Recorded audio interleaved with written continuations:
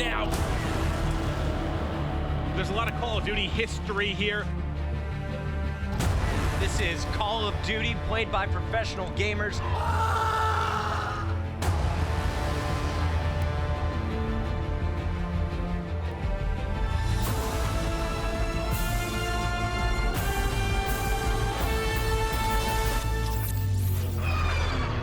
Hey, gun their shit. Go, go, go, go, go, go. Hit it now, everyone go. All right, let's bring it back here. Sniper's on point, one to his right. Oh, give me more. Oh, third. It's ALG taking it. Next, go, go, go, go. This is where we go. Nice, go, baby. Team Envious are your Call of Duty World League champions. That was sick. Some fantastic shots there.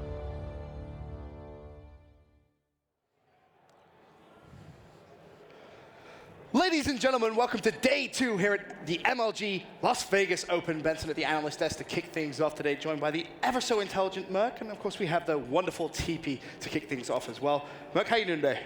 I survived the party last night, so I'm doing good. Did you play any dodgeball? I did not. There was a line, there was music. I feel like we could have a good dodgeball team going on. That'd be a good squad. I'm down just tonight. saying, I think we should probably go over and. You probably got a cannon. I have been known to throw The gun.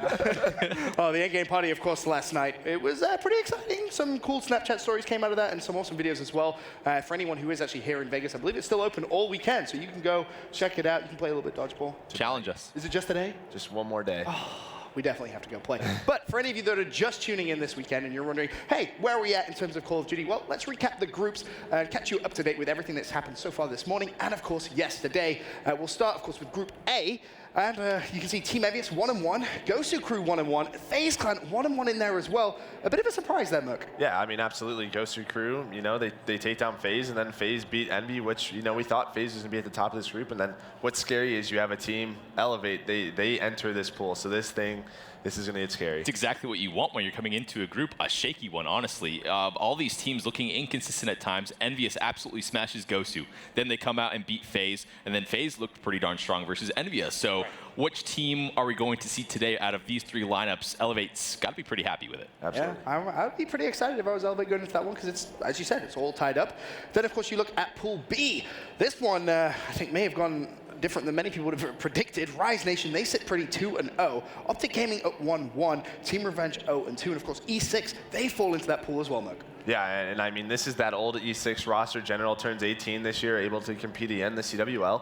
And, you know, this is a team at times in Advanced Warfare season, they had a lot of crazy matches. This is a very skilled young roster who can shake this pool up. And they seemed to do really well versus Optic Gaming back then, too. Yes, it was a long time ago, over a year ago, but back in the day, I did not like playing against these guys. They have some unique strategies, especially in Search and Destroy.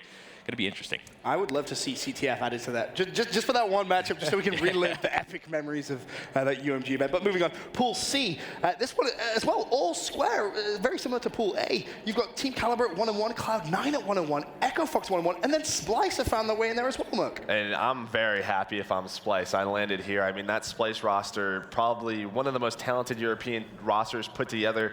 To me, they should run all over this group. In my opinion, from what we saw yesterday especially, I think Pool C is sort of the weakest matches we saw. Yep. Cloud9 seems to be starting off hot in their games, but they can't close it out, and then TK holding strong, get that reverse sweep against them, and then Echo Fox, you know, is a close game. I believe it was a Game 5 as well versus Cloud9. So a Splice team, you know, do you really call them a God Squad from the EU? I think you can at this point. They're rolling through the open bracket. They're going to have that momentum with a lot of games under their belt. These teams got to be scared. And a quick look at Pool D as well shows you Allegiance sitting pretty 2-0, Luminosity 1-1, Complexity 0-2, and joining them will be EG. Merc, how are you feeling about Pool D there? It's a tough one. I think this is sort of the closest group that we have. I mean, Evil Geniuses lands in there, and we're not too sure which EG we're going to get. At PSX, they didn't have the best showing. They went home. Those sort of updates helped their game out a lot. We'll see, because this is a very tough group. It is. Legion surprised me as well. Can they keep on that Search and Destroy streak? I would say Search and Destroy is one of the less consistent game types we have in competitive Call of Duty, but they seem to be making, you know, some magic happen on it. They're playing very aggressive. Royalty, he's a beast, man. That high sensitivity works out very well in this game. The game has slowed down somewhat, but when he's playing like he has been, unreal. Well, that's an update of course, where we are currently. Now let's take a look at the schedule for the day so you can find out exactly when your favorite teams are going to be playing. Kicking things off on the main stage, Team Envious versus Team Elevate. That one's going to be a good one. Then, of course, that famous rematch from so many years ago, Optic Gaming versus E6, Luminosity versus EG, and then to be decided later on in the day. Looking at those first 3 games, though, Mark, I'll start with you. Which of those really pops out to you as one that you definitely want to watch? I think this first one, I think Envious and Elevate will be a really good match. I mean, Elevate had a really good showing at PSX. I mean, you have, Watson, Reedy, you have a rookie in Shawnee, and we'll see how they perform, but they had a really good showing just a few weeks ago. Yeah, especially. I agree with you on that one. I guess another one I want to see, though, is how this E6 team is going to match up versus a team like Optic. Optic's coming off of a pretty tough loss last night. Rise took it to them pretty well. So if, you want to catch Optic earlier in the day, right? Their first match, whereas E6 has some matches under their belt, momentum. We talk about it, every single time. You can catch them. If E6 was, let's hypothesize, if E6 was to beat Optic Gaming in that matchup, how interesting does it make that group, TP, in your opinion? Could you then see E6 potentially come out, first or second from there? Oh, for sure. They probably will get second. Honestly, Optic Gaming going to losers from pool. When's the last? Has that happened? Ghost, maybe it's been a long time. It's been a long time since that happened, man. Especially with this roster. I'm excited for today because most of the time at these tournaments, we sort of know who the 1 and 2s are going to be, but there's several situations in these different groups where it's tough to call. Yeah, Pool A, Pool C, all square up, to be completely honest with you. But for anyone out there watching on MLG.tv, it's worth mentioning the EVE experience is a fantastic one. I know we've been using it whenever we're watching the streams back at home. But, I mean, there's so much stuff that you can do. You get up-to-date player and team stats from the event. One of my favorite things, is the ability to watch individual player feeds in addition to the main feed as well. So there is tons of stuff. Make sure you guys check that out over at MLG.tv/COD. And then, as well, to just kind of build upon that, we should talk a little bit about the CWL this year. It's exciting, of course, the kickoff event. Absolutely. The year as well is going to be absolutely stacked. And we have a fantastic video talking all about the CWL in 2017. Call of Duty is more than just a game. To some, it's a profession. The Call of Duty World League is the epitome of Call of Duty competition. The first year of the Call of Duty World League was a major success. There were more eyes than ever before on Call of Duty esports. There was more money on the line than ever before, and the events were untouched. The CWL boasts professional players from North America, Europe, and APAC, who in 2016 competed for over $3 million at tournaments held across the world. Top competitors have become superstars in the world of esports with millions of followers on social media. One big thing to remember is there are so many people who just play Call of Duty as a hobby that are now beginning to even learn what Call of Duty esports are through the COD World League. It still remains the titan of first-person shooters. Nothing can touch it. Come on, let's go. Let's go. Let's go, baby. Courage breaking all things CWL down there for us as well. And it's going to be an exciting year. You look at some of the stops that have already been confirmed, Atlanta, Anaheim, then, of course, the LAN League. Does that maybe make you guys a little bit jealous that you're not playing right now? I mean, the LAN League, $4 million on the year. I mean, if this keeps going up, I think me and him might have to leave this analyst desk and get back up on that stage. Yeah, please don't. Please don't. You're very good on the analyst desk. But speaking of analysis, we should talk a little bit now about the first matchup on the main stage. Any soft predictions before we go kind of hardcore into it? I think it's going to be a close one. I think it's going to be pretty back and forth. I think, again, we talk about it. These open bracket teams, they have three matches already under their belt today. I mean, those are best of threes. That's a high pressure situation. And Envy, this is their first match of the day. So I expect it to be really close. Completely agree. I would not be surprised at all if Envy comes out a little bit slow in this first hard point and loses that one. Overall, though, I'm going to give them the advantage. Like you sort of have to. With the, we saw glimpses of greatness. And we also saw some mistakes from them yesterday. I think teams are still getting adjusted to this new style of hard point, so I think that might be their weak point if I have to, point one out. But I think overall Envy has my favorite in this series. How impressed were you with Envy yesterday, Mike? Were they kind of standout performances at times, or were you kind of thinking it was what you expected to see from the squad with the new patch coming through? I mean, I think their showing yesterday was pretty solid. I mean, I think FaZe had really high expectations yesterday after winning PSX, and all the games versus FaZe were really, really close. So, they are under practice. There were some things that got in the way, and sometimes that happens, but this is a team, they're world champions. So, it was a pretty stellar showing. Well, jumping actually straight into the action here on the second day at MLG Vegas. Elevate on the left-hand side for our rig draft. Envious, of course, on the right. Both of you looking very intently at your screens. Anything jumping out to you as of yet? same old. Same old, same old? Yep. I feel like I get to ask you this every single time, and we tend to get a very similar response. It looks pretty much bog standard stuff, really, though. Yeah, I mean, absolutely. Sort of some of the stuff we saw yesterday was that FTL jump. You don't see it in here, maybe the Centurion, but this is just your standard with overdrive, reactive, armor, camo, just the usual stuff. Especially on a map like Retaliation, overdrive going to be very important, especially from Graveyard over to Broken. That's probably the time you want to pop that. Well, Retaliation will be map number 1. That's going to be everything from the analysis desk. For now, we can send it over to our wonderful casters for the series. Thank you, gentlemen. Maven here. I'll be joined by my buddy Chance. How you doing this morning as we kick off day 2, buddy? I'm doing absolutely wonderful. Las Vegas started out terrible, but since the Call of Duty has gone underway, it has been going up and up and up, and hopefully the competition continues to get even fiercer. All right, well, now that we've rounded out our teams here in pool play, the first we're going to get eyes on with is going to be Elevate, going up against Team Envious. Elevate had a pretty good showing, at least in a couple of their series where we saw them at PSX, but definitely some kinks to figure out here, and they're going up against the world champs. This is not going to be an easy matchup. Well, speaking of a kink, right now Envy already in complete control, so we're going to see how Elevate is actually going to approach this, how many players they try and send on the flank, or if they send 4-man straight into the hill. Looks like they're going to do just that, but they're not winning the gunfight. Zed and Watson actually going to be able to pick up 3, and they are able to retake control of the hill. They take out all 4, and now they'll be able to pick up some time. We've got 25 seconds left here before we'll start rotating out. I'm going to take a look at the mini-map. You see they're at least going to try and attack this one more time, so Watson's going to have to deal with some pressure coming in. Not able to do so as Envy will get a clean break, but ultimately it's going to be on the rotation. So let me check on the mini-map. It was actually, I think, Reedy that just picked up a couple of clutch kills here at Plat, and those are going to shut down the early rotation completely for Envy. So it's going to be a nice setup here early from Elevate. Yeah, and now Reedy has turned into that roaming Slayer kind of player. His job is to keep players as far away from the hill as possible, and actually, right now, he's just getting information, hey, there's going to be Envy players over by Plaid, but since he hasn't gotten any kills, you see Envy right now, they're taking down the players inside the hill, so Reedy going to be coming up on the flank, has some players over by Plaid, is going to get dropped, and you see Envy getting that clean break. Yeah, he's in that position. If anyone pushes actually through the street, he's in a good spot, right? But everyone kind of goes above or around him, not able to get eyes on with anyone. Envy still going to be in control here early, but we know it's the money time coming up, right? When we start to get towards Cathedral and then to Broken, that's where you're going to pick up a lot of your time. You usually see some rotations pretty early, and we'll look at the number 8 on the minimap. That's going to be Apathy, already in market, and he's going to be able to pick up crucial kills here and get set up, but who's actually behind him? He's not going to be ready for this. Reedy's already inside. Reedy on the rotation, doing work for his team. You see those players, number 3 and 4, though, they're still spawning over by Bridge, so he has a gunfight he needs to win, and it looks like that's going to be against Slasher, that Watson is going to pick up that kill. So early on, it is going to be Elevate in control. Yeah. You see they have a 20-point lead, and they're just going to build it. You thought this looked pretty good when you saw Apathy in market. I don't think he was at all ready for Reedy to get in behind.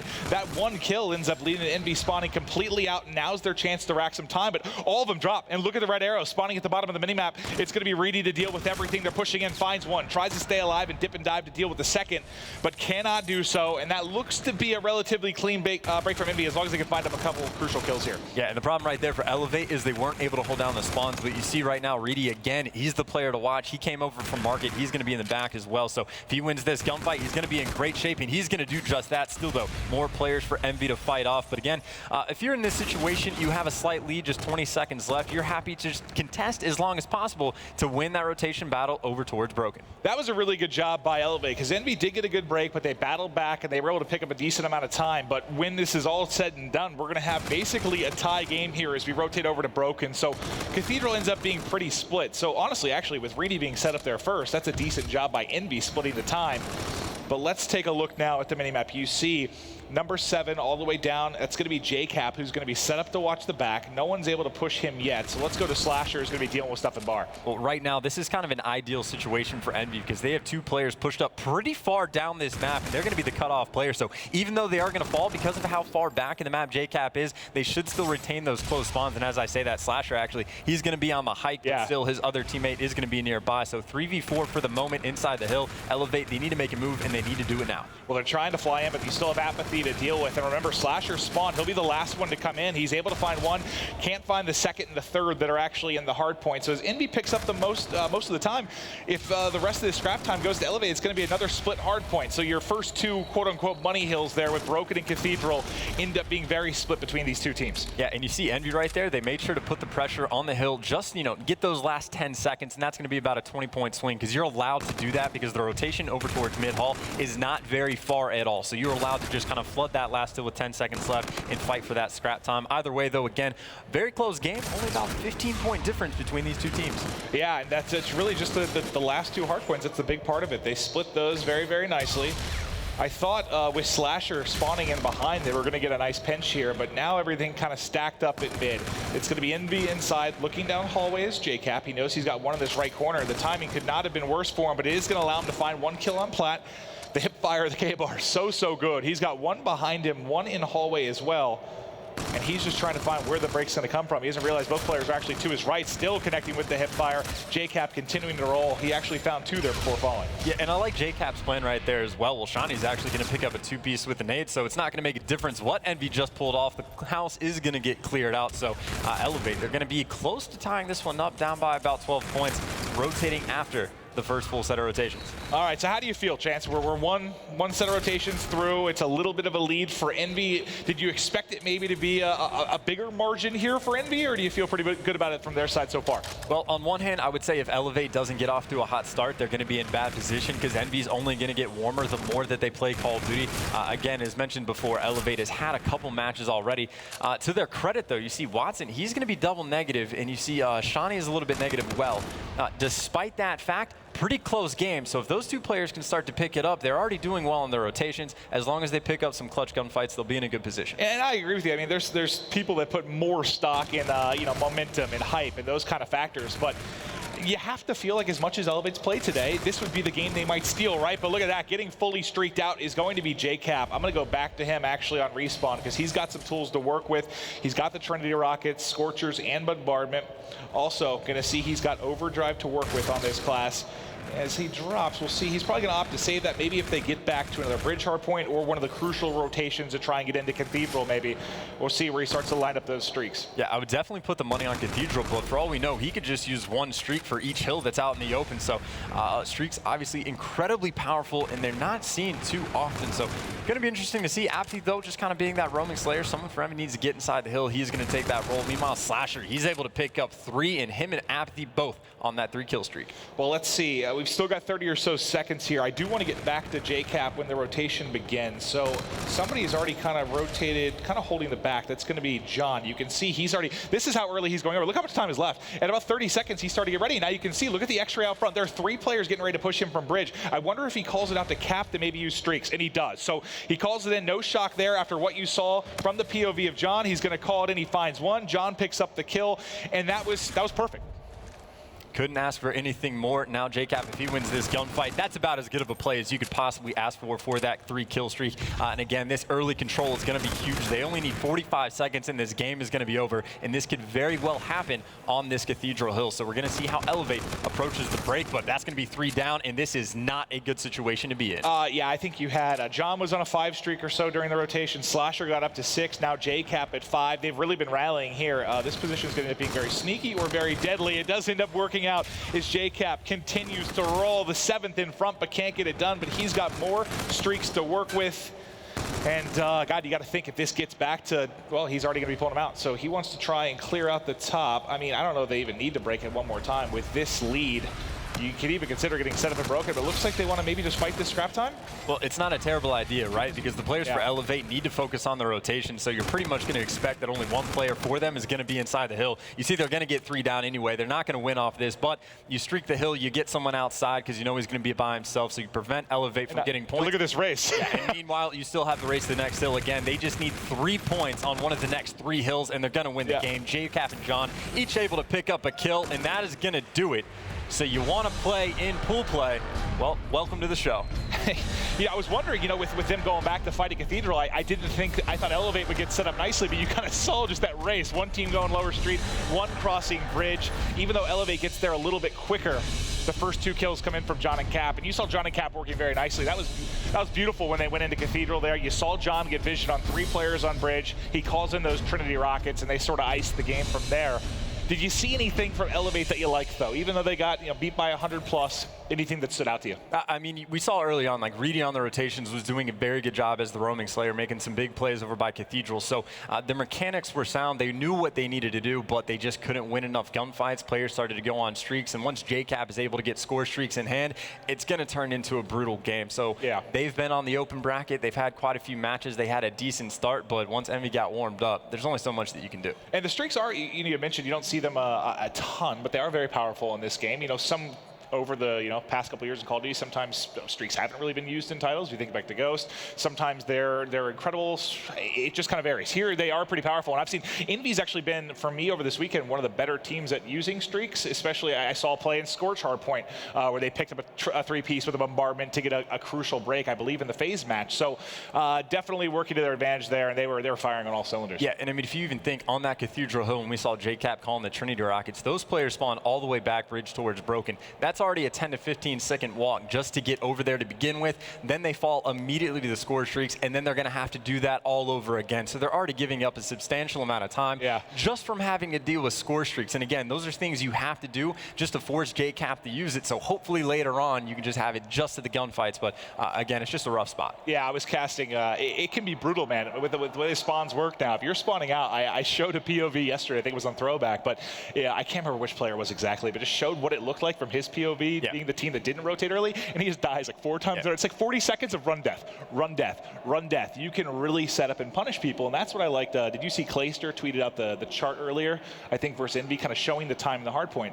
He showed the one. They got 7 seconds total, and it was 102 seconds for the other team. Like, that hasn't been possible in a while, I think, to punish a team that much on one specific hard point. Definitely seen a lot of that this weekend. Yeah, it was Swartly perspectives that you were talking about. Complexities playing, and one interesting thing about that is you can see that there's not even much that you can do, because again, the timing of it is like you have to go and contest the hill because you're down by so much, so you can't take the time to set up with your team. So there's so many factors going in, and it's just you're forcing bad gunfights. And I've seen it a few times. I felt bad. I was like, God, this doesn't look fun. Yeah, but Hardpoint can make it so that even if you go 50-50 with gunfights, if you go break even, if you're not winning rotation battles, you're never going to see any hill time. There were teams on open bracket winning 250 to 100, and they were getting outslayed. And again, it's just all those important gunfights that if you can win the ones in the hill, force out bad spawns, you're in fantastic shape. Well, I think was it maybe the Optic series, one of the series yesterday where we saw basically all 4 players, I think, were negative in a hard point and won. Same thing then happened in the uplink. It was like 3 of the 4 players were negative and they still won. So it's showing a little bit, more strategy. The slang can't maybe carry you quite as much. But we are going to go to Storch S&D. Now, talk to me about this map. We know there were some updates recently to the bomb site, so it plays maybe a little bit differently than it had in the past. How do you like to play this map? I know you grind, play a lot of wagers. Yeah, so the bomb site that got switched was the B bomb site, and it got moved about 15 feet closer to the offensive side spawn. In the B site, you're going to see about 90-95% of the time gone to, at least off the bat for offense, because once you can get there about the same time as the defensive team can, so you can lay down and use that bomb site as cover, and then over by control, you have so many different options to hide behind cover, hide behind head glitches. You're going to be in great shape. However, you do have to win the gunfights. Reedy opens up with a 2-piece. Zed is going to pick up another one, and just like that, John and the 1v3 make it a 1v2. And that's what we saw. I think it was Formal from Optic was sniping over that cross there, and he was being pretty deadly with it yesterday. Reedy got 2 kills, I think a headshot, then hit another snipe pretty much immediately. That's going to shut it down, and now if you're Envy, you got to be a little bit scared, right? You got to worry about that sniper now. You got to find a way to counter it. Yeah, it's one of those things that if you know they're going to be going to a bomb site and you know they have the advantage if they got the bomb down, you have to have a strategy of how to prevent that. So again, Formal with the sniper is a fantastic thing. It looks like John's going for a moment was thinking about going with the same idea, but it's pretty much either you have to do something like that or you have to work your flanks pretty hard. But either way, going to see what Elevate can put together on offense. Yeah, I thought for sure John would be pulling out the sniper after Reedy hit a couple shots. He put it out for a moment. I'm not sure if the viewers at home saw that, but he had it out for a second, ended up putting it away. Reedy doesn't get much done at all with the sniper this round. It's going to be turned into a 3v3. We're going to watch JCap for the moment, trying to back up his teammate. Should have a kill here to the right, pushes out with the MV4, finds the assist. It's now going to all be on Watson. He's in a 1 versus 2. He's just got to defend the bomb here. Maybe find one clutch kill might be enough. They're hunting for him. They find him. He's just got to try and stay alive here. Play his life. 18 seconds left. He pushes forward. Somehow still up. 8 seconds left. Knows his player's behind. He's 8 bullets left. Not able to do it. And John will have 8 out of 8 seconds, so 8 bullets left, I meant to say, but he didn't have a whole lot left in the clip, but a pretty valiant effort there from Watson.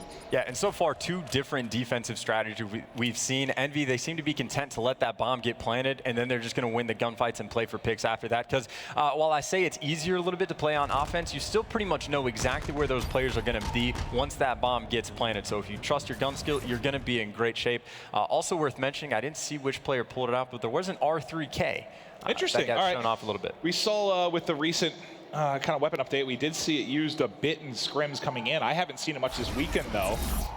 Which side was it on? Elevate. Someone was using it on Elevate. Let's take a look real quick. Erad, here it is. So Shawnee, well, bye Shawnee. We get to him and immediately he will drop, but it did look like he is going to use the R3K. If you're a new viewer, maybe haven't seen the burst rifle used much, we'll try and show you a little bit of action with that. Reedy's trying to chase the kill, but I believe there was still one behind him. It's going to be Slasher, he turns! And the one burst there, Reedy. That was sick. I'm curious as to whether or not he got tagged up by anyone else, but no, that is a clean one burst kill. Shooting him in the foot and knee. If you ever wanted to know if you could use that gun successfully, yes, you very well can. It's not necessarily the easiest weapon to use, but if you can do it right, you're going to be in fantastic shape. So pretty impressive round. I mean, they started off by getting killed by their own trophy system and turned it around very quickly. Well, that's funny, though. That's the round we want to talk about, the R3K. It ends up with him picking it up off the ground and just turning and crushing someone. But we will show Shawnee here for a moment. It was his kit that was picked up very quickly. It becomes a 2 versus 2. Let's take a look at the minimap. See how this is going to play out. Looks like they're trying to find a bit of an opening here. Playing incredibly passively back in their base. It's just they do not have the information about where the players for Envy are, and of course they know they have to get that bomb. If I had to take a guess from Elevate's perspective, they're expecting that Envy knows that bomb is down mid-map, so they're just trying to hunt around the map to get a pick. Of course, though, the rotation is on top of the other rotation in Envy. They're going to be coming up behind. It really just depends on how fast these two teams go. And I'm sticking with Watson for now because you see he has that 2 streak. He's working on the ace in this round. And he knows where one is. He gets the call out. There's some shots went into his teammate Shawnee there. We've got 30 seconds left on the round. And yeah, I think he has an inkling one may have pushed through observation deck on him. But as it stands, actually, they're both kind of playing out for B, and now they're going to fly in. So Shawnee gets some shots in, finds the 1 kill. Let's go to Slasher's POV. He's now in a 1 versus 2. As they plant the bomb, he's going to have 45 seconds now to work with. Let's see if Slasher can clutch up. Well, Slasher's going to have a player on either side. He's actually going to catch one. The other one's going to come out and challenge, and there's not much that can happen. So Envy right there, they decided to split up with about 25 seconds left to have one player watch either bomb site. And pretty much as soon as that happened, the 2 players for Elevate went and picked that player off. And then, of course, Slasher wasn't going to be there for the trade. So they rolled the dice, and they just came up with nothing. So Elevate taking that 3-1 lead, and that's also the first offensive round win we've seen so far. Okay, well, let's get back on with the offense. Let's take a look at our classes. We've got Envy, K-Bar, a couple K-Bars. So no one going to be sniping. No R3K action from the Envy side. But here, let's actually hop over to Cap, because I think Cap's going to have a, well, there's a big flank coming through. Let's switch over to that. Oh, sorry, I tried to hop to Reedy. He got killed almost immediately as he was pushing through the back. So Envy's going to know what's up now. All right. Shawnee still looking. It's just him and Watson now in a 2v4. Let's go over to Watson because I think Watson should be behind one player. So he has got vision on one pushing through drill. What do you try to do here in a 2 versus 4 when you have a lot of time to work with? Well, finding a kill helps. Well, finding a kill definitely helps, and of course that's going to draw the players from Envy back over towards the B bomb site. So still, it is Envy that they're going to be the ones that have to make a play. They are on offense, so it actually worked out quite well. Shawnee was getting chased by 3 Envy players for quite some time, but he was able to escape with his life because Envy didn't want to overcommit in case his teammate was there. Either way, though, Envy with his bomb plant, they do have the man advantage. Still, though, Watson, he's 7-1 right now. Shawnee's able to pick up the kill with the R3K as well. Envy, they need to stick together. Yeah, they need to start trading out these You got kills. to think about using camo here. Well, not now you're in 2v1. Probably don't have to use it. Let's go over to John's POV. 8-1 for Watson, by the way. He is crushing. John turns into a 1v1. Nice shot from John. Maybe you do consider using the camo. Well, the camo is not going to help you against reactive armor too much. You basically just have to run away for as long as you can until the reactive armor burns down. But that's a situation where, like, Envy should not have allowed that to happen. They were just getting picked off one by one, playing a little bit too split. They're not trading the kills effectively, but they're definitely capable of making those big plays. So it could have been a devastating round, honestly, if Elevate had gone up 4-1. Either way, though, Envy's still going to be fighting back in a C. What they can do on defense. Well, they need to use that reactive armor to get the round win from John. Remember, you still have Camo here with Watson, who's having one hell of a game, too. I was going to see, I thought he might try to push with, try to make a play with the Camo, but it doesn't look like that's going to be the plan. He's got to back up from some nades here. This is more or less what you're going to see the majority of the time. I think this is about as standard as you can be, where there's initial gunfights going down around the B bomb site, and both teams try and back up and wait for someone else to flank, and you see just how slow these players are. 2 players right now watching the flank for Elevate. Envy, though, they're playing it very passively. Again, they've been a few hiccups, you could say, without trading kills, so they're making sure to play as smart as possible. So 43 seconds left. Elevate, they're going to have to make a move over towards this B bomb site. And for the moment, there's only one player right now for Envy that's watching. That's going to be Slasher. He's in back observation. I think he's called it out. You see the remaining players for Envy starting to rotate over. Now here comes the rotation. The first gunfight is with Watson, but he's going to back up as he gets tagged. He's worried about the flank. His teammate is going to drop. That's Shani trying to stay alive with the pressure coming through. It's now just Watson by himself, and the fist comes in from John. That's 4 in a row, 12 in 3. It's John's. Look at the stat line right now for Envy. 6 kills for his side and 12 for him. Again, they might be making a few small mistakes, but when you can make the big plays, that does not really matter. And I think John just picked up a 3-piece for the final kill cam. There's going to be 1, and looks like he's actually just going to get the beat down for the second. But either way, John putting in work. Call him Mr. Clutch, or the MVP for the world champion team. He's coming out strong in this game for sure. I gotta go with John, because he's 75 off his bombardment. He's got a nice little streak going here. He will be the bomb carrier as well. If he can get this down, obviously, he'll have bombardment. He'll be close to reactive armor. Remember, he just used that 2 rounds ago, but he's gotten so many kills, he's already almost got it again. Not a bad look at all. Reedy's going to get the first pick with a sniper rifle. John's going to play very aggressive, though, able to pick up 1. Knows there's a plan. He's a maniac! The teammate got the call out. Going for the 3rd as well. Watson, though, going to be able to shut him down. However, again, the streaks are going to be in play. JCap, though, is going to be in a 1v2, is given his position away. Watson and Zed going to see what they can do together on defense. Again, Elevate has been very good about this. They are sticking together. Did you see how close he was to that reactive armor? But he was like up 1% off. If he got that and popped it there, he probably wipes all 4 in that clip.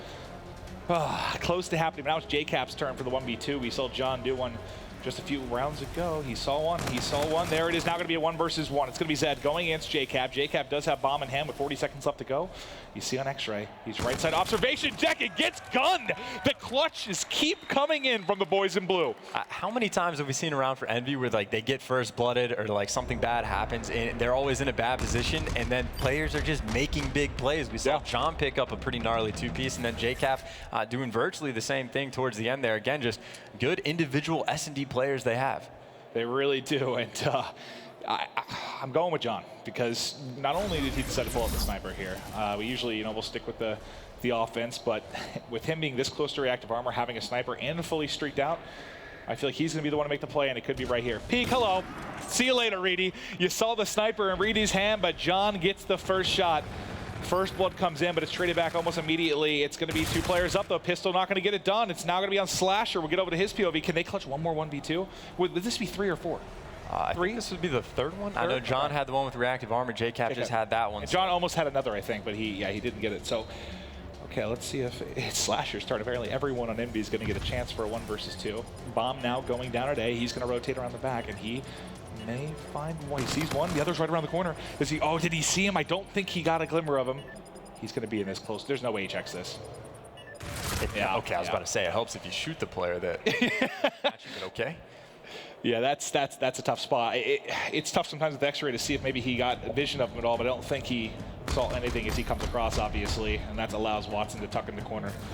Nice play from Watson. Yeah, still though, I would expect this round you're probably going to see John pull out the streaks again. He's got quite a few of them to use. I think he hasn't even touched this Scarab yet. So yeah, he's fully streaked out. You might as well try and make a play with it. And of course, it is a situation where if they can get that bomb down at B and John's still alive, he can go anywhere on the map he wants, and he's going to be able to cover that bomb side, of course.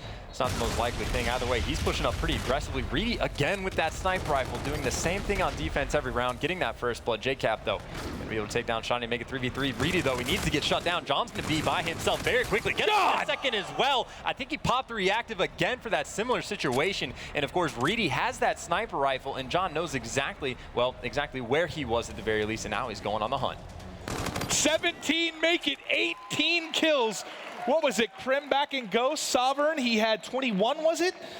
Are we going to see a 20-plus bomb here come out of John? He hasn't even used his streaks yet. He can do whatever he wants. Like, he doesn't need to use his streaks, clearly. Like, he's doing perfectly fine with the K-bar. Like, you don't need to switch anything up. He pulls out the sniper. He gets the first pick with that as well. So he can do whatever he wants. And, again, worst-case scenario, he can fall back on being fully streaked out. So good luck, Elevate. And Camo, I thought I saw Camo get popped. So Camo was used from that side. He ends up countering it nicely with the reactive armor as he picks up both. And now, like you said, streaks to work with.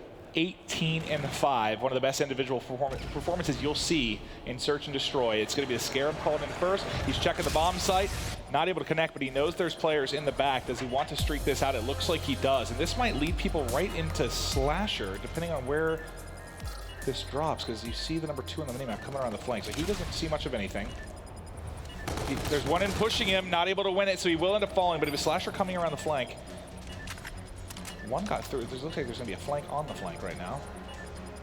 They've got 20 seconds to work with here, Chance.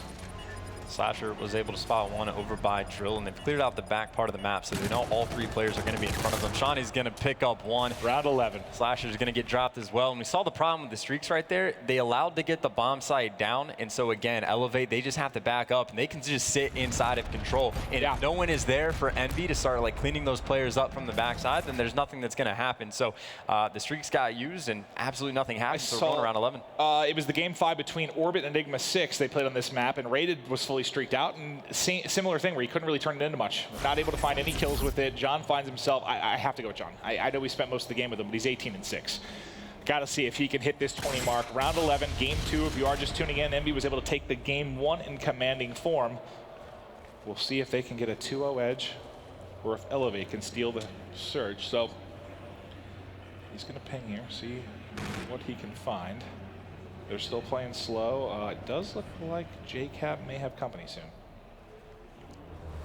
I mean, the call out JCap got when John first pulled it out is that there's 2 players like around the A bomb site area, but he doesn't know that they've already pushed all the way in the back, and John, he was just using that for information. He never calls it in, so they're hoping they can get the bomb down first. Or actually, there you go. There it comes into the background, so they call it in on observation. The streak is getting used. They got nothing with it, and they have no idea that there's 2 players behind them. Now they know, but John is going to fall. This is a 3v4. They got the bomb down, but Envy has their work cut out for them. Apti's going to fall as well. Slasher and JCap, they need to go huge, and it's all up to JCap in the 1v4, able to pick up one. Gets dropped immediately, and Elevate is going to take the round 11 win, despite the 18 kills put in by John. John's going to be like, come on, guys. Help me out a little bit here. 18 kills, but it's not enough. Elevate, the teamwork gets it done. So let's talk for the viewer at home. Explain kind of what went down there, because you saw when the pig comes in, when he's calling in the bombardment, it was right before they kind of pushed through that sky bridge, right, to go to JCap, so he didn't realize they were flying through. I mean, if I was at home, I think they seemed kind of unaware, because you should have had the information from John. What happened there that they didn't know the flank was coming through? They just took too long to do anything. So as soon as you call that in, if the enemy team's expecting a bombardment to come on top of them, they're going to be sitting inside of buildings. Well, the entire A side of the map is inside of buildings, so they have free range to go down there. The other 2 players were stacked up in observation, but they called that in, and no one pushed up to even try to get the bomb down. You know the players are going to be inside, and they didn't try to do anything with it other than get some kills, and by the time he called it in, absolutely nothing happened. And then there was 2 players on the flank, and they were completely clueless to the entire situation. Yeah, and it was a little bit unfortunate for JCap too, because JCap was kind of the guy watching that overextension, like on the A side, and right when we switched over to him, he kind of pushed out there towards the fire pit, the lava, and right when that's almost the exact timing they come across. But this is the first reactive armor clutch that you saw from John. He had 2 of them, and he was just crushing it. 13-3 at this point, already fully streaked out. There's the second reactive armor clutch, but as good as he was, not good enough to take that game 2. I mean, it really was a situation where he slowed down, he tried to call in the streaks, and they tried to play off that, so they took away their best weapon they had on the map, and it's an understandable thing to do, but again, they didn't try to do anything to capitalize on actually using their streaks. They were just using them, just hoping that stuff would work out, so they didn't really force the issue enough to make the big plays. That's funny, right before this, how I said Envy is one of the better teams at using streaks, right, during the hard point. But how do you feel about that? Because I feel like we saw that a lot last year in Black Ops 3 too. If a team would be up sometimes, 5 5-1, 5-2. They'd have a lot of streaks, and then they'd start to use them. Their play style would differ up a little bit, it would change, and then they would kind of fall apart because let's say it was the aggressive attack that's been working, and then all of a sudden you slow down and start using the streaks. I've seen teams fall apart. That happened a couple times last year. It's hard to say don't use the streaks and just do what's been working for you, but when you take who's been your best player kind of out of the game a bit, it certainly doesn't help, and that I'd have to imagine that's mentally defeating, right? Of course, world champions, they're going to bounce back and be just fine for map 3, but at the same time, that's a map that in no way, shape, or form you should lose. And if you're Elevate, you got to be feeling good because you just got dismantled by a single player, and it worked out in the end. You made the right plays, and of course, full credit to Reedy that game. He was putting in work with the sniper. I think it was Watson that had quite a few kills using the R3K as well. So they were doing pretty well. Again, they just didn't have an answer for John, but took himself out of the game. So map number 3, they just need to contain that. Yeah, where it was, I mean, you had a nice clutch from JCap, but it was predominantly John. On the other side, you had Reedy with I think 3 first bloods with the snipe. He was hitting those. Watson started out 8-1 or something like that. He played really well. You saw, like you said, Reedy getting it done with the R3K. It seemed to be kind of the entire squad, right? Coming up big, getting crucial kills when they needed to. Whereas on the other side, it was relying on John or relying on a clutch. I mean, we saw 4 or 5 different 1v2 opportunities that they had to try and go big. Honestly, if they didn't clutch some of those plays, this could have been like a 6-2 game for Elevate. But when you have the world champs, you get a couple clutch moments throughout the course of a game too. Yeah, and so going into the uplink, I think something important to mention is that Envy yesterday when they were playing against FaZe, they had a couple small mistakes, and that's a game they easily could have won if, I think they missed a dunk opportunity that just didn't get their way because of like a missed timing. I think they had a couple 1-point plays that just didn't fall because I don't know if it's a slight lack of practice or if things just working out in that individual match. But if you're going to take down a world champ, it's going to help when they make those small mistakes, and uplink isn't a bad time for that to happen. And this is a very important, if Envy was sitting at 2-0 right now, it wouldn't be, I guess, maybe as big of a match, but seeing that it's 1-1 for everyone currently in the pool, this is a big game. I mean, this is wide open for Elevate to come in and take people by surprise and maybe take the group. Like, it's not impossible. So I'm going to try and remember if I know how the tiebreakers work. From what I understand, if Envy pulls off this victory in a 3-0 fashion, they're guaranteed top 2 no matter what happens. But now that they've lost a map, I think if they win, they're still in all likelihood get top 2. But again, they lose the head-to-head against FaZe, and I think they win the head-to-head against the Ghosted crew because that's how they beat. But again, that's in the expectation that Elevate loses to all those teams as well. So it gets wild, but basically if Envy wins this, there should be guaranteed top 2. They want it to be as definitive as possible. This is why I'm glad we have League Ups, because nothing confuses me more than tiebreakers in pool play. It always confuses the hell out of me. But let's go over the Envy POV for a little bit here. We will go with John, who started out 3-0. He's going to be grabbing the drone as well, and you're going to see this bike path side of the map is going to be used almost exclusively throughout the course of this game. You'll see team toss it forward towards Lemon, just try to get guns up and find kills as they'll apply pressure, but so far nobody really able to find an opening. And something I think is important as well is I don't think you should force the 2-point play on the side of Envy right now unless you know for a fact that you have it. There were some teams in the open bracket earlier, I can't remember their team names, but BL Fire at one point went on like an 8 or 9 kill streak against E6, but E6 did a good enough job to keep getting back to their base when they just kept stopping the 2-point plays. So again, if you're on Envy's attacking side, you just go for the ones when you have the opportunity to. And of course, right now, the kills are going to go in their favor. Apathy with that drone in hand, and John right now is pushing for that spawn trap. He was trying to get in, but he catches a melee there as he pushes through the back of Grandma's house. And, part of it, too, with, I guess, dunks maybe being a little bit more risky, do you think part of that is due to the fact that, the time to kill obviously a bit faster in this game, right? So that kind of reflects, even when you have the extra armor from the drone, you can get melted pretty quickly. Is that part of it for you, or just teams getting a little bit overzealous? I think it's just the situation for where this portal is. I think there's a lot of situations where you can get the 2, but going over to that Lime side of things, there's a lot of places where you can get cut down if you're drone from the side you push up. If there's just a guy posted up on top barn, it's going to be difficult to get by. Either way, though, you see Elevate is going to get shut down on their attack, trying to push up through blue. And so Envy doing a nice job on the defensive. And you see Watson right now is really out of position. He is going to be able to find one, but that drone right now is on the other side of the map, so he's going to take his time to trek all the way over. Still, though, John is continuing to slay. Of course, Zed is going to take him down. Yeah, and you don't see the drone on this side of the map that often, but Elevate opted to push from this side, so that would be the play until it resets. Now drone's going to be back middle. Apathy's trying to go big here with the OSA, and Hand has a K-bar as well to work with. One pushing on the mid-tracks lane, can't win that gunfight, so 2 down right now for Envy. as mid-map exclusively controlled by Elevate, at least for the time being. Oh, well, just like that, John again with 2 more kills. He's 12-3. Yeah, that's what I'm saying. They just don't have an answer for John, so they get 3 down. That's the best opportunity they're going to have to start making moves with the drone, but they really just need to shut him down before they can make anything happen. You can see right now, Elevate, they kind of have mid-map completely surrounded, playing for control, and if they get another wave of kills, you see they're going to try and do something, but Athlete, he's going to open it up. Zed's going to get a trade, so just a battle right now for control. Envy, of course, focusing that lemon side. Yeah, if you had told me, you know, 3 minutes in this game that Reedy was going to be 1-8 and John was 12-5, I would not have predicted the score was 0-0. So I guess maybe a positive thing for Elevate, the fact that they've kept it close and even have an opportunity to take a lead, but he couldn't get around the edge to try and get that toss off. I don't know if he thought a teammate was going to be there to clean that up or thought his only play was to try and wrap the corner for the 1. Well, he did have a teammate right behind him in underpass, but again, John was able to cut both of them down, and that's a smart thing for John as well. Got to give credit to make sure you shoot the player with a gun before you shoot the player with a drone, unless it's a scoring opportunity. Either way, though, that drone is going to get tossed back and forth across the field a little bit. Again, both teams need as much control as possible. JCap, though, picks up 2. Slasher getting a 3rd, so Envy, they're going to be on the moves, though. Watson doing the best job he can right now on the defensive over by Barn. He passes it forward, gets it to JCap, and JCap wisely gets that 1 point through. Doesn't try to go for the dunk, gets the point on the board. Now Envy has a small edge. First score we've seen here in the first side. Slasher is able to win one here at Bike Path. And now let's go back to mid. I think it looks like John's will be pushing up the window. So this will be a nice power position for him to find some kills at the K-Bar. John sitting up top. Gonna get cut down immediately. Envy has done this quite a few times where they're overextending past bridge to try and get to that lemon side, but Elevate's done it a few times as well where they're accepting of that and they push straight through. So Slasher right now way out of position, and you saw Shawnee and Zed were able to push just straight up middle map. So again, it's one thing to push through when you know you have the control, but until you get those kills, it can be risky to do so. So tied score right now, sitting at 1-1.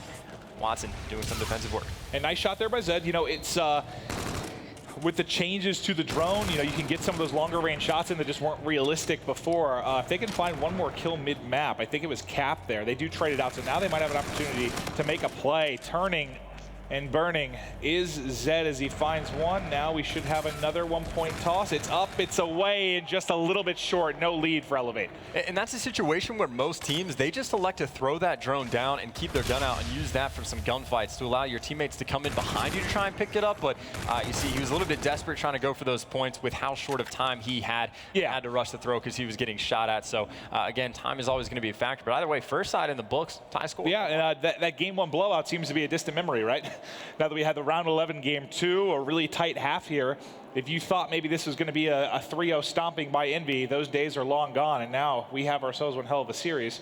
But that was one of the lower scoring games you'll see in Uplink. Anything that you attribute to that? It's just the play style of Elevate. They were kind of playing a little bit slower, trying to control mid-map, or what do you think attests to the 1-1 game right now? I would definitely say Elevate playing a little bit safe. And again, I think that's the smart thing to do, just try and contain Envy as much as possible. But they never really wanted to push up past mid-map until they had about 3 kills on board. And as I say that, 3 kills do go in their favor. Zed's going to be leading the charge. Reedy has the drone behind him, already in a spot where he could hit that 1 point toss, and that's what he's going to go for. And that player missed time to jump for the interception, so that is going to connect. Elevate getting a very quick score, 2-1 in 25 seconds. Yeah, considering it took, what, 4 minutes of gameplay or so to get the first score on the first side. A little bit more action here as Elevate gets going early. You'll see Watson be taken down by the headshot there as Slasher. Playing a little bit of defense is Zed. One goes over the top. Hiding behind the statue. He's going to find you eventually, or not. Okay, this gunfight's lasting quite some time. He just left. He was like, all right, man, have fun. Runs back to mid. That was awkward. I don't even know why he gave up on the gunfight necessarily other than frustration, but Elevated is going to work out. They are going to clear out their base, but right now what Envy saw trying to do is trying to push up towards that bowling alley, and if you can get control of that, you're going to start spawning the enemy out over by blue, and that's really where you can see a spawn trap come into play once they get under that portal. Either way, though, Envy right now turtled up under their base. You see they're focusing pretty heavy on that lemon side of things, and well, Watson does a bit of damage over from Barn. Zed's going to be sitting up top, just causing a distraction again, waiting for his teammates to come off spawn. They're going to try and get a wave of kills before they do anything with this drone. Yeah, Zed just being annoying, right? This is just an irritating position to have an opposing team member in. But they're able to clear it out, and that ends up being 3 down in quick succession for the side of Elevate, so maybe an opportunity for some points to get on the board for Envy. One behind. Apathy got the call out. Should be able to find a kill there, but John actually able to do it. They're in range now to get a deep one-pointer in. Do they want to go for more? He has blockers in front. Looks like he wants the dunk. Slides, and there's the lead for Envy. 3-2 off the dunk from Apathy. Much more entertaining second half here. And this is huge as well. This is the spot Apathy wanted to be in, because if you can get a player under that portal, you can start getting some serious spawn kills, and that's where the score can get really out of hand. But you can see how focused Elevate was on making sure they clear out their base, and that's just good awareness on their part. Either way, though, Envy still continuing to put on a little bit of pressure. JCap's actually going to be by himself. Wins the gunfight, though, so again, Elevate, they have to be hyper concerned about where JCap is, causing all sorts of problems, and this is just going to allow his teammates to come off spawn and do some damage mid-map. Yeah, it's just a position like we saw Zed in, kind of on the opposite. Just, you know, in a forward position where it's annoying. You come off spawn, you have to be worried about getting tagged pretty much anywhere as you're trying to relay out of the base. But they find the kill on Cap, and now it's going to be on to Elevate again. Zed in the same spot gets into basically the building here of Envy to try and make a play. You see he's got the drone right in front of him. Well, back up, bud. That's a grenade coming through. Who got in behind? That's Shani all the way in the back. It doesn't turn it into much. Can't get the 1-point toss away. The only person left is Watson. He's still at mid-map, so Envy will be able to hold. Yeah, it's an interesting idea, but I don't know how much I like it, because if you go in that building, then Envy knows exactly where you are, and there's not too much variation they have to worry about. They just have to have that door pre-aimed. That's why you see teams a lot of time push towards Lemon, because they could cut through Grandma's, or they could wall run off the building to hit a 1-point shot, and that's what we're going to see right now. That's actually 3 down. This should be a guaranteed at least 1-point play, and it looks like that's what he's going for. Hit the wall run to go over top. You see his the pick! Pick comes in, Envy going huge, and they're going to be wrapping this immediately towards blue. Oh, that's disgusting, and that is huge with 90 seconds left, because that is a tie game if he's able to get it through. But it's Apathy with the movement over the top, able to pick it. He's got Rewind to work with as well, and he's flying forward, finds one, the second in front, there's a third to the left. Envy, it's a bloodbath outside here. But the one player left in Reedy, those are crucial kills for Reedy, because he's the only person up. Finding those two delays any kind of push that we might have saw coming in from Envy, and now you've got a counterattack opportunity. Well, still a minute left in this game. Elevate needs at least 1 more point on the board. Zed, if he puts that drone down, you can have the gun and go for some gunfights. That's not going to be the case. He's trusting his teammates to win the gunfights. That's not going to happen. Shani, the last one near the drone, he's got a little bit of help from Watson as well, but still, they're going to need to get a clean 3 or 4 kills before they can make a push. And right now, Envy, they just need to waste time. Just got to waste time, but the drone is going to reset back to mid. They had it pinned there in silo, so let's get back over to mid-map. It's going to be Reedy, first man up, trying to find some aggressive kills on Envy. Flies into their top building, can't find it. Zed right behind him, seeing if he can locate anyone. He is able to find 1 kill.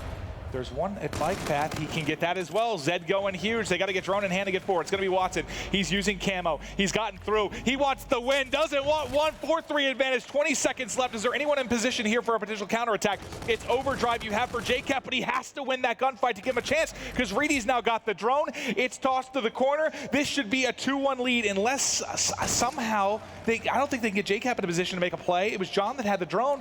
There's 2 seconds left. This is an Elevate win. Yeah, JCap had overdrive, but it is not that fast. And again, those payloads incredibly important. He was sitting on that active camo for quite some time, and you can see there was a player in position from Envy to get the stop. But if you're dealing with someone that you can't see, you can have fun shooting that.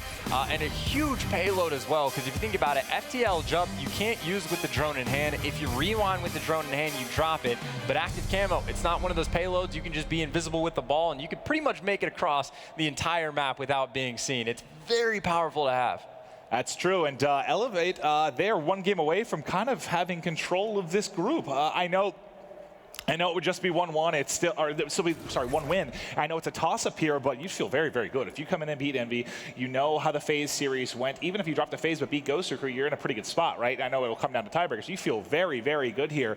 Elevate, I mean, what did you like from that game 3? I mean, it was slow. There weren't a lot of points on the board, but the camo comes in clutch when you need it. I'd say it's a little bit easier to score from the side that they were just on, where they got the majority of the points. Where on the defensive end of that, they did a very good job of just playing passively, making sure to pick up kills and not let Envy set anything up. The only opportunity Envy had at the start, they tried to force in a 2-point play, I think it was, and just nothing came from it. So holding them to 1 point is a huge thing, and there you see the camo play getting in, and it was actually Apathy at the top. He gets the kill, but just a split second too late. So again, payloads, they can single-handedly win you a game if you know how to use them. Yeah, that's I mean, that's kind of how it was last year, right? It was overdrive was typically taken out in Ban Protect. You had camo a lot. And you could honestly look at the score and reflect on who made better plays with camo a lot when it came to uplink, because it provided so many of your points. Apathy, I think, was on that kind of, I believe, on the little top railing outside a barn. And I mean, that's even even if he spotted him and got any eyes on, that's not an easy kill. That's what I'm saying. And he even got it like just at the end too. So like, got to give props to him. But incredibly difficult gunfight to shoot a person that's invisible. So again, there's only so much that can happen. And again, Elevate's going to be up 2-1 in the series. And again, the pool that they're in, it's Envy, FaZe, and the Gosu crew. So I'd imagine if we interviewed these Elevate players, they'd say we expect to beat the Gosu crew. Envy and FaZe are going to be tough matchups, but they're going to be feeling confident, especially now that they're up 2-1. But long way to go. Envy did win the first hard point. It was pretty convincing as well. I think it was like 250 to 130 or 130, yeah. In that vicinity. So convincing win. And again, if this goes to game 5, Elevate did win the first search. And that's even with John dropping 18 kills. Well, we kicked off yesterday, I think, with back-to-back game 5. So here we are again. It was a lot. I think we got done at 11 or so last night. It could be a late one tonight as well, but we'll see if Envy can fight back. Okay, so you saw how lopsided it was on Retaliation Hardpoint. Now we're going to be going to Breakout, another map that you can really punish people by rotating early and getting set up, similar in that aspect, at least to Retaliation. Do you give Elevate more of a chance here for any particular reason, or do you think this is one where Envy can just destroy them again? I don't know. I would have to imagine that Envy is just going to destroy them. It's been kind of consistent with, like, in terms of just slaying ability, Envy is definitely there. Even if John just continues to play like he was early, even we saw in the uplink, he started off like 12-3. So, like, if he's got the hot hand, it's going to be tough to deal with. I feel like this is a map that you're just happy you got to with the 2-1 lead. I think Elevate, again, they're in a pretty good spot right now. Envy, the pressure is definitely on them because, again, it's kind of their backs against the wall. If they win this match, I think they're likely to get top 2, but I don't even think it's guaranteed.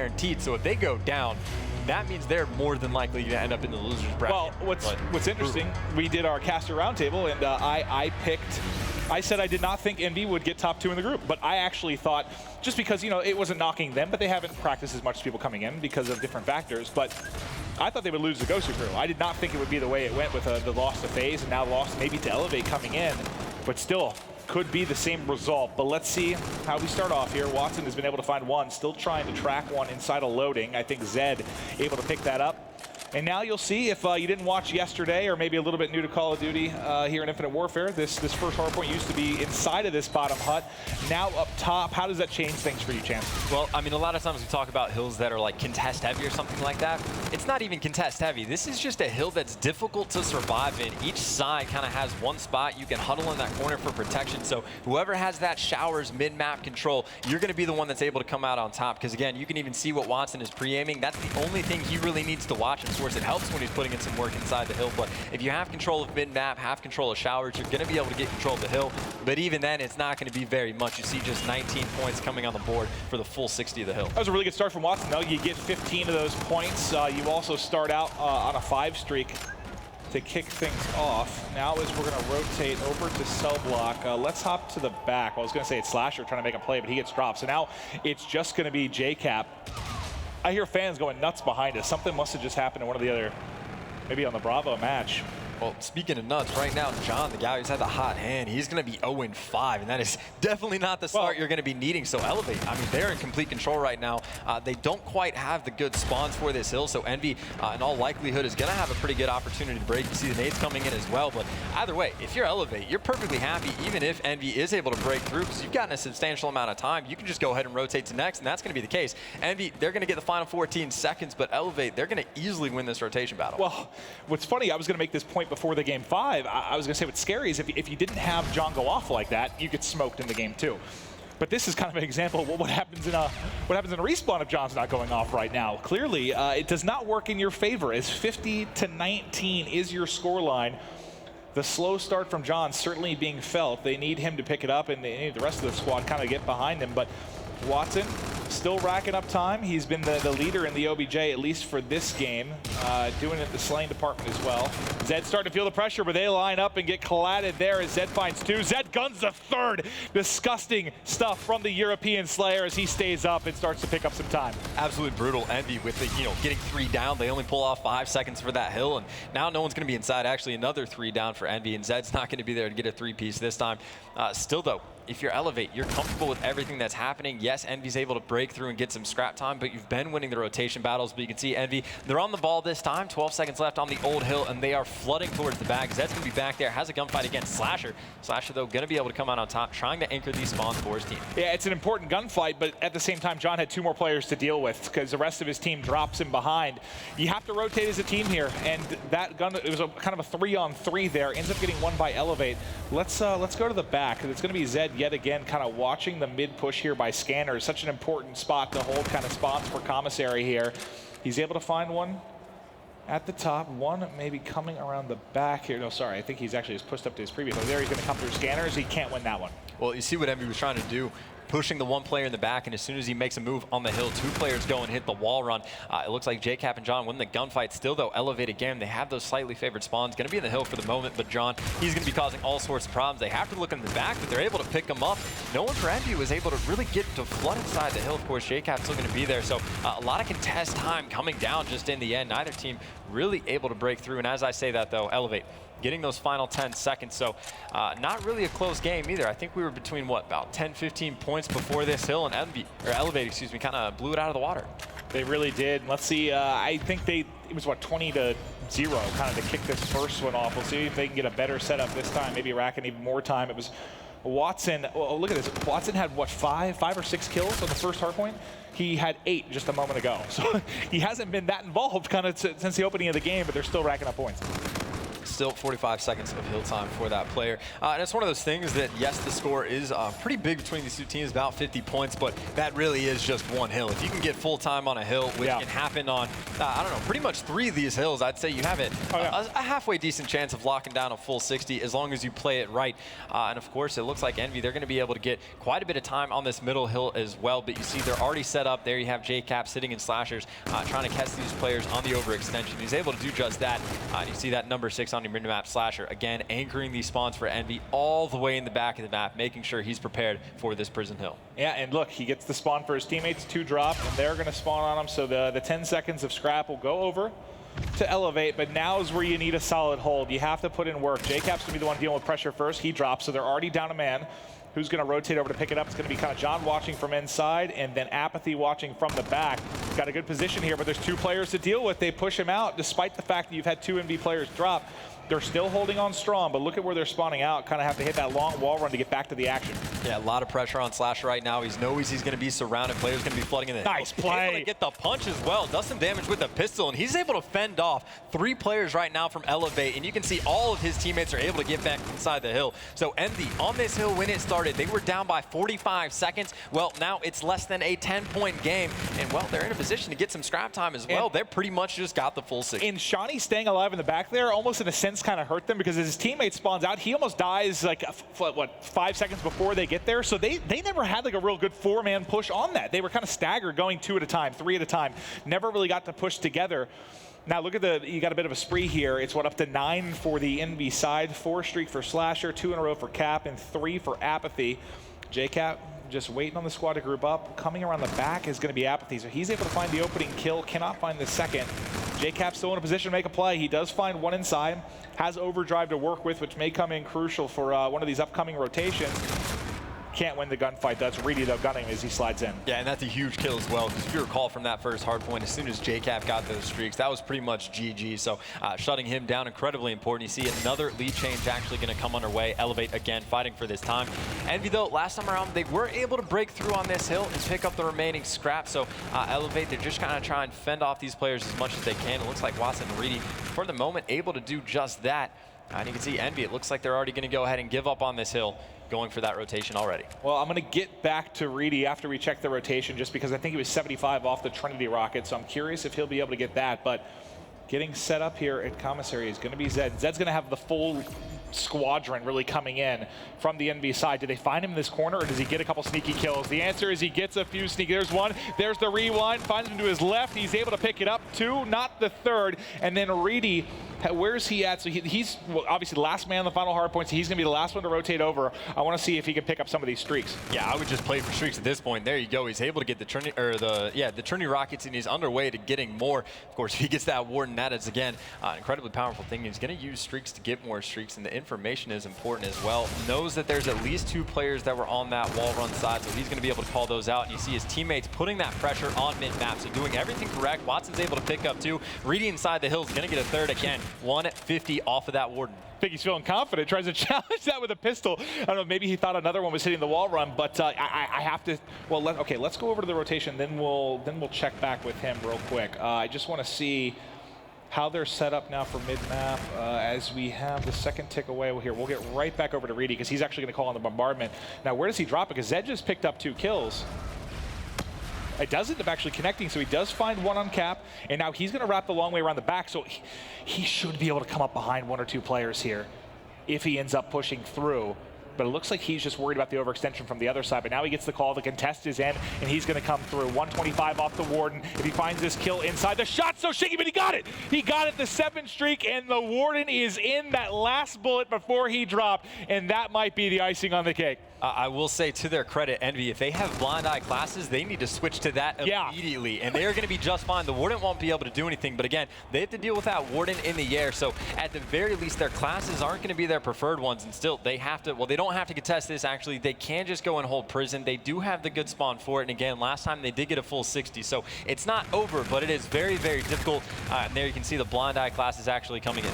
Yeah, you got blind eye on 3 of the 4. I'm assuming John's probably swapping as he died. So yes, everybody's got blind eye now to deal with the Warden, so it won't be such a pain, but it does not matter. Elevate behind clutch performances from really, I mean, all 4 players. I don't know if there's anyone that stood out exactly. I think it was a really, really good team effort, and that's how you take down the team, the champs.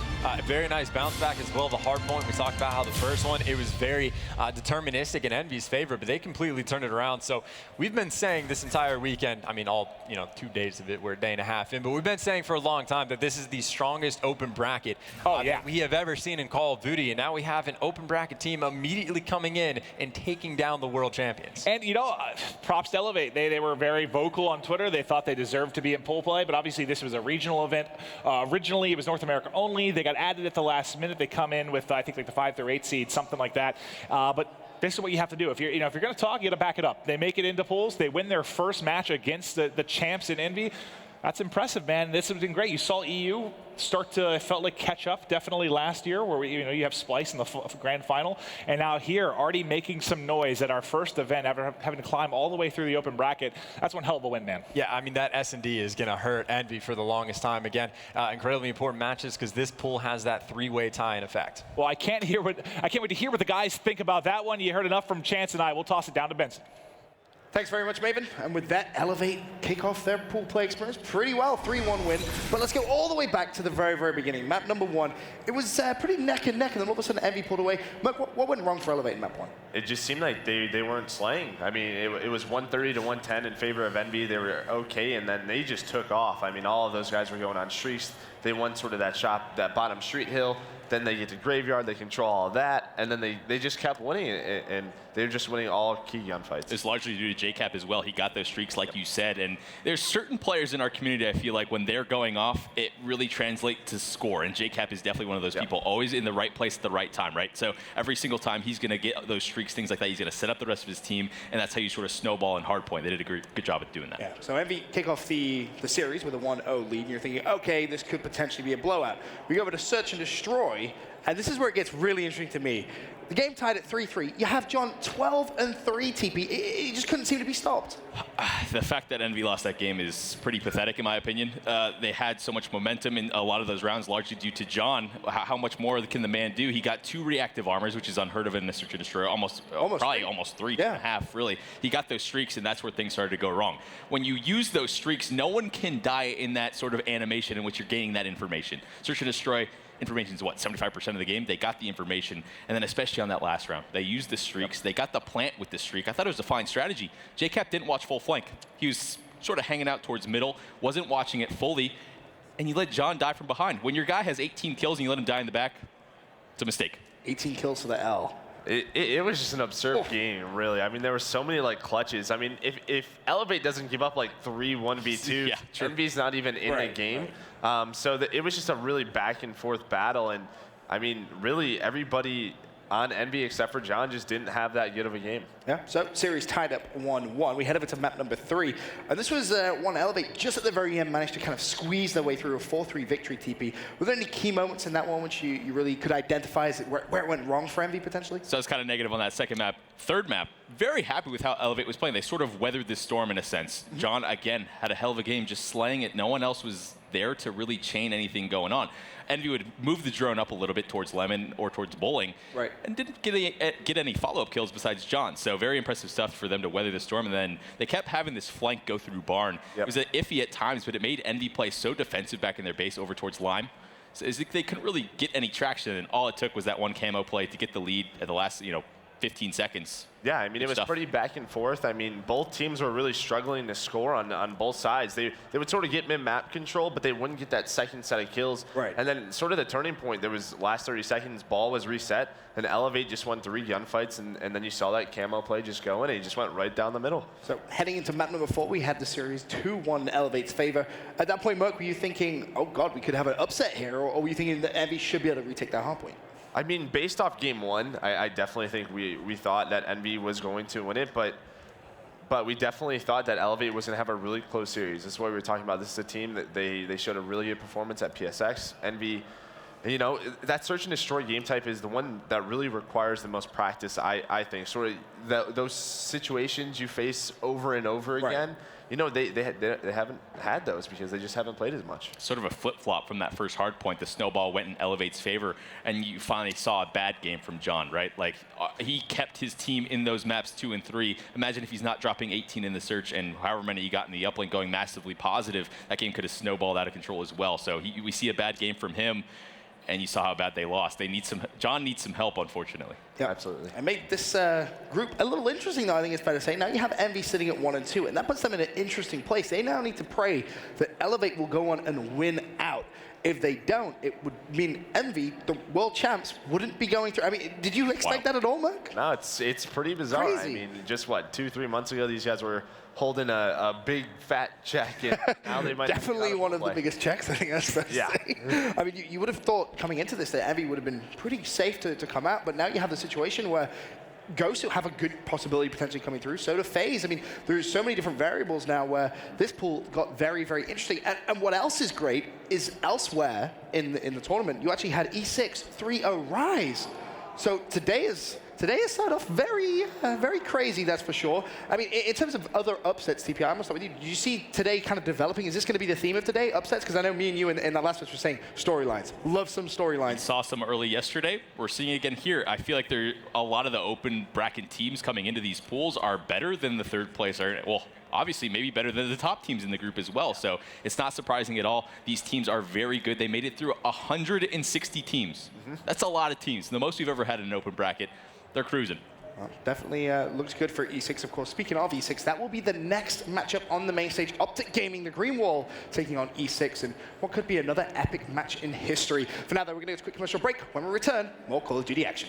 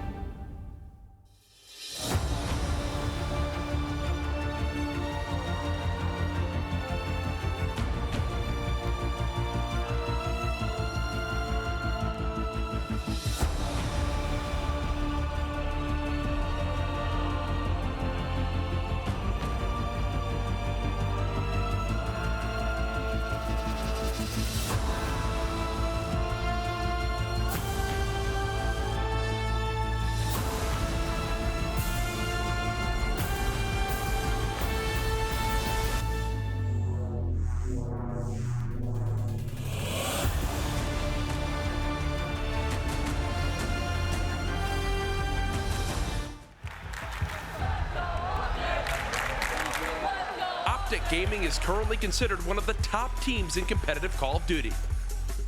A crowd favorite, a media powerhouse, and tournament favorite in every competition. They have brought home championships from every major tournament in Call of Duty except the elusive Call of Duty Championship, which has yet to be placed in their trophy case.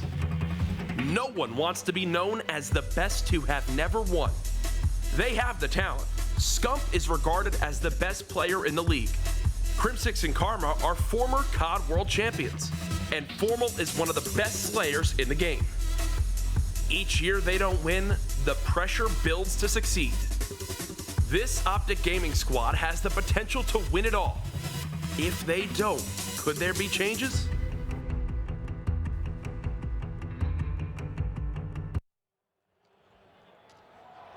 Ladies and gentlemen, welcome back to MLG Vegas. Spencer on the analysis desk, joined by the ever so cheery Maven. Of course, we have Chance for this one as well. Up next on the stage, we have Optic Gaming versus E6. And what immediately, as soon as we found out this was going to be the matchup, me and you just had flashbacks, craziness occurring. I'm so excited for this. That's, back to UMG California. It was us casting. I remember that CTF. I think they have 3 out of the 4 members on the team that were playing then, so 7 out of 8. And that was one of the most insane games that you and I have ever casted. Can we bring CTF back just for this series? Yeah, that was like we went to overtime. There was like 3 returns and 3 scores in the course of like 90 seconds. It was crazy. It was nuts, but it's going to be a heck of a lot of fun. I'm so excited for this one. I really am. Before we touch on that, though, Chance, I want to get your opinion on this one. We've been saying most stacked open bracket of all time that we've had at a Call of Duty event before. I know you two, when you were casting, you mentioned as well. The open bracket teams right now are crushing it in pools. Yeah, they're 3-0. Obviously, we watched Elevate on main stage, took down Envy 3-1. E6 actually just finished. They 3-0'd Rise. And Rise looked pretty good against Optic as well. So E6, they definitely have, well, they're making a name for themselves so far. And then, of course, Evil Geniuses actually just took down Team Allegiance. I think they beat them 3-1. I know they were close matches. Obviously, you know, E6 3-0'd Rise. It could have been a 250, 249 hard point, something like that. But still, they got the 3-0. What's funny, we have something we call, it's a post-mort. So we meet after the day's over. You basically have everyone in production, the casters, and we sit down, talk about, you know, things that could go better. And then we talk about storylines. You know, what coming into the next day. And one of the key storylines that we all talked about, anyone could win. Like, we have no idea. These pools are so ridiculous right now, and with the open bracket the way it is, it doesn't feel like there's a clear favorite whatsoever after one day of the event. It's nuts. It really is. And I think one of the key things to note with this matchup, if Optic Gaming was to lose this, there's a good chance they're in the same boat as Team Envious, where they may not progress in the top 2 of their pool. How nuts is that? Yeah, I mean, if Optic doesn't come out of the pool, I'm trying to think. I mean, I know they've the last time that happened, they've had rough Friday starts, but when was the last time? I think you're going all the way back to like Ghost. You're going so back far in history. I mean, when I had Merc and TP up here, they both kind of looked at each other and went, I don't know. Well, I don't remember when that was. So Columbus and AW, that first event, that's when they had the rough Friday start. I know, I'm trying to think, they lost to the young guys like TJ Alien. But they didn't. They definitely didn't. Then they played better Saturday. I think still made it out top 2. Yeah. I can't think of a time. At least with this kind of roster. Chance? I don't know how you guys remember this stuff. I don't know. Well, at least you're honest. At least you're honest. But with this one, again, just to reiterate the importance, this is a must-win for Optic Gaming. I mean, you're coming in, you know, Saturday's going to be your first game, E6. They're already feeling good, and this is a confident E6 squad. I mean, Chance, you talked about that grind coming out of the open bracket. How tough is that for squads? Well, it's one of those things that it can be different for different teams. Some teams they're completely warm and they're firing on all cylinders. Some teams go, we're completely exhausted. But from what I understand, you know, open bracket got done pretty early last night, so it's not like teams are lacking sleep or anything like that. So E6, they should be good to go. The question is, how warm is OG going to be? And the one thing to note with E6, this tweet comes to mind. I remember when Optic, I guess, not first started scrimming, but they were a little bit late to the party, I guess, when they really got on the grind. I believe they lost to E6. I remember Karma tweeting. He said, does anyone beat E6 online? Is what he said, because E6 was stomping everyone. And, you know, whenever it's lesser-known players or up-and-comers, they basically talk about, they call them warriors, and they're sort of proving themselves on land, though, aren't they? I feel like you can't call this squad warriors, but they're a hungry team who have come here with a massive, massive point to prove. You kicked your campaign off in group play, 1-0. Now you're playing against Optic Gaming, arguably the #1 team in the world. I mean, this is a game where I think you're going to come out, if you're E6, and you're just going to go all guns blazing. You're not going to leave anything out to dry. And I guess that kind of brings up the conversation. Predictions. How do you potentially see this one going? Maybe I kind of want to start with you here. Do you see a potential upset on the cards? I know you want to say, yep, Formal's probably going to come out. He's going to dominate. I know that's what you want to say. You're inner Maven. But realistically, do you think that's a possibility? E6 is going to win this series. Oh, my God, you said it. I just have this feeling, man. They 3-0'd Rise after the battle you saw last night. I think they can win it. Just thinking back to that epic match we had back in AW, they can do it. Chance? E6 will win 3-1. Oh my god. So Optic Gaming's uplink game so far this entire tournament has been pretty good. I think they've been like stomping teams in uplink. Like it hasn't really been close.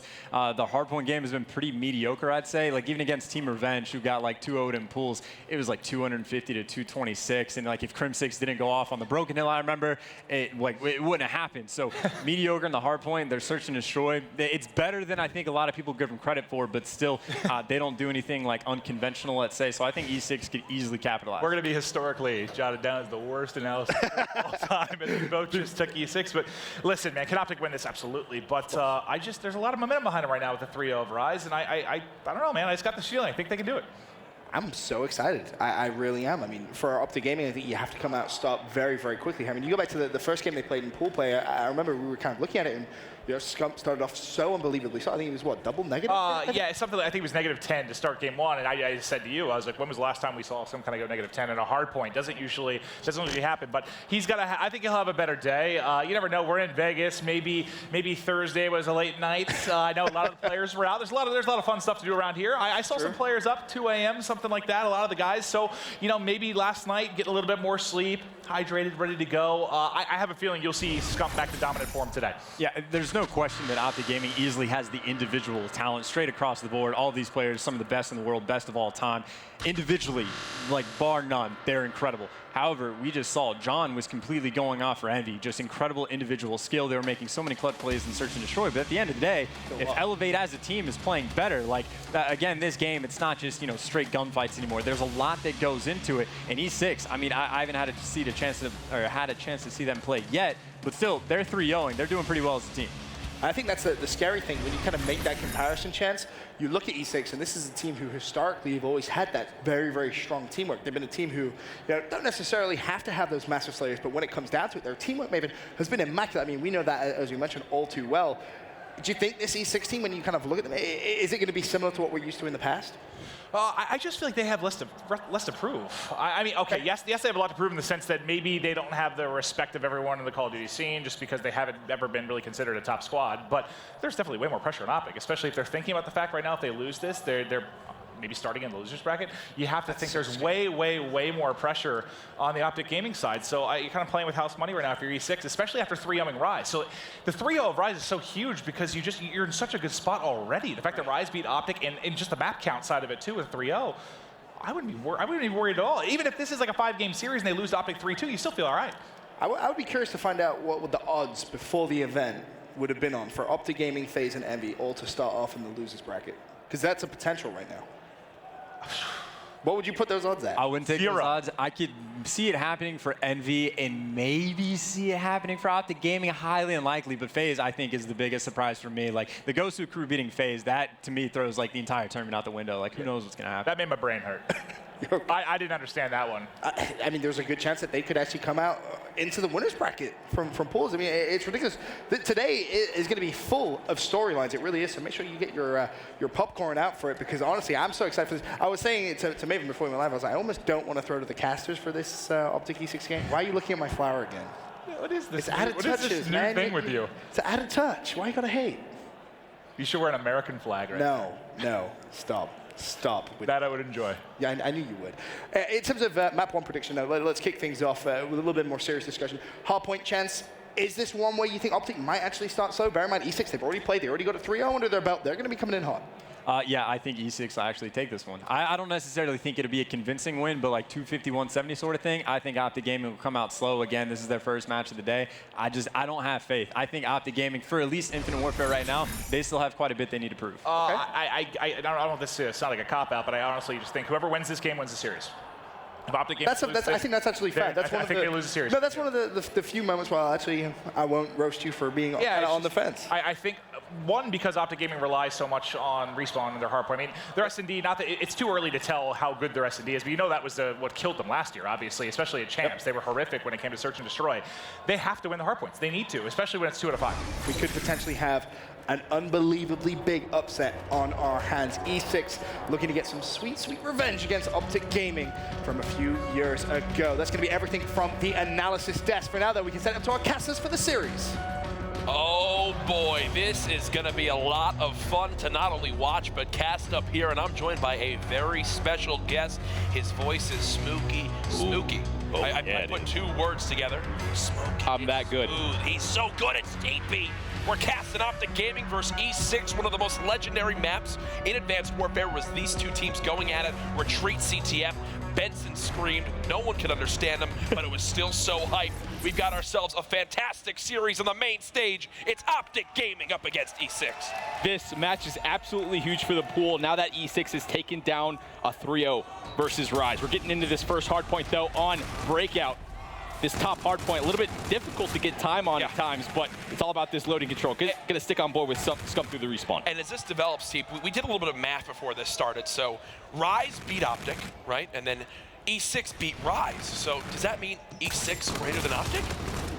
I mean, I sure hope so, because that'll be a great story. You're pissing some people off right now. All right, I'll stop. You gotta settle down. Let's focus on the game. Optic Gaming up 15-2 at the moment, in full control of this new top hard point, and a lot of people have been questioning the decision to put it up top. Some people have liked it, some haven't. Teep, I talked to you a little bit about it before. Are you on board with the new rotation or the new setup of how this hill plays? I was unsure of how it was going to work out, but I think it makes you use more of the map. Those top windows on each side of the buildings are much more useful now. You have to get control of loading to watch over your teammates in the hill. I think overall it plays better. Okay, so I'm liking that so far. Optic Gaming out to an early lead on your minimap right now, though.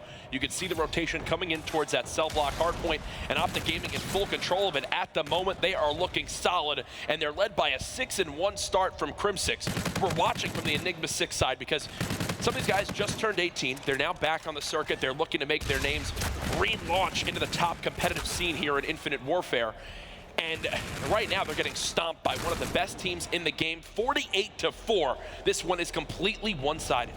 Yep, just gonna stick on board with Optic. Absolutely cruising on this cell block hardpoint. Just seems like E6 needs to take their time and stop face bashing over towards this wall run, just feeding Formal these kills. About to pick up another one with that MV4, and nothing they could do. Yeah, and you could actually see on the minimap, they were sending people through that middle street, trying to go towards Laundry, play for that flank, but it was one person against two each time. It never wound up happening. They were sending 3 on the wall run, and Formal sitting there going, guys, keep running into my AR. You're not going to beat me. Already a 70-second lead in this game. The rotation towards Grave right now does look like it's in favor of the boys of Enigma 6, as they will go ahead and finally get some time on the board. Formal taking his turn over towards this window. Looks like initial control. Gonna get some time in the favor of E6. Formal being very patient. That's exactly what you need to do on this hill. But General looking over his teammate Proto in the hill. Spot. And that's just so difficult to get players out of that. Heglitch gonna switch on board with General, though, taking his turn, getting this hard point time as much as possible. A good hold on this sort of graveyard side. And Teef, let's talk about this hill, because right now they do have that player on the minimap, Proto, watching over that flank. So they know all 4 players at Optic have to push through this one top side. Finally, a break does come in. They just out-muscle them, but it's still possible to contest if Enigma 6 want to. I think, though, they'll go ahead, forfeit this one, move towards a commissary side, and at the end of it all, even though Enigma 6 get, 25 seconds, Optic get the rest of the scrap time, and they'll hold on to about a minute lead going into this commissary hill. Swapping on board with Formal now. This anchor battle gonna be going down. He spots that player at that back box towards this helipad. Taking his time again. Formal playing this so darn well. Team shotting happening for Optic Gaming. That's why they're able to break so quickly, but that's a deadly Heglitch. Needs to take his time. Catches the call out from Crim at the back, but too many people. Good hold from E6 initially on this one, but they just seem to keep getting wiped out. Scump spawns out on this cell block side, and Smart rotates towards the middle to get to his teammates. Are you surprised to see Formal rocking an NV4 on this map, or do you think it can wind up playing out for him? I mean, obviously, he's always been a beast with the K-bar in his hand, but right now, using the NV4, trying to play for those spawns, is it the right decision in your opinion? Yeah, I definitely think it is. A little bit longer range. Scump just sitting pretty in the hill right now. He's been struggling early in this tournament in these hard points. Only 5 and 7 for him, but look at that hard point time. Scump and Formal taking their turns in the hill and winning those crucial gunfights. Doesn't matter what your KD is, as long as you're in the hill, getting hard point time, it's all you need. Scump's the objective player now. I mean, even in Search yesterday, what do you have, 4 plants in one map alone? The guy's carrying the bomb. Obviously, he's trying to play play inside the hard point for his team. Formal's still there as well, and that's what makes Formal such a legendary AR player, because he did it in Black Ops 3 as well. There'd be times where the opposing AR on the other team would maybe have 10 seconds in the hard point. Formal already at 95 seconds in the hill. That's more than every player on Enigma 6 combined. It reflects in the score, as right now Optic Gaming are decimating Enigma 6, but I will say this. Back at the start of the Rise Nation E6 series, E6 went down by about the same margin and then came back and won the map. So don't count them out yet. It's still possible, but Optic Gaming, we talked about it yesterday, team. When they get the lead in the game, they're one of the best teams at keeping it and closing out the map. Exactly. Cryptsix 14-6, gonna hop on board with him there. The fight going down on this rooftop doesn't look like anything could be going down for Optic there. Finally, some time going back into E6's favor, but dang, they are down by a lot of points. Yep. 74 to go. They need to win not only this hill, but the next rotation. Looks like Optic is going to be sacrificing this to get some better spawns. And you can see Embui's now getting a little bit overwhelmed. He knows the pressure is coming in. Optic send 2 towards that top grave side, and that's what I want to focus now on. Look at your mini map. That is going to be Formal trying to contest for those spawns. He does get taken out, so for the moment, it does look like Enigma 6 should win the rotation battle, but they have a full wave of 4 Optic Gaming players coming in. They will have a pinch from mid-street if they can hold on for just a brief moment. This one could go either way.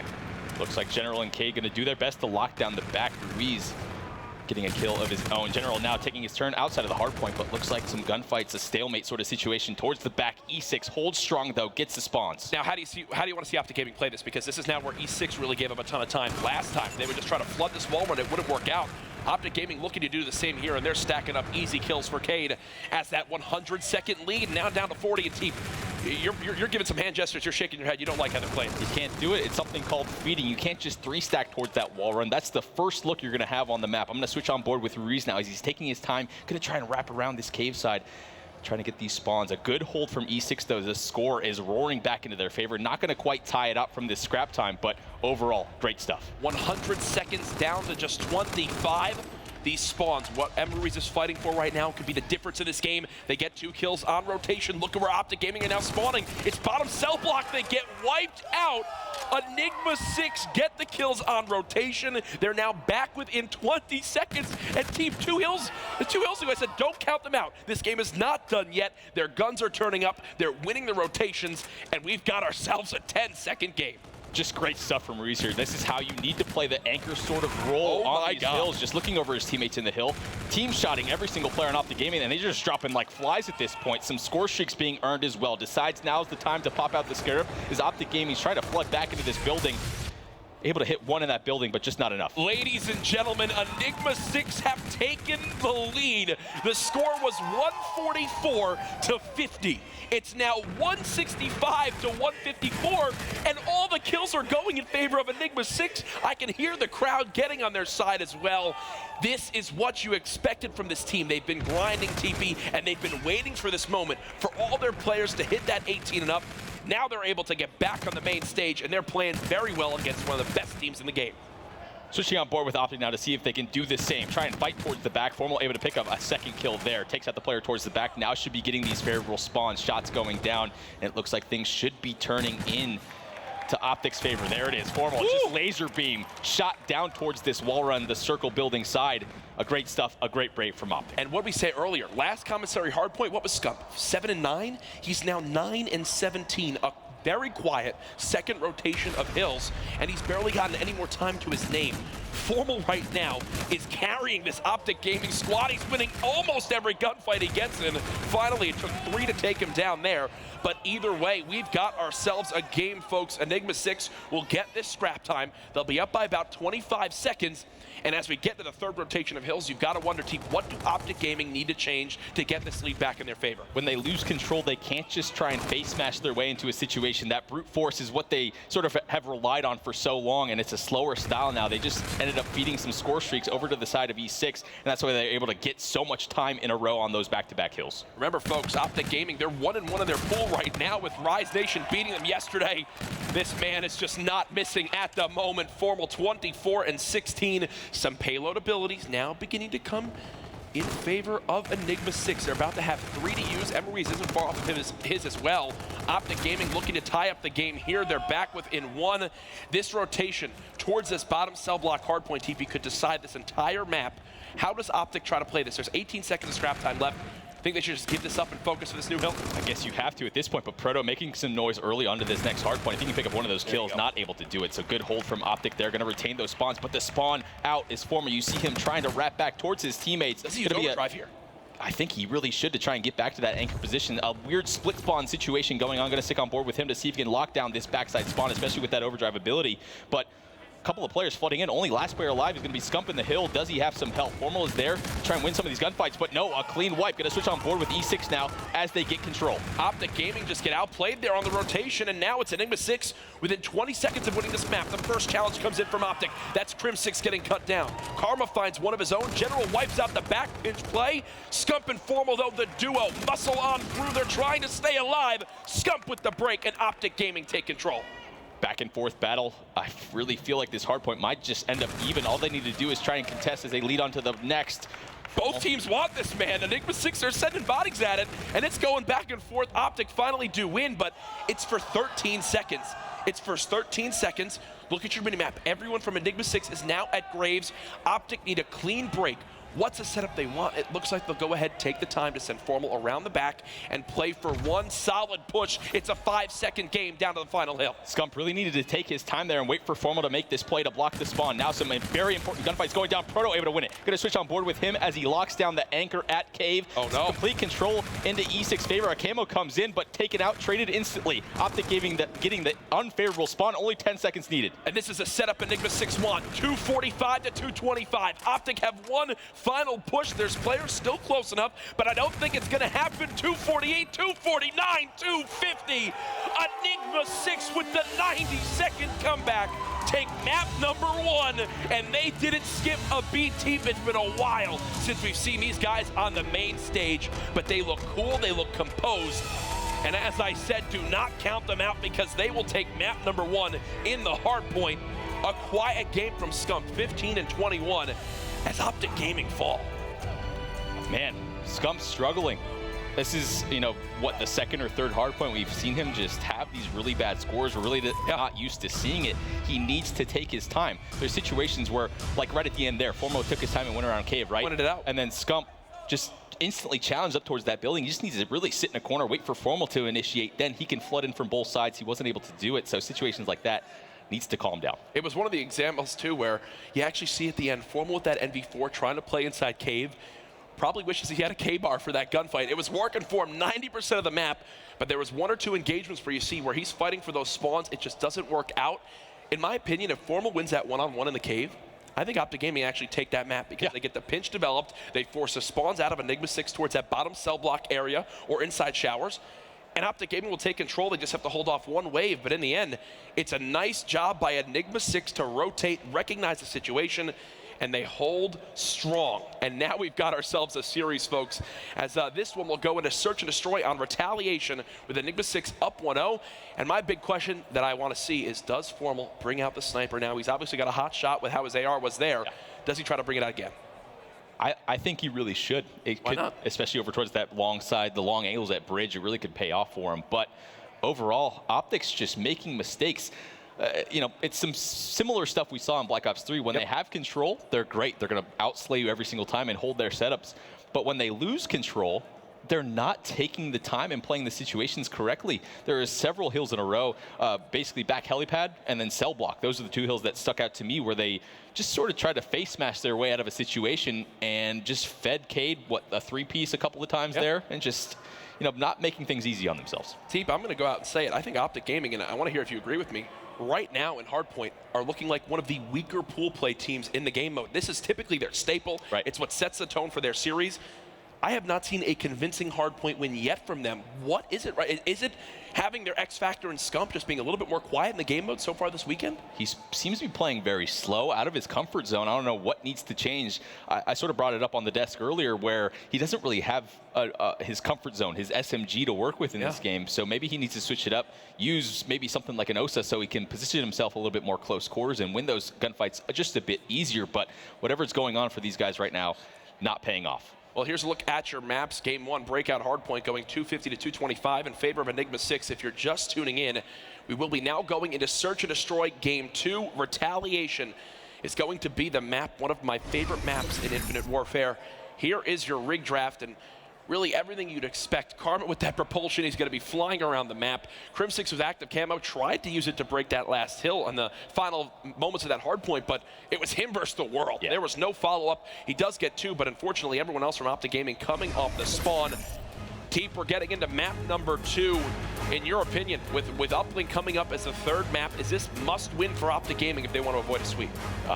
They have to, man. That hard point looked shaky. They had some good initial control on it, but couldn't make anything happen after they lost control. Props to E6, though. Going to hop on board with them as they are the offensive team starting off here on Retaliation. Are they going to favor the A or B side? Looks like not wasting any time towards the scaffolding. Ruiz doing this high sort of wall runs, catching 3 players. Wow. Instantly dropped 3 players from Optic Gaming, and looks like through the bike rack, Proto able to catch Karma from behind. Can he pick up the second, though? A tough gunfight for him, taking his time, trying to regain health if possible, but Scump shuts him down.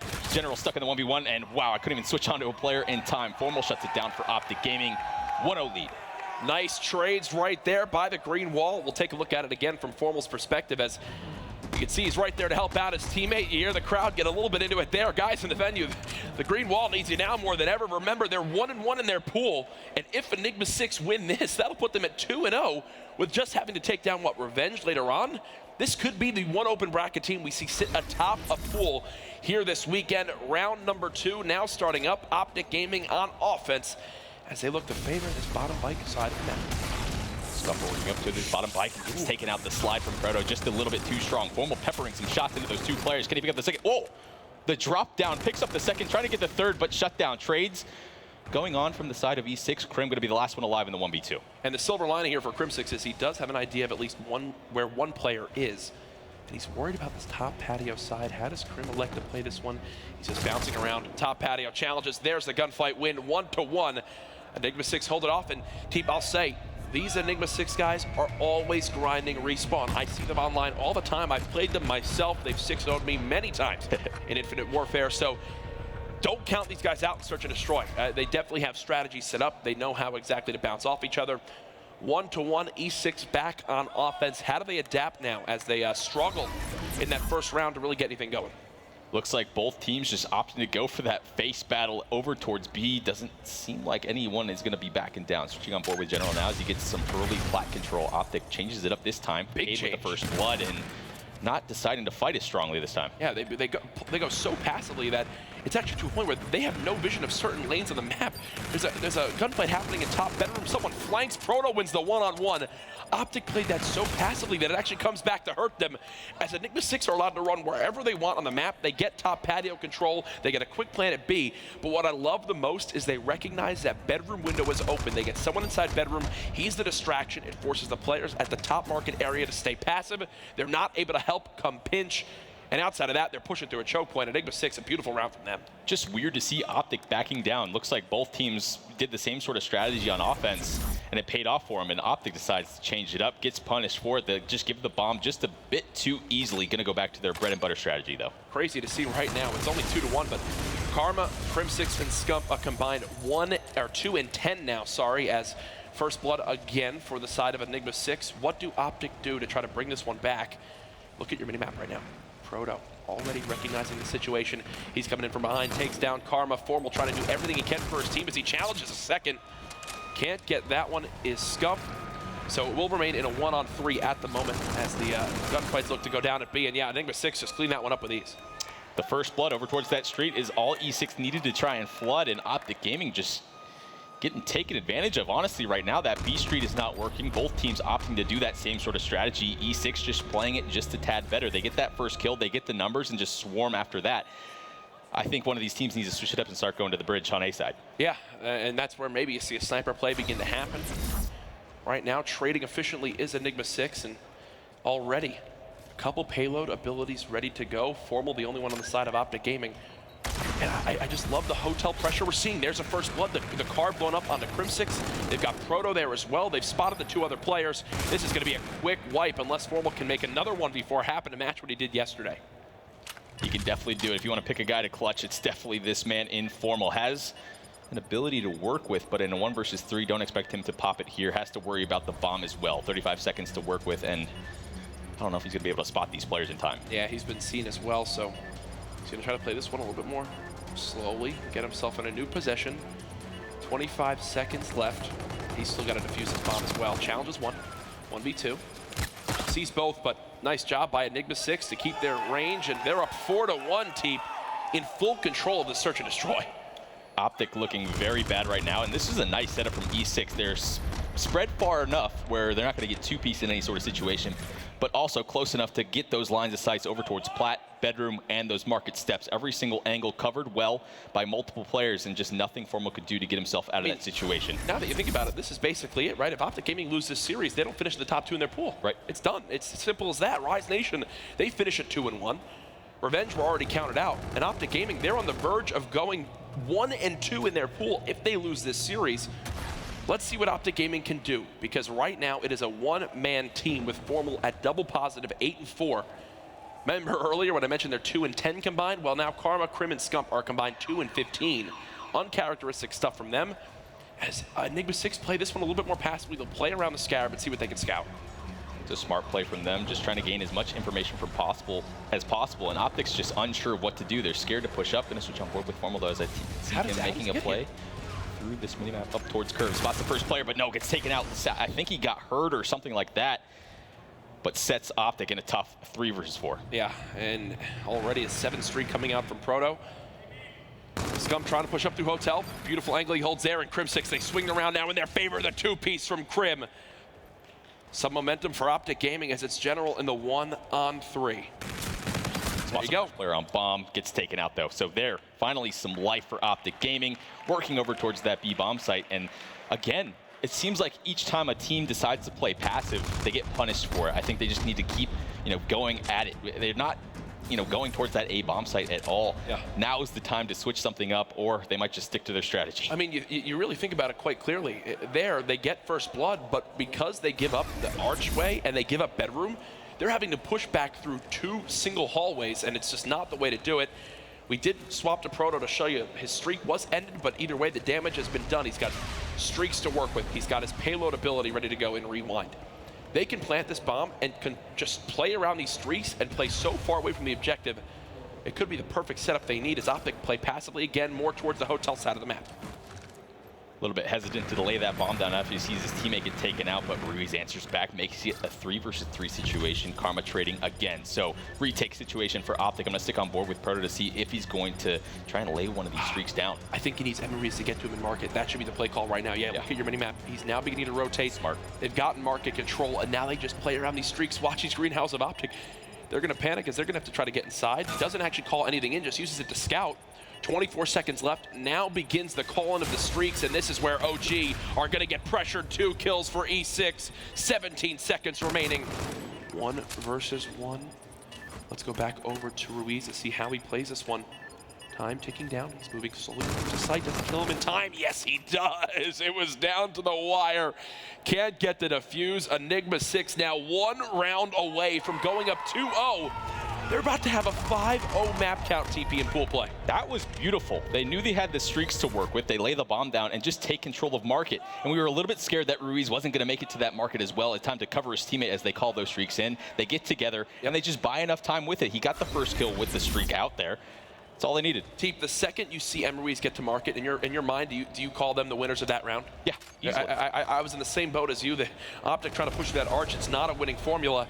And now they've got to go for 4 rounds in a row. Silver lining, they get first blood, and they try to develop towards this B site.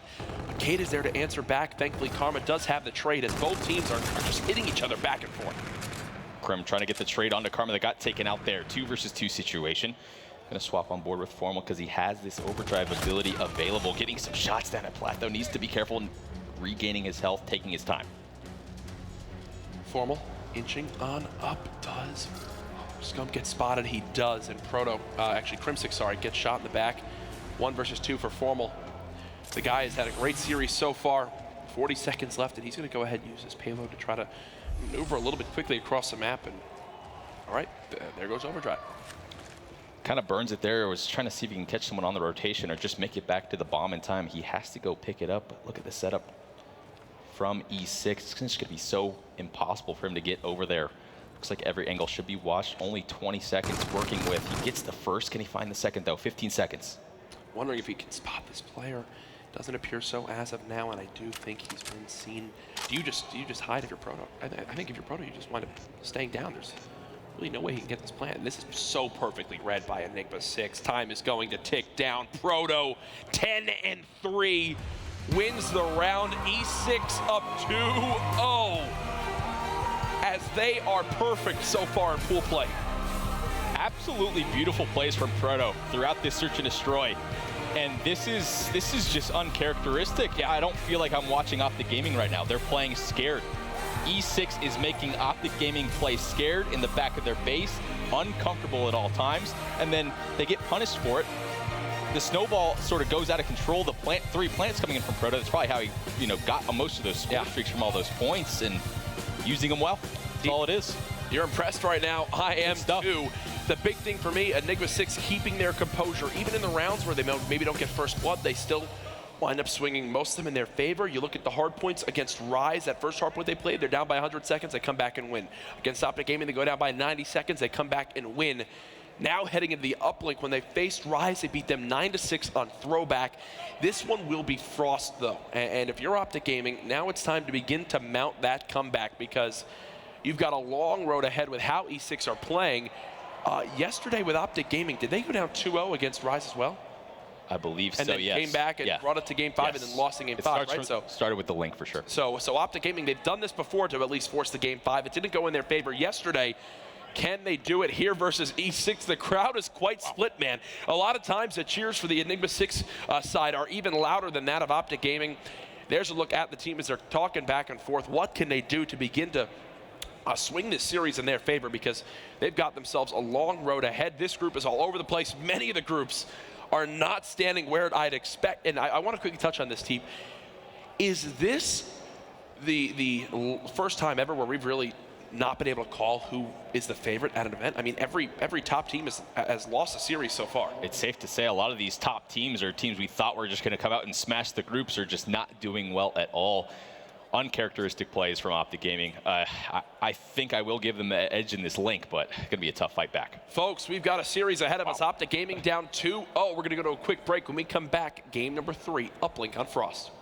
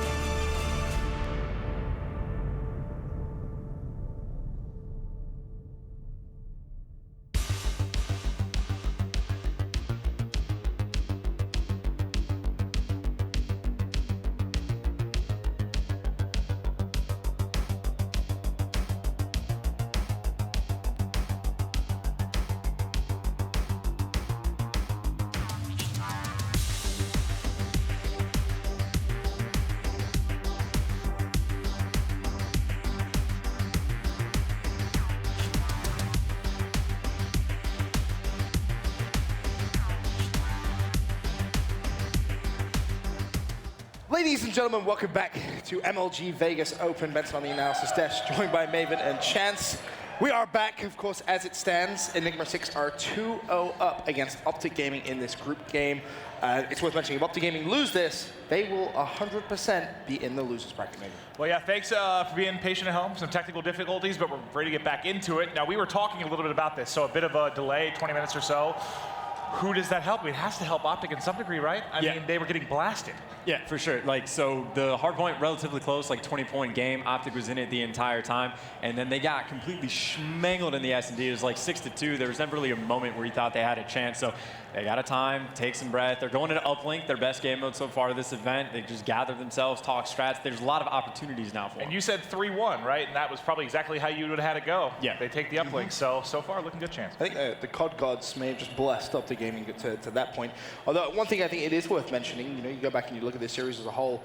Yeah, you can say Optic, they're not playing their best Call of Duty, but I think you can look at E6 and say they're playing unbelievably well. They've been clutching up in the search and destroy when they need to. Their hardpoint game was on point as well. And this is a team which fully deserved to be 2-0 up. It's simple. I know Chance and I were talking about this. Practice makes perfect, right? You have E6 who have probably played the game as much as anyone, if not more than almost everyone. They've been grinding since the game came out.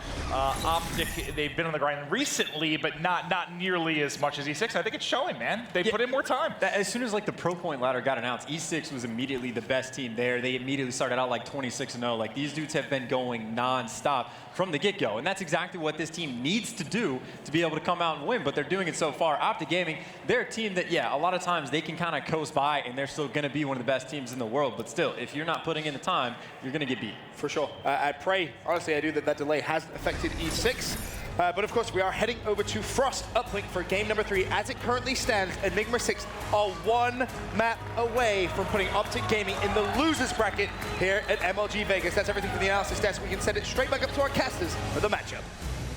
We are back, folks. Apologies for that short break, or that break in general. Maven unplugged something, and we've moved away from the power strip. No longer able to do that. We're back in the action.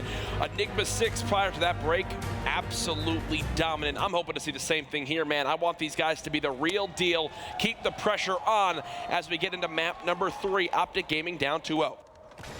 And I feel like this break is going to help them out a lot. They got some time to talk some stuff over, calm themselves down. Everything seemed a bit frantic for these guys. They need to come out extremely hot, and that's why I'm on board with this man right here. When these guys are down, this is the one, Crim 6, that leads them to victory, wills them to victory a majority of the time. Well, already they get 4 dead, and they're moving the drone up the map. You can see they're trying to play through this top blue area. They're going to do just that. This should be an easy dunk as they go in. Optic Gaming score in the first 35 seconds to put themselves up 2-0, but now they've got to retake control of the map as they're spawning back in their base. I think the 6 look to respond. Drone control back into their hands, and ship control looks like in their favor as well. A couple players coming through connector from Optic Gaming, but trades going down. Looks like a drone score might be coming in. Another dunk should be going back and forth, and good stuff from E6. They didn't, get too frantic after Optic got that initial push off. Good answer back. I love this Enigma 6 squad, man. They know how to play, and they make it happen. Ship control so important on Frost Uplink. As right now, Optic Gaming still trying to clear out their base. They finally do that, and now they will push through ship themselves to see if they can get a score back on the board. 90 seconds into this map, the score all tied up 2-2. Scump going to be the last one alive, sort of behind enemy lines here. Optic Gaming trying to stay alive, but the drone moving very quickly up the middle of the map. Trades going down again, and not sure what's going to be happening here. Looks like General going to try and make a play, though, around this back red building, trying to make some plays happen with the jukes, but no, Crim is on top of it. Drone control back in OG's favor. All right, let's slow down the plays for a second now and talk TP strategy on this map, because ship is so important, but right now, something uncharacteristic, moving this drone towards this top cliff side. Crim possibly looking to settle for a 1. Does he go ahead and throw this one up? There it is. Will it connect? No, intercepted by Proto as he defends his base, and they'll rotate this drone themselves. Yeah, nice job. Crim just stuck in a very tough situation. Most of the time you want to move this drone up towards this ship side like we see E6 doing there. That's a huge gunfight going back and forth. Cade able to win it. Should open the door for a dunk. There you go. Stumbles a bit, but gets it in. A great leading block from Cade. Opens up the door. E6 taking a lead over towards this back helipad side. They are on the quote-unquote favored side, though, in my opinion. Optic needs to take the time to get ship control, though. They keep trying to wrap the drone over towards this back sort of snow side on the right. Not going well for them. Not going well at the moment as Proto will try to get this drone in towards ship. Not going to happen as of yet. General and Cade still alive for the Enigma 6 squad. Formal clearing out his base as most of the kills for Optic Gaming in the last minute and a half have actually come from their side of the map, so they haven't had much pressure with this drone. This is the furthest map positioning they've had since their first push in the game. That first one was a score. This time around, looking to do the same. 4 dead on Enigma 6. One player spawning up back instruction. He'll challenge, but it's not enough. Scump with the dunk to tie this game back up, and he stays alive as well. A huge kill in regards to map positioning. This is exactly what I wanted to see from Scump. Switch over to this Osa and win gunfights just like that. That twitch reaction, the fastest time to kill weapon at that sort of range. That's exactly what Scump needs to do. But drone control looks like moving quickly up towards this sort of backside towards red. He gets the beat down onto Formal, throws it down to see if he can get this armor back and put it in for the score. Can he get it? Yes, drops it in for the point and gets the lead back. Picks up 2 and the third. He got some help, but wow. Proto stays alive, wipes Optic Gaming off the map, and now Enigma 6 look to build upon this lead. 5-4 the score. You do think, though, Teeb, as you mentioned earlier, you have them on the preferred side right now. So if they go into the half at a 1-point lead, is that enough in your opinion to stop this Optic Gaming team? With the way that Optic is trying to soar back into the series, I really don't think so. Formal trying to make a play, throwing this drone up towards the snow, and I feel like he should have slowed down a bit there. E6 taking their time though, patient, able to shut that down, but they keep trying to move this drone up towards this right side and get shut down very, very easily. Optic needs to make these adjustments ASAP. General 16-9 right now, an electric start for him as he's going to go ahead, play a little bit more of the objective role for his team. Just tries to buy some time for himself as he didn't really have any teammates with him, but you know what? That drone being all the way back in Optic's base is going to give his teammates the opportunity to push up the map and do just this. Stop OG from getting any positioning and any chance to score. 30 seconds remaining. The score still 5-4 for Enigma 6 as we get ready to set up for side number 2, where Optic Gaming will then go on to the preferred side to put in as big of a dent as possible. 2 potential kills here for Crim6. No, not going to happen this time around as time begins to tick down. Looks like some trades going back towards ship. I think E6 should be able to get the best of those. Another 2 down for them. Looks like one player going to try and push in from connector, but can General move the drone up? Looks like it swaps players' hands. A couple of seconds left. I think the stop happened for Optic Gaming, and that's huge. That is absolutely huge for them. Nice job by OG to not let that pressure get to him there. E6 at the half, up by 1. Here's a look at your final play from Cade as that flank came in from Crim6. They were not ready for it, and that was the reason why they really had no opportunity for pressure in the end.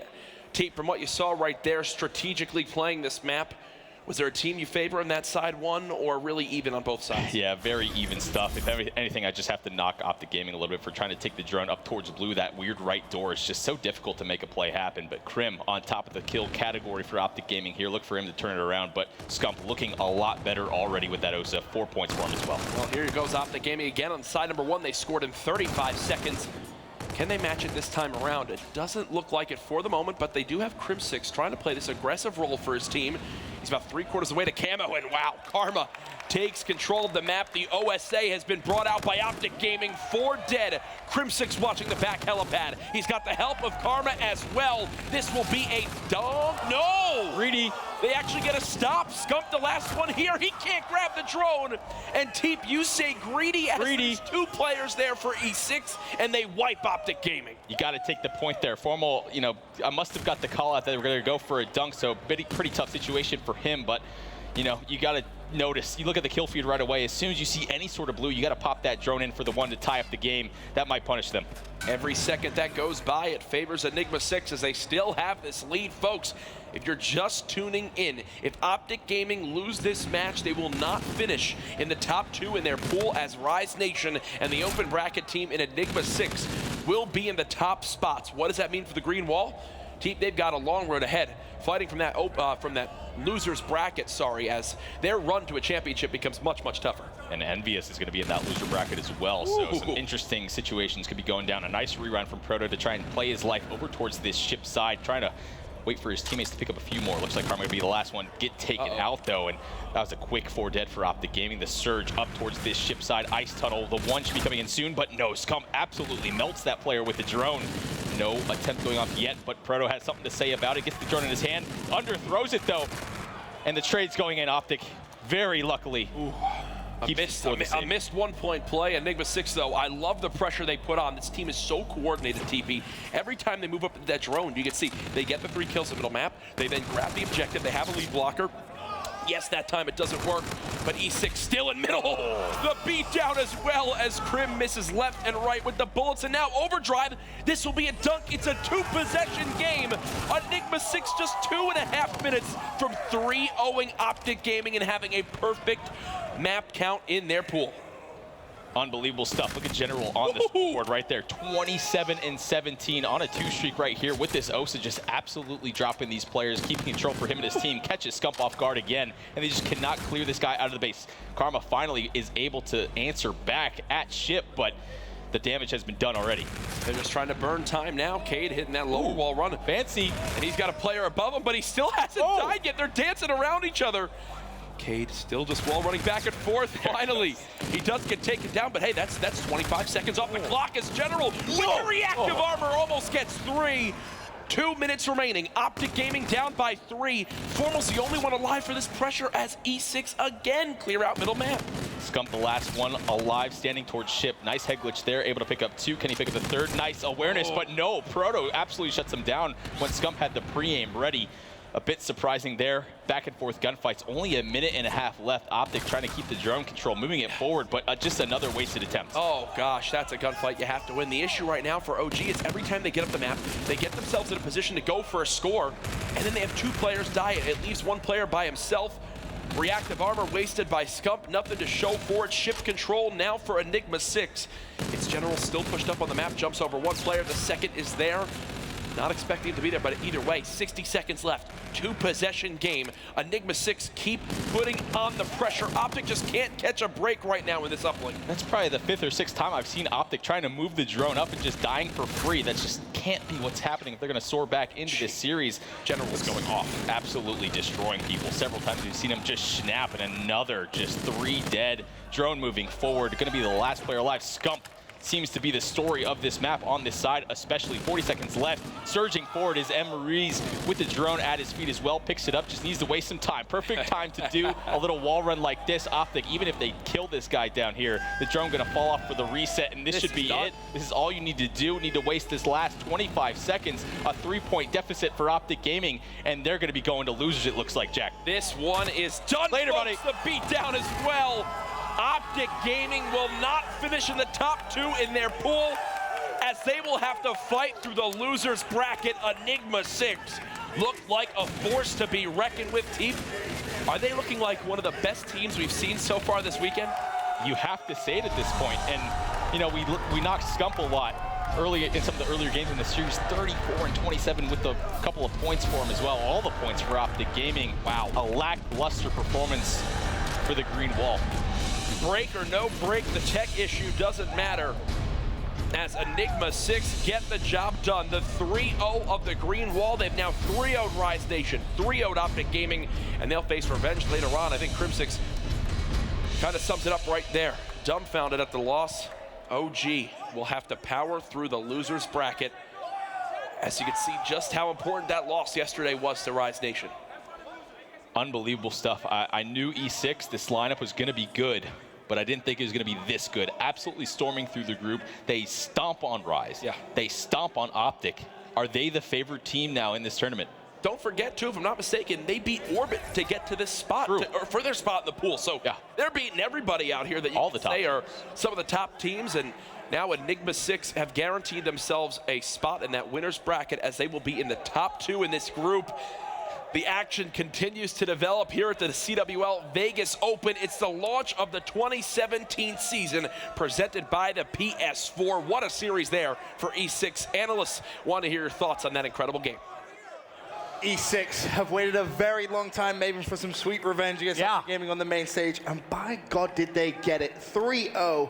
I mean, they made Game 3 look simple. Yeah, you thought we were crazy when both of us took E6. You saw why, man. They look good. Proto was playing out of his mind. I don't know what the answer is for Optic. I honestly, as silly as it sounds, more practice, more time in the game. Scump looked out of place a little bit in the hard point. Definitely picked it up in the uplink for them. But We can break it down more, but E6 just looked like a much more polished team. Right? I mean, Chance, how do you stop General when he's going 37-24? How do you stop that? I mean, I think through and through, E6 just proved that they've played that a lot more. Just for the nuance of the 3 different wall runs, just to waste time that they knew, just Beautiful doing circles around Submarine. I know a lot of people are going to call that cheese, but that shows how much time they've put into this game. They know all the little nuances of the map. And OG, they were just forced to react to all these different things. So, again, the guys have put in work. And, I mean, Proto, General with the kills, but Proto with that drone. Right. Absolute this was wizard. Sick. Well, I want to see the highlight where he picks up 3 somehow afterwards. Well, probably, I think it's right here, where he flies him behind. No, I'm sorry, I'm exaggerating. When did he do it? Is this it? This is it. This is it. Where he finds all the kills afterwards. What, 1, 2, and then finds the 3rd? I mean, you just can't stop that. Ooh, oh, he actually got 2 of them. So he got the assist on 1, but that was disgusting. I don't know if Optic lost him there, but he goes in, gets the 1 pointer. I want to go all the way back to the very beginning, because we didn't really analyze when we came back. But you look at map number 1, Optic had a 100-point lead, Maven. Yeah. A 100-point lead. And E6 just clawed their way back. And I think that begs the question now, if you go back to Black Ops 2 and you look at the Optic Gaming squad back then, and you look at some of the players on the squad now, they were never really hardpoint. I mean, yeah, you can look at Karma, for example. Yeah, okay, he was a world champion, maybe the exception there. But we're playing a kind of Black Ops 2-esque hardpoint. In a way, yeah. I mean, there's definitely some similarities. Scum kind of struggled with that back when he was a younger, more raw player. But at the same time, I mean, it's not like E6. These guys are all around 18 years old. They certainly weren't playing then. So I think that's where just kind of the practice comes in, right? Where you certainly see them excelling in that.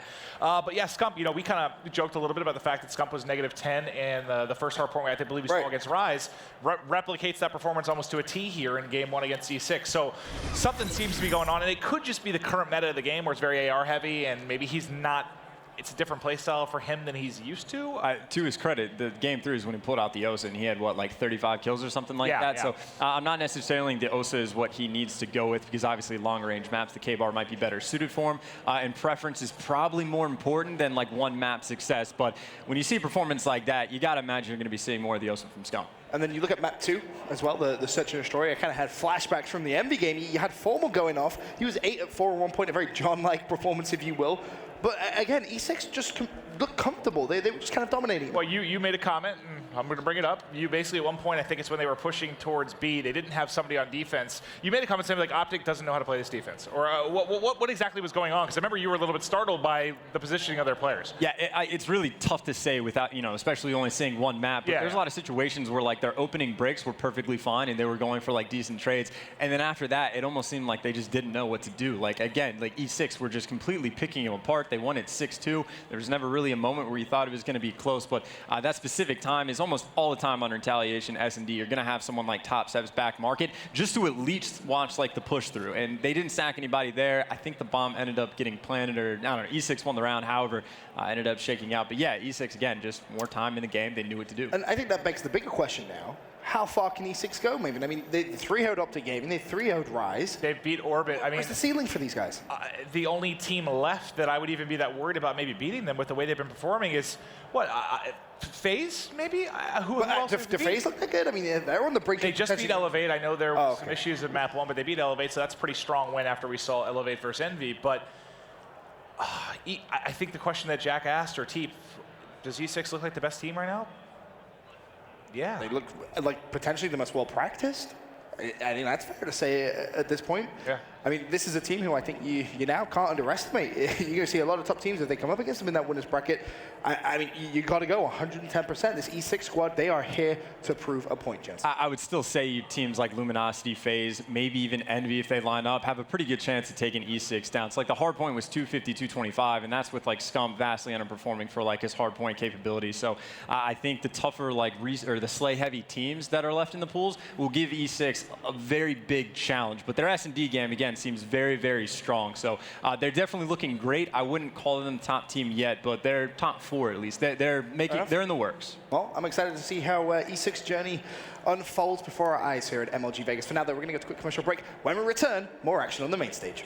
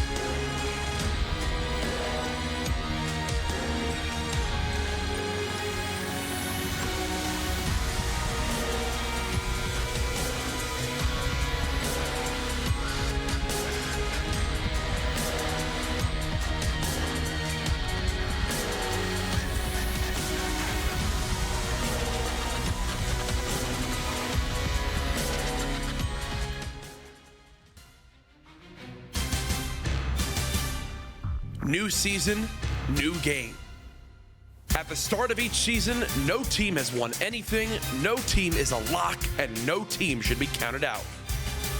Each of the past 2 seasons have begun with unsuspecting teams rising from the shadows to shine on the big stage and set the tone for the season to come. In 2014, at the MLG Columbus Open, FaZe Clan took down powerhouse Optic Gaming in Advanced Warfare. Last year, Rise Nation came out with a bang and won the MLG Totino's Invitational and put the league on notice. This year, while some teams have revamped their squads, others are building off the momentum from COD XP. Only time will tell which franchise will write this season's history. If history is our guide, look out for a new team to change the COD landscape during Infinite Warfare.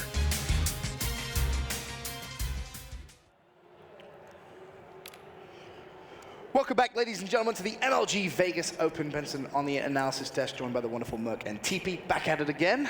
Excited to have you boys here. I want to open up just immediately, though, to a bit of a broad discussion, if you will. Just kind of touching on that video about, sometimes we do have those surprising first events where teams come out and really do cause an upset. As it stands, we have Envious and Optic Gaming currently starting from losers bracket. Who wins this event? I have no idea right now. I mean, there's just so many good teams. And really, nobody's really set themselves that much further than one another. Probably the best game we've seen from a team is probably that E6 match right now versus Optic. I mean, they look like probably the most, how do I say this? Like, each game type, they look really good in. And the most well-rounded? Yes, polished. That's the one. We got you. And they've put so much time in this game, and it just comes down to that. How much did they practice? Do you agree? I have to. That was an absolute stomp. 3-0s. 3-0s are seem to be very tough to do at this tournament, and they're able to do it not only versus Optic, but Rise as well. The top 2 teams and 2 very strong-looking teams yesterday just come in and absolutely wipe the floor with them. I know FaZe, they were in a little bit of a danger zone themselves in terms of their pool, but they played Elevate, and I believe they actually did beat them on that side station. So that does secure that they have at least managed to make it to the winners bracket. I guess the question for you then, Merc, is this still a strong FaZe squad? I mean, absolutely. I mean, everybody's sort of known to have a slow first match at events. It happens, and this is what we wanted to see. We wanted FaZe to sort of get out of pools. We don't want to see them start in that losers bracket. They make miraculous losers brackets. They're known for it on this roster, but I think to win this event, they have to start in that winners. Does that kind of mean it's their event to lose, I guess, Teep? I don't want to make that call yet. No? They haven't impressed me enough. You got to look at other teams like, I don't know, maybe a Cloud9 will have a pretty solid bracket if they're making it out of their pool as well. I don't know. I think they might face up against a team like Elevate, so that's something I would probably favor Cloud9 as well. So you got to look towards some of these veteran teams as well that have stuck together.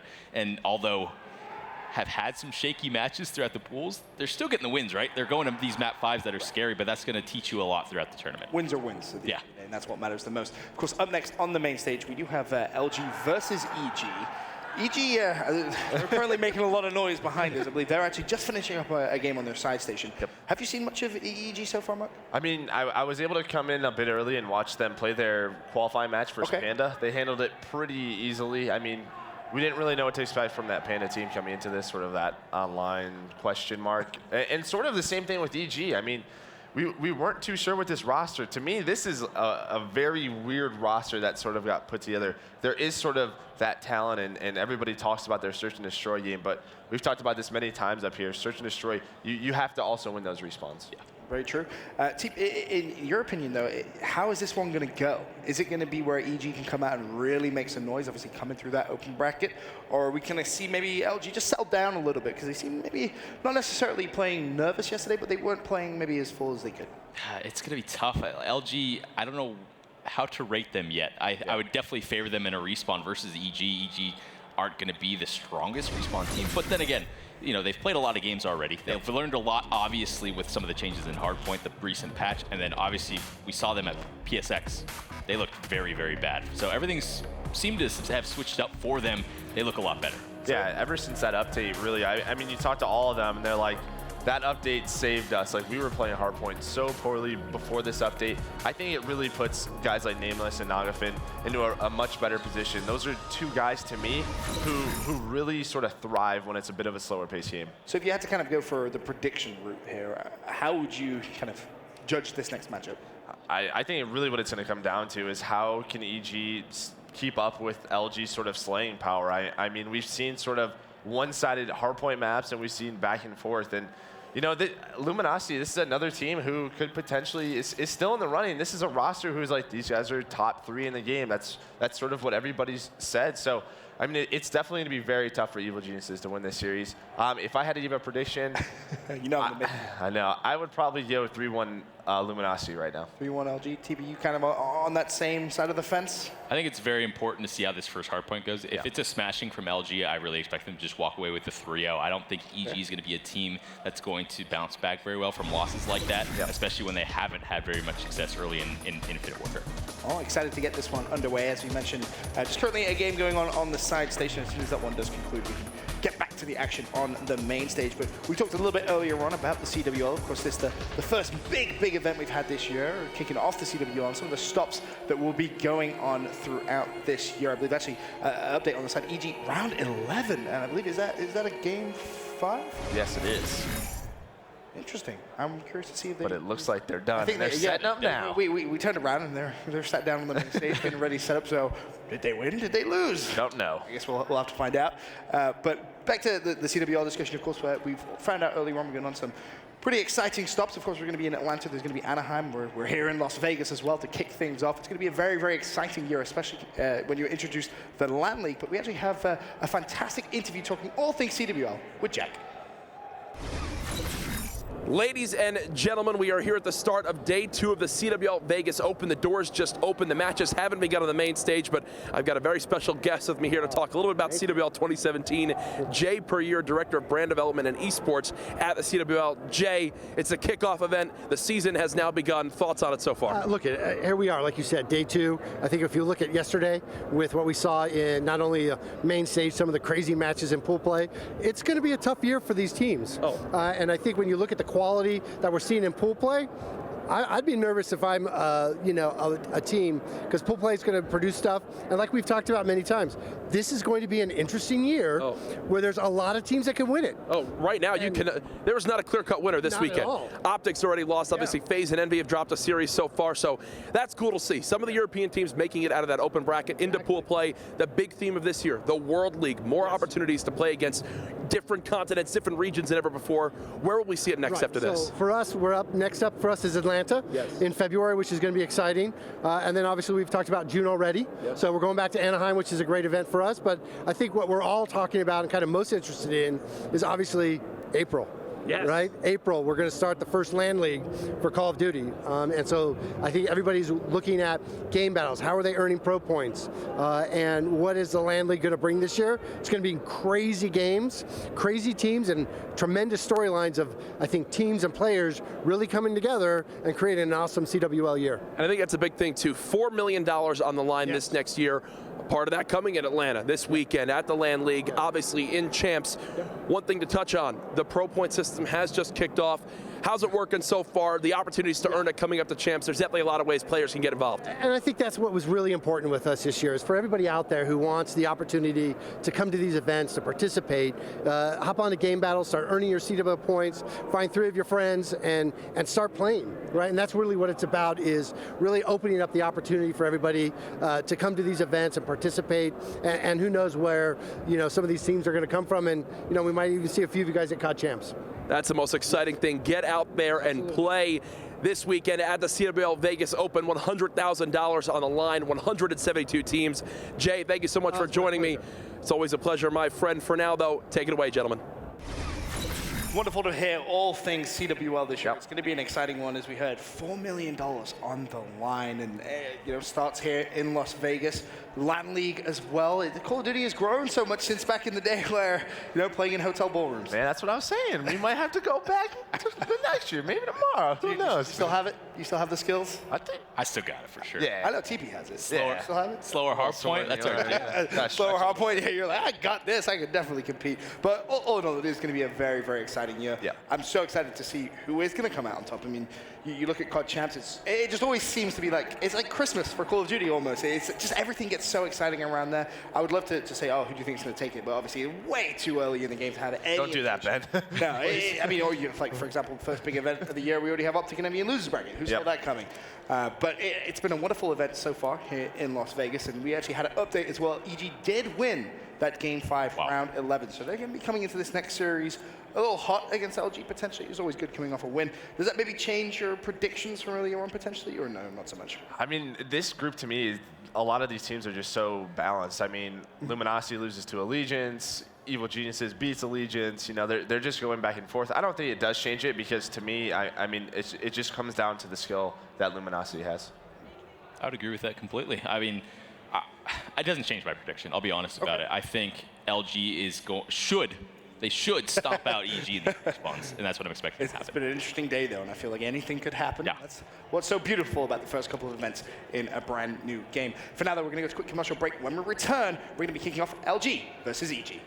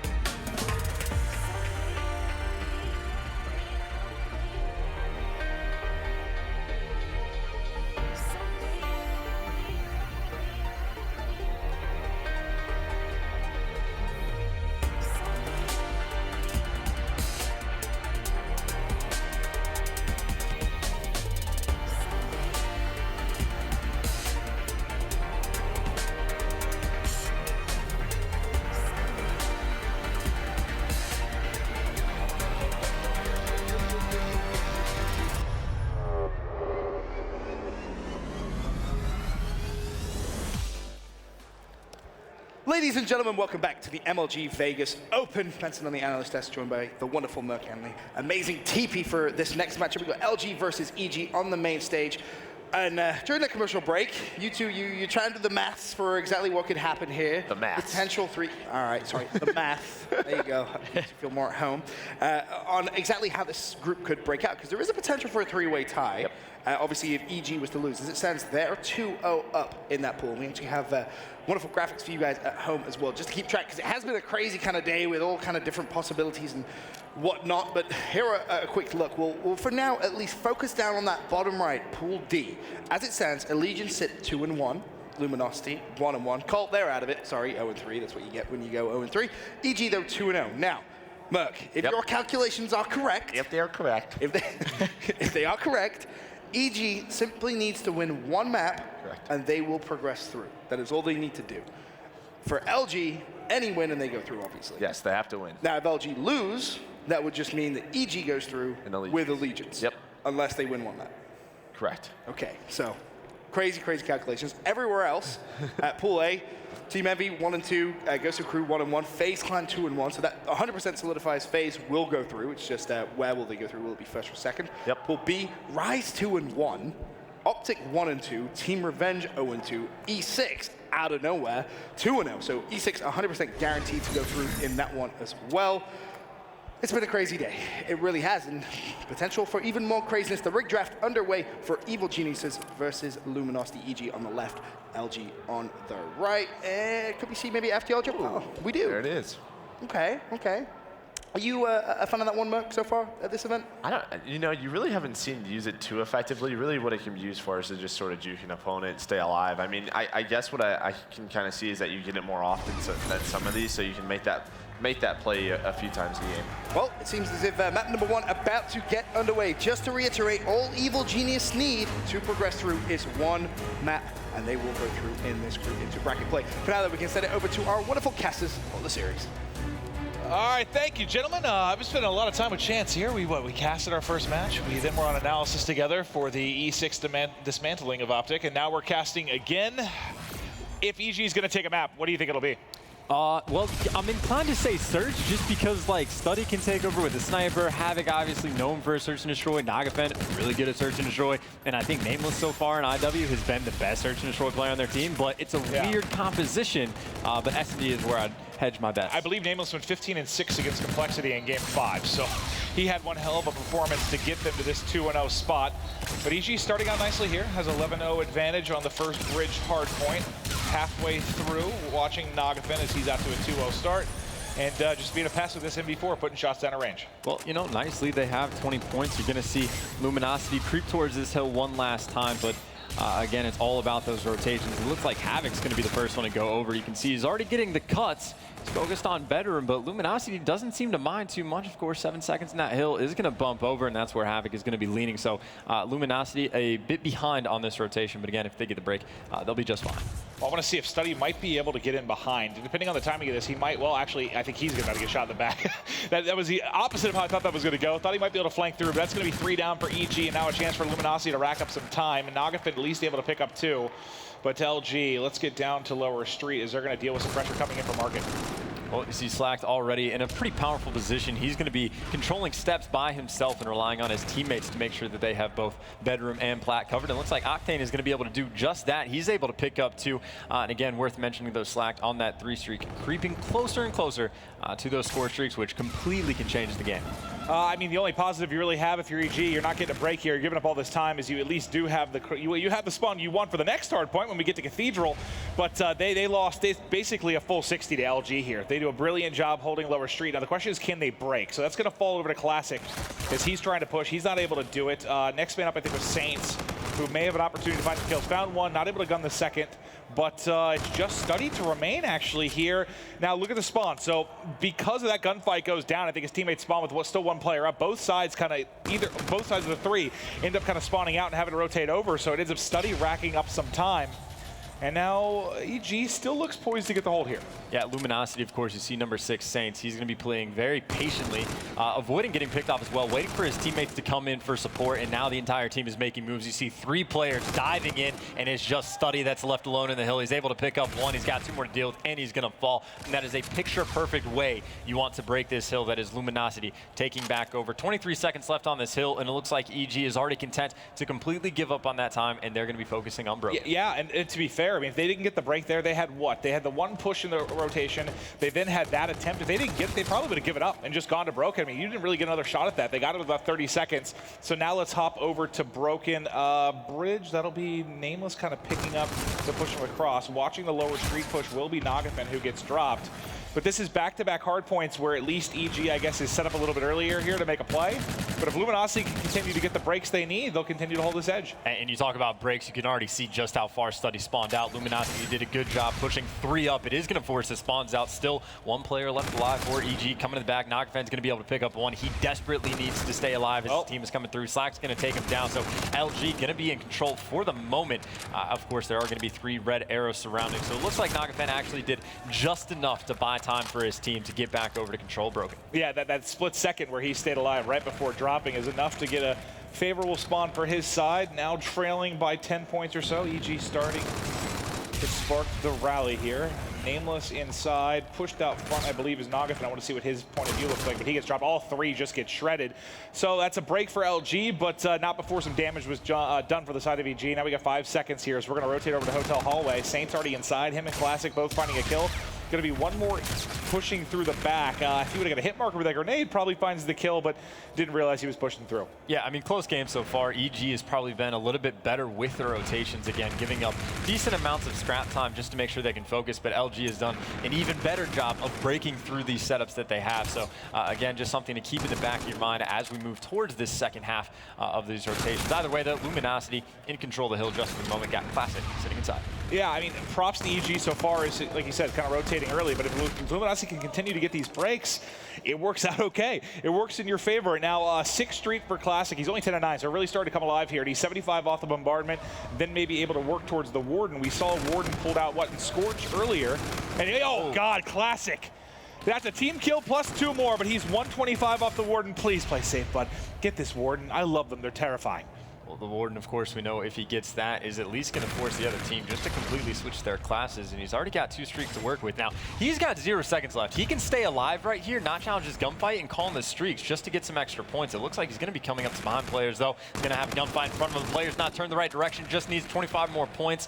I think he's going to play it safe and just use the streaks. If he gets 1 kill, he is going to get that Warden. Now, we talked a little bit about this, and there's the kills. The Warden's going to be used during this one. He's going to call it in right now, actually. Let's talk a little bit about it, because you mentioned how you end up putting on blind eye, so you're not going to be spotted by the Warden. But what does that change for a lot of these players? Does it depend on the class? Well, let's go for here. Let's actually check and see. They're trying to take it out with the OSA right now. Well, it could be a desperate situation, right? If they don't have a blind eye class, and you can see Nagafen's already dying. They have to shoot it down if they don't have blind eye, and that's 2 players we've seen so far trying to shoot it down. So it looks like they actually were collectively able to drop that. You see the scrap assist popping up on your screen. So again, different strategies can go in. You can pull in blind eye, or you can just say, hey, everybody make sure to shoot it down. But still, the Warden, it took them out of the game for, 20, 25 seconds. Look at the score now. Yeah, forced them to go for that instead, and what, a 90-point difference between these 2 teams. Yeah, so I think it was Envy we saw opted to go basically putting blind eye in all their classes, right? And that kind of takes away, I think, what did we end up seeing them change when they put on blind eye? I know we were talking about it a little bit earlier. It was Blast Shield we saw for most of them? Yeah, it's you're changing perk once, so you're either going to switch away from Dexterity or switch away from Blast. Dexterity, that was the other one. That's what I couldn't think of. And occasionally you'll see, they're taking off like tax grenades or something like that, but something is going to get opened up again just because of that 1 streak. All right, well, the Warden does its damage. And now it's 19-11 for Saints. He's on a 6th streak here. They only need 25 more points. And this is where, I guess coming into the event, I expected Luminosity to be very scary. It was the hard points. When they dropped 1 on Friday, I tweeted out, I said, if they continue to lose these, it's going to be a very short weekend, but they've definitely come alive in this particular game mode, and they are smashing EG. It does not look like this is going to be that one map win they need unless a miracle occurs. Yeah, I mean, if you think back, Allegiance, when they took them down in the first hardpoint, that was the first map that had been played all event. So, you know, full credit to Allegiance. They played fantastic. And again, their hopes ride on how this match turns out about whether or not they're going to get through. But again, one bad hardpoint from Luminosity, but since then, they've been absolutely crushing. And they're probably going to close it out here as they have Cathedral set up, and Saints lines up 2 brilliant shots there, dealing with any pressure through Hotel.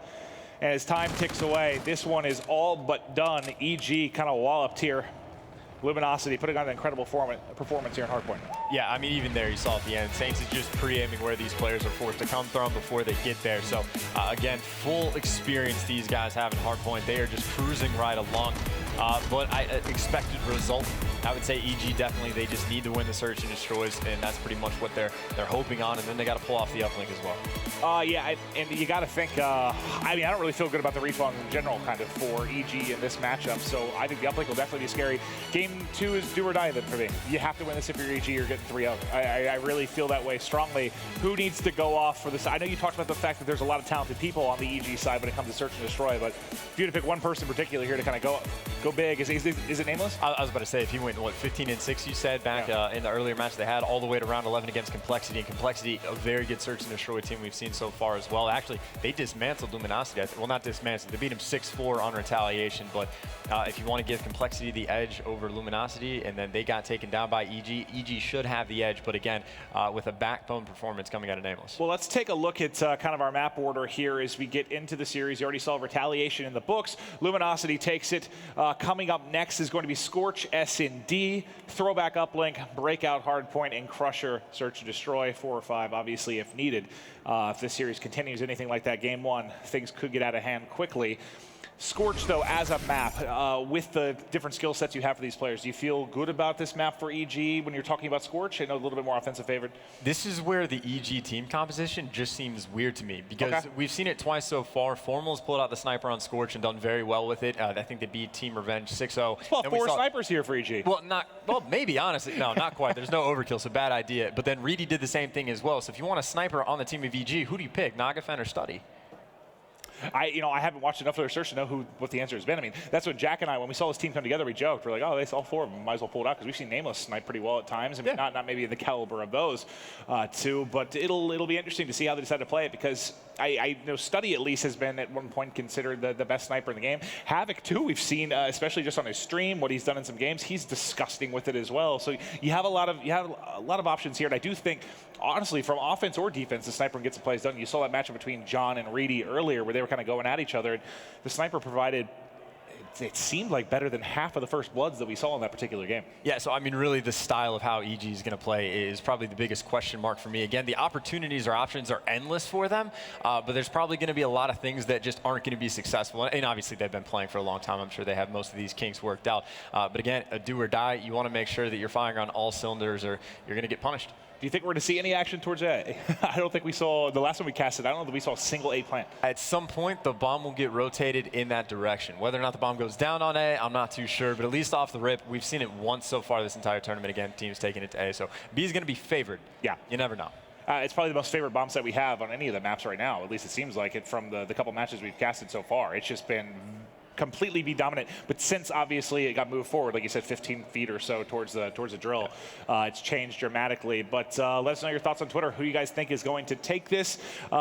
Predictions. What are you going with? Does EG get the one map they need here? I think they'll pull it off about 6-3, 6-2. Luminosity, when we've seen them play Search and Destroy, they do the exact same thing pretty much every single round. So as soon as you can figure that out, I haven't seen them make any small adjustments in game at all, at least when it comes to the S&D again. So as long as EG keeps their head on their shoulders and actually put some thought into how they're playing this game, I think they should be just fine. Well, taking a look at this, do you see anything that jumps out? You see Overdrive for Study, FTL jump for Octane. The only real difference is coming across here. Is there any that you prefer in Search and Destroy?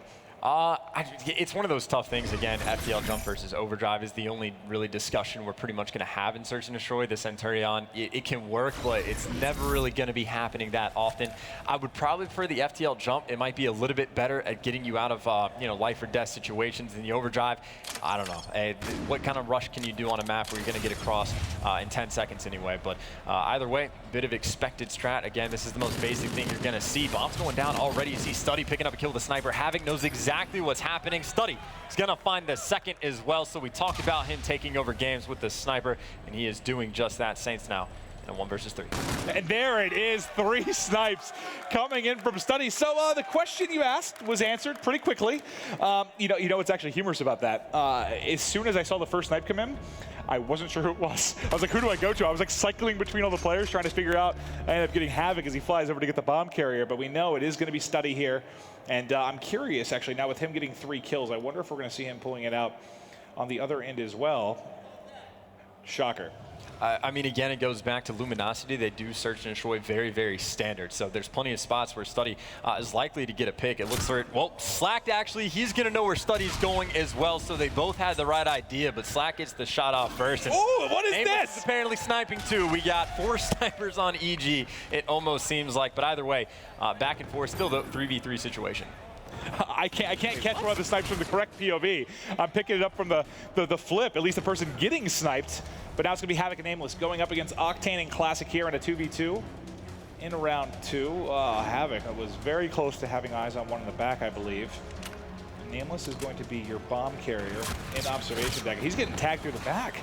I didn't know about that. I had no idea that was even possible. I'm making a mental note of that and taking it in. Was he shot? I mean, he was shot through the glass on the left, right? No one was coming in behind him. I guess. No. Wait. No. He got shot through the glass in the back. Yeah. That's he died right after. Okay. We just saw 4 snipers, by the way. I was incredibly confused when we saw that POV for the last kill because I guess they died pretty much at the same time there. Okay. How many do you think we have now? Let's check. 6. Cycle through. Not quite. 6, right? Study looks like he's still going to have 1. Let's go to the other side. Slacked is putting it away for now. Looks like it's just going to be Study here. Well, yeah, you can see the Luminosity already completely mixing up the strats, going mid-map, so I like the adjustment. They know Study, he's perfectly fine with sniping the entire game on both sides of the bomb. So now the mid-map strat, they're going to be pushing through. They got to deal with Havoc. Of course, Study has those players preempt anyway. Going to try and get a kill with the pistol. Pretty nice trigger finger, though he is going to get jumped over, and that is why you do not want the pistol in those gunfights. Slack coming out on top, leaving Nameless in this 1 versus 2. That is the difficulty of having a sniper pistol combo. Not the best at that kind of range, and now it's just going to fall to Nameless, who gets tagged up almost immediately, so they're going to know his position. And now bomb has been planted. He opts to re-peek and challenge. Can't win that gunfight.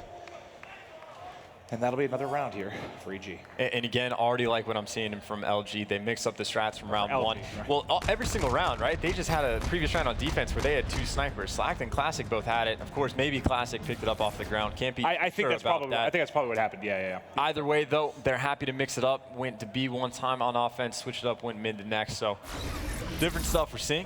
Of course, though, back on offense, it is going to be EG looking to strike back, tie this one up at 2-2. All right, let's watch Nagafen here early.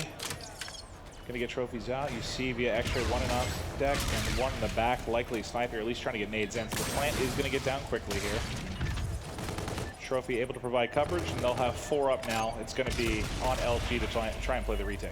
Yeah, so earlier with the exact same strat, we saw what EG did. They made sure to kill the bomb planter. They fly over top because he doesn't have his gun out. LG, though, they are content with letting the bomb get planted. Octane able to get that first blood as well. Nades coming in over to attack Havoc. You see both players going to be there. That was the bait and switch, but didn't matter because they got the kill anyway. Nameless again. He's the last one alive, needing the clutch, and a player has already hopped on the bomb. Nameless, he has a lot that he needs to do. Start checking it with the nade. The nade's not going to connect, I don't believe, in the bomb. Gonna get diffused. Well, it connects a little bit late, right?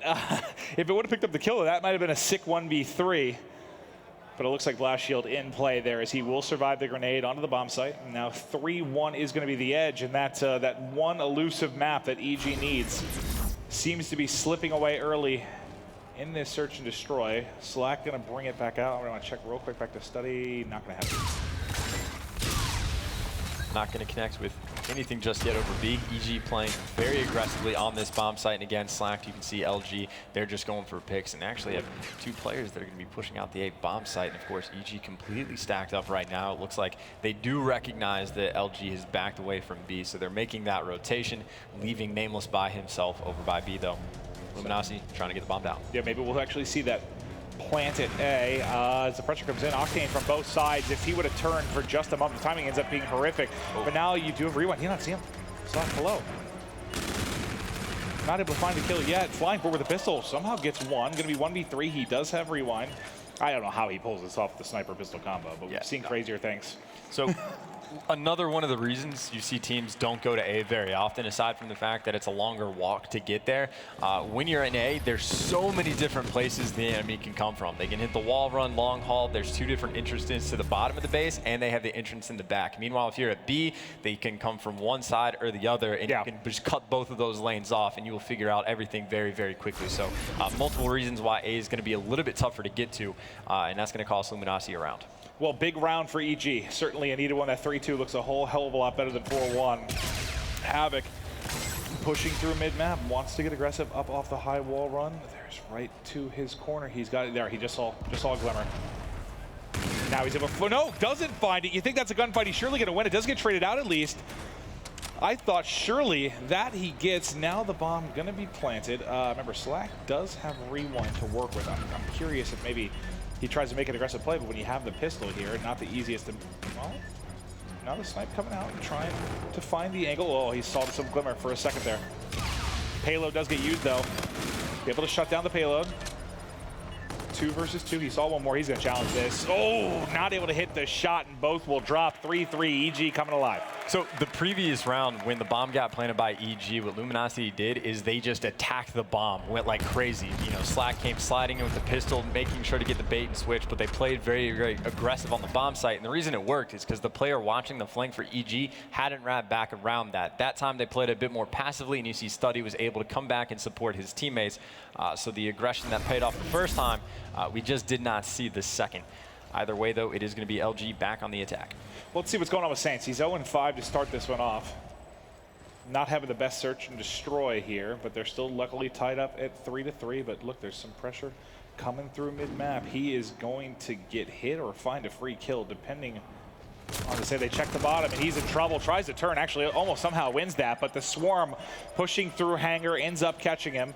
One player still playing on the other side is going to be Studdy. So the bomb does get planted. They have to work to defuse, but they do have the man advantage. They all wrap back. So instead of all hitting the flank, they're all going to fly out together. There's one. Can they trade it? No, it's actually going in LG's favor. Havoc, though, is going to end up using his rewind to stay alive. He's won that one, now in a 1v2. He should be able to get this kill at close range. He saw the other in the back, I believe. Now a chance for the 1v3, but can't get it done. Does Slack hit the snipe there? I think it was. I think it was Slacked in the back. Slack with the pistol. Oh. Not simple, but I like what EG did. You saw they sent 3 players back mid-map, so instead of the pinch, they went back and they were trying to play the B-bomb side aggressively, trying to slide in and take the kills, and I think they did everything right, except for the part where Octane got a 3-piece. So, again, if you're going to trade those kills, you need to make sure you actually kill the person, but got to give huge props to Octane on that one, going on a 3 streak as well.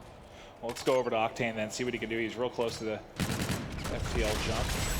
He's got vision in the back, trying to do damage with the NV4.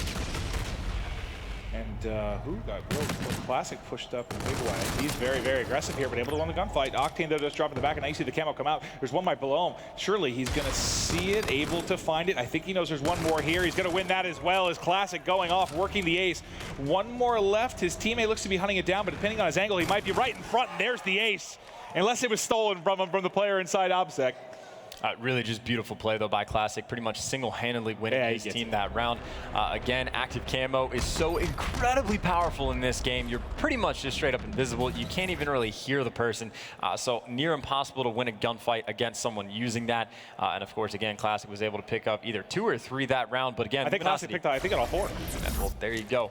Now just 1 round away from going up 2-0 in the series. Let's get back to Classic, actually.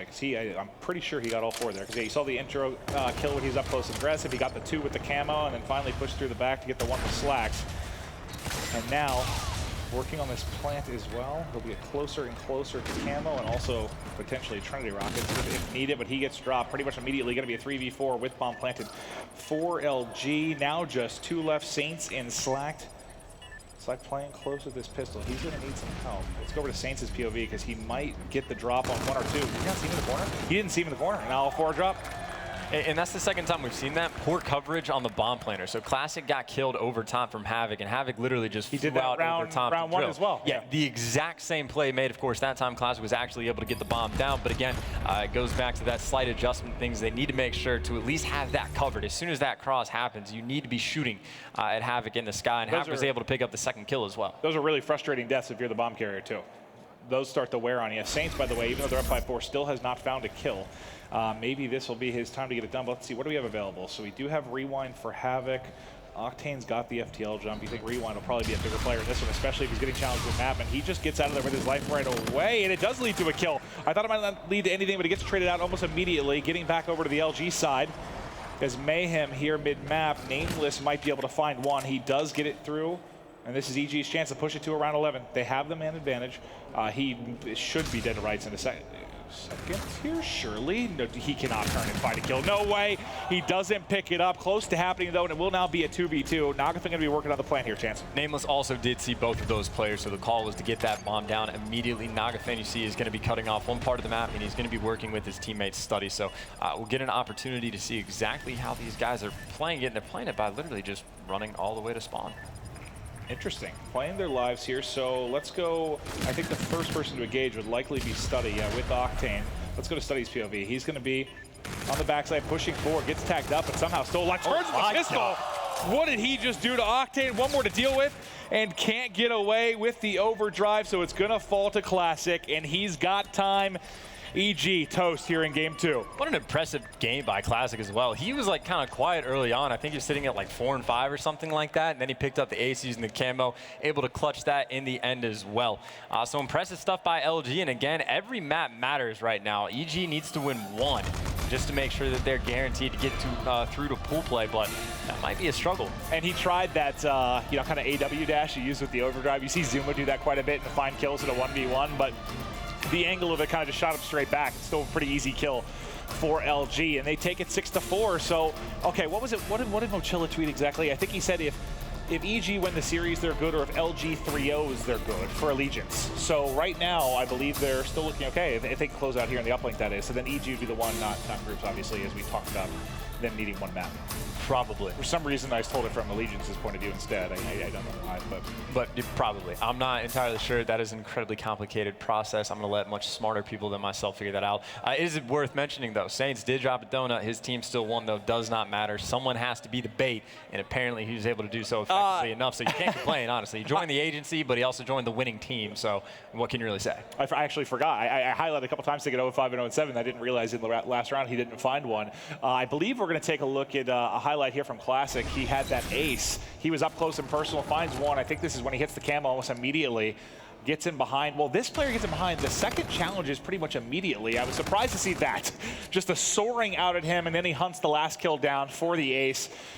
Like you said, that's where he kind of comes alive. 4-6 to 8-6, and then continues the streak. I mean, if him and Slack don't have those monster games, I mean, you kind of have to have, well, all 3 players really did to kind of pick up the slack there from Saints. Yeah, and just to stress the importance of the active camo, from the 3rd player that challenged right after his teammate died just behind control, he doesn't realize that he's been spotted again because that player was invisible, so he never saw him fly across. So he thinks that players came from Cliff, and that once you kill someone in control, you start pushing up to the bomb because he thinks he's flanking. He has no idea that Classic was just invisible, has all that information. So again, they saw active him camo across the side already. Yeah, exactly. It helps with gunfights, it helps with being sneaky, and it helps with just other people making bad decisions because they don't have near the amount of information that you do. So again, incredibly powerful payload is that active camo. And then you have things like FTL jump that we didn't even see it used.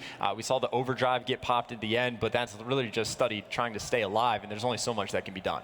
Well, we thought that the S&D was certainly their best chance. We know Hardpoint probably LG's best game mode, but as we get into uplink, have you seen EG play much? Do you think they have a chance to stack up against LG in this? Again, LG has the hot hand. They're the Slay heavy team. EG and the Hardpoint could not keep up at all. I'm going to go ahead and say this is most likely going to be a 3-0. But again, EG, they only need to win one map to get through. So it's not about the series win. It's literally just all about this next throwback uplink. Yeah, and I think it ends here. I do think we're going to see a 3-0. We had some crazy series kind of kick the day off. Then Optic got kind of 3-0, just crushed by E6. Yep. Now we might see Luminosity do the same thing here to EG. Interesting start to the day, but we still have a lot of matches. I think after this, we're, just halfway through. I know there's a bit of a delay with some technical stuff earlier, so we still have a lot of Call of Duty to go. Just waiting on these guys to get this one started, and we'll get into the action. But, yeah, I think I'm with you. LG is going to close this out. I just don't know. You kind of nailed this on the head. This is kind of what Jack and I were saying, too. When you talk about EG, it's just sort of a strange team. Like the group of guys that are together, it sort of feels a little bit odd with their skill sets.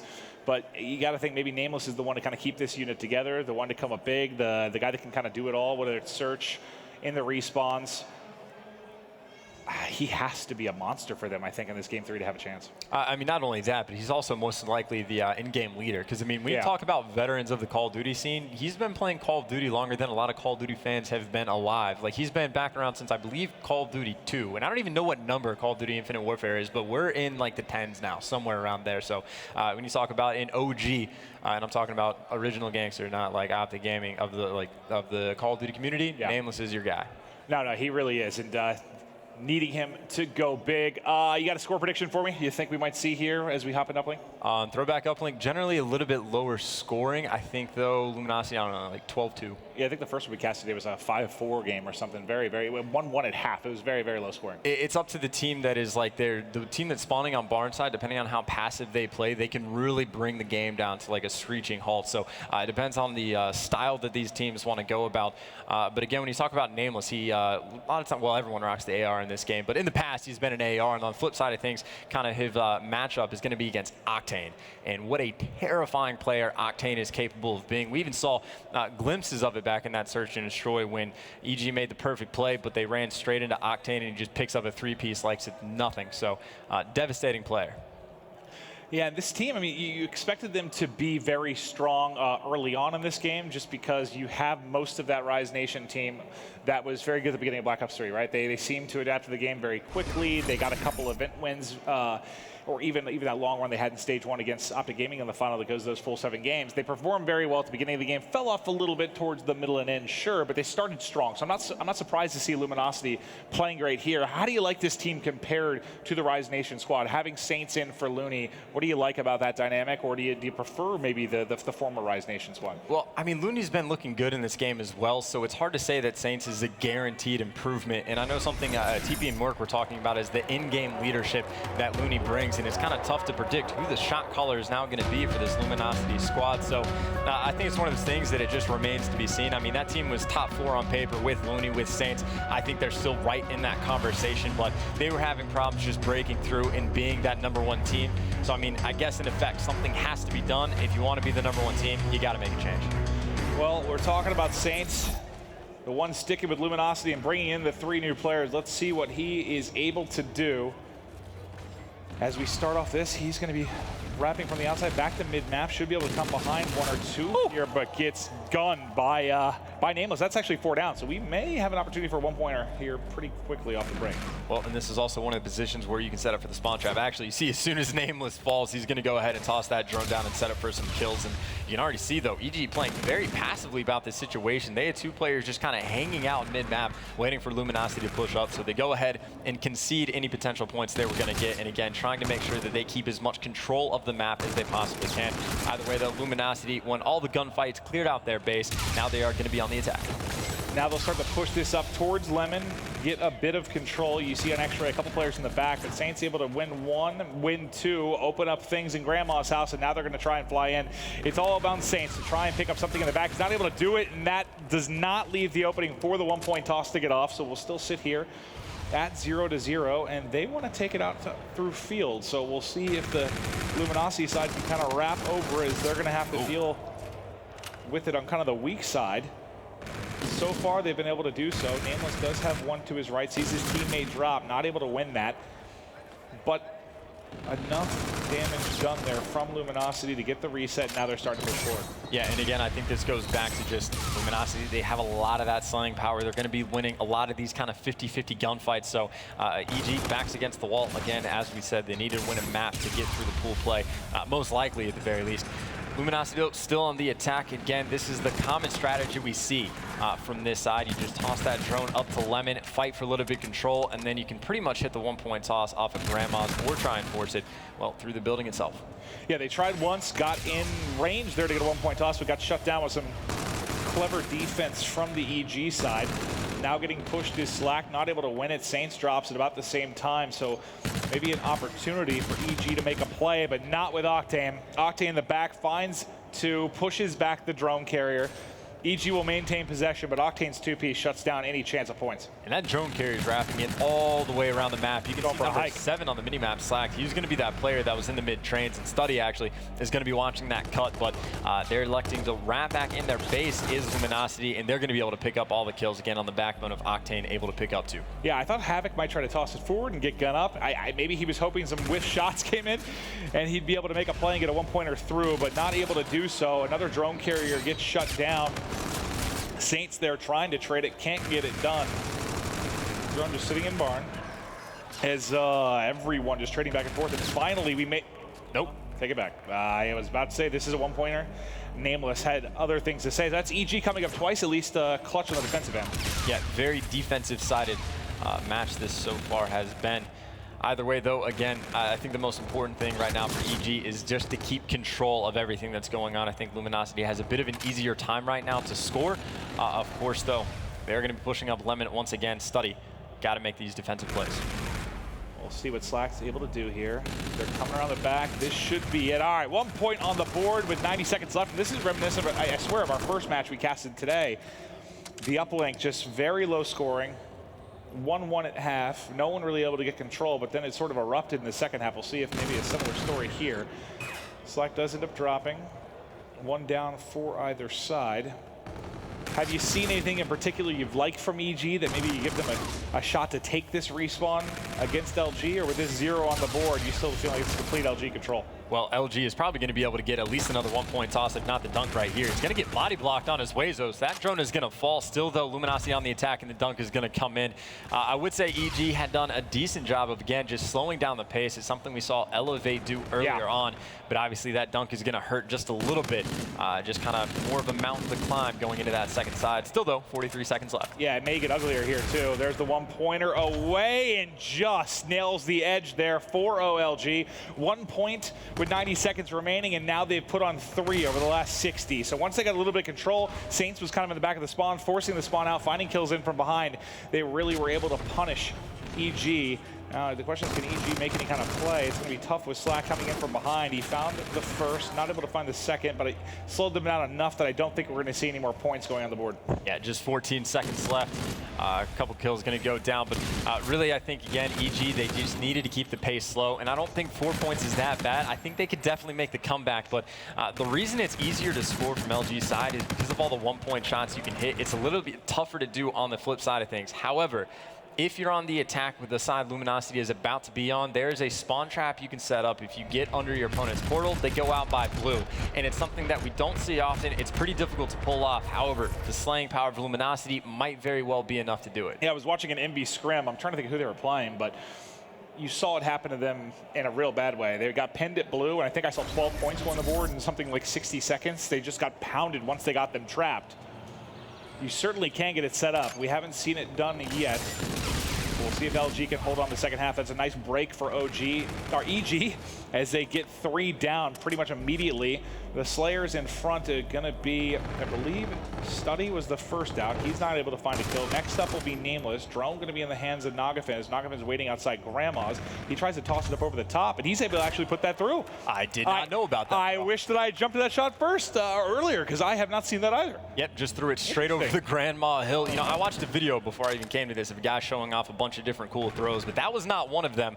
So Nagafin's out here teaching us, and again, that's something Nagafen brings to the table. He just knows all of these weird different things you can do in different game modes. He was that PO6 player back in Black Ops 3 when no one else really was too big of a fan of it. Nameless now has that drone in hand. It looks like he's going to give that to his teammate. Havoc's going to go for the same toss. So the pick! Strategy, but Classic making the adjustment, getting that interception. But that's, you know, if you don't get that interception, that's almost impossible to stop. It really is. The interception's your only play. So I do like, I was going to say, if they're able to hit that shot, and it's something that LG wasn't really aware of, they're going to have to adapt very, very quickly, and they did. 20 seconds later, you already see them picking up the interception, seem to be a little bit prepared for it.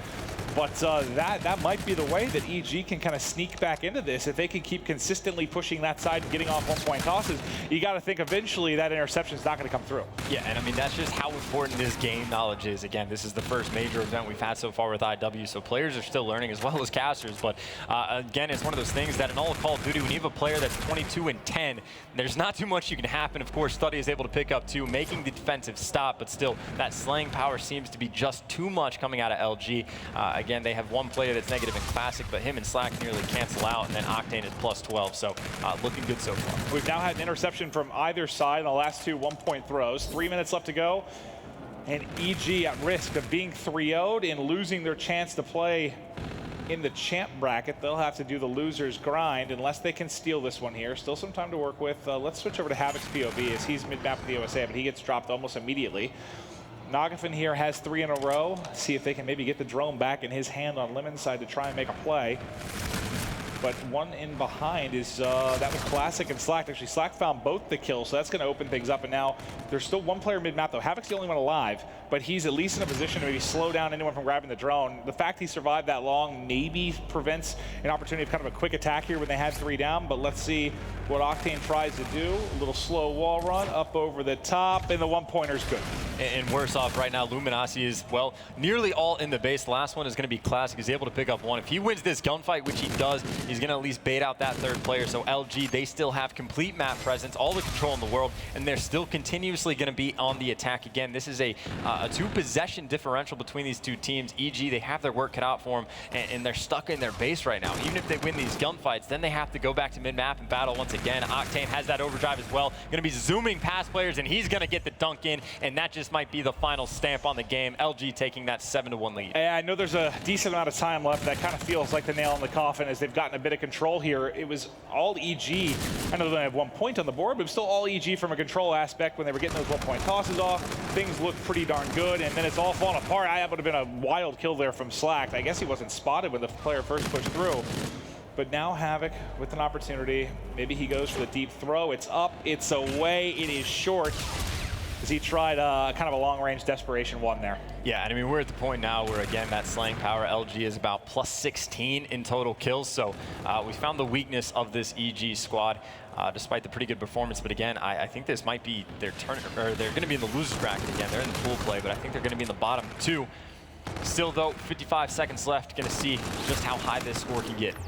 Yeah, and that's, I don't know if it's speaking to the weakness of EG, like you mentioned, or kind of the strength of LG. It's a little bit of a combination of both, probably, and that's why you're seeing it get so lopsided here. I mean, this slaying advantage is what you expect from LG. We didn't think EG would be able to keep up, and yeah, pretty much met expectations.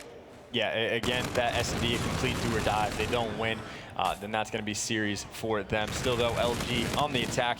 Looks like they might be able to get another dunk in. That one's at the hands of Classics, led by Saints as well. But again, fantastic performance. You got 23 kills from Classic, and he's the lowest one on the board, and that's higher than 3 of the 4 players for EG. Havoc really the only one able to keep up using that OSA for slime. Yeah, this is about as lopsided as it comes for an uplink, and that is all Luminosity. So, you know, if you are an Allegiance fan and you were sitting at home praying for this outcome, the 3-0 keeps you alive in the championship bracket. EG is going to have to battle through losers, and you see the smiles on the side of Luminosity. They look damn good in that one. And again, that's comforting as well, right? Because everyone expecting them to come in to be at least a top 4 team, if not top 3, something like that. And as soon as they drop to Allegiance, there's a lot of question marks because, again, this has been a very weird tournament, we could say, thus far. Again, Optic Gaming just got beat by E6. They're in the loser side of the bracket. FaZe dropped to the Gosu crew. So a lot of weird things have happened, but I think LG has done a pretty good job of bouncing back. Get a couple of those land maps under your belt. You feel a lot more comfortable, and now the train is running full steam ahead. Yeah, my top 3, I think I had FaZe, Optic, LG were my 3. So Luminosity still looking all right. FaZe is as well outside of that one matchup you mentioned. Optic is going to have a long path, so is Envy. This is, you know, we've been talking, this event's, okay, I know a lot of this stuff can happen with first events. You expect some ridiculous outcomes, but for the most part, the past couple of years, I mean, AW, you had that FaZe Optic final, right? Black Ops 3, I don't know what we consider the first event. I guess Totino's was Optic Rise, which wasn't too much of a shocker. FaZe Orbit was sort of expected at PSX, but right now, it's like, I have no idea who I would pick to be in the final. I mean, maybe, feel ludicrous maybe saying Enigma 6, but who knows? They look so strong. They may have an opportunity to do it, but Luminosity here, moving on, guys, to break that one down, though we will throw it down to Benson and the guys. Thanks very much, Maven. And as you said, with that win, Luminosity joined Allegiance, progressing through to the championship winner bracket. EG, on the other hand, all they needed, Merc, was one map. One map, and they went through, and they ended up getting 3-0'd. We'll start at the beginning. Map 1, the hard point. What went wrong in your eyes for EG? I just think it came down to the slaying power, and that's what we talked about before the match, is if this Luminosity is playing at their full potential, they can just bulldoze your teams. Just steamrolled, to be quite honest. It didn't seem like EG could gain their ground sort of anywhere. It comes down to those individual gunfights at times on rotation when you need to take your time and get that intro kill. It maybe happened a few times for EG, and then you're just losing those crucial fights. What can you do? Right. And then you head over to map number 2, the Search and Destroy. And I think a lot of people, when this Evil Geniuses squad was made, kind of looked and went, oh my God, S&D superstars. You know, this squad is going to be so unbelievably dominant. I mean, you think about just the sniping dominance, I guess you could say, but it hasn't really clicked that way. No, definitely not. I mean, they were stars in their own right, but you don't know how they're going to act together as a team. So there are obviously some things they still have to work out. I mean, they still, you know, had some clutch game 5 wins versus Complexity. So it's there. It's just finally Luminosity realized their issues in Search and Destroy. They started switching things up. I mean, every single round you could see they're like, all right, let's just do something different, sort of add to that mixture, and it worked out well for them. And did Luminosity now look a little bit more dangerous in your eyes, team?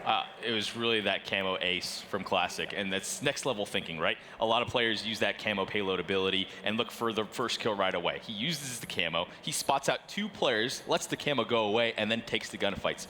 Kills the first player in the back and knows where the second player is, sets up his team perfectly, and then picks up the last player. So that was really the nail in the coffin, and just a huge play from him. And then obviously heading over towards map 3, LG just kind of closed it out. Didn't really, at any point, look as if they were going to walk away with that win map. No, and that's what we've seen from Luminosity. That's been their best game type throughout this entire event. Game 3 has been locked up for them. They slayed really well, but it just seems like they know how to execute when they're on the offensive, and we haven't seen that from a lot of teams. When teams sort of get that initial map control and go forward with that drone, they're just not executing. You saw that with Evil Geniuses. I mean, they had a few tricky throw spots, but I mean, Luminosity just knows how to execute well. To touch on that, exactly what we see from these teams on offense is they get those intro kills, the 2 or 3 dead, and there's this weird sort of 2-3 second gap where there's no sort of progression with the drone, whereas LG has it in hand already. They're doing a high wall run or setting up a slow wall run, waiting for those kills to happen, and just pop those easy ones in. So it's impressive stuff. Well, with that, I believe that's the final pool play game actually concluded. So we can take a look once again at our finished pool results. We'll start top left of your screen. Pool A, FaZe Clan and Elevate will be progressing through, both with 2-1 victories for them. Then over towards Pool B, E6. What can we say about them? They just look so good. Rise Nation, they're going to be joining them, progressing through with 2-1. Pool C, I believe there actually may still be 1 game currently going on that side station, but Cloud9 looking good, 2-1. Pool D, obviously we just found out that EG will be not going through despite that 2-1 victory, or 2-1 record, I should say, Allegiance and Luminosity. But we'll have a quick talk about Pool C. Obviously, as I believe it's the Echo Fox Splice game, which is still going on. Thoughts on Splice, Mark? I really want to see this team do well. Like, to me, you take Josh and Vance from last year and their performance that they had. I mean, they got runner-up at Call of Duty Championships, and then you look at the other 2 on that team, Mad Cat and Jerd, who have been like the 2 best players in Europe for who knows how long. Like, the potential on this team is 3 maybe. Yeah, the potential on this team is probably the greatest of a European team we've ever seen. I remember it was this time last year, I believe I was on an analyst desk with both of you, and I asked, is this potentially Europe's year? And you said, yeah, I could see Europe potentially going all the way. COD Champs comes, of course, Splyce finished second in that, so Europe did do well. And we're kind of hearing that same conversation. For everything, whenever Europe's brought up, you're both kind of edging the same way, saying this could be Europe's year, this could be Europe's year. Do you think potentially Splyce need to come out the blocks strong, I guess, to really solidify that team? I think if they get this win over Echo Fox, that'll sort of solidify my opinion on these guys just a bit more. Okay. You look at the 4 players on the roster, fantastic, but you could also say the same against Optic. They're struggling heavily. So I feel like if they're able to make it out second, Cloud9 secured that #1 spot. And speaking on Cloud9 too, they were able to take down Splyce. So I didn't really know where to go with a prediction for that match. Cloud9 able to clutch it up again. Cloud9 looking good, a #1 seed going into the bracket play, right? And they should have a fairly easy match #1. Been a fair amount of upsets and potentially close games still to come here at MLG Vegas. Excited to continue the day with even more Call of Duty action. For now, though, quick commercial break. When we return, action continues live from Vegas.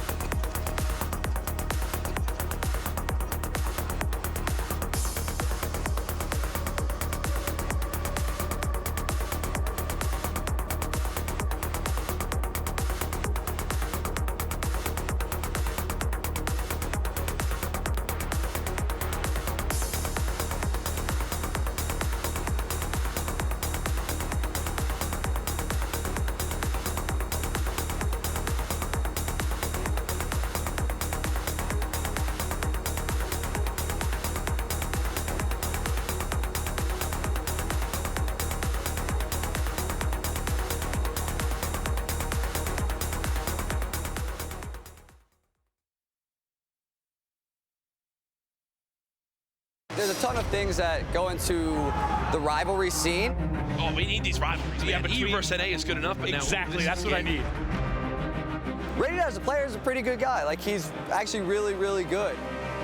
Me and Rady got into it a little bit after our match, only due to him kind of trash-talking some other North American players. He made a pretty rude comment to Looney about buying his dinner with the money that he took from him at Champs or something like that. And it felt super disrespectful to me. Looney didn't really say anything back, so I felt it was kind of my place to, you know, let him know that you didn't even win the tournament. You got second. Congratulations. Just Clayster getting happy over saying, because there's no Baron Protect, Europe's not taking a map this year or something, when it's just ludicrous. I think last year Bance was probably their best player, and he kind of helped mold that team into a powerhouse that it was. But the team swap that happened, I think it was a really dumb move, and I think now his ego is carried over. I think he needs to calm down in the ego department. I just looked at Clay, and he just gave dead eyes across the stage. I think they definitely, I wouldn't say worried, I don't think worried's the right word, but I think they definitely know that we're not just pushovers anymore. Raiden hops up out of his seat, lets the FaZe players hear it. If we match up against Orbit at Vegas, I'm going to play my game just like how I always play. They don't scare me. They don't scare anybody on my team. In the end, they've only had 1 year of good placing, so let's see if they can carry it over to another year. I want to win everything this year. Obviously, second at Champs, like, people obviously think, oh, you'll be happy with our first European team, but if you're not winning, it doesn't really make a difference. So I just want to win everything this year, and I think I've got the squad to do it.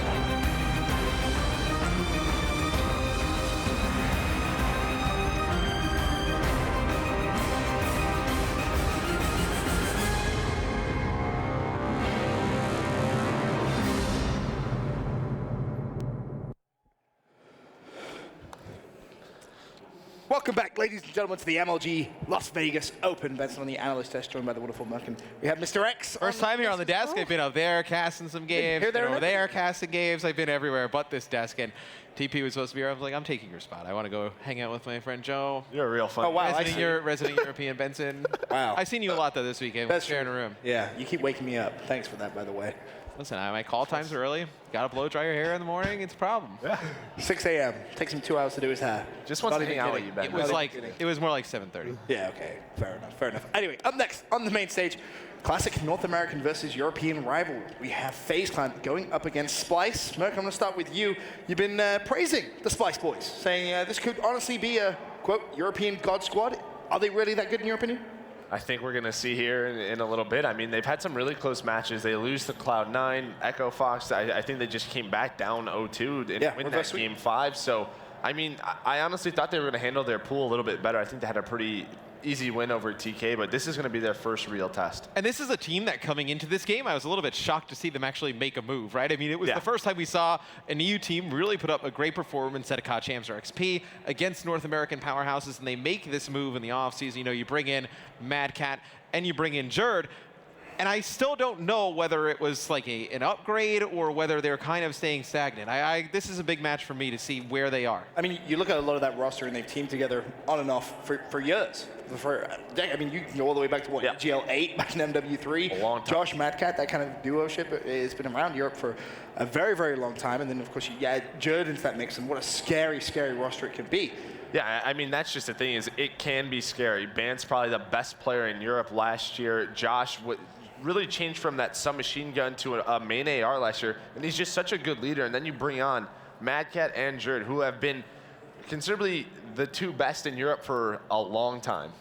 I mean, but still, the game has changed so much over the last year. I mean, the game has just changed over the last week or so, right?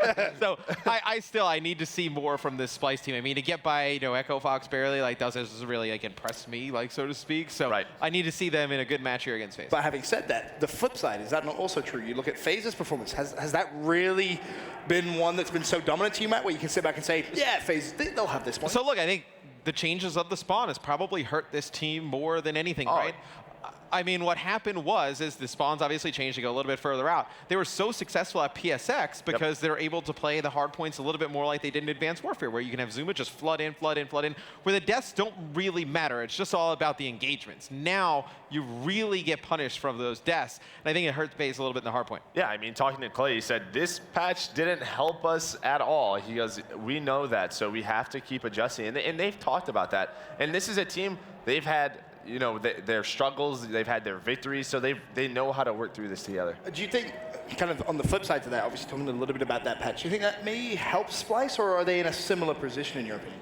I think they're in a similar position, if not maybe even a worse position, to be quite honest, because you have Bance, who kind of comes into the game last year, learning that style of play, and you have Jerd, who's a really fast-paced player, and you just slow those guys down. Like, this late in the game, it's going to be difficult. Clay, obviously, you look back to Black Ops 2, one of the better anchors in the game. I think you can kind of look at him as like the vocal leader of this FaZe team, but I really think Jerd on the side of Splyce has a lot to show in this one. Yeah, I mean, when you talk about that update in these guys, I mean, you look at Black Ops 2, I mean, Mad Cat and Jerd were on that Epsilon team that was just so good. They gave us a lot of trouble. Yeah, I mean, it was famously 100-pointed impact. Yes, at Anaheim. So, I mean, this is a team that they know how to play this slow style. Before your time. That was all Shane. It was all Shane. Yes, it was. Hey, Shane was carrying the squad back then. I remember when he juked that sentry. Yes. That's Shane's claim to fame. 10 kills a game. CTF Slums. Hey, OBJ. I love you, Shane. You know all about OBJ, right, Mark? It's the gritty stuff that had to be done back then. Yeah, I guess so. Yeah, the OBJ work kept Joe on a lot of rosters. That's why he's here at the desk. Wow. Savage. You're at the desk, too. Yeah, but I never really played, so it's fine.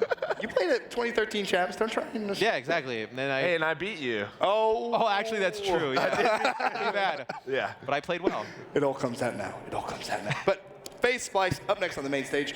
I'm going to ask you, predictions. How do you see this one going, Mark?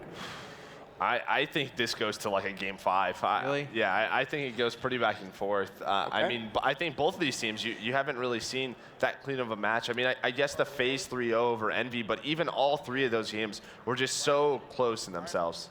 I would give the edge to FaZe in this series. I think this is probably, actually, no, I'm starting to think about it. I think it's probably like a 4-game series. Yeah. I don't feel like Search and Destroy is like literally a toss-up, I think, in this one. And I think the Uplinks as well, even though I think Uplink is probably the more consistent game mode right now, because it's one that doesn't really change much through the patch.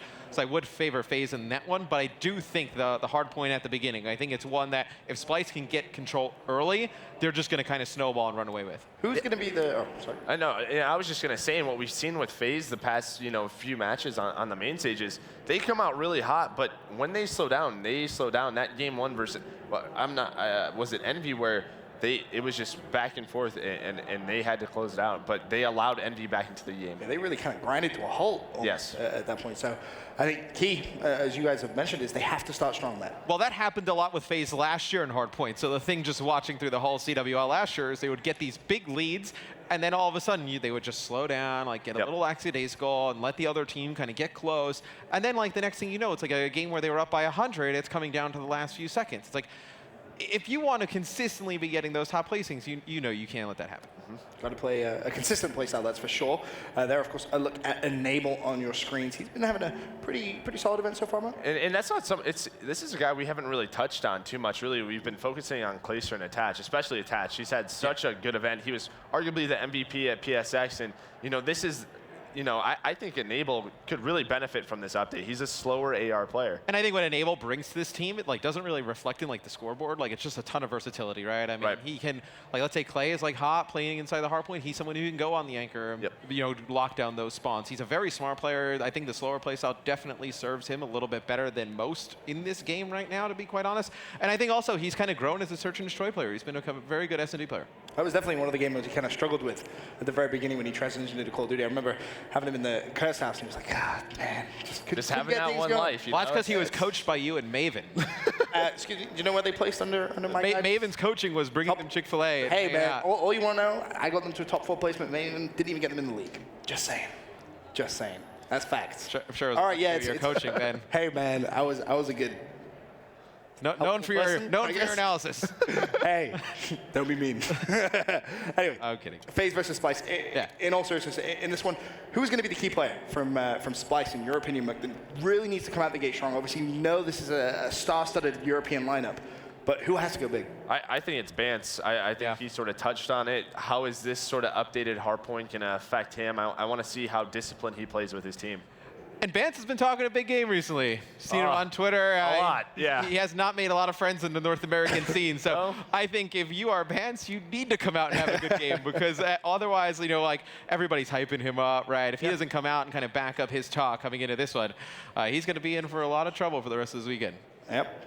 We, as Europeans, we like to talk a big game. We definitely do.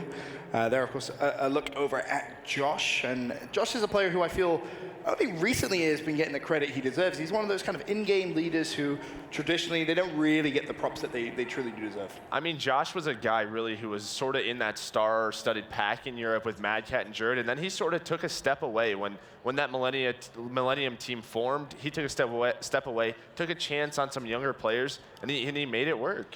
Which is kind of funny because I feel like with Josh, it's almost like you put him in the same boat as Marky B, where like he was up there in Europe for a while, and then they kind of like fall into like this like odd area where they're playing with like newer players and they're trying to form teams, and they always had some success. Yeah, definitely have had a lot of success in the past. Excited to get this one underway eventually. Zuma, on the other hand, from FaZe, a player that we haven't really touched on quite yet. Matt, from everything you've seen so far, has he been having a decent event in your opinion? Well, look, at the beginning of this game, I thought this was like a game that was going to suit him really well. But now I think it's really up and down for Zuma. Like, he's going to start out games hot and just kind of continue through them. But when he is struggling and the game slows down, I feel like it's going to be harder, if anything, to corral him and kind of get him back in the flow of the game. Yeah, we've talked about discipline a lot, and really about the pacing and hardpoint especially. Yes. And Tommy, I feel, is one of those guys who can sort of just go one step too far before his team, and that's really where those staggered pushes come in. And it happens time and time. I mean, you know, as a player, it's like you start like racking together kills, and like you don't even realize like you're just amping your pace up, like you're just roaming around a little bit more, and you're just pushing things out further and further and further. And now with the way the spawns are working, you keep pushing that further and further, you're going to put them right next to the hard point, and that's going to end up hurting your team pretty bad. And as a player, Merc, how difficult is that to actually change almost? Because obviously you go back to Advanced Warfare, something that we kind of talked about. You know, Zuma could be very aggressive, and you can get away with it. You go to a slower pace game, I mean, how difficult is that to change your own playstyle? I mean, it's very difficult. I mean, these guys have had, what, like 2 years now where this hardpoint has played at such a chaotic level, and now you have to slow it down back to that sort of, you know, boots on the ground Call of Duty level, where that was the biggest change for me, right? When Advanced Warfare came out for players like myself, TP, it was like, I just can't. Too slow. It's just too slow. Yeah, I needed my corner camping. That's just what I like to do. But I feel like, I mean, you've seen some players this weekend. Like we were talking a little bit about, you know, Aches. Like he's played phenomenal just because the game actually fits his play style now. I think you'll see some players who will, you know, in the last year or so, where you're like, oh man, do they still have it? Like really kind of come back and excel. Just a broader question, I just realized, right, this is the first time you've really been on the desk. I asked Merc, kind of threw him under the bus a little bit earlier on. Overall predictions for this event, I feel like has gone completely out the window. Out the window. Where do you currently stand on who could come out and take this? Is FaZe still potentially that #1 squad, obviously winning PSX? They do make it through groups. Didn't seem the most convincingly, though. I'm actually going to say I'm still the only team that we did like some caster predictions before this, and I think I said I was going to have like, you know, FaZe in my top 4, Optic, and the one team that I picked in my top 4 that I still actually feel confident about is Cloud9. To be quite honest, because you know how Aches is, like he just takes his foot off the gas in group play. Like they go up 2-0 in every series they have during groups. Like they win like just, and those uplinks are pretty close that they have. So like if they could kind of shore up their uplink game, it's like those are 3-0 wins. It's like how many other teams, you look at all the groups, how crazy it is, come up with big wins like that? Nobody. So I feel like pretty good about Cloud9 going into bracket play. Okay, that's an interesting one. I didn't really have much conversations around Cloud9, but we'll see how far they can go. Of course, here, a look at our map set for FaZe versus Splyce. North America versus Europe. Breakout Hardpoint, then a Scorch, Search and Destroy, and a Throwback Uplink. The first 3 maps, do you think they favor anyone specifically here? I'm just looking at that game 1, and that's really going to be the test for these two teams when we talk about discipline, because there's so many rotations on Breakout that you can get so many points on each hill. I would actually say game 4 for me, looking at Retaliation Hardpoint, that's one that's really unforgiving when you're rotating to Grave and Broken. That's one where if FaZe is not really kind of disciplined and on the same page, that's when they can get burned on pretty bad. Do we go to a game 4 though? I think you do. I think the series. I think the series is going to be 4 games. I think the Search and Destroy is up in the air. I'm excited to see what happens in this breakout game 1, and then I think Uplink I would probably side with FaZe. Well, our players are just getting themselves ready on the main stage for now, though. We're going to go to a quick commercial break. When we return, FaZe Clan versus Splyce.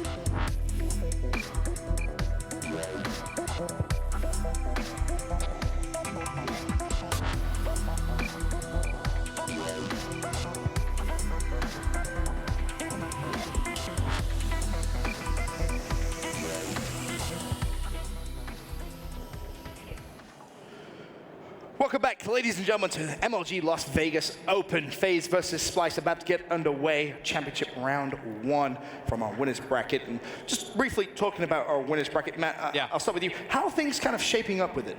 So I saw it a little bit during the break. We were looking at it, and I believe at the bottom side you will have Cloud9 going up against Elevate EU, and then it'll be Allegiance going up against E6. And like I said, I felt pretty good about Cloud9 top 4. I still feel really good about this team from the standpoint as I was trying to make the argument to him during the break. It's like the slower play style suits 3 of their players. Yep. And you look at the other teams, it's like everyone has one guy who's like significantly hurt, whatnot. Assault, already a slow, very good AR player. Ricky and Aches can just be those like slow, tactical players. They're very smart. They never put themselves out of games. They're never going to feed you streaks. They're always going to keep these games close. Yeah, but I also think down there you have to look at E6, and they're going up against Allegiance. But I think E6 could has an even better chance to make that run. I think you could look at them potentially getting into the winners bracket final, which is crazy. Like a team, like I remember, I think one of our producers, Mark, was like, "Oh, has a team ever like actually come out of the Open and gone all the way to the final?" And I think Revan said maybe during Black Ops 1 it happened with one team, but I couldn't think of anyone off the top of my head where it's happened with. And we actually have that at this event. That would be a long sick. time. That'd be nuts, actually. I mean, you know, potentially E6 could be one to do it. But then at the top side of the bracket, Merc, what kind of games? Obviously, FaZe Splyce, that sits at the very, very top. Underneath that, Rise LG. I mean, who makes it to the winners bracket from the top side? And you talk about that Rise LG game, and those are the 2 teams that sort of swapped teammates. So a lot. They like each other. Very good friends. Very good friends. Of course, FaZe Splyce about to get underway. Here, of course, our rig draft on the left-hand side, Splyce, the right FaZe. Merc, you're looking intently at the rig draft. Anything catch your eye? Yeah, I mean, just that Centurion on Clayster. We'll see how he places it on this map. That's always sort of a discussion around. You know, do you take that Centurion? I have not seen a great Centurion use. I think especially with how important the spawns are now and how big anchoring is, overdrive on somebody like Clayster would have been big. Yep. Well, map number 1 about to get underway. North America versus Europe. FaZe versus Splyce. We can send it over to our casters for the series. Oh, ladies and gentlemen, pool play is done, and it is time to get into the bracket. Courage joined by Chance for what is gonna be a hell of a match. EU's finest versus NA's finest. It's Splyce versus FaZe Clan. And off the break, we're gonna follow Bance through the respawn to see how we can go ahead and go for the break on this first hardpoint. Well, the break is exactly what you're gonna need to see. These players are gonna be favoring that shower side so much. You see Clayster right now, he's gonna be the player sitting inside, and it looks like Clayster and Bance are actually prepared for each other. Zuma's gonna win the gunfight over inside of showers. You see Dirt trying to push up close to the hill, but Enable sitting inside, able to pick up his second kill. Clayster also on the 3 streak. I already heard Clayster start screaming. He's gotten a few kills. He's starting off 3-0. Absolutely love the energy these guys bring to the venue. And you actually saw the first video that played was about the rivalry between Rated and Clayster. I think I saw on Twitter, Rated and crew in orbit eliminated. Now though, Splyce, the European hope. Brycey on Twitter asked him his prediction. He says, you know, FaZe are looking hot, but I have to side with my European brothers in this one. Right now, it's all FaZe up 30-4. Make it Clayster on a roll. 6-0 off the break. Well, it's worth mentioning that I haven't seen a single hardpoint game where the team that gets full streaks doesn't win. So right now, Clayster already building towards that, just 100 away from those next Scorchers. Either way, though, they're inside the hill. The points are the only thing that matters, and FaZe has a 40-point lead. You see Clay on that 7-streak. A player coming out just in front of him, gonna get it with the pistol. Now he's just 100 points away from the Warden. Clay's looking pretty good so far. A Warden off the first life. That'd be the first time we see that this weekend here at the CWL Vegas Open. He's going to rotate towards top laundry and begin to help his teammates with fire down range. There it is, folks. Let's wait to watch him off the respawn to call it in. I want to see the major alert. I want to see the Warden on the top of your screen. Clayster is 9-1. The crowd's behind him as well as he's going to go ahead, streak for this next rotation. FaZe up 74-4, Chance. Kind of curious as to when he's going to call that Warden in. Either way, the new hard point is up. You see the streak score mildly effective. Enable's going to be able to work inside in the hill as well, but still 79-4 right now.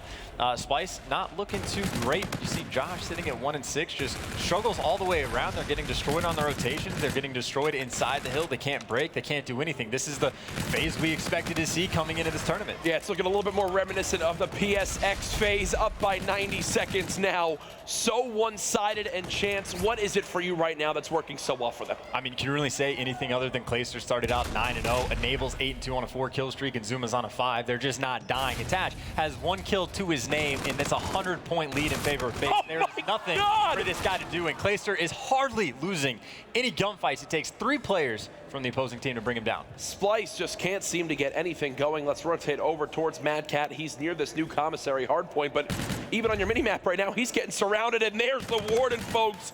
The skies have been taken over by FaZe Clan. It's over a 2-minute lead. FaZe going for the spawns and the break. It's 3 dead again. Forget the 100-point club, Chance. They're going for the 10-point club. Well, the fewest amount of points I've seen scored in hardpoint is 7. So they are on the way to make this happen. Look at the combined streak. Yeah, completely dismantling the opposing team just outright. Now they got the Warden in the air. Now you see Zuma's got full streaks. I think Enable has a couple streaks as well. So everything that could go right is going right. And Tatch is just bored out of his mind. You see, he knows exactly where the player is going to be coming from. He's able to get a 3rd kill, not able to get his 4th.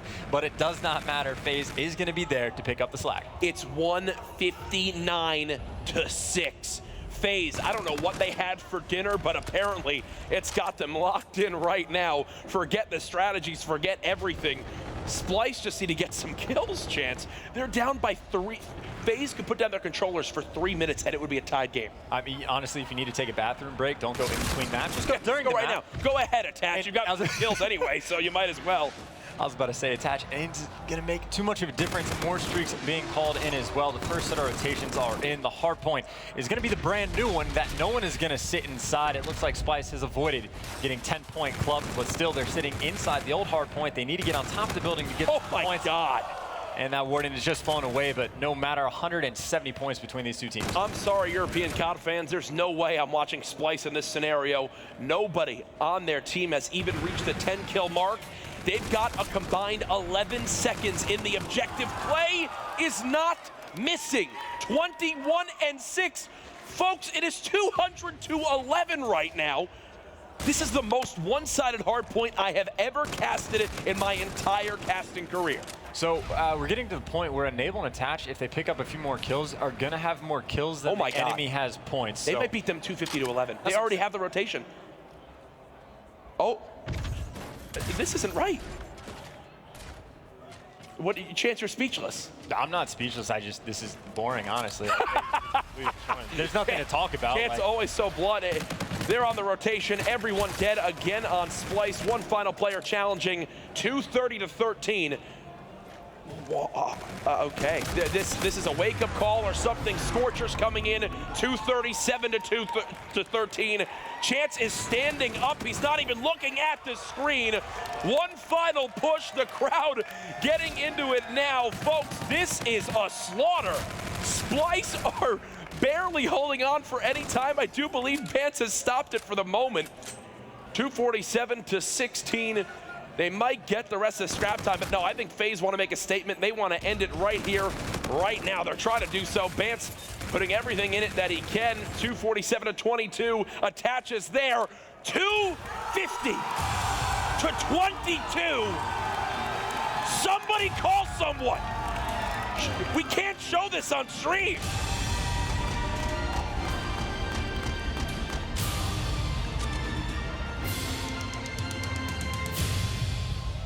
So, moving on to gonna play some Search and Destroy after this. Gonna Negative 30. Clayster got more kills than Splyce got points. No way. You get a point per second, and Clayster got more kills. I mean, he started out 9-0, and it's like, I mean, they slowed down, I guess, in terms of kills, but like, it's pretty good. Yeah, no, FaZe is looking good. NA versus EU. NA, they're better. Josh, 3-17 with 1 second to his name. Pretty big stuff right there. As that is going to be game number 1. I can only imagine what Twitter is saying right now. Chat spamming all sorts of things.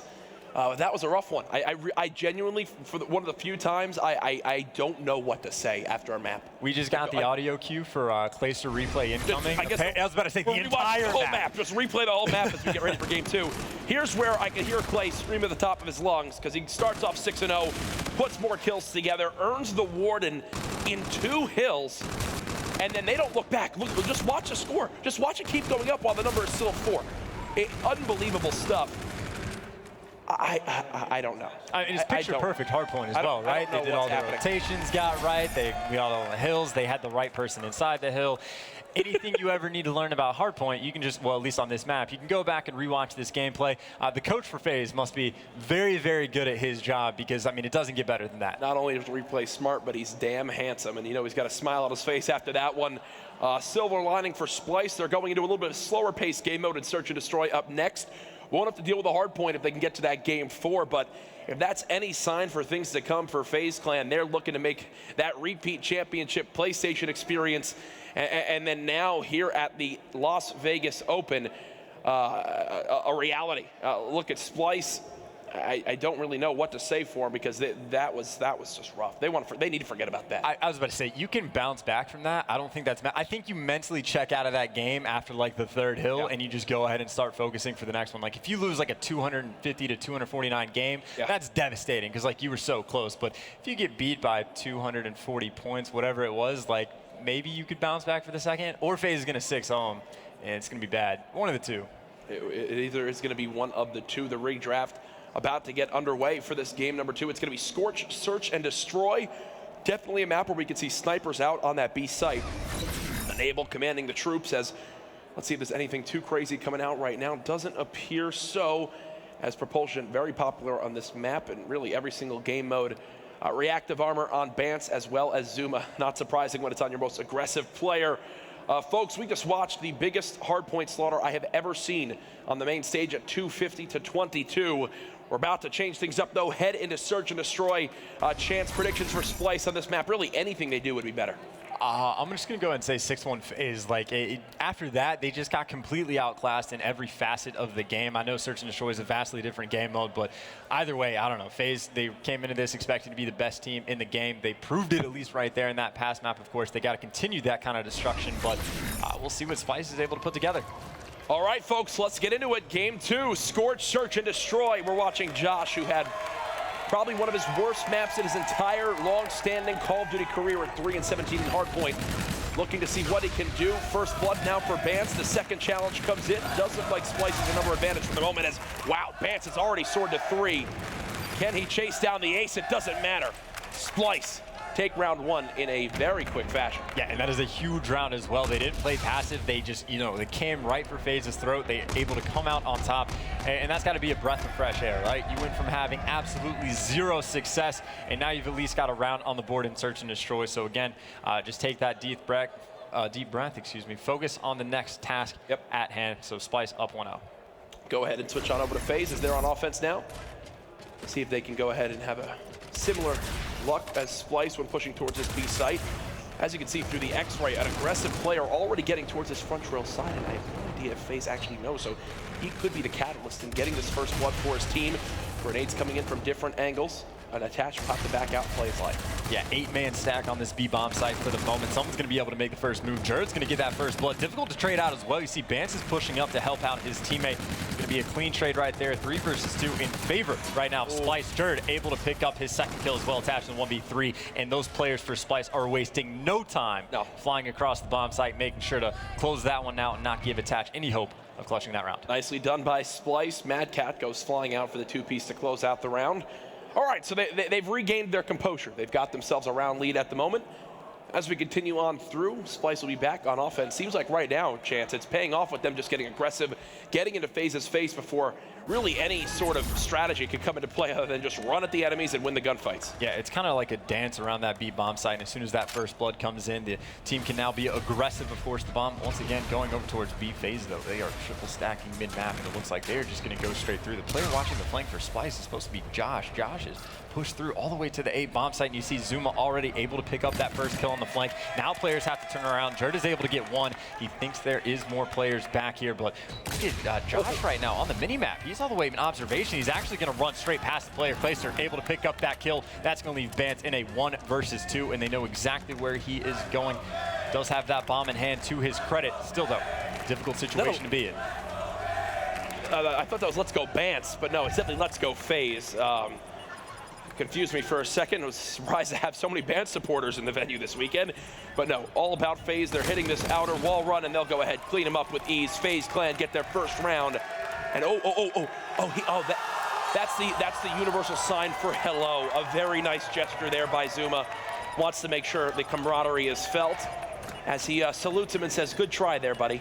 I think that's what he was saying. Yeah, you gotta hit him with the salute. Totally the most respectful thing possible in that situation. But either way, FaZe doing a nice job to close out that round.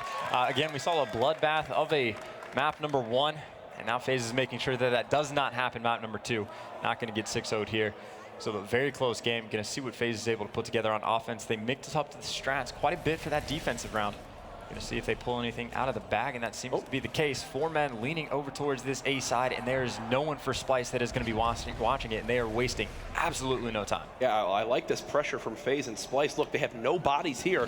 One player rotating on over, he'll get cleaned on up. 3 versus 3 scenario as Enable, Clayster, and Zuma look to open up this A site, and I think that will be the shot call to just immediately go for this objective. What can Mad Cat do as he pushes towards the back lava area? Nothing as of yet, as Bance has opened up this A-bomb site.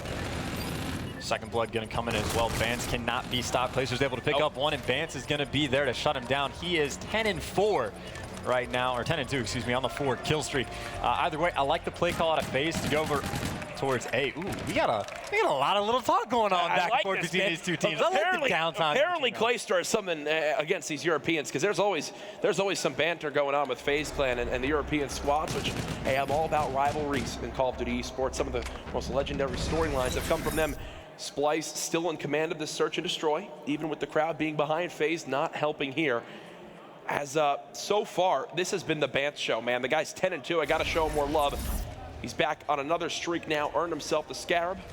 Moving towards his 2nd streak, as Splyce will go ahead and go back to what's worked for them so far this game, the B site. Well, going to get picked off immediately. The sniper of the K-bar is Clayster when he is on point. So going to get that first blood. Of course, it does appear Josh, number 1 on your screen, is going to be flanking around again. Clayster was able to pick him up last time, so they're aware of what is going to be going on. You see the player is going to be just around this corner. Not quite ready for the gunfight, though. Josh is going to get the kill, and he's going to get out, evening this up to a 3v3. That's the best case scenario, because look at what that's also forcing FaZe to do. On your minimap right now, they don't feel safe anywhere. They're going to begin to rotate towards this A site, and if you look at the rest of the minimap, Splyce couldn't be further away, so that distraction by Josh, he gets out with his life to a veteran play, as that will go ahead and give Splyce a major opportunity to actually take this round. Ooh. Well, went from a major play, and then he didn't check his corners. Yeah. One of the staples of search and destroy in Call of Duty. Always have to check those corners. Still, the 2v3, the bomb is down, so Splyce is not out of it yet. A player going up top is going to be able to take down Jerd. That's Enable. Mad Cat now left alive in a 1 versus 3. You imagine FaZe is just going to flood this bomb site. One player is going to be in the back. The pinch is coming in. A player jumps over top, not able to win the 2nd gunfight in time, and Zuma is going to be able to finish off that kill. So FaZe going to get another round on the board. 3-2, they're keeping it close. These teams looking a little bit more evenly matched in search and destroy. Big difference in that round. Bance shut down right away by the precision K-bar shots coming out of Clayster across the map. Here it is from Zuma.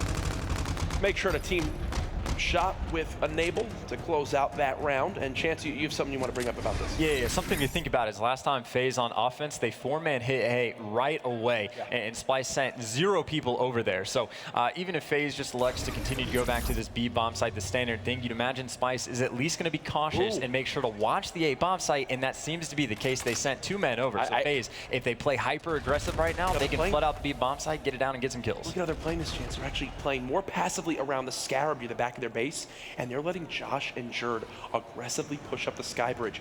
Does Clayster sniff this out? It does appear so. There's one challenge. It's the second. Can't clean him up. It's going to be Jerd with the headshot, making it a 3-on-3. And look at how paranoid Enable is now. He wants to move up with the objective, but they've got to clear out their flank. They do just that. Back down to a 2-on-2. Mad Cat and Bance against Attach and Enable. Streak has been used by Bance, though. Mad Cat has that gunfight inside of control. All 4 players stacked up around this area. All comes down to gunfights attached. Gonna have 2 players out in front. Able to pick up one, not able to get the second. Mad Cat gets the beat down. Enable gonna be coming in from the back. The payload is gonna get used as well. It looks like that was overdrive. He was just trying to get out of dodge. 30 seconds left in this round. Enable does have that bomb in hand. How does Enable try to play this one? He's worried about Mad Cat still being on this back rock side, and Mad Cat can take all the time in the world. He doesn't have to worry about planting. 15 seconds remaining. Up to Enable to still make something happen. And I think he's now made his decision. How does Mad Cat play this? Looks like he'll go ahead, check the first site. Won't spot anything here, and I do believe he's too far away to actually pick off Enable on this plant, but does Enable earn camo? He does. A major difference maker. He's gonna pop it right away. But that's actually a best case scenario for Mad Cat because he tags him up and he'll just go ahead and fall back and wait this one on out. So a burn of the payload ability, and it's for nothing. Yeah, that is a huge play. Still, though, he has to clutch the 1v1 to get the best use out of it. You see what Mad Cat is trying to do, flank all the way around back in the base, and Enable, of course, needs to stay by that bomb site. Players are going to run into each other any moment now. 17 seconds left. Mad Cat has to make the move. The pressure is on him. He's near the bomb site. He's pre-aiming. All he knows is somewhere going out for the challenge. Enable not going to peek it, though, and he's wasted enough time anyway, and he wins the gunfight. Nice stuff from Enable. Keep it at 3-3. Let's see it again as Enable just sits in the corner and hip fires the whole time and lets him walk right into his bullets. You know, when I use the NV4 hip fire, I get turned on twice and have 2 videos on Twitter that get 3,000 retweets and people spam 0-15. When he NV4 hip fires, he hits all 4 bullets. Well, just to backtrack a little bit, trying to ignore the 0-15 meme, he also burned the camo, but still won the round. So important to note that it wasn't a complete waste. Active camo still being put to use, though. Splyce is going back towards this B. I love this. I love this. Round and wasting no time. FaZe, you see 2 members coming on the flank, but it's going to be Mad Cat that has the gunfight. Zuma, though, able to come out on top. Zuma flanks. Look at the pressure coming in from FaZe. Every single lane. Their vultures going down to the prey. 2 now dead. Jerd trying to make this round go in his team's favor. They brought it back to a 2-on-2, actually. Enable on one side. Rewind ready to go for Jerd. He's going to challenge the first. The beatdown is there. 1 versus 1. Zuma against Jerd, 2 of the most explosive submachine gun players in the history of Call of Duty. They have ARs this time around, and whoop! Bringing it back in time as he rewinds and wins the round. It's a flashy play, a great use of the payload ability as he goes around and clutches this one up. So many tense moments here, Chance, in this search and destroy. And beautiful play on both ends as well, because I'm not sure who that player on FaZe was, but he was next to the bomb, baiting it out, laying down, pre-aiming exactly what Jerd was going to do. Of course, the rewind gets you out of a bad situation. So that's a situation where no one did anything wrong. Sometimes, you know, you do everything right and you still lose. That's just life. Have to commend Enable. His search and destroy as the weekend's gone on has definitely improved from the .25 KD he had in his first few matches of S&D this weekend. Now leading his team, has a streak to his name, and if you look at your mini-map, again, another interesting setup right now from Splyce as, I think I know what Clayster is using this round. He's got the sniper, and he'll get first blood for his team. Jerd in a gunfight as well. He's going to be causing quite a bit of a ruckus. FaZe going to struggle to make any moves until they take care of this player. Of course, that bomb is leaning. Jerd trying to go for the beatdown, able to finish it off. How does he get out? It's the gunfight against Zuma, and he gets out. The player's not going to be there for the trade. That's Clayster in the back again, has that sniper rifle in hand. Yeah, not a good secondary weapon. He should be able to find the K-bar that was dropped by his teammate, though. I imagine he's going to be looking for that.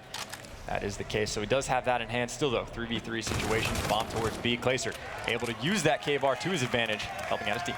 He wants the ace, man. There's 2, about to get 3. No, nothing yet. Gets challenged, and now it's a 2-on-2. 25 seconds left. Enable will plant the objective. And now I want to see him play around this streak, man. They've got what they need to win this round. And he does actually see one pushing towards middle. Stay alive, Enable. Stay alive, Enable. Wait for the help of your teammate. I do believe he's going to get it, but no, it's actually attached, getting cleaned on up.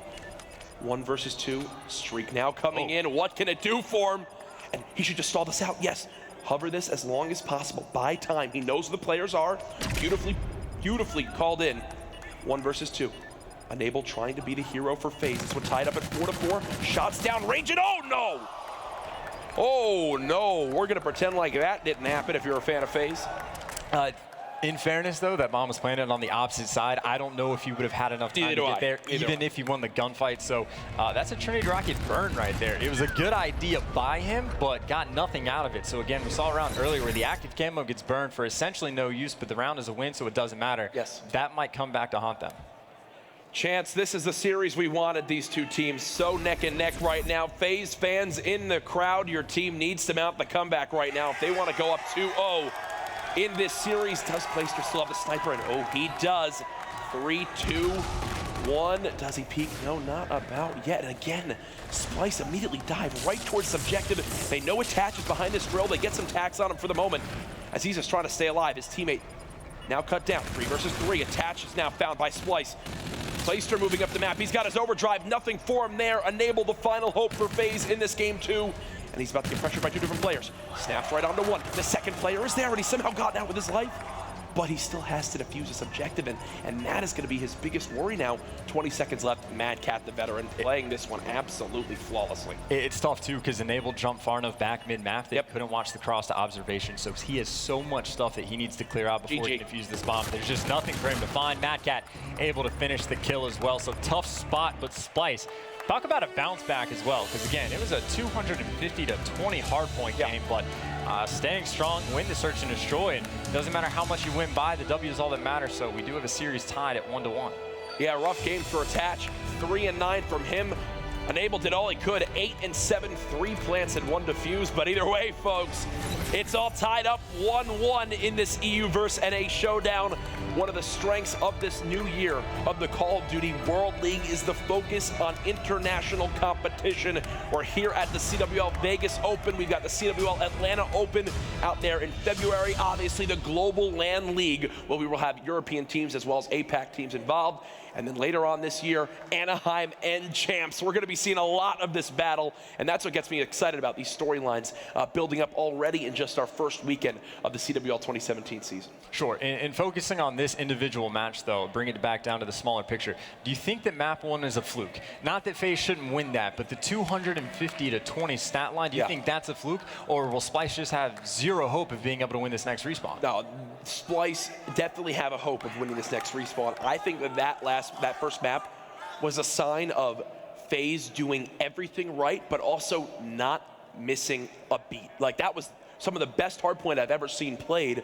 And when you add in the gun skill that this team has, that's why this FaZe team was formed, almost a year and a half ago now, one of the longest standing rosters in Call of Duty since Advanced Warfare. So this team, they want to prove that they should beat this European powerhouse in Splyce, but we've got ourselves a 1-1 series. You see Zuma there going through with the rig draft. We'll bring that to you here quite soon.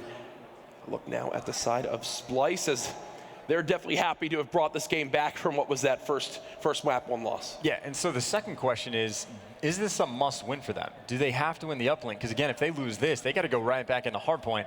And again, like, even if it's a fluke of a map number 1, like, FaZe is obviously looking incredibly strong. Yeah, I think you can say safely that I think this is definitely one that they need to win. I don't think it's maybe a must-win quite yet to that occasion. That made no sense. Yeah, no, that made no sense. The same word. I'm going to distract you guys. Let's look at the map order and see where this series stands. Woo, thank you, Brian, backstage, making sure we get that up on the screen before people make more fun of me. Throwback uplink up next. As Chance, that one got you real excited. What's up with this? I mean, didn't necessarily get me excited. We've seen some low-scoring games on it so far. Again, a lot of very passive play. I know EG kind of showed off a one-point toss you can do over Grandma's Hill if you're attacking that barn side of things. So a lot of new things we're still learning from these teams. Maybe EU guys have some tricks up their sleeves. Not too sure. Don't really know how to call this one either. You definitely want to give the slaying edge to FaZe, but even then, again, it's unsure of how much, because again, Mad Cat, Jerd, fantastic players. Bance was able to pull off second to champs last year. Like, they have the roster together, so. Game 4 will be retaliation hardpoint, so when it does get there, I think we saw Envy and FaZe match that back on day number 1. Clayster talked a little bit about the hardpoint statistics. I'm excited to watch that map, but first we've got ourselves throwback uplink. Chance, what do you think about this map and game mode combination? Who do you favor coming into it? I mean, I pretty much just answered that question, right? Like, it's generally a slow-paced game. I don't know who to favor. Again, I haven't seen these EU guys get to play it much at all, just based on the slaying performance we saw from map 1. You'd have to imagine that FaZe is going to be strong. We already know that they are a very good uplink team, so I'm definitely leaning towards them. However, it, of course, remains to be seen. A lot of Call of Duty left to play, at least 10 more minutes just for this individual game, and map number 3 is underway. Oh, I love you. I love you, Vegas crowd. I'm looking down at you. Keep getting loud for me out there as we're now in game number 3. Uplink on throwback. We're watching Attach from FaZe Clan as he's the last alive. Going to try to stall whatever pressure Splyce can put on. There goes 2. Attach off the break of this game, keeping control of the map for his team. Well, now, number 2 on the mini-map, Jerd, he is all the way in his opponent's base, but there aren't any gunfights for him, so he needs to get back mid-map, try and pick up some kills. That's what he's gonna do. Not even, barely able to pick up the first one, Enable, nearly able to get that turned on there, so even up 2-2 odds. So Jerd, again, doing good job to get back into the base, causing all sorts of problems. He's gonna be on that 4-kill streak as well. Finally, though, Enable able to shut him down. Right now, every time I think FaZe gets a kill, the crowd is getting into it, so you can tell they're quite NA heavy here in Vegas. No surprise there, though. I don't know why I just went to the drone. That didn't make any sense, as there was no pressure on it for the moment, but Attach will try to stay alive near this underpass area as, ooh, nice shot to the OSA from that range, but here we go. It's time for Jerd and crew to go for the throw. There's the connection. Splyce up 1-0 at the first minute of gameplay. Yeah, and you can see Splyce is really trying to prioritize the spawn trap that you can put in. We saw that from the positioning of Jerd earlier on. Still, though, it is a good job by FaZe to make sure to clear out their base to contain that lead just by a 1-point difference. Still, though, it is going to be Splyce on the attack. They have all sorts of control, and for the moment, FaZe is kind of pinned back under their portal inside of Bowling. Jerd's going to try and get at least another 1-point toss on board. Attach, though, there to take him down. Josh trying to stay alive. It's Play stopping him in his tracks, so I do believe for the moment FaZe have stopped this pressure, and I do like how Bance has slowed this down. Nicely done by him to recognize the situation.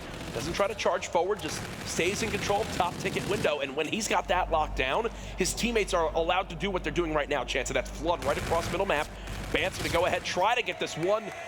Not gonna happen, and now FaZe, they've finally caught their ground, and they're gonna look to move up the map.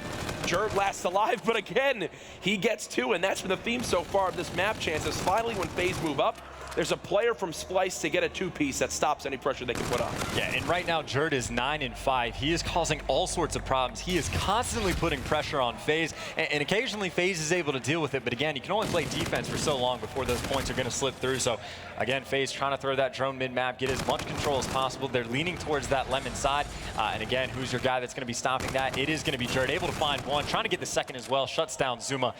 So again, FaZe, they are struggling to just even get on the attack.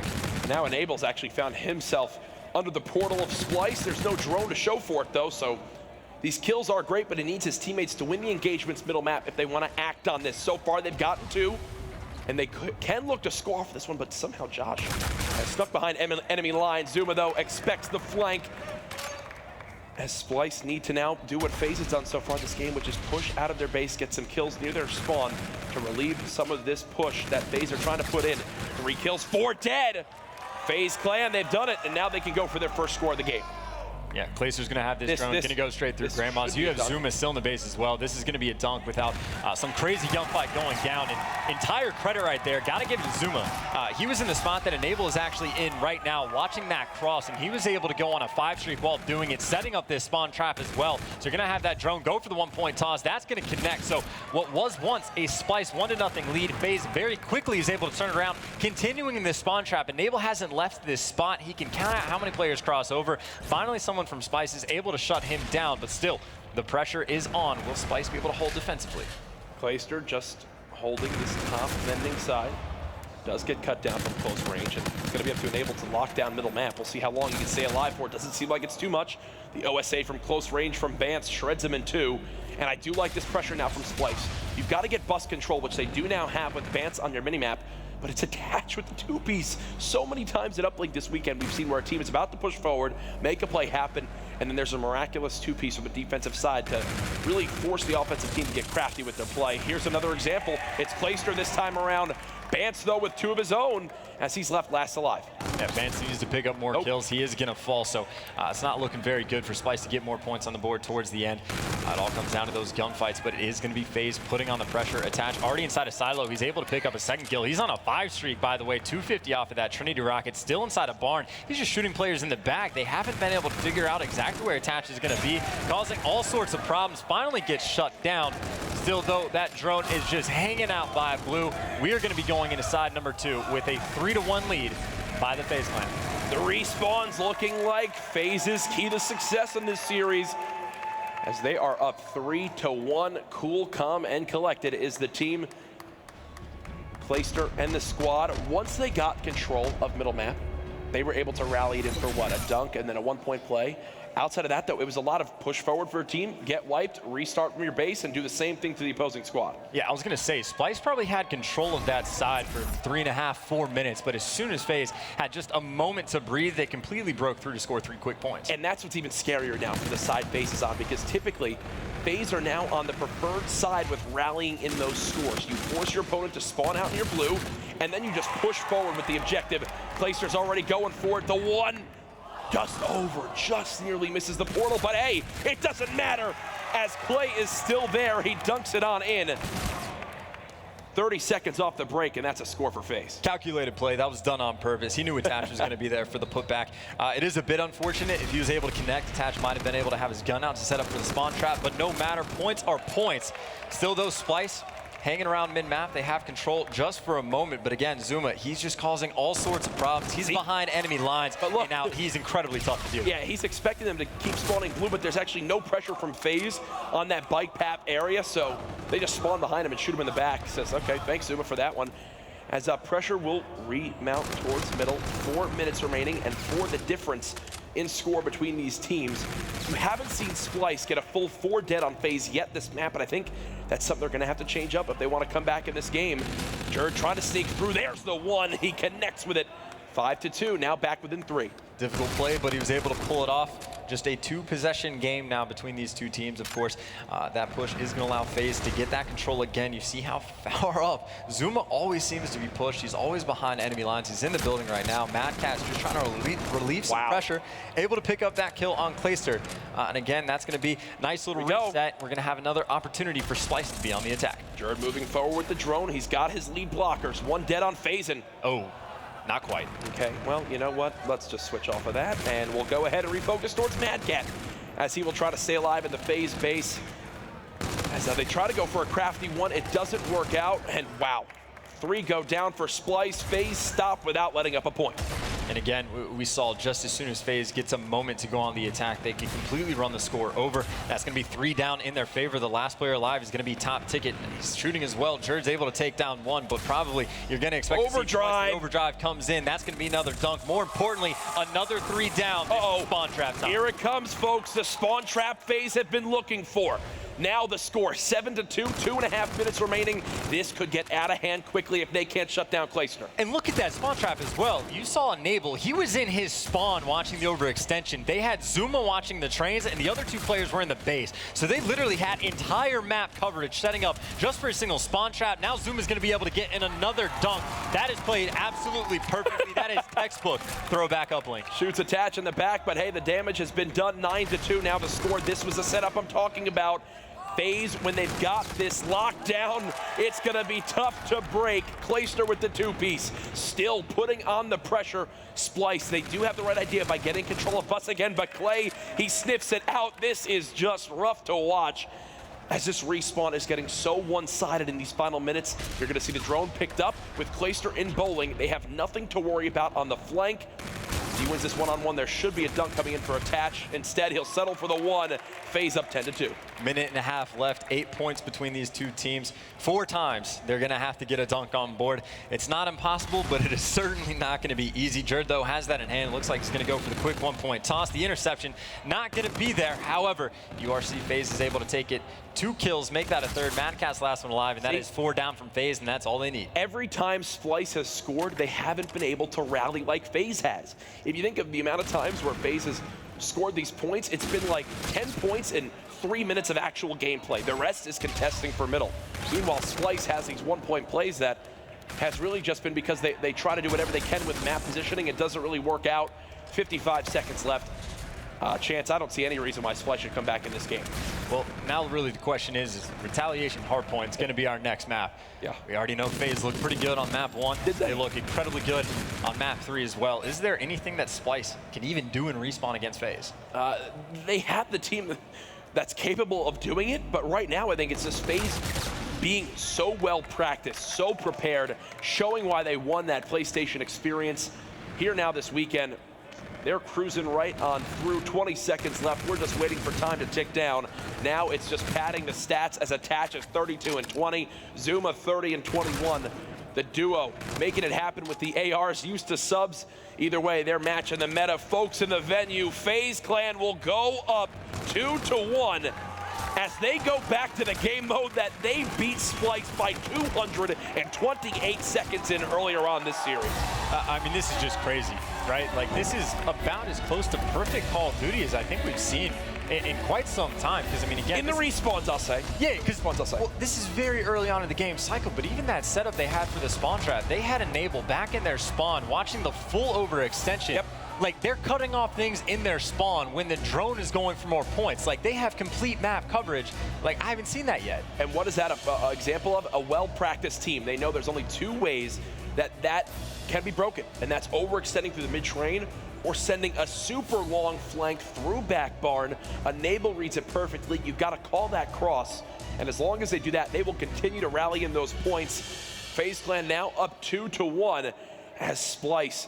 The unfortunate thing, they don't have a search and destroy next. They have a hard point, and they've got a tall order if they want to force this game 5. And again, FaZe was playing the hard point absolutely perfectly. Yep. Like, it's one thing when you play incredibly smart, because you still have to win the gunfights. And not only are they winning gunfights, they're winning the majority of them. So they can't be killed, and they're not making mistakes, and they're doing everything they can that's right. Like, that's absolutely insane. Well, we're having a great series on the main stage, but right now I know we have Chris Puckett on the floor for a quick update. Thank you, Courage. That's right. We are down here on the floor, and behind me we have 3 matches going on. These are all winners bracket round 1. You, of course, see Splyce versus FaZe on the main stage, but to my right, we are going to have Cloud9 tied up against Elevate. This is another NA versus EU battle. Meanwhile, this is a rivalry fight behind me. We have Rise Nation going up against Luminosity. Luminosity was able to win that first hard point, and then in our final match, ALG was able to take the first hard point over E6, but Enigma 6, they've been the surprise of the tournament. We'll see if they can get another big win here in Las Vegas. For now, let's send it back to the desk for their thoughts on the last game. So, let's recap the series. So, start with map 1. Do we have to start with map 1? Map 1, I mean, there's nothing like that strategically happens in map 1. It was just a slaughtering. Have you ever seen a team get beat that bad? Yes. So, okay. We got story time. ESWC 2014. Okay. I think it was Momo 2013. I think it was like 250-4. It's pretty bad. But didn't that series go game 5? Yeah. Which this one could easily go game 5 as well. Okay, interesting. Well, FaZe, I mean, yeah. Map 1, they just crushed, let's be honest. Map 2, though, things go Splyce's way. Joe, kind of break down what happened in the Search and Destroy. I mean, it's what you want to see after such a beating in map 1. You want to see these guys compose. They were honestly just sort of laughing it off after map 1. They were like, this was a bit ridiculous. We have to focus up on map 2. But really, you just saw Splyce just playing extremely well as a team on that A bomb site, getting those bombs down, and just clutching in those 3v3s.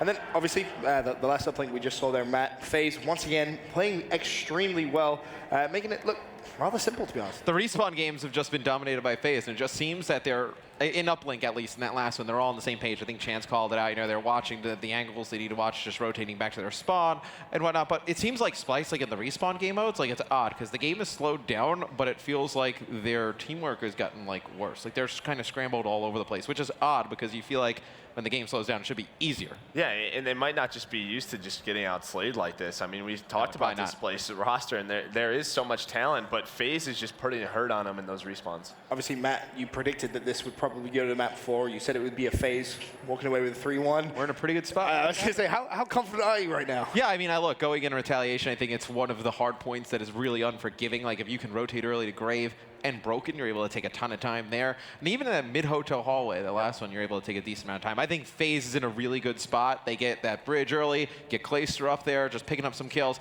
Once they get the lead, I can't see them giving it up to Splyce. I guess one of the questions I want to ask you, Mark, and I'm sure the rest of Europe would love to know, what does Splyce have to do differently here in map 4? You just have to slow down FaZe slaying-wise. Put the pressure on them. Like, every single game so far, Splyce has fallen behind early. You have to put the pressure on FaZe, and that just deals with slaying. Slowing down attach, slowing down Clayster, it's a tough thing to do. Well, it's harder now. I mean, when the game was so fast, it's a little bit easier to make those big comebacks, right? Because you're just able to snowball, snowball, snowball. You start winning gunfights. Now it's like, you can rotate a little bit earlier. You can give up sometime. You can make it back. Like, it's a lot harder. Like, I feel like now you're just playing like the long game. Like, before you can come back really fast, 2 hills. Now you're trying to chip away. 15-point comeback on this hill. 10 on the next one. Like, you're just trying to consistently beat them. And it's a game that Splyce is just not used to playing right now. There's a big roar behind us from the open station. There's a lot of FaZe fans out here, too. Dude, like hey, man, FaZe fans can get rowdy, too. I would love to see that Optic versus FaZe matchup at some point throughout this tournament. Obviously now. That could be a while. Yeah. Could be a while. Could be, but I would love to see it nevertheless. Of course, we'll try and keep you up to date with everything going on the side station. Here a look at our championship winners bracket. Of course, at the top, Team FaZe going up against Splyce. Rise Nation versus Luminosity just underneath them. Cloud9, they take on Elevate. Allegiance versus Enigma 6. Just as a broad look at this one, Matt, if you had to give me a winners bracket final prediction right now, who are you going with? I would say FaZe Cloud9. FaZe Cloud9? Yeah. Okay. I feel pretty confident about that. I feel like I know what you're going to say with this one. I feel like you're going to go with the open bracket squad, huh? You're gonna go I'm gonna switch it up. I'm gonna go Luminosity and E6. Hey, all right. Luminosity, E6, a little bit different there, a little bit different. Luminosity is a team that, like, they have just, like, unlimited potential that, like, I see them on there and I'm like, well, like, do I really, like, take them in a game, like, over FaZe? And it's like, I'm not sure, but, like, Luminosity could easily come into that match and they play to their potential and they just, like, steamroll right through.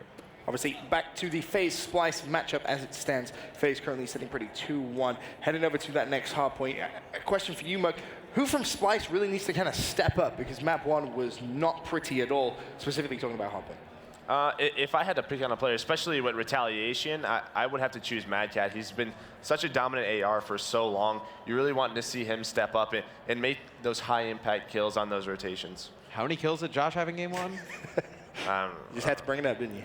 I mean, I think it was like 3 kills or something like that. I think they all had less. Right, but I get what you're saying. I think you obviously need Josh to, like, kind of get his bearings, like, in respawn. But I do agree the sentiment that Mad Cat, though, is like that explosive player, you know, AR in the past who can really kind of control the angles that they need to.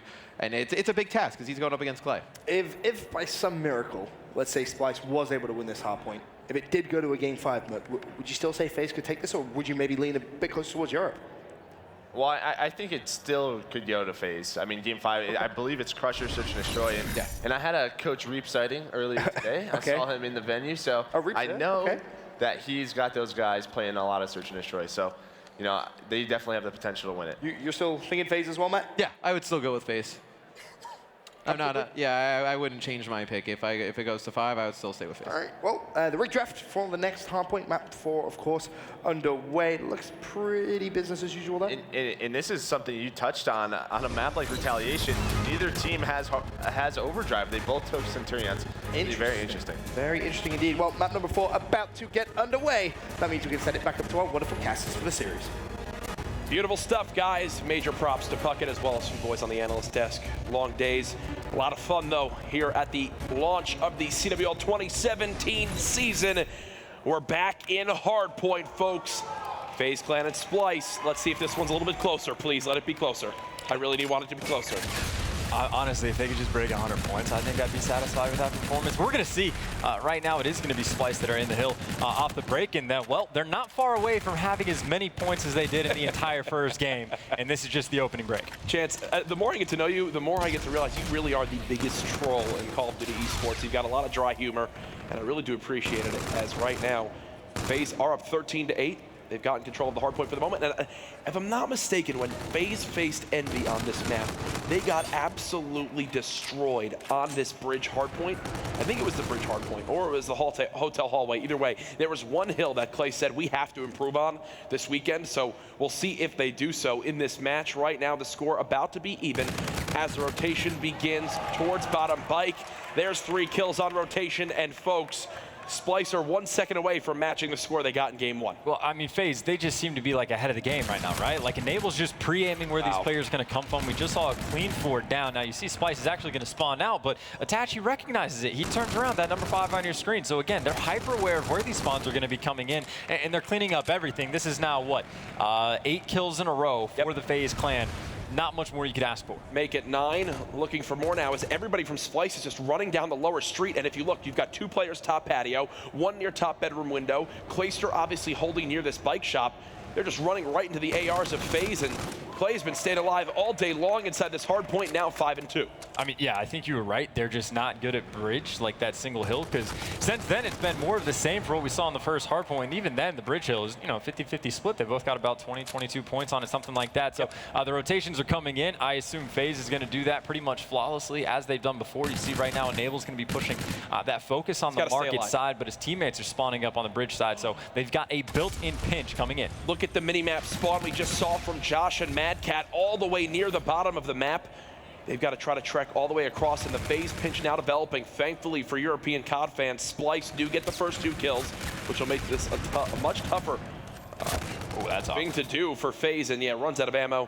Splyce do win the battles on rotation as they look to come back in this game. They were down by about 40 seconds, now 30, as they continue to chip away. Well, so far, FaZe, they've pushed 3 players up the bridge. 1 player is going to be coming on the flank. That's going to be Clayster. That's going to be 2. Make it 3 down in their favor. And it looks like they got that 4th kill a little bit earlier on. So FaZe, pretty much a perfect break coming in. So Splyce finally gets some points on the board, but it's not for long. With the new hardpoint changes, Splyce just give up 30 seconds of time. They don't spawn near it. They spawn out. They say, all right, you know what, boys? Even if we give this up, we'll be down by about 65 seconds. If we can have a perfect hold at Broken, this will be near a tie game, and I do actually agree with the decision here. The thing is, can they hold it for the full 60 seconds? They haven't done it once yet this entire series in Hardpoint. Let's see how they can do as 3 players begin to push down bridge for FaZe. Well, I'm just here to learn. We're going to see how FaZe is approaching this hill, but 2 are actually going to fall. Mad Cat and Jared going to be able to come out on top of that engagement. Mad Cat has a bit of work cut out for him, though. He's got a player coming from the challenge on that wall run bridge side. He's going to be flying out over top of Tash, able to win the gunfight. FaZe putting all sorts of pressure coming down this bridge. Vance, though, in the hill. He's got the important gunfights to win, and he's going to win both of those against Tash. One more player inside. Give them all 3. Vance, someone needed to step up for the team, and so far it's looking to be him on a 4 streak. 33 seconds to his name as well. They've done halfway of this hard point with locking it down the full time, and they're looking to get the rest. 1 final push from FaZe. The challenge comes in. Vance cleans up 1. He sees 2 others near the bus, but he's got help from his teammates. This is a perfect hold. Vance now about to earn some streaks, almost has the bombardment as well, and just like that, Splyce get the full 60. The plan works out, and they're back within 1 second.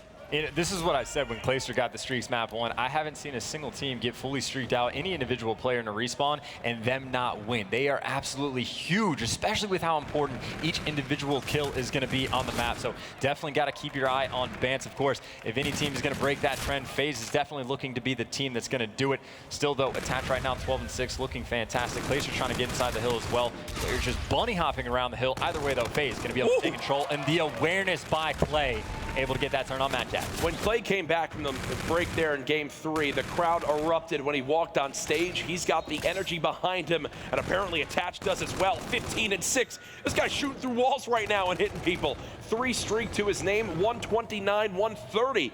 now to 108 the score, and again, Splyce will give up this scrap time in Hotel Hallway to set up for Bridge to maybe get themselves another large chunk of time. Well, Splyce is doing the correct thing as well. They're trying to push out both sides pretty much as far as they can. Of course, they have to win the gunfights while doing so, and Attach is still continuing to pick them apart. He's on a 4, make it 5 streak again, has a player underneath. He is going to get shut down by Jerd. Either way, though, we saw 4 players for Splyce give up the scrap time to focus on this hill. Doesn't make a single bit of difference. FaZe is able to get inside first.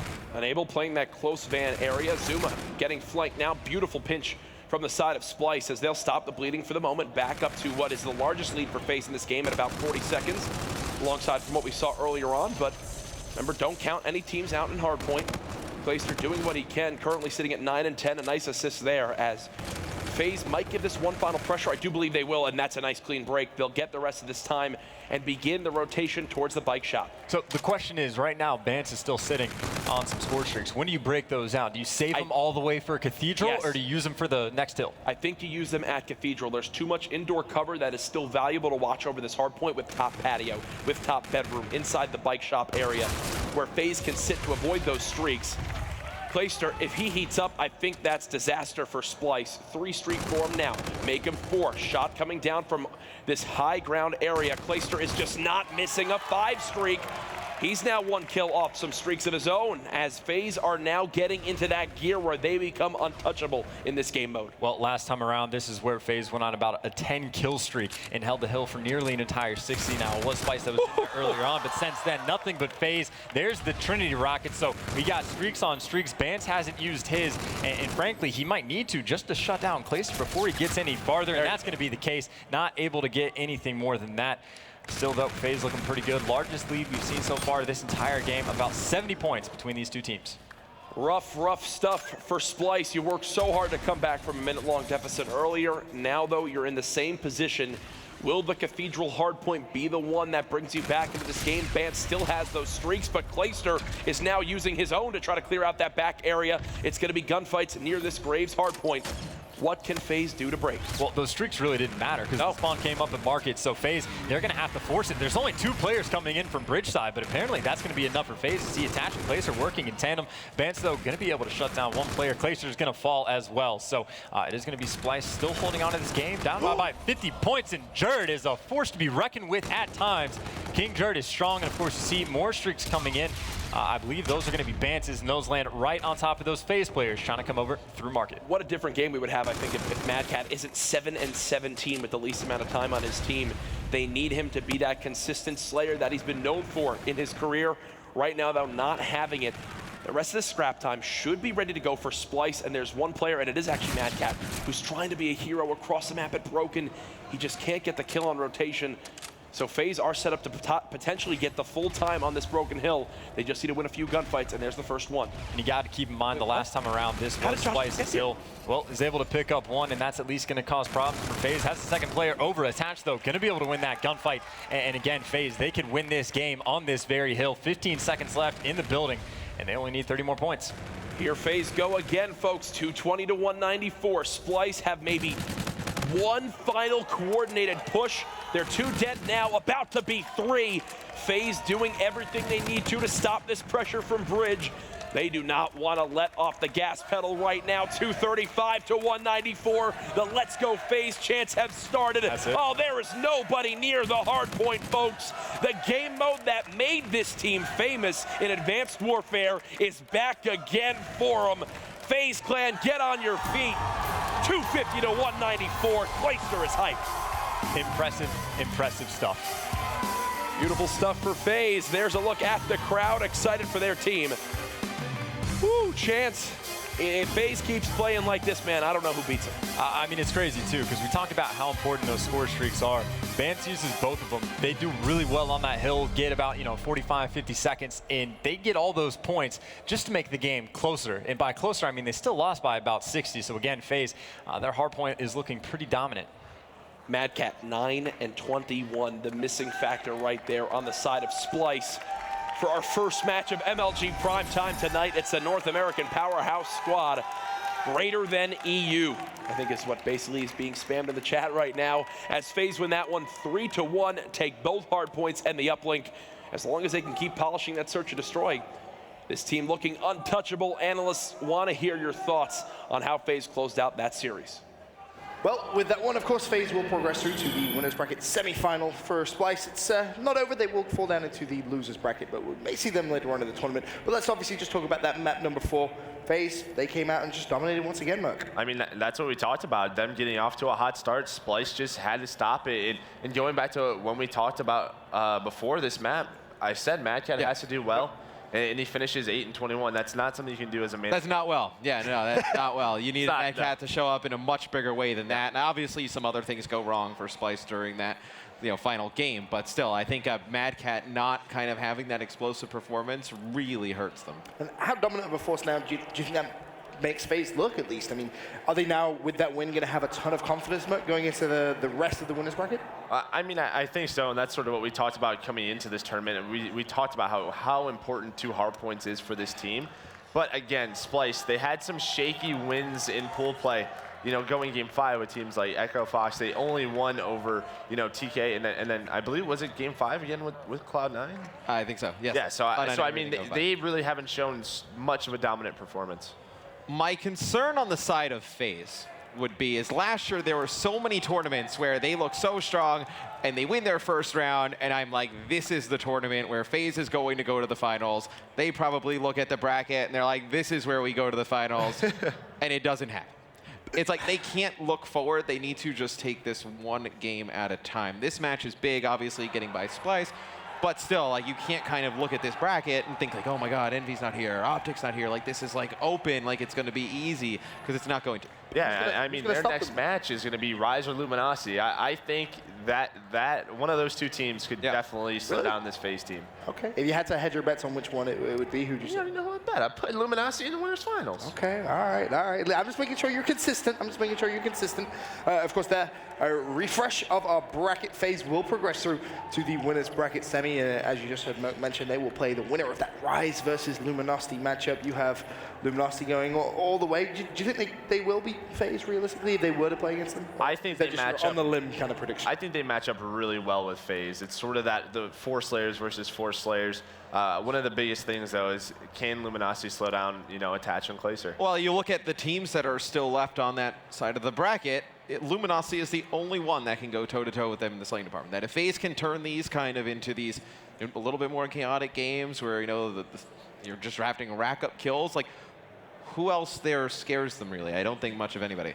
And that's the thing is, we just saw FaZe lose that Search and Destroy. I mean, if Luminosity can steal, a respawn, maybe an uplink or a hard point, they can potentially win both Search and Destroys. And it's also worth mentioning, talking about Splyce, how their tournament isn't over there in the losers bracket. Losers bracket is actually a petrifying place to be already. You consider Optic Gaming's in the losers bracket, Envy's in the losers bracket as well. I mean, how far realistically do you think Splyce are going to go? Well, it's also those teams are like deep in the loser bracket. Yeah. So it's like those teams are going to start playing, and you would think, logically, beating some of those teams, like gain some momentum, stay hot. And then Splyce, they may not play for a little bit. They're sitting around, and they may run into like a buzzsaw. They might not play until tomorrow morning, which might be a good thing for them, as you said, because if those open bracket teams sort of gain that momentum and win match by match, and Splyce had to wait around for a few hours. So I think it's important for all the teams that Sunday morning, that first match, to get back here early and sort of get in that zone is so important. I mean, from a player's perspective, were you ever in that kind of position? First match on a Sunday is the toughest match, I think, for every player. Yeah. It's unless you're in winners finals, you start a little bit later in the day, but those losers bracket matches in the morning are so important. That first match, you have to get here and start warming It's just hard to like get going. Yeah. Like you understand the importance of the situation, but you don't understand, like, you don't have like a sense of urgency like that early. Some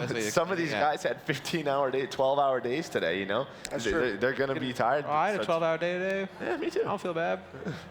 Well, he doesn't feel bad. I'm just saying, to sort of get those batteries going, it does take a lot. In terms of what you saw from Splyce, though, were you impressed?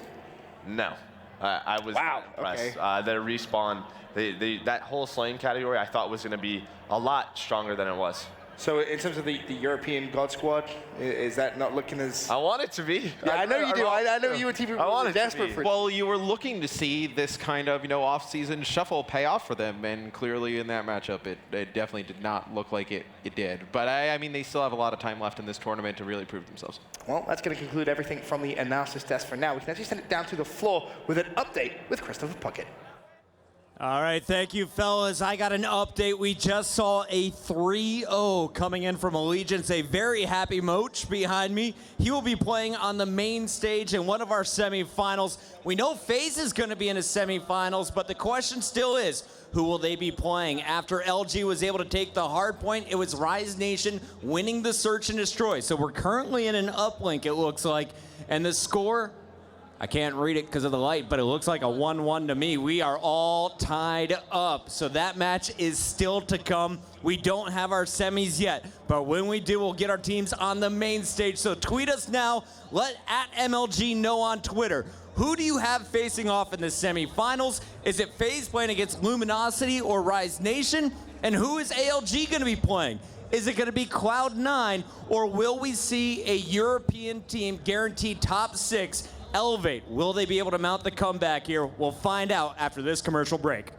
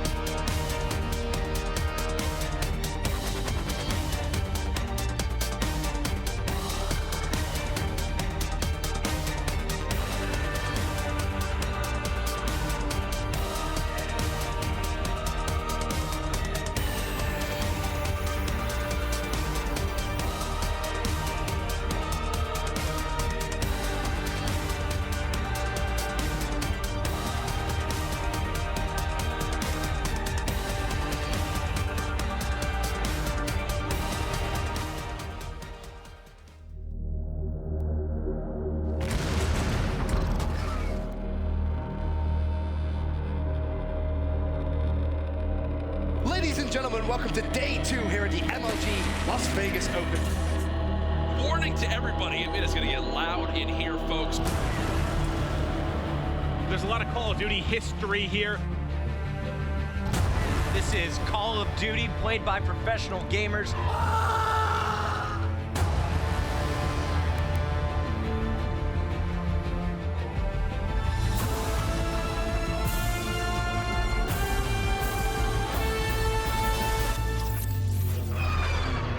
Hey, gun there.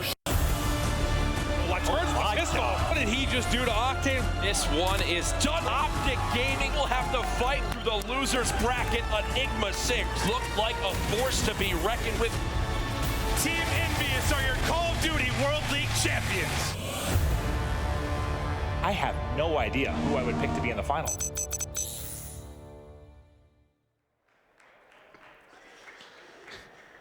Welcome back to MLG Vegas. I still share that sentiment. I'm not sure who we're going to see in the final, but it's getting exciting. It's coming down to the wire. Now it's time for our winners bracket semis. Maven here going to be joined by Merc and TP. How you guys doing? I'm doing great. I love that voice. Yes, very, very silky smooth. Teep, so here we are. It's going to be our first semifinal. Allegiance going up against Cloud9. So I know you have a lot of history here with Aches from the Cloud9 side. How you feeling about this squad so far? I know you had pretty high hopes for them coming in. Definitely had them rated in my top 4 for sure, but the way that they've gotten here has been a bit scary to say the least. Game 5s, almost every single series. I don't know how much longer they can keep it up. Just overall, the amount of game time that they had compared to everyone else has been probably much higher. Lots of maps. Yeah, well, you said, has it really been like Game 5 pretty much every single time? I think every match. Like realistically, well, I thought Elevate would be maybe where it would come to an end, but they end up squeaking that out. Now, on the one side, I think we're still waiting to see who FaZe is going to play. I believe Luminosity was ahead in the series last I heard, but I know that's being played behind us right now. But you're getting a shot now of the Cloud9 guys as we get ready for this one. Let's talk a little bit about our map set. Allegiance versus C9. We're kicking it off with Scorch Hardpoint. Merc, is there anything in this 5-game set that stands out to you that might be an edge for Cloud9? I'm looking at sort of the search and destroys, and to be honest, I'm more worried about Allegiance because we saw Allegiance play throwback search and destroy in game 2, and I think Moch had 16 kills in a game 5. So wow. This is definitely one of those maps where they like to switch things up. So I'm looking at that search and destroy. And remember, Moch, thinking back, we have an IW title. Thinking back to Ghost, he was a really, really good search and destroy player. That's where he really started making a name for himself in that particular mode. Not shocked to see him doing it here in Infinite Warfare. But let's talk a little bit about Allegiance then, Teep. So we see E6 just, I mean, you saw the choice words used in some of the tweets from the Optic side afterwards, especially from Krem. That was a brutal loss. And then Allegiance just comes out and 3-0s them. I know we didn't get to cast the series, but how is that even possible? None of this is making sense to me. After I saw E6 just completely dismantle Optic, I thought they're sort of my team, And then Allegiance, we get into bracket, and they handled them pretty easily, I guess. I'm not sure how close that 3-game series was exactly, but it's going to be interesting. That's a lot of momentum going into this match as well. Cloud9 was just had another brutal series, another game 5. They were able to take that on Crusher in a 6-3 victory. But Allegiance is rolling, man. And Allegiance, remember, it was what, the EG Luminosity series. If EG had won one single map, Allegiance wouldn't even be in this position. That's how close it was. I know it gets a little bit nuts when you're coming down to these tiebreakers here, but let's just chat predictions a little bit. I think this is kind of a tough one. I know you guys have some history, obviously, with the Cloud9 side, but who are you taking, Merc? How you feeling? I think I'm going to go Cloud9, but I think it's probably going to go all 5 games. I would love to say Cloud9's going to clean this up very easily, but obviously Allegiance, a hot 3 over Enigma 6, who beat Rise and Optic. Didn't really expect that. So, I mean, I definitely see a game 5. Teep, you? Expecting that as well. I think it's going to come down to Cloud9's uplink. It's looked pretty darn bad, in my opinion. That's one of the game types that they need to work on. Both teams are really heavily relying on that search and destroy, though. Well, it is going to be Scorch Hardpoint to kick off this game 1 for Cloud9. I mean, you guys, we've talked about the fact that Lacefield and Assault specifically have been kind of lights out. They've been carrying the load for C9. I know we talked about this one going the distance, but real quick, tell me who you're taking here for the game 1 Hardpoint. I'm going to go Cloud9. Cloud9. All right, Cloud9 for both the guys on analysis. Let's toss it now up to the casters on the desk. Thank you so much, Maven. It is Puckett and Courage here for your first semifinals. ALG playing up against Cloud9. Neither of us saw this one coming, Jack. Hey, I will say I did have Cloud9 in my top 4, but Allegiance they're probably my surprise squad of the weekend, maybe even a dark horse of this tournament. When we saw E6 go a perfect 9-0 map count in pools, they then face Allegiance and get 3-0'd themselves. So something's clicking with the squad. Sinful went on Twitter and said this is the most confident he has ever been in the history of his career in a team that he's been on. So these guys want to ride the momentum, and right now they have an early lead. Ricky with a big two-piece clears the hard point, at least for now. 20 points remain there, but we're going to stay on board with this Allegiance squad a little bit. These guys kind of shocked everybody when they opened things up, stealing a hard point. Then they were able to take down Rise in a game 5. But Sinful, he's been the new addition to this lineup, and really, this is the guy I love watching because he's been around forever. He played with Mud Dog way back in the day going to COD Champs. Nowadays, though, he's had to kind of climb back up through the last title, Black Ops 3, and he's found himself a home. They're playing for top 3 right now. This is a guy that's played at Champs. This is a guy that literally has left his career behind, resurged not once but twice. Now hoping Infinite Warfare can be his game. He's got quite the roster around him, though. Royalty, that superstar player that I've loved to watch grow over the last couple of years. Currently, quiet game for him, 1 and 2, but he's playing the objective for his team as Allegiance take a 20-second lead. On board with Royalty now as he will be pushed, and it looks like we still have 30 seconds to go on this hard point, and that is a big win by Assault. They're going to be able to clean this up. The rotation should be coming in soon. Look out for player 6. That's going to be Lacefield, who's going to be trying to break it. He is currently 1 and 5, off to a slow start. Cloud9's going to be able to answer back, but Allegiance is all set up for this new hard point. This is actually a unique pressure that Cloud9 are putting in. Typically, you hit that top sky bridge, and Mochillo was expecting that on your minimap number 4. He thought that's where the Cloud9 pressure would come. Instead, they 3-hit the wall run, and this can actually wind up working out for them. They just need to win a couple key engagements off the break. Doesn't appear that it's going to happen, though. Assault does sneak by, but the rest of his teammates fall. They are going to spawn all the way out, so Allegiance do hold off the pressure, and now they look to secure the next 43 seconds on the hangar hard point. Remy and Mochillo, the duo right now, both sitting at 8 and 3. They've got the slang in their favor. Absolutely. The veteran Moch really performing incredibly well throughout every series I've seen from him in Las Vegas. Remy, on the other hand, you know, he's had his ups and his downs. Currently 10 and 3, leading the charge for his squad, off to a fantastic start. He's going to be quite a ways away from getting some score streaks, but his stats, basically, they speak to just what he's been able to do around the map. Let's go over to Royalties. He's in a gunfight for scrap time. It's not going to work. Assault will be there to pick it up. The big fight, though, it's going to happen with Lacefield. He's going to turn this corner to 3 players already setting up at the new hill. Yeah, and go ahead and get that scrap time if you are Cloud9. Allegiance more than happy to give that one up, they say, as they want to be ready for this drill hill. It's one that FaZe really struggled to hold earlier on this weekend. Allegiance looking to push from that back rocks area, and this is where you'll just see 2 teams bucket flood right at each other. Pressure from all 4 players coming from one side. The flank takes so long to go through middle map around that middle corridor, so they say, you know what, let's gun 4 on 4. This time around, it's Cloud9 coming out on top with 34 seconds remaining on the drill. If Cloud9 can hold the rest of this time, they will have a 1-second lead going into the second rotation. Aix is going to be taken out of the hill for a moment, and now he is back in. Let's go on board with him. This guy, we talked about Moch being a veteran.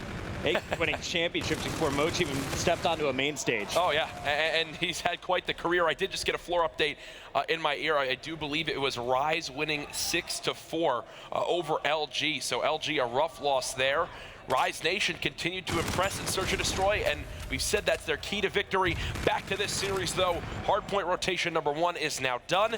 And look, it's Allegiance, man. They're up, but we talked about Cloud9. They've gone to Game 5 in basically every series they've played this weekend, so if they lose the hardpoint in their mind, they're like, you know what? We'll just clutch up on one of these other guys.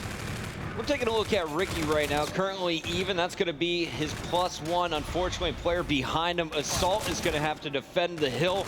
Instead, it's a lot of pressure on Aix. 3 players from ALG breaking through. Sinful's going to get one, looking for a second and a third. The triple from Sinful puts all of Cloud9 on respawns. Remy is going to be able to pick up this time. Unfortunately, though, it looks like Cloud9 are going to get the better of the 2 possibilities here. They're going to be set up going into the next hill. Yes, and how many times have we seen this weekend at the CWL Vegas Open presented by the PS4 that there have been players ready for the rotation and they just get the full 60. Give up this scrap time, play for this turbine hardpoint. It is the money hill on this map.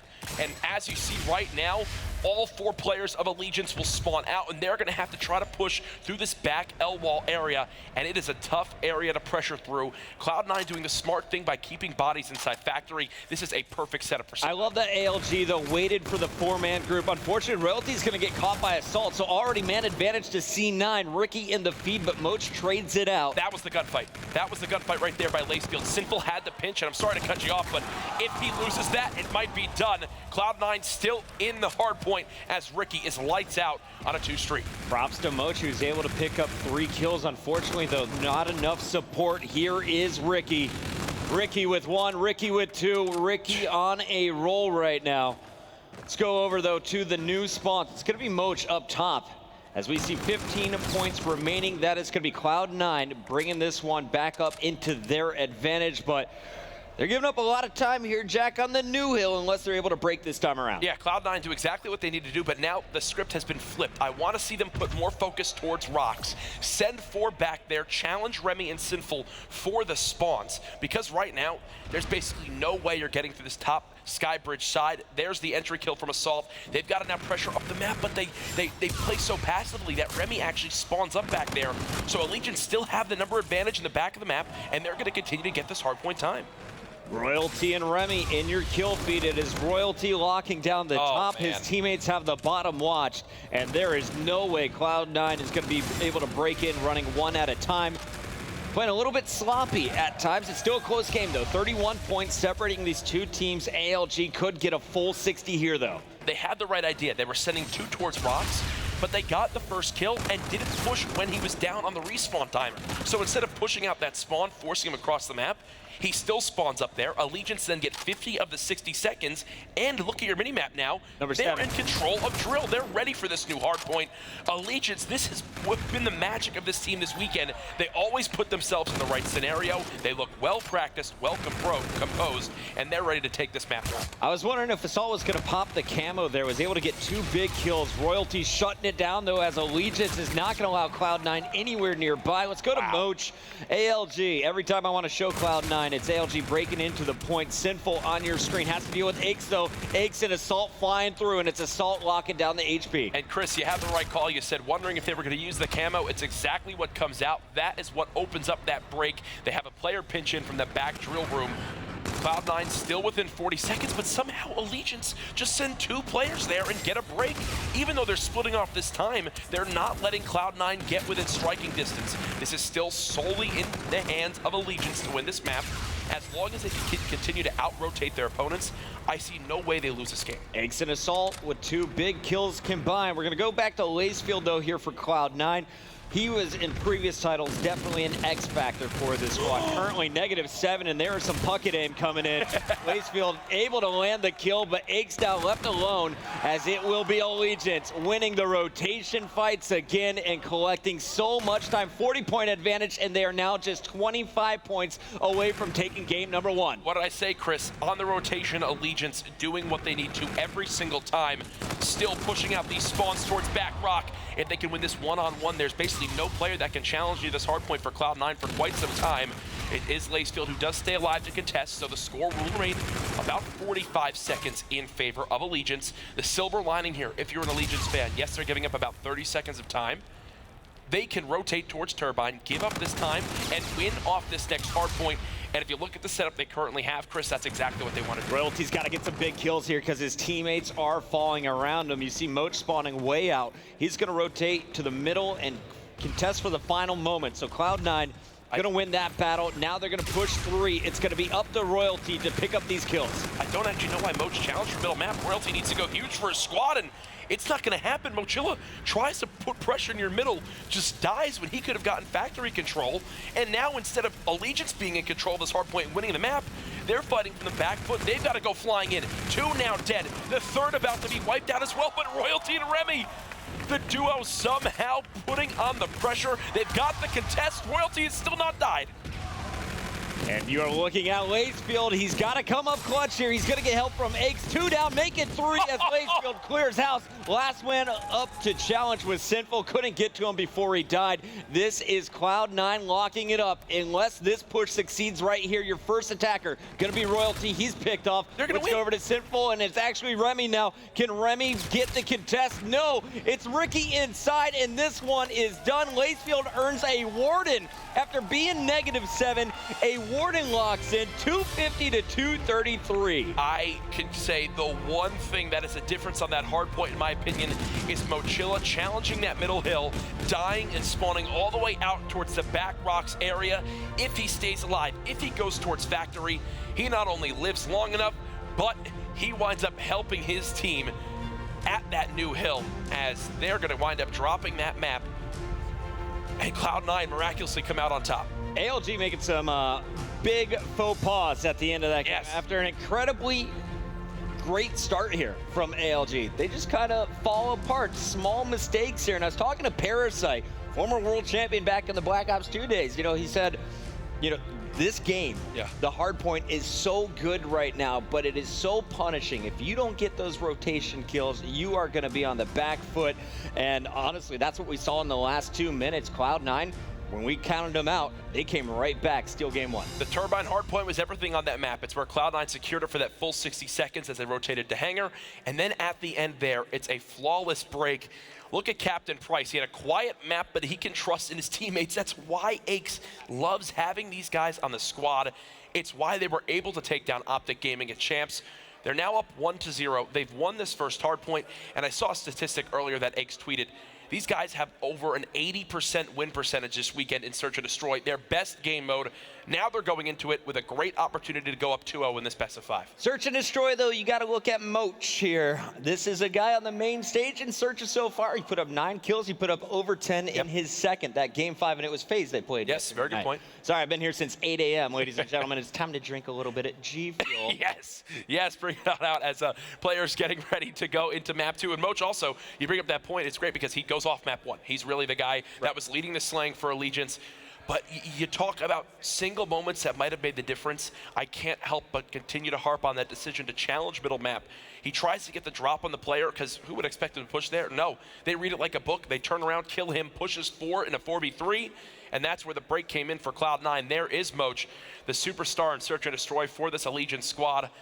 Him alongside Royalty, I expect to be the duo to really carry this team to victory. And what I love about Moch is yesterday we asked him who wants to do an interview. He says me. He's like, in the past, you know, I didn't want to do it. I felt like, you know, I'd let some of the other teammates do it unless I had to. Now I realize it's my time to shine. This is my game. I asked him, how is this team? He said, it's the best I've ever had, at least with this Allegiance jersey on. So let's see what Moch can do. He's got to bring his team back in it, but the big mistakes we saw last time Allegiance was playing Search and Destroy came from Royalty, the youngster who's so good in the respawns, a little too aggressive at times in S&D. And if you're playing against Aches and a guy like Assault, who has just been on fire in all of their searches, you know he's going to get punished. And you can see this Cloud9 team, they'll know how to react to the overextensions that Royalty put on in. Here is your rig draft as teams begin to select. Oh, actually, interesting to see from Ricky right here. He's going to go with the Centurion Trophy Drone. So typically, you only see the Centurion brought out in hardpoint. You drop it down on the hill. You help secure it by the pulsing stuns it puts out on the enemy. Now, though, maybe favoring it to have that Trophy Drone. I actually want to talk to him after this because Trophy can obviously help block those grenades, which are so useful in Search and Destroy. Either way, though, it's time for game number 2. Map 1 was close, hoping to have the same thing here. Search and Destroy on Throwback. And Moch is going to open things up here with a sniper, potentially, is what I saw. Now, they're going to be on defense. It's going to be Cloud9 on the attack. But, Jack, if you don't mind, can we watch their star? He went off against FaZe on this same map, Throwback. We're doing it. We're going to see how Moch fares with the sniper rifle right away. And you see with the X-Ray, 2 players just outside of his vision. And already with 2 teammates being dead. All right, Lacefield. It's Mochilla by himself now. Hits 1. We're watching the 1v4 clutch. Yeah, that's just slowly unfolding here. The pistol, oh, he needed one more bullet, and he is going to get shut down. Dreams do not come true in round number 1. No, nice job by Aches and crew. They set out to go for the quick plant. They get it done right there. All smiles from that new duo in Aches and Assault, man. Aches has been like a father to this guy. and he's watched him grow. He said at the end of Orlando, when this team struggled, when Aches' team didn't perform, he told me in the lobby Monday morning when he hadn't slept after Sunday night, he said, Jack, I'm getting my assault on my team for champs. I don't care what I have to do. He's done it, and now he's helped him grow into the great player he is today. Allegiance on the attack after Cloud9 won their first attempt. We'll see if Sinful can have a little bit more success than yesterday. He was a very slow player. Moch up in the window is not going to be able to watch Royalty's back, so already man advantage in favor of Cloud9. And it looks like that player number 2, Lacefield, was getting ever close to finding Sinful. Ooh, some nice shots from Remy, but not actually able to clean up that first kill. And I do like from Cloud9 that they're not getting overly aggressive and trying to challenge him on this back bus. They know he's there, but they have the number advantage. Why give anything up? They've got all their lanes watched. Assault should have a kill middle map. There it is. 1 versus 3 now for Remy, as they know exactly where he's at. Easy cleanup. Cloud9 in full control. The rounds have not even been close. They get the first bloods. They trade efficiently. Composed team, and that's why when these guys are well practiced, Chris, they have everything they could ever want in this lineup. Veterans, high impactful, young slayers. I love watching this team. It's why I picked them in my top 4, and they're now this map and 1 potential more away from being in that top spot. That top 4, man, it was a bold prediction, and it is paying dividends. Lacefield, a perfect 4-0 to open this up. Once again, he got a warning in game 1. Didn't even need to call it in before they were able to mount their comeback. Now you see a fantastic opening, and Cloud9 setting for the plant. Meanwhile, the flank is going to be watched. No one sneaking behind, and Allegiance is kind of playing scared here, Jack. Yeah, I think it's because Ricky has actually backed this player up off the flank for the moment. So everyone on Cloud9 near this back bowling ticket area. Allegiance slowly inching up the map. I'm going to swap over to Remy to see how he performs here. Pushing into bowling. Ricky reads it perfectly. First blood now for Cloud9. 3 rounds in a row. Pressure coming in from Royalty. What can he get done? It's 1 kill onto Lacefield in top ticket. 3 versus 3. Ace answers back with one of his own. Royalty goes for the challenge, cuts him down as well. 1v1. Ricky, Royalty. Who can get it done? Ricky knows exactly how to play it. And he's just got to delay this. Yep. You know, you just got to stop Royalty from getting the defuse, and even though you die right there, there's not enough Royalty can do. He is on a 3-kill streak, though, so keep your eyes on the score streaks. Those could be massive in turning the tide in Search and Destroy, but so far, this is all Cloud9. Moch talking to the squad. Doesn't look like they have an answer so far. Maybe go to the other side of the map? Yeah, I guess so. Maybe go towards that B site, try to pressure towards field. What I loved was Ricky commanded that flank the entire time, positioned himself very nicely. Yeah. Let's watch on offense. And Chris, you said it, it's going to happen as they send 3 players towards this different site.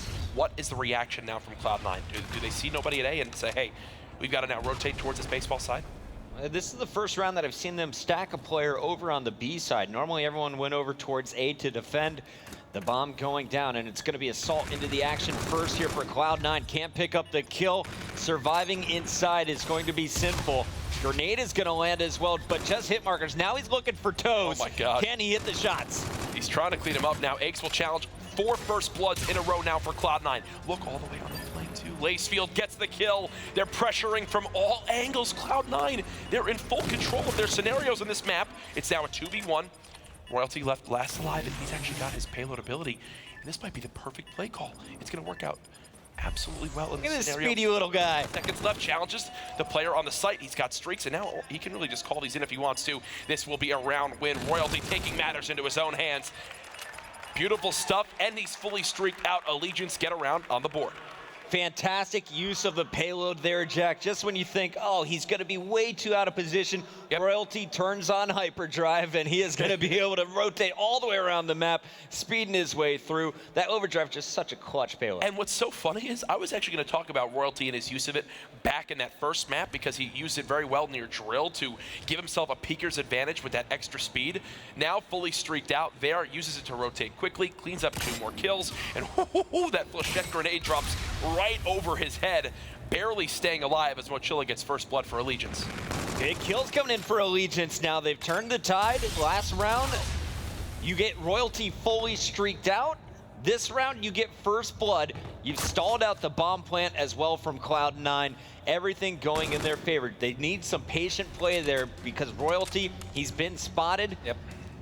And at any moment, Cloud9 could turn this not into just 1 pick. They could then get the bomb down and force their way into the ALG defense. It was such a smart play by Royalty because he knows he's pinned in that corner and he saw more players rotating from Cloud9. Their goal was to cut him down. Now he backs on up, gives himself an opportunity to make a play like this. Bomb carrier now dead, continuing the streak at 7-3. He knows there's another player close by, and you know what? He's gonna say, I'm looking for this ace in the round. Can't get out with his life, so does actually miss some shots. 2 versus 3, absolutely a winnable round if you're on the side of Cloud9, but you still have to plant this objective. And big props to Ricky there. Ricky saved Aches' life. The bomb going down momentarily. Ricky is going to be able to save him once again, but Remy is behind. There is the 2-piece, and it's ALG taking this to just 1 round. Cloud9 still with the advantage, but that's 2 in a row for ALG, and I wouldn't be surprised if they tied things up. They now have the momentum. Oh, and they have still full streaks on Royalty. What was actually really funny was how long it took them to flank that round, because earlier in this game when they tried to flank, someone from Cloud9 was ready for it. They've received them and easily cleaned them up. This time around, though, Remy does hit that window, picks up the 2-piece, and stops the pressure. And with Sinful laying down like this immediately thinks that he's going to wait for the flank. And you're going to wind up seeing this Allegiance squad use these streaks to clear out this site. I was wondering, is this too early to use your strengths at a search and destroy? Or do you need to do it just to get back in the game? It looks like they're going to change up the pace after Sinful doesn't see any flank. He makes the call, and they have made the decision. Yeah. It is the B-bomb site they'll be targeting. Royalty looking along the perimeter. Can't find anybody, so that means it's time to plant the bomb and just watch the middle of the map. Royalty just needs to live. I kind of want to see him run all the way back to blue and just stay alive. Instead, though, he'll play from the silo. Still watching him as he's had quite the game so far. Needs a little bit more help from Sinful on his team. First blood gonna be earned by Royalty, so he'll just stay alive, play his life. Everything going right now for Allegiance as they've started to turn around this map. Royalty, I watched him. It was the right guy there. 3-3 as this game is all tied up. And you see a little bit difference in his play style. That time around, he just lays prone at the silo, then jumps out when needed. He's no longer just sprinting around by himself. Yeah. I like the decisions that Allegiance is making. This is a different team than we saw them the first time on Throwback. Much more disciplined in Royalty. He is having a hell of a game. 9-4 so far. Lacefield on the other side. He started off super hot, 5-1. Now currently 7-3. So still picking up some kills, but he has definitely slowed down. I like that they give him the objective too. You go ahead, plant this one down, earn that reactive armor, and Allegiance is going to give this entire site up, play around the streaks. Royalty will call in one. But here's the thing, they planted it so fast that I think this is actually going to punish Allegiance in the long run. Thankfully, they do actually get 1 kill with the bombardment, 2 as well. They don't get in cover in time. Will be a 2v2 now, a 2v1. What just happened? You use your all by himself. And you still lose this one unless Moach can pull out a miracle. The bomb, 20 seconds left. Moach trying to fend off both players, won't be able to do it. Cloud9 retaking the lead, 4-3. Chris, I'm going to say it now. That's the swing round in this game. You use bombardment, it gets you 2 kills, and then you guys sprint across the map and just get caught by 2 pre-aiming ARs. It's almost like they got those kills. We're like, run, just run. We got this. To them. We easily have this, and then 2 get picked off easily because they body stack. The other Ricky wins the one-on-one. Cloud9 back in the lead after giving up 3 rounds in a row. To quote the great Walshy, charge because we can't lose, except that time they lost, Jack. Here we go. It is round number 8. Allegiance looking to tie it up once again. They were down big at the start of this game. They took over the momentum, and there's still score streaks available. Will he land another kill or 2? There's a player right next to him, though. The Scorchers come in, but don't pick up any kills. Meanwhile, Remy was able to trade out Lacefield, so still a 3v3, but Cloud9 knows exactly where that bomb is. They should be able to react to this. That's actually the best case scenario that could have happened at the start of that round. Lacefield moving right across the map. The ping used so early on that doesn't give him too much info. Thankfully for Allegiance, Sinful turning things around from a slow start does get all 3. The aerial moonwalk, baby. I love it, man. We'll see it from his perspective here as Sinful cleans up 3 right in the end. So the guy was what? He was, I believe it was 0-5, now 4-7. Turning it back around, and he's been a catalyst in this comeback now for Allegiance on this map.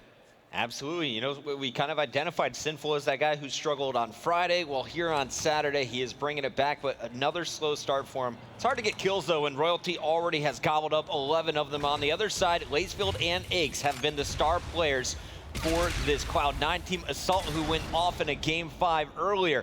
down to just 2 kills. Royalty's going to pick off Ricky, so a 3v4 for Cloud9. The bomb is down, but will they be able to defend it? Here comes the rotation now from Allegiance. 4 players want to push from this same side and overwhelm their opponents. Trinity Rocket now coming down.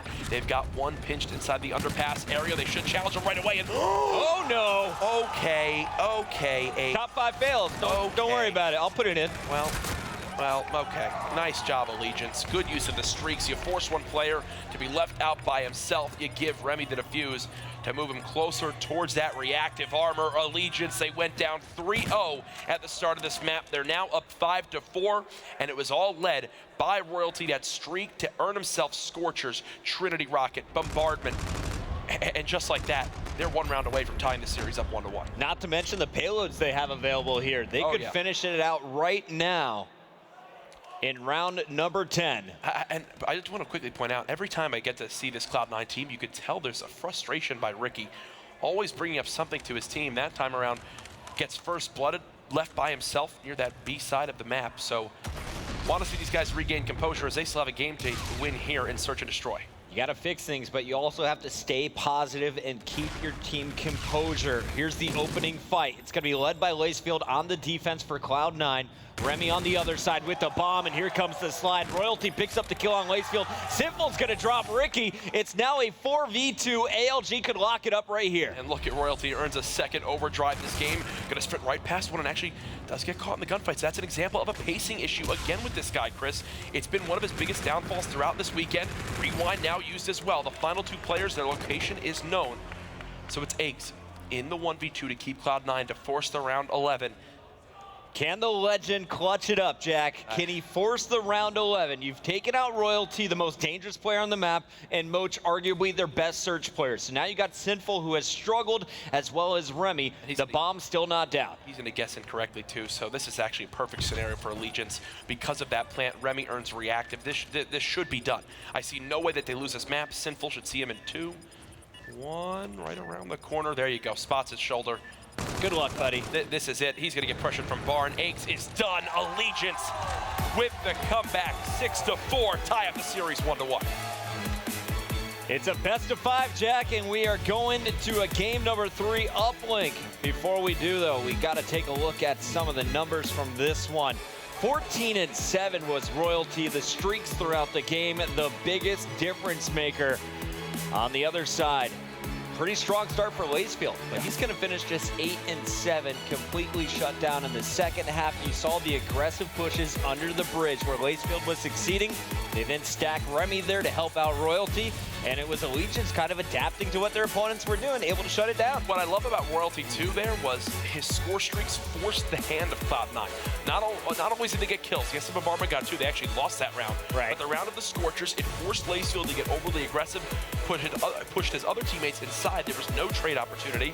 Let them plant the bomb, and then those Trinity Rockets, all they did was zone Lacefield in towards that underbridge area. They 3-hit him, gave him the number advantage. Allegiance showing why it's so important to earn those score streaks. At times, there's the argument, are they as impactful as they once were in Black Ops 2? That's a case of where, yes, they absolutely are. Well, we got to take a look here at some of the highlights. Here is Royalty heating things up in round number 6. And there you see the finishing of the kills. Lacefield cleaned up in the final round as Royalty, we gave him a lot of flack for being like, you're too aggressive, man. He played with confidence. So many sliding in kills for him this time around. Maybe we shouldn't second guess him. Maybe he just had an off game last time on the main stage. No, I definitely think we should not second guess this guy. Search and Destroy back in Black Ops 3 was one of the most explosive players in the game mode. Was always fun to watch him. His movement was second to none. Now doing it again here. I love the use of overdrive as well, but you saw 2 different tales of it. One, a great use where he wound up winning that 1v2. The other uses it and puts himself so far ahead of his team that was almost the reason why we saw around 11. He gets first blooded, then his other teammate dies because there was a miscommunication. This time around, though, it is Allegiance out on top on the map, and there's the hero himself in Royalty. We hope you're enjoying the coverage of the CWL Vegas Open. It has been a long day of matches for teams coming from the open bracket, the pools being decided, and now the championship bracket has begun. Chris, has there been anything that's or any one that's really impressed you the most so far this weekend? Yeah, the guy in the front row who is getting hype. I hear him from up here. People in Vegas are tired. There's been a lot of late nights and some early mornings for a lot of the staff as well as a lot of the fans here who have been playing through the open bracket. But honestly, this has been a fantastic tournament. 170-plus teams and these two squads on the main stage. This is a battle for a guaranteed top 3 finishing with $100,000 on the line. That is a pretty nice paycheck coming into the holidays. Yeah, especially when it's the first event of the year when there's going to be overall $4 million in prizes for the CWL 2017 season. Getting it off with a nice little bit of change would definitely be a good way to set the tone for a year of infinite warfare. Here is your rig draft. Ricky again going with the Centurion Trophy Drone combo. Royalty, you expect him to have overdrive. It's exactly what he picks. Aches has been the Rewind propulsion player throughout this entire weekend. So here we go. It's time for a little bit of uplink, Jack, and no overdrive. Is that going to be a big issue? Actually, I take it all back. It's there. We're coming in. I think they I blacked out for a second. We're fine. We're totally fine. You've been here way longer than I have today, Chris. Give me the controller. I'll do the driving. I'm gonna let you drive this bus, Jack. You just relax and enjoy some wonderful Call of Duty. I gotta give you props, dude. Your driving has been on point this weekend. I was watching, was like, man, Jack's getting every kill. No, I'm trying. Typically, I'm not a big fan of driving. Typically, we leave it to Maven, but you know, sometimes you got to take matters into your own hands, like Aches, whose team is now tied up 1-1. They didn't convert the S&D. You like that transition? Right? Yeah, if he gets a kill, it's gonna work real well. Oh, and he... Make him fall, Aches. Make him fall. Scare him away. Yes, thank you for making my transition good. 15 seconds in, Aches gets the first kill of the game, and Cloud9 will move up the map. Absolutely. Lacefield's going to pick up the kill at the top of the map, and there is a second one for Lacefield. So 4 down to open things up. 5. All the kills scored in favor of Cloud9. Lacefield, the lead blocker, Aches. He's going to be running this drone, and here comes the dunk as Assault picks up another one on Royalty. You can't ask for a better start if you're Cloud9. It's literally not possible to have a better start. 7 kills in a row. I don't think any of them have been damaged. Finally, Mochila gets the first, but still the pressure is on. Cloud9 unrelenting towards the middle of the map. Remy just trying to get some shift control for his team, but every time they get a kill, it's immediately traded. Assault now with the drone. He might just settle for a 1. Does he throw it off? And that's the worst. When someone is standing on your head and making 1-point plays. Cloud9 with a 3-point advantage, but we've seen how fast uplink plays out. Yes. ALG could quickly retake the lead with 2 dunks, and Moch is going to try and fight his way towards the drone. Sinful in the feed as well, picks up Ricky, and now you're going to see Moch pushing forward. They're going to leave the drone in the back for a moment, and now here comes the shot. Intercepted! Take it out of the sky, Aches. They read that one too easy. I think that was a little bit of a desperation play coming in from ALG. Could have been a little bit more patient, potentially even force out a dunk. Well, their teammates wind up getting first blood, and so they just try to rush forward and say, hey, let's maybe get a 1 on the board, bring this back to a 1-possession game. Instead, they don't. Aches is just going to buy time, especially because his teammates are coming off the respawn, and Hero's actually showing why he runs propulsion. Going to give him that extra little bit of juice in his jetpack as he'll just fly around the map, stay alive for as long as possible. And he stalled out. His teammates now coming off spawn. You can see on your minimap, they have control of ships, so they'll force an awkward route for the side of Allegiance all the way towards that top cliff side. Very unconventional. Under practice is typically this route, so how does Remy and crew play it from here? And he's got an opponent right above him. There's going to be the pickup, and you're going to see the run. Royalty's going to take out Ricky. Drone's going to be thrown off the map. The reset comes in, so no points going to be scored anytime soon. Lacefield trying to get to the new drone, though, as ALG is setting up in the middle of the map, and I got to give props to Moch. I've been watching him on the mini-map. He has locked down one entrance, leaving that Cloud9 base. They have 2 players still up, but Cloud9, they now have all 4 moving forward. Royalty trying to stay alive as the pressure's coming his way. And if you're new to watching competitive Call of Duty, if you think Royalty just looks like he plays faster than everybody else, it is because his sensitivity is higher than 12-12. Much higher than the I play on a 5. Yeah, right? It's not even close, and that's one of my favorite parts of watching him. He can do things that other people literally can't because of how fast he can spin around. Some people can't control that high sensitivity. Royalty is one that most certainly can. 2 minutes remaining inside number 1. Assault more than happy to just play for the drone reset. As Cloud9, they have this top ship area, and Allegiance, they don't expect Cloud9 to grab this, so they send 2 towards the middle. Ricky's the lead blocker, settle for the 1. There it is. Assault reads it perfectly. Aches is only 2-7, but it's why he has these huge slayers on his team in Ricky, Lacefield, and Assault. That was a ballsy play coming in from Assault. He's like, you know what, I want that. I'm going to go get that, and I'm going to score this 4-0. After our first 3.5 minutes, we take a look at Allegiance as Moch is going to try and clear past the drone behind him. It's in the hands of Remy, but it's going to be Ricky in the back line, able to pick up the kill. 3 down, make it 4 down. Royalty can't get this shot off as it's Cloud9 with a solid defensive stand. They're just going to try and wear down this clock. Yep. 1:03 remaining. They don't even have to score here. They're just going to keep it out of Allegiance's possession. Hit this lower wall run. Now Assault will just, I thought he was just a little early. Oh. All right. That's a... And we'll swap on. That's a play. That is definitely a play. Whatever you want to characterize that is where he stands. Now, as Royalty will move up with this drone, he doesn't really have a lead blocker, so does he panic? No need. Oh, the interception again. This time it's Assault with the goal line stand. He beats him down, which immediately grabs the drone. And I said, is he going to get greedy and go for the dunk, or will he settle for the one? Assault with the clutch play, realizes the situation, says, if I kill him, this will still float in for a 1. Instead, gives him the hands, beats him down, and now he'll go ahead, go for the long range 1. Intercepted now by Sinful. The defense so strong here in the last minute for both teams. And you are going to see Sinful pushing this one up. He's going for a 1-point shot, and he's not going to get anywhere close. It's going to be 4-0 after our first 5 minutes. We're going to switch sides and go at this one more time. That play from Assault, though, that is going to steal all of the momentum away from this Allegiance squad. Yep. A huge play when I thought the sneaky beaver, Mr. Royalty, was going to be able to just sneak by. Not the case, though, as Royalty tried to go for the dunk, which I do think he had the opportunity for it. Assault, with all the different scenarios and how that breaks down, literally had the perfect thing happen. So luck in favor of Cloud9 a little bit, you could say, as Assault will be leading this team at 13-10 alongside Ricky's incredible performance as well. Aches quiet at a .25 KD, 3-12, but Cloud9 are just doing everything right. 4 dead again off the break. Assault's like, I'm going to let you guys kill all 4. I'm going to go spawn trap them, and it's going to be Ricky running the drone towards Assault's position.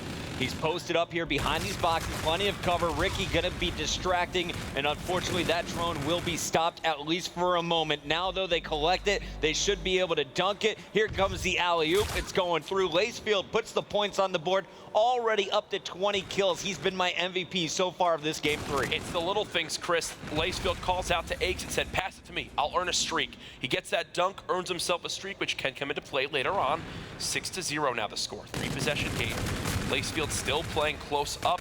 Sinful will pop his rewind just to stay alive and re-challenge in towards Shift, but it's actually a waste as everybody is ready for it from Cloud9. Again, Allegiance get wiped off the map. This is so one-sided in uplink. If you're a Cloud9 fan, you're thinking, man, if we just win the game that we've been statistically best at this weekend in Search and Destroy, this is a 3-0, but they're going to have to fight through another hard point, which we all know Allegiance are no slouches on when we go into that game 4. Absolutely. Allegiance, if you think back to that game number 1, they should have won it. Yep. They should be in the lead here 2-0. Instead, it's all tied up for now. 3 minutes and 30 seconds left before Cloud9 takes the lead. Unless ALG can turn this game around. 3 straight kills coming in again. That's the second team wipe we've seen. And now you have one player back on defense. Will he be able to stop Sinful? No. ALG officially on the board, and they at least make it a dunk. Mochilla was trying to watch the overextension through that top blue side of the map, but it's Lacefield who cuts him down, gets a second as well with the help of Assault. They're stopping any pressure that there could be, and Ricky with overdrive is going to go ahead and try to force this one in. Nice job by Remy to recognize the situation. Running at bullets makes them even more effective, Jack. It is, and that's what we saw firsthand. The drone being pushed up the map by Royalty and crew, trying to keep this as far out of their base as possible. There's Lacefield now calling in the Trinity Rocket. 2.5 minutes remaining, and look at that. That is why you pass it to him. You get that streak, you clear out a lane. Cloud9 with control of the drone yet again. And then you dance. Here comes Aches with the drone. He is going to be your carrier this time around. 3 blockers in front of him. The opponents, well, they're probably just going to give this one up. They're way behind. The call-out's made, though, and that is a great kill from Royalty. They stopped the pressure. It's going to be a battle, though, along the perimeter. Ricky is going to fall. Dead. Sinful, the last man standing at the end of the war. They have 2 minutes left to score 3 times. They need some dunks to come in. This is where Allegiance has struggled this entire map inside the ship area. Tell me once when you see the drone move through this way, really it hasn't even happened on this side at all. And it's because they just keep losing gunfights here. Finally, they do get themselves a number advantage for a second, but as I say that, they're left with 1 player alive in Remy, and it's not like he's going to be able to move the drone up the map himself. Over and over and over, Allegiance have failed to push this game through that ship area, and it's just why they haven't been able to match the intensity and pressure of Cloud9.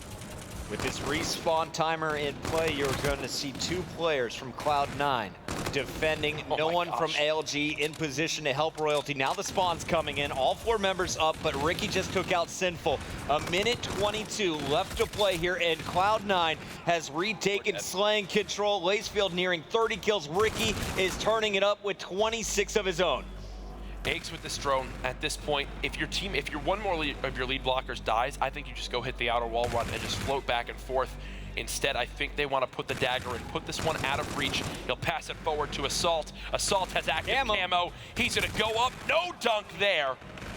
Okay, still just possible for Dead a little bit early there. Yeah, right. And you got to remember, with the most recent update in the CWL rules, that camo actually drains quicker. So if you're used to using it in public matches, and it looked a little bit short there to you, it is because there is a difference in the CWL rules for Go Dead again on Allegiance. This one is done and dusted. Cloud9 will take the series lead 2-1. Both respawns going in their favor, and they've got another one to play here in Game 4, which will be throwback hardpoint. We're going to just take a look at the numbers here as this game winds down. And Remy, he hasn't had explosive numbers yet in this series. 18 and 24. No points either.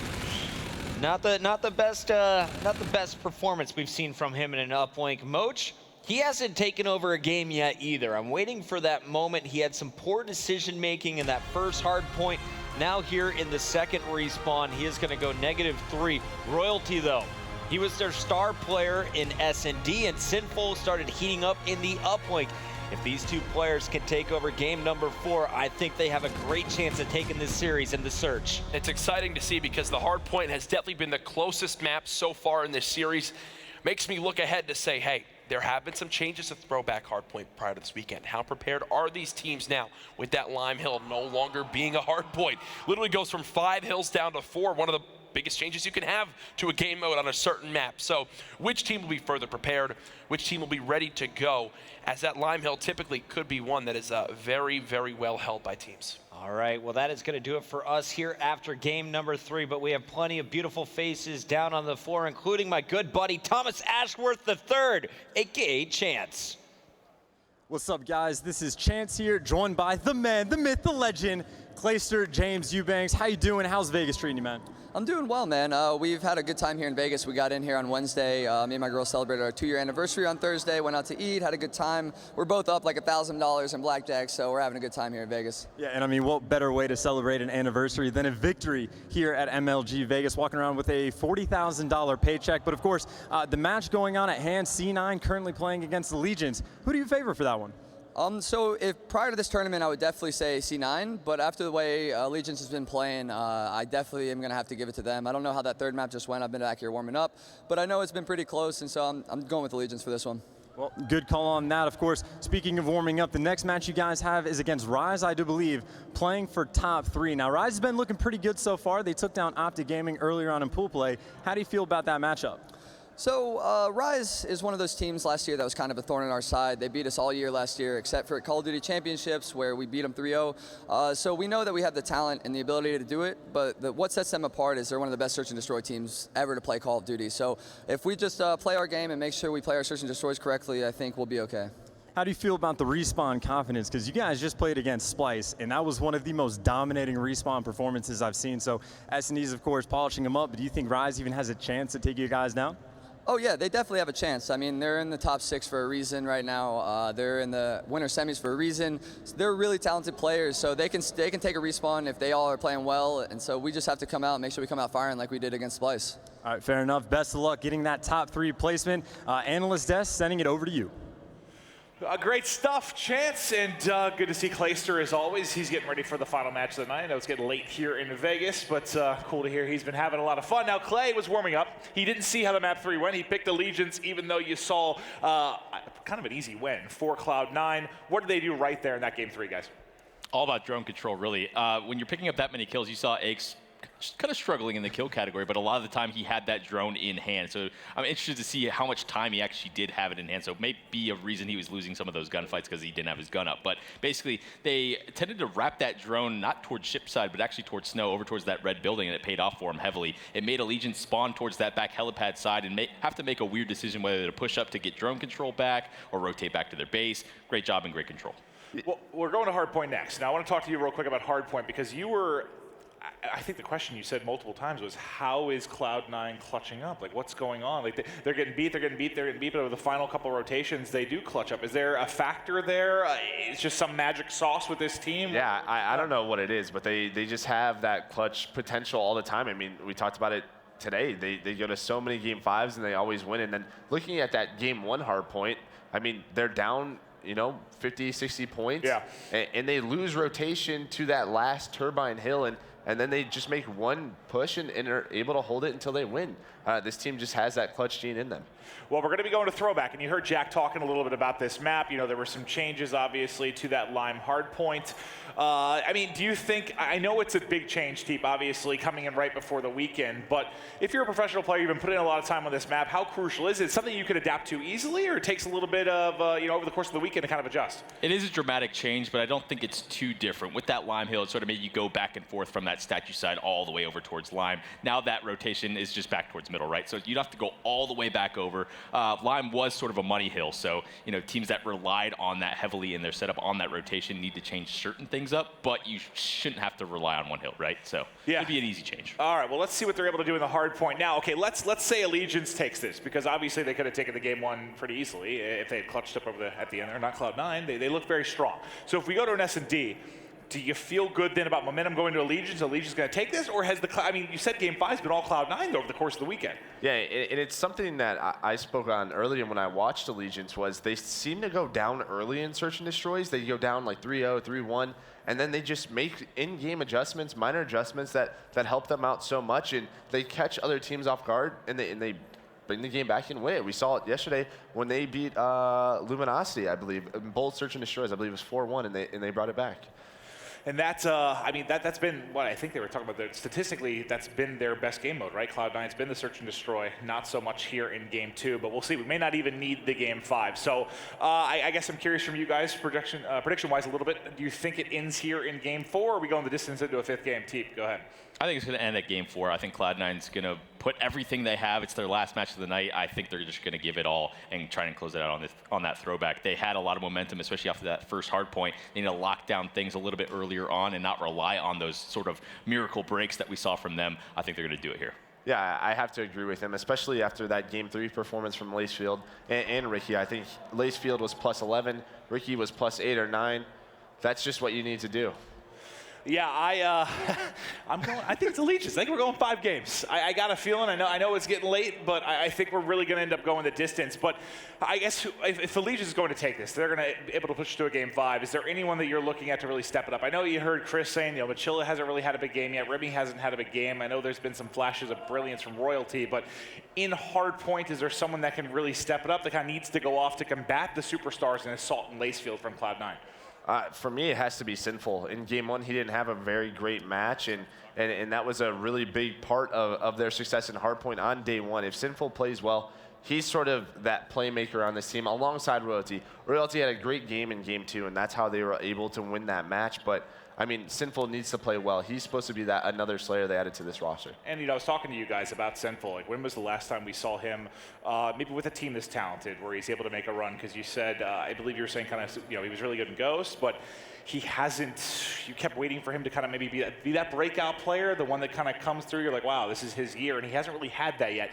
Do you think there's a chance maybe that's the year we see this from Sinful? Yeah, I mean, definitely, absolutely. I mean, this is a really good team. Mochilla talked about it. He said this is the best Allegiance lineup that we've had, and these guys have the potential to sort of get into that top 6, top 3 placing. All right, now let's talk a little bit about Aches. obviously TP teamed with him for forever, for quite some time. You had a lot of falling out, a lot of winning, a lot of everything that went on with that. I know it was a very interesting relationship. But when we talk about Aches, obviously he's not the guy that's going to be that lead slayer anymore. He's not going to be gunning everyone. We saw him get turned on pretty viciously in the throwback search and destroy. He was 4-13 at one point there in the uplink, but that's not really what's asked of him right now with this particular roster. Right. What is his role right now currently with this team? Jack of all trades, to be honest. He sort of fulfills whatever they need at a given time. When he needs to be that aggressive guy putting his life on the line, he's going to be the one to do it. But now he has someone like Lacefield that's going to put so much pressure on the other team. What I think I need to see different from him, especially on a search and destroy sort of style, is I think I need to see him a little bit more aggressive. You saw in that throwback, the throwback S&D, he was sitting a little bit far back with that NV4. I think that's fine for some rounds, but also he needs to pick it up and go just run with Lacefield, give the guy an opening. Well, that's what I always, I kind of liked Patrick Price at his best, right? Thinking back to Ghost, we had early on had Imtar in hand, just flying at people. But that's kind of now Lacefield's role, right? On this particular roster. I know it's not sub heavy. We got ARs for days right now, but still, you saw the Osa in hand, which sort of in a way plays like a sub, at least in the current meta. You saw what he was able to do on Frost, dropping 30 kills, completely controlling it. What is special about this young guy Lacefield is I know he was up and down a little bit with H2K last year, but now I think he's found a home here, kind of with Cloud9. Oh, absolutely. I mean, when Aches built this roster, Lacefield was one of the guys he went after and was able to land him. He just has so much talent. I mean, I remember Orlando last year. Me and you stayed up late watching these guys, and Lacefield was dropping like 40+ kills every single hard point. He's so explosive. You know what? Just sort of remind me of something. He reminds me of Black Ops 2 Miracles when he was sort of on the rise with Impact, when they were sort of on the climbing up the ladder in a sense, where he just has those games where he drops 50 kills and you're like, what just happened? That's sort of the feeling I get when I watch this guy play. Very, very explosive. And I think the thing that stood out for me more towards the later half of last year, and we'll see into this year, is the consistency of it. Because yes, he was explosive at times. Remember H2K would kind of live and die by him last year in league play. It's like if he'd have those monster games, they could win. They could beat anybody. If he didn't, it didn't seem like they could get much done. But now he's become much more consistent and an amazing player. We're getting ready here to hop into the action, guys, as we'll take a look at the rig draft. But the one last thing I want to talk about kind of with this team is Assault. Because Jack, he talked about some text he had with Pat. I had several calls with Pat. I remember at one point he sent me a list of, basically a couple ARs. And he's like, who do you like the most in this? And I was like, Assault.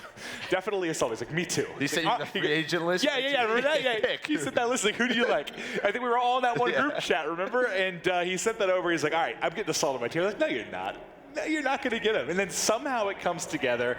They create this team. Pat weaves some magic, but it is now going to be time for throwback hardpoint. We had some time there to go back and forth. I know early in our banter, you guys said that you picked them to take it here. It's Cloud9 to close it out. Any changes over the past 5 minutes, or still Cloud9 going to close it out? Cloud9 hardpoint. All right, boys, take it away up top. Let's see if Cloud9 can shut it down. Thank you very much, fellas. Here we go. Cloud9 on match point. It's going to be Allegiance on your screen here. And look at this gun here. Aches. Interesting color choice. Oh, gosh, interesting color choice. It's not helping him with his accuracy, apparently, as he just whiffed everything at the moment. He will get turned on, but thankfully his team did the rest. It's been the recurring theme so far tonight, which is Aches doesn't get many kills, but his teammates get many. So that's the difference, as he can rely on his teammates probably now more than ever. And again, if this is your first time watching Throwback Hardpoint since the recent updates, that 5th hardpoint, the Lime Hill, no longer going to be in the rotation. I never liked that hill, Jack. Okay, hey, good, because guess what, Chris? It's now gone. So it will no longer be in play. We'll see how these teams adapt, as right now the lead tied, actually, as Cloud9 retake control.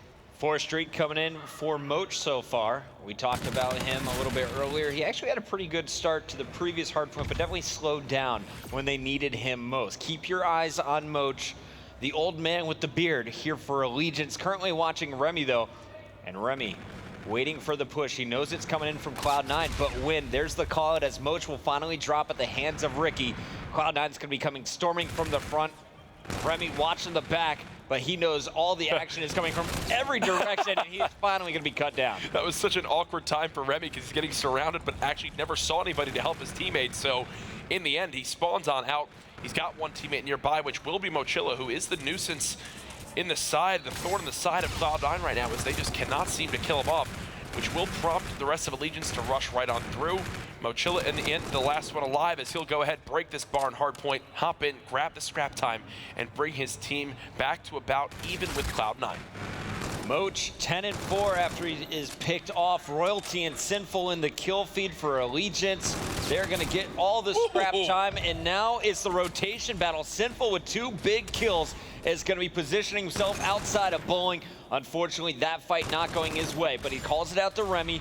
Remy getting out of the hard point to fight this. He's going to have 2 players charging out. Great push there from Cloud9. You can see they're definitely organizing these pushes. And that's what we saw back in the first hard point as well. There'd be times where you look at the minimap and Cloud9 would just have players coming in from every single angle to the point where there'd be no way Allegiance can respond. There they do it again. It wasn't as clean as they were hoping for as Royalty picked up 2. Remy gets 2 of his own. They're going to begin to push out Cloud9. Hard point control in this bottom bike path area. Back over to Allegiance as they've gotten themselves their biggest lead of the game, up by about 15 seconds. You know, and I've always enjoyed watching Royalty and Remy running together. You can see multi-kills normally on the kill feed when they're pushing together. You have Remy pushing from the back. It's going to be Royalty distracting from the front. This hard point going to Roti as Remy watches the blue side. The pressure, though, coming from the opposite direction. He realizes it now, starts to set up, picks up the first, gonna find a second in the hall. This time it is Ricky again with a big kill, 5 and 11. Ricky's had some good pushes, though, to open things up, but it's Allegiance still scoring.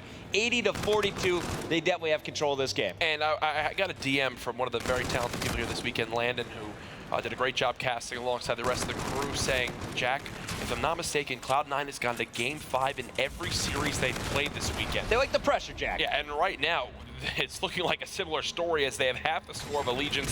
Finally, they do catch themselves for a second to begin to get some time on the board, but right now it's all ALG as they've got every player positive. They're out-slaying, they're out-rotating, and they're just outplaying their opponents. And this is kind of what we saw against Echo Fox when Cloud9 was playing on day 1. Ooh.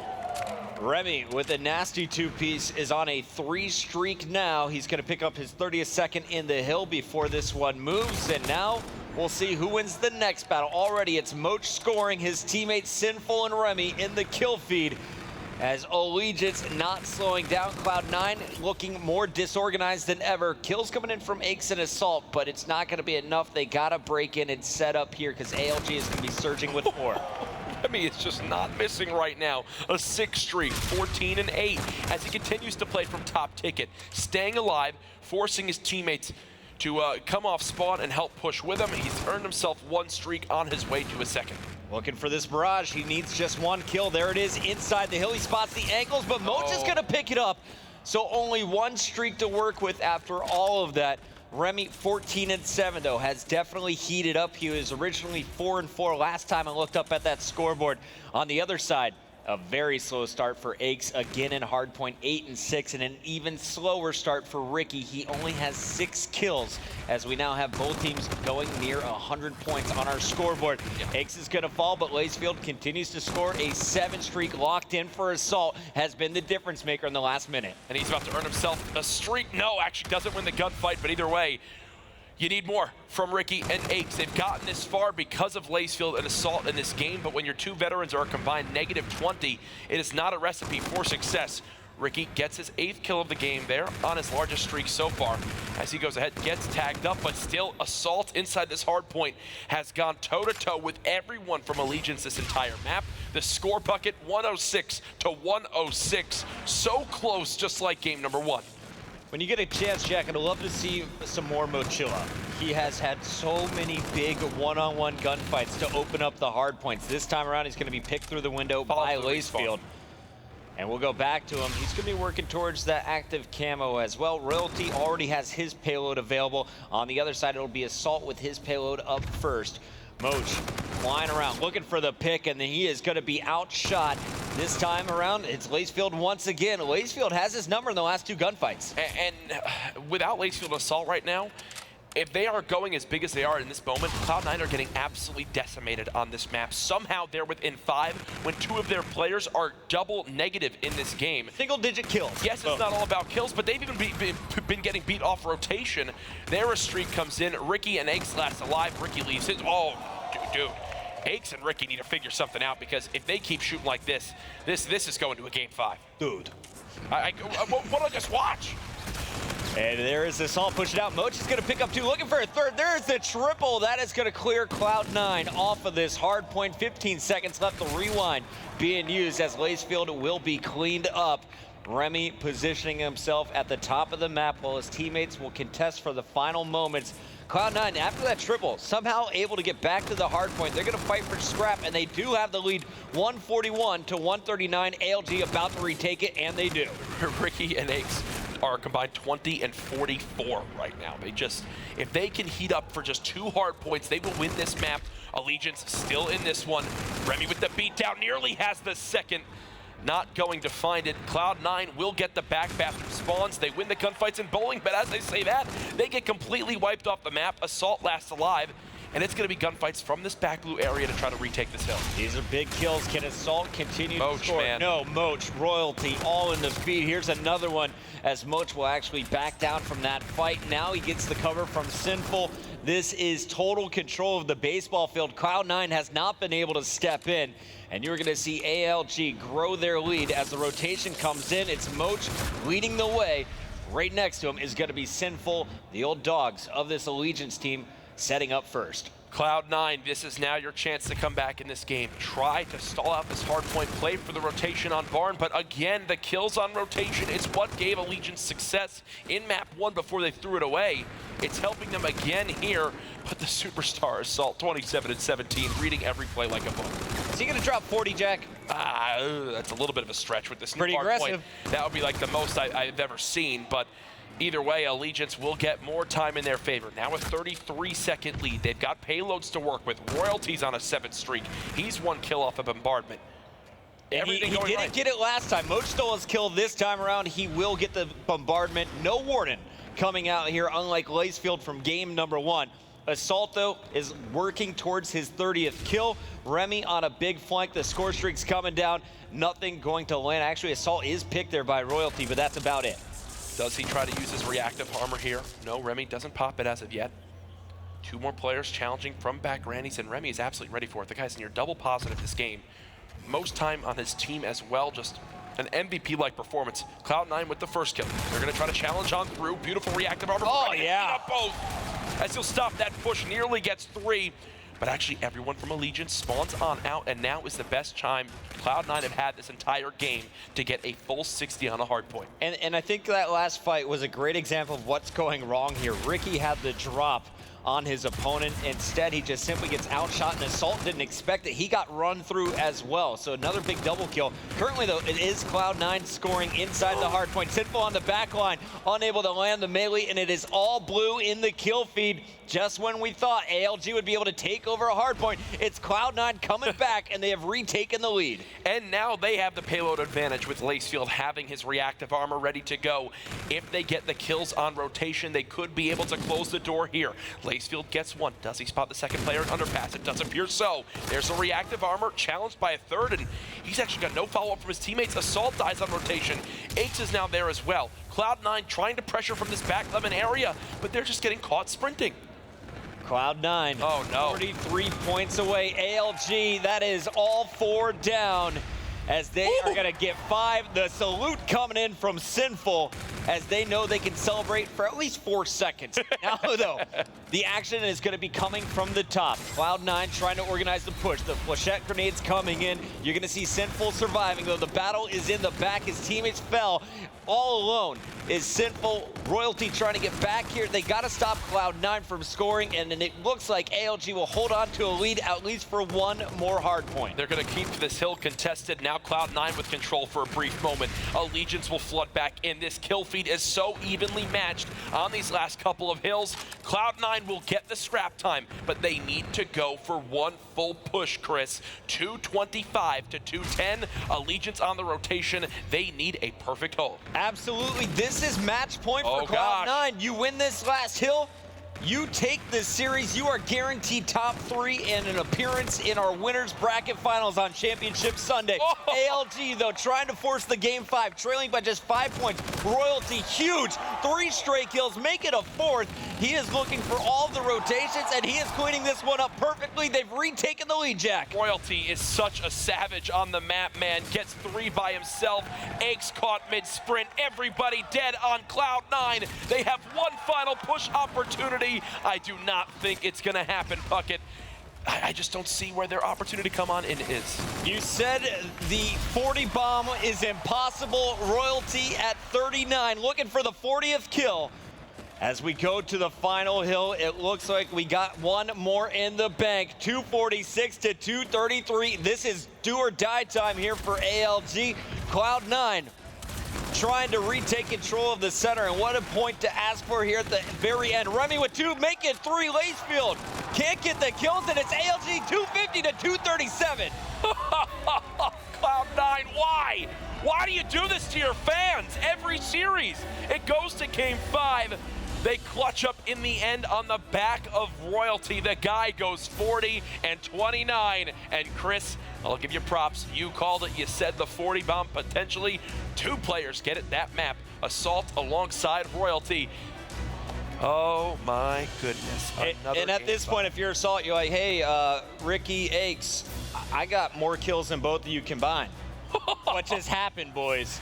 How is that possible? The veterans not able to get the job done here for Cloud9 in the respawn, and we're going to another search and destroy, and this is not where you want to be. Cloud9 has been so clutch in game 5s, but this is ALG's strength. You ask them, what is your favorite game mode? They said, without a doubt, it is search and destroy.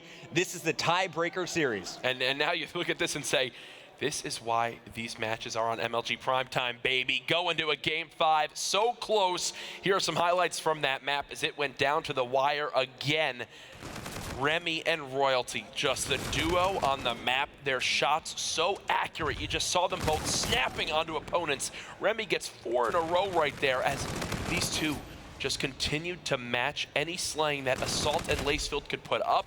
And when the rest of their teammates are shredding through Ricky and Aches as well, it was 4 players of Allegiance working together, and it was 2 players on Cloud9 trying to carry 2 veterans. There was a look at Remy's teammates on the other end. There's a look at Lacefield, who is clearly frustrated after that game number 4. Man, what a performance, though. Remy, the greatest player to ever come out of North Dakota. Without a doubt. There have been 3, so there you go. He's the top, a lot of competition there. It's almost like when Mr. X used to have his pro career when there was only 6 people competing in the game he once played in. The finest Rainbow Six player from Long Island, Mr. X. Salute, brother. I know, just like Sinful in that game. I love the new emotes in the game. The characters able to celebrate a little bit as it goes on, always adding flair here in Call of Duty. Infinite Warfare has been a lot of fun since the patches recently, and I really enjoyed watching that last Hardpoint. Yeah, I think that's the big thing for me, right, is yes, there have always been improvements coming to the game, and yes, there can be more improvements to be made, but one thing everybody can agree on in the community, Hardpoint has improved for this weekend. There's more strategy behind it, and it's been refreshing to watch teams give up time to rotate and be able to hold the full 60 when that was almost impossible with the way it was being played at the start of this game. We're talking Hardpoint, though, Chris. We're going into search and destroy. Fact. When we head into this one, Retaliation S&D, I'm wondering the presence of the snipers on this map. Do they decide to bring it out, or do they play more as a team, go for the 4v4 setups? Well, we saw Moach pull it out on Throwback, right? Yes. That very first round, he pulled out the sniper rifle, but all 3 of his teammates died in 10 seconds.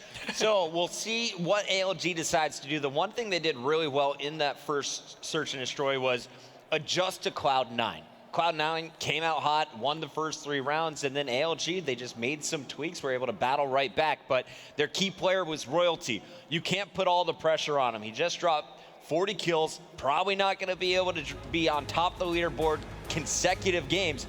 You need someone else to step up, and I think this is where you gotta look at Moach again to shine.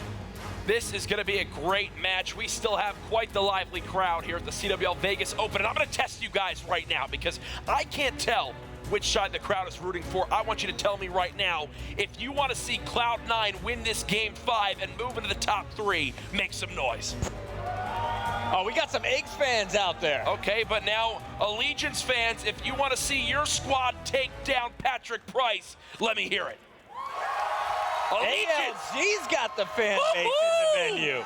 Folks, it's Mochilla time. This guy's got a sniper, and he's got a plan to take down Cloud9. What can he do? It's a passive play. They're playing for picks, and he's now seen the head of an opponent. Yeah, Lacefield's got to run for his life there. Moch had his head inside those crosshairs for just a split second.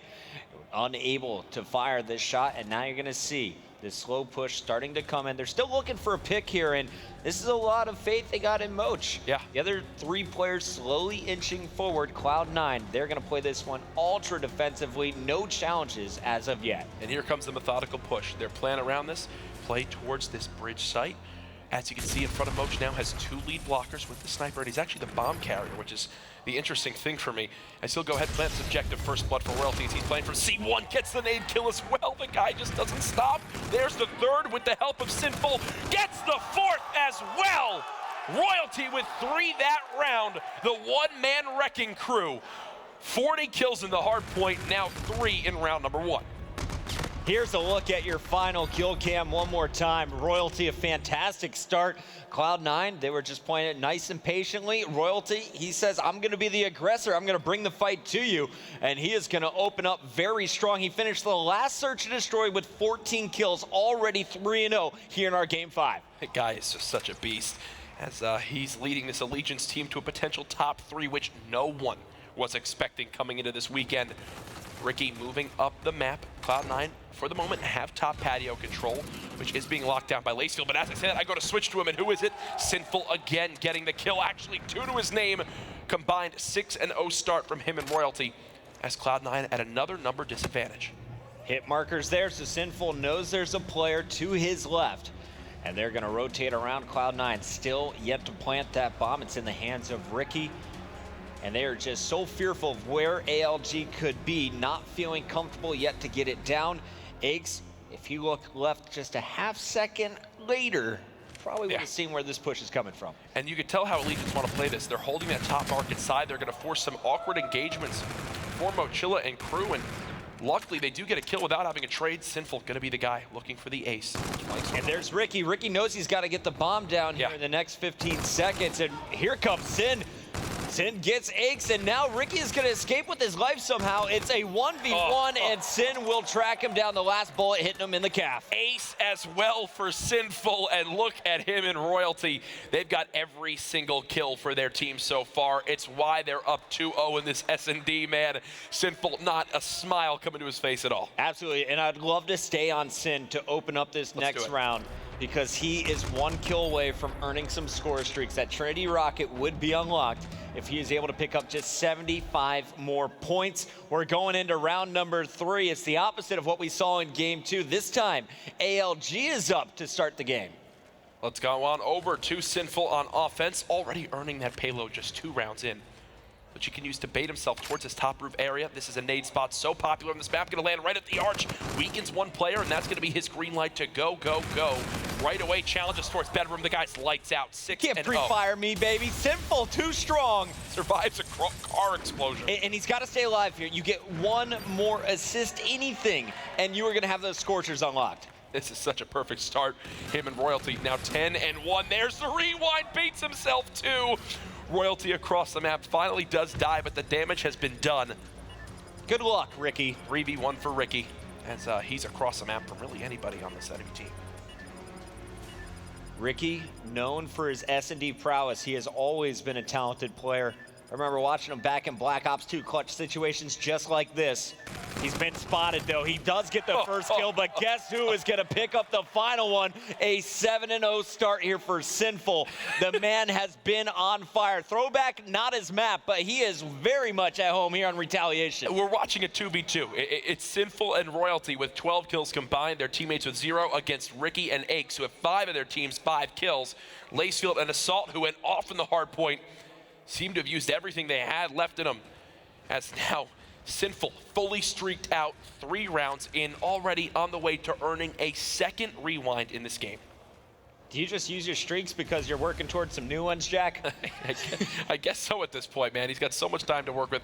He's in complete command of this game. He's going to go for it. Streaks come on in. The bombardment going to be the first one. Does it get a first blood for his team? Let's go ahead and find out. Yeah, I don't know if that was the best timing either. You know your opponent's probably going to be able to get inside, be able to stay alive through that fight. Blazefield going to drop. Royalty and Sinful will finally be shut down. Big opening here for Cloud9 as they're going to try and answer back in round number 4. Blazefield looking for his 3rd kill. Blazefield will begin to rotate with his objective. 2 versus 4, the best chance Cloud9 have had so far this map. Moach will challenge first, gets cleaned up by Ricky. Remy by himself. Does get one. Second player flying in. Good job by Cloud9. They get a round on the board, but Allegiance, they know what they still have to work with. Silver lining for Cloud9. Bombardment used there, and it's for nothing. Cloud9 getting the job done. In round 4, Ricky with the last kill. We go into round number 5. And honestly, I'd love to watch Ricky. We talked about it being a 2v2, really. I thought it was just Ricky, the only one playing for a while. He was 4-3 while his teammates had a combined 1 kill. Currently 6-3. He is going to be making his way down low on the defensive end. ALG pushing right towards him. That trophy system destroyed. And you're going to see Ricky in this first gun engagement, and his teammates are ready to react, pushing through the middle building. Yeah, Ricky just going to play his life for the moment as he cannot charge down that main arch area. It's going to be up to his teammates to make the first blood happen. Blazefield with the best chance as of now. He has been spotted, and right now Allegiance are feeling confident because they have top patio control. They're also watching their back, but now that I think about it, if you look who's watching their back, it's Mochila, and he's actually got this objective, so... Oh yeah, got to bring that sniper. Forward. Now he's got to move on forward again. This time looks like it's backfiring, but Simple with those streaks gets first blood. Absolutely, and that kill on Ricky is actually huge because that creates an escape route for Remy. Blazefield, though, going to answer back on Moach before that bomb goes down, so they know exactly what's up here. ALG has just got to fight for the kills now. They can't go for the objective, and that is a big 1v1 win by Aches. Royalty answers back, though. It's a 2v2. Remy and Royalty up against Blazefield and Aches. Now does Royalty pop his overdrive? No, Aches turns and burns on him. 1 versus 2. Remy, time ticking down, still has to play this objective. Come on, Lord Remington. No, do it for North Dakota. Not this time. We're going to a round 6. Cloud9, after being down 0-3, brings it back to a 1-round differential. That is 2 straight. And it's Blazefield in the final kill cam with your last pickup. Blazefield has been definitely one of their strongest players, if not their most consistent throughout this series. Yeah. He is now 4-4 after a very slow start in your first 2 rounds. Let's go on board with him off the start. It's going to be Cloud9 with the bomb in hand. They're on the attack, and all of the action has been at the B bomb site the last 3 rounds. Blazefield moving right on up towards this top patio area, which has been his spot all game. It's been him and Sinful trading the kills so far in this map. Assault 0-4 again, and I'm not sure if my mind is seized because it's been a long day, but I feel like he started similar in that first S&D earlier on this series, so just something not working for him right now in this slower paced game mode. And Cloud9 just look like they're not sure exactly what they want to do as they fall all the way back. Pressure from Allegiance is getting to him there for the moment. Which is a bit surprising for me to see Assault at 0-4, because last time I checked the scoreboard as I was going backstage, he was 8-3 on the featured station before they were able to move past Elevate. Oh, gosh. On your screen now is going to be surging forward. The Scorchers get called in, and once again, nothing. So the bombardment misses everybody, the Scorchers miss everybody, and a Trinity Rocket gets just 1. Not very good use of the streaks for ALG, and it's Cloud9. With the bomb down, now they're looking for their first kill. Ricky's gonna find it. Blazefield looking for a second. The Centurion here on the bridge to defend as well. Aches is rotating all the way around the map, and look, Royalty pops his overdrive payload and runs right into 1 player, so that's gonna put a number disadvantage for Allegiance, Sinful, and Remy. Looking to convert this round. They lose both engagements, 3-3. Cloud9 are inching back in. Bombardment used by Allegiance, it was for nothing. Scorchers used by Allegiance, it was for nothing. Everything going right on the side of Cloud9, and you add in that Royalty uses overdrive there. Fantastic stuff for C9. They do not fall apart. They answer right back. 3-3 tie game. We're starting fresh. It is the 1st to 6. If you're watching Call of Duty for the first time, welcome to the CWL Open. We are live from Vegas. We had 170 teams, and these 2 squads are fighting for a guaranteed top 3 finish as we will see the opening of round number 7. All of the action going to be at this B-bomb site. Aches picks up Royalty. Lacefield drops Sinful. It is make it a 1v4. Remy, well, that matches his score so far. Yeah, he knows, too, what a terrible position he's in. And, Chris, we talked such a big game about Mochilla prior to this map. The guy is 0-6. Cloud9 with 4 straight rounds. You see Assault there say 2 more rounds, and we've got this in the bag. Here's a look at it again. Look, 3 players from Cloud9 getting involved. That's exactly what you need to do in a 4v1 scenario. Assault salutes him at the end there. They know they're just 2 rounds away from being in that top 3 and making me look smart with the top 4 prediction for this squad. They're like Raptors, Jack, the triangulation on the final kill. I give up. Ricky, you're moving this bomb forward, and you're going to have Lacefield right behind him. Once again, they are targeting B. It has worked every single time, at least for the last 3 rounds. We'll see if they can get it done once again. As ALG has mixed things up, they're playing a lot more aggressive than we've seen in the past, and they're taking a unique route this time. And it's Assault with a quiet start to this game who's going to have his hands full back here, as he does see at least 1 player move on through. Does he recognize the pinch coming on in? Spots one in front. Remy gets first blooded. Assault then gets traded on out. Aches will now have a player just above him. And he's got the rewind. Yes. So look for that payload to be a difference maker if he needs it, and he does now. Royalty with 2 kills in the feed makes it a 1v2 for Aches. The bomb, well, you see what's happening, and Aches is going to stop it from being defused. The rewind comes in. He catches the player, but no, it's Sinful clutching up. ALG is going to tie up this game at 4 apiece. My heart can't take this. My heart really can't take this. The rewind use, Sinful snaps right onto him. And ooh, Mochilla with the sigh of relief right there, as Cloud9 were almost within 1 round of being the victors of this series. Here it is again from Sinful's perspective. Wow. Wow. Snaps onto him. Beautiful job right there. As we will now see a round 9 with this game tied up, Chris. Sinful following the pixie dust trail, knows exactly where Aches is going to land, and honestly, I don't even know if Aches knew which way he was going to be looking. Fantastic reaction time being shown by Sinful, as ALG back on the attack has a chance to take the lead here in our tiebreaker game number 5. This is your winner's semifinals, and this is going to be a big one. We got Sinful positioned on the stairs. On the other side of it, it's Ricky in the standard position at the top market. Yeah, this is actually a beautiful angle held by Sinful. Not going to be expecting him to be in this close spot. James, I mean, Mochilla, 0-7 right now. Real rough stuff from him, as they're combined 1-13. I was focusing on the positive here, Jack. Yeah, I'm going to focus on the negative. The fact that this is still close with 2 of these players doing so poorly. Bomb is planted. Cloud9 need to go for the retake of B, and that's first blood again for Sinful. He plays that close angle and catches Ricky off guard. 11 kills now for Sinful. Royalty looking for his 10th. And you're going to see Cloud9 have to react as the payload is used by Sinful. That rewind coming in handy.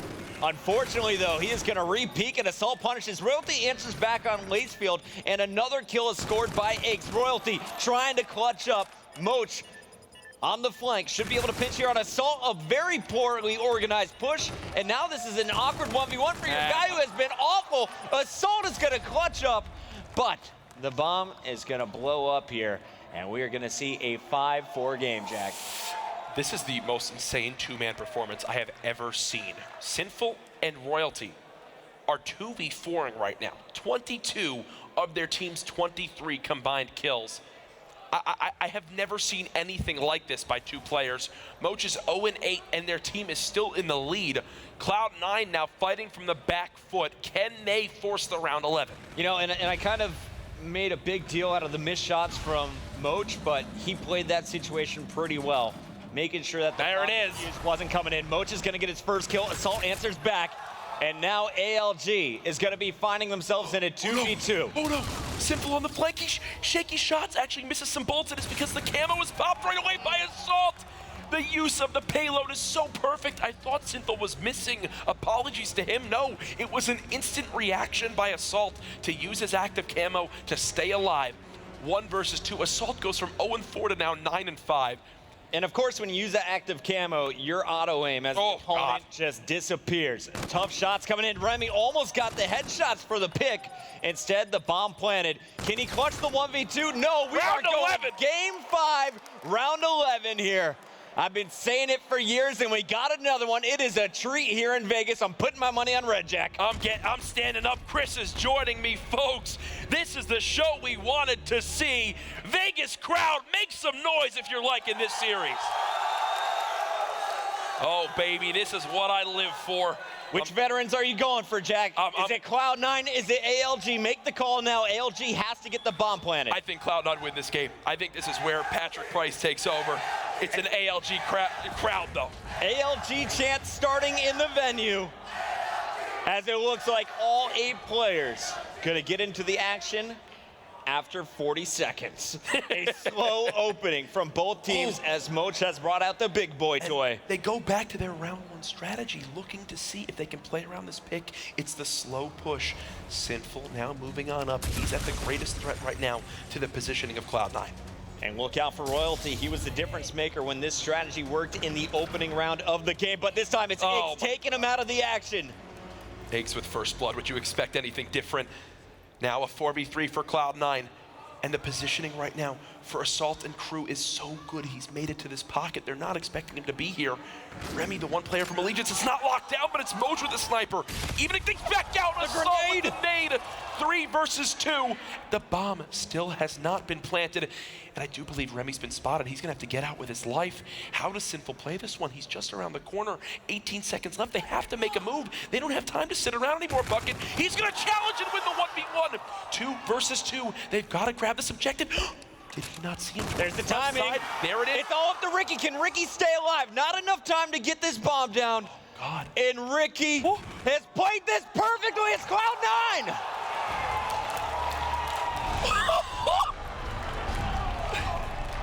Cloud9 are in the top 3 of the CWL Vegas Open. They embrace on stage. That is one of the best series of Infinite Warfare I have seen. MLG Primetime providing the best, and we've got one more series to go tonight. And honestly, Jack, that is the most excited I've ever been for someone to not fire their gun. Ricky clutching up, knowing the situation, hides in the graves. Even if that bomb goes down, he's gonna put himself in a 1v2 situation, but why risk it? Instead, Cloud9 will be moving on. Don't count out this ALG squad, though. I have a feeling this is not the last time you will see them on the main stage. They're going down to the lower bracket, but this has definitely been one of the stronger teams that we have seen so far in this venue. Loved watching that match, but Chris, as that play was developing, you made the joke at the start of that round. They're going to wait 40 seconds before they do anything. Then as it's in a 2-on-2, ALG just play it too slow. Give themselves maybe 5 more seconds. They have an opportunity to plant. They're in a 2v1. Ricky doesn't have a payload to work with. Instead, slow and steady does not win the race that time around. Remy and Crew, they drop it in round 11 of game 5. And I'm honestly a little bit surprised here by ALG. Ricky played the same position, I feel like, every single time on defense. Sinful's got to call that out. He's the one who is normally battling Ricky up by market. They should have swarmed over there. Instead, it's going to be ALG regretting that decision making. The sniper looked like a good idea, but Iggs, I think he turned that tide with the first kill on Royalty. Yep. That's what kind of set the tone for the round. Well, what it was he gets that first kill, then Moch answers back, but Assault got to that close pocket, takes out the flechette grenade, blows up the van. That van is always so key to use to your advantage on that top bridge area. We've seen some key vans in Call of Duty history. Just ask Big Timer. That everyone remembers that incredible moment, standoff CTF back in Black Ops 2. Woo, that was a doozy. Allegiance, do not get down on yourselves, though. You still have more Call of Duty to be played. That will, though, move Cloud9 into our winners bracket final, which will take place tomorrow. We do have one more winners bracket match tonight, which will be FaZe Clan versus Rise. I have Cloud9, I predicted in my top 4. They're now there. I predicted FaZe to also be in my top 4. We'll see if they can match that. Potentially a Clayster versus Aches winners bracket final. Oh, lordy. Did you say Rise was in your top 4? No. I didn't think so either after watching them at PSX, but this has been one of the teams to beat. They shocked everyone with their match against Optic last night. Will they be able to get it done against FaZe here today? That is coming up in just a little bit, but we're not done here with our first semifinals. Let's send it down to the floor. Take it away.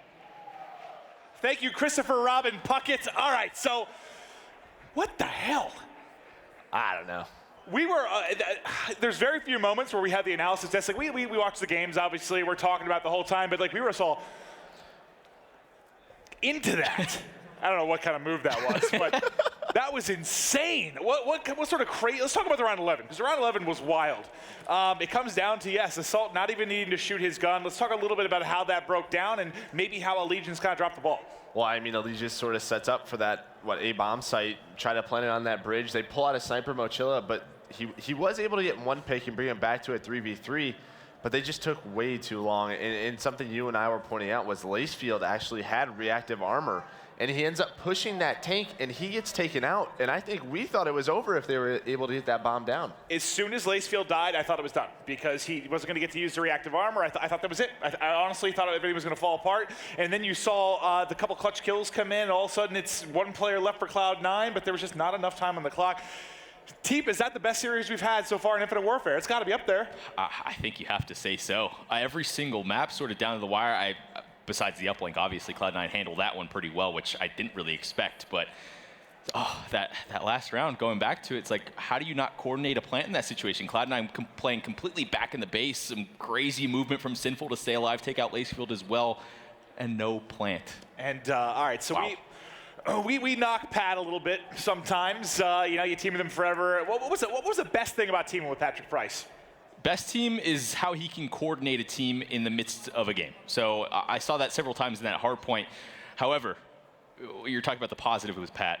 What was the worst part about teaming with Pat? When Pat goes 16 and 36 or whatever. But all right, but who was it in that round 11 who got the first blood?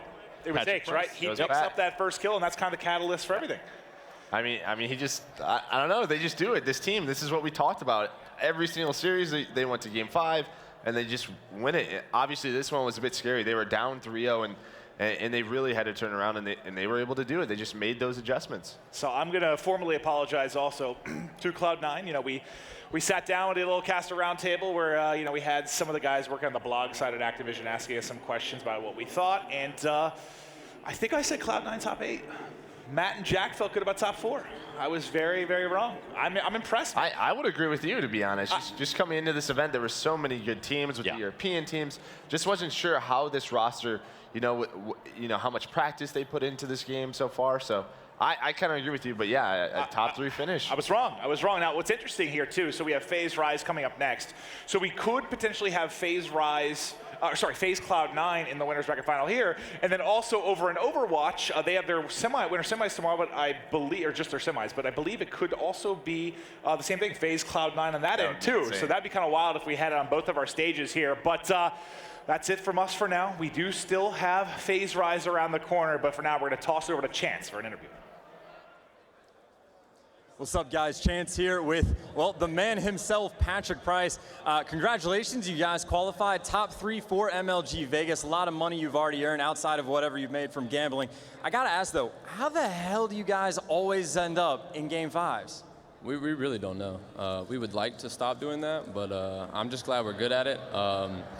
We just have a certain clutch factor to our team that kind of brought itself on itself when we made this team. We were like, all right, well, Adam's really good at Surge, Andy's really good individually, and Rick and me are really good coordinating-wise. So we put it all together, we mesh really well, and we just get the job done when it matters.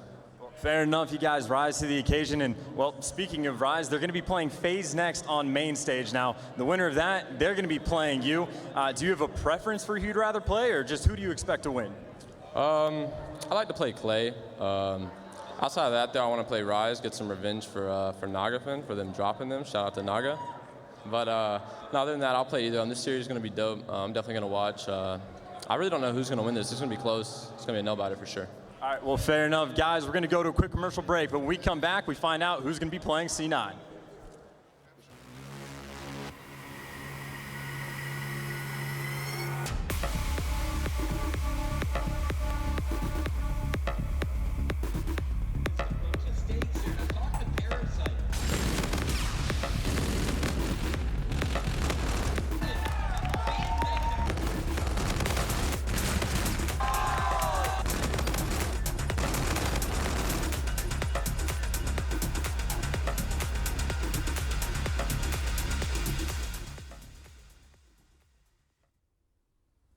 That's a whole lot of sugar. Fun fact, there are about 16 packs of sugar in one 20-ounce canned drink. And then there's us.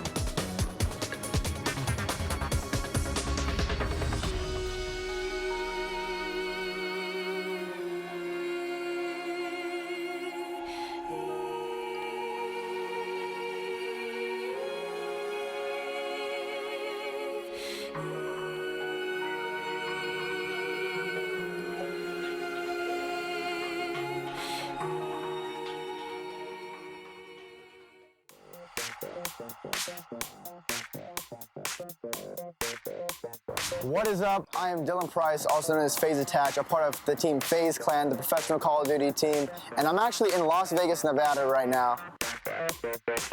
As you can see, I got a big bulldozer behind me.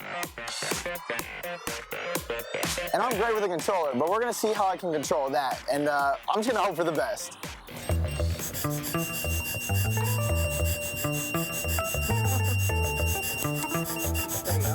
You good? Yeah, you good? Wow, I'm getting caught up. It's not good. I just had to take a breathalyzer test to make sure I haven't been drinking or I'm not drunk or anything when I'm gonna operate the heavy machinery. I don't really know what to expect, but I'm sure it's not easy or a lot more people would be able to do this. It takes a certain kind of, just like a video game, it takes a certain kind of person, a skill set with your hands, your mind, all hand-eye coordination for this one. We're ready to go.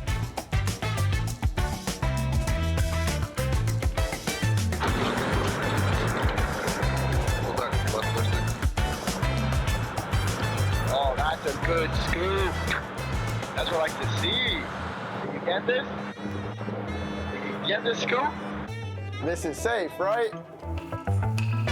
It is. Oh my God, yo, FaceTime your mom right now.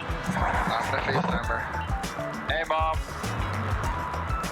I'm in a situation right now. I'm currently holding a tire. 1,800-pound tire. An 1,800-pound tire.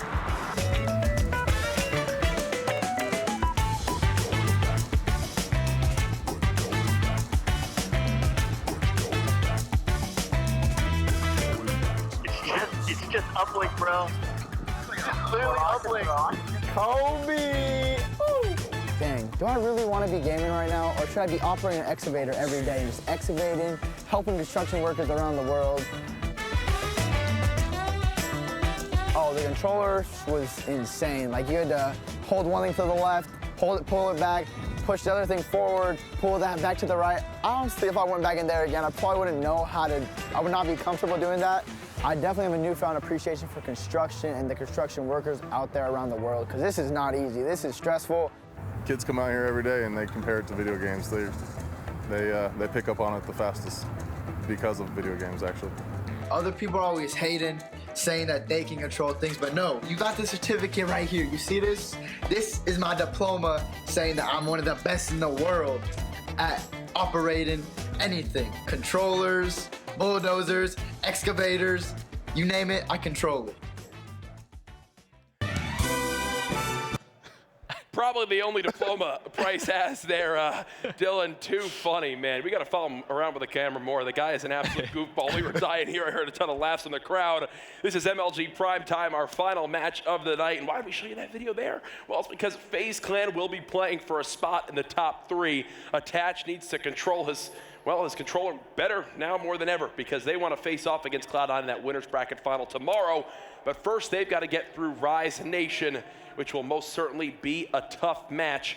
Merc, already, I think you have some great thoughts on this series. Where do you see these two teams stacking up? Prior to this weekend, I think it was pretty safe to say FaZe would be the favorite team coming into this match, correct? Oh, I mean, absolutely. I mean, just after the PSX win, all the sort of preparation that they've put into this game, you know, they're at the team house working hard, and there's a lot of hype even online about these guys. So yeah, I mean, this is going to be a great match. I mean, you look at FaZe and the respawns this event, it's been perfect, especially because of that guy we just watched, Attach. Yeah, Attach has been going absolutely off. As you know, we've got to take a look at our G Fuel key player matchup.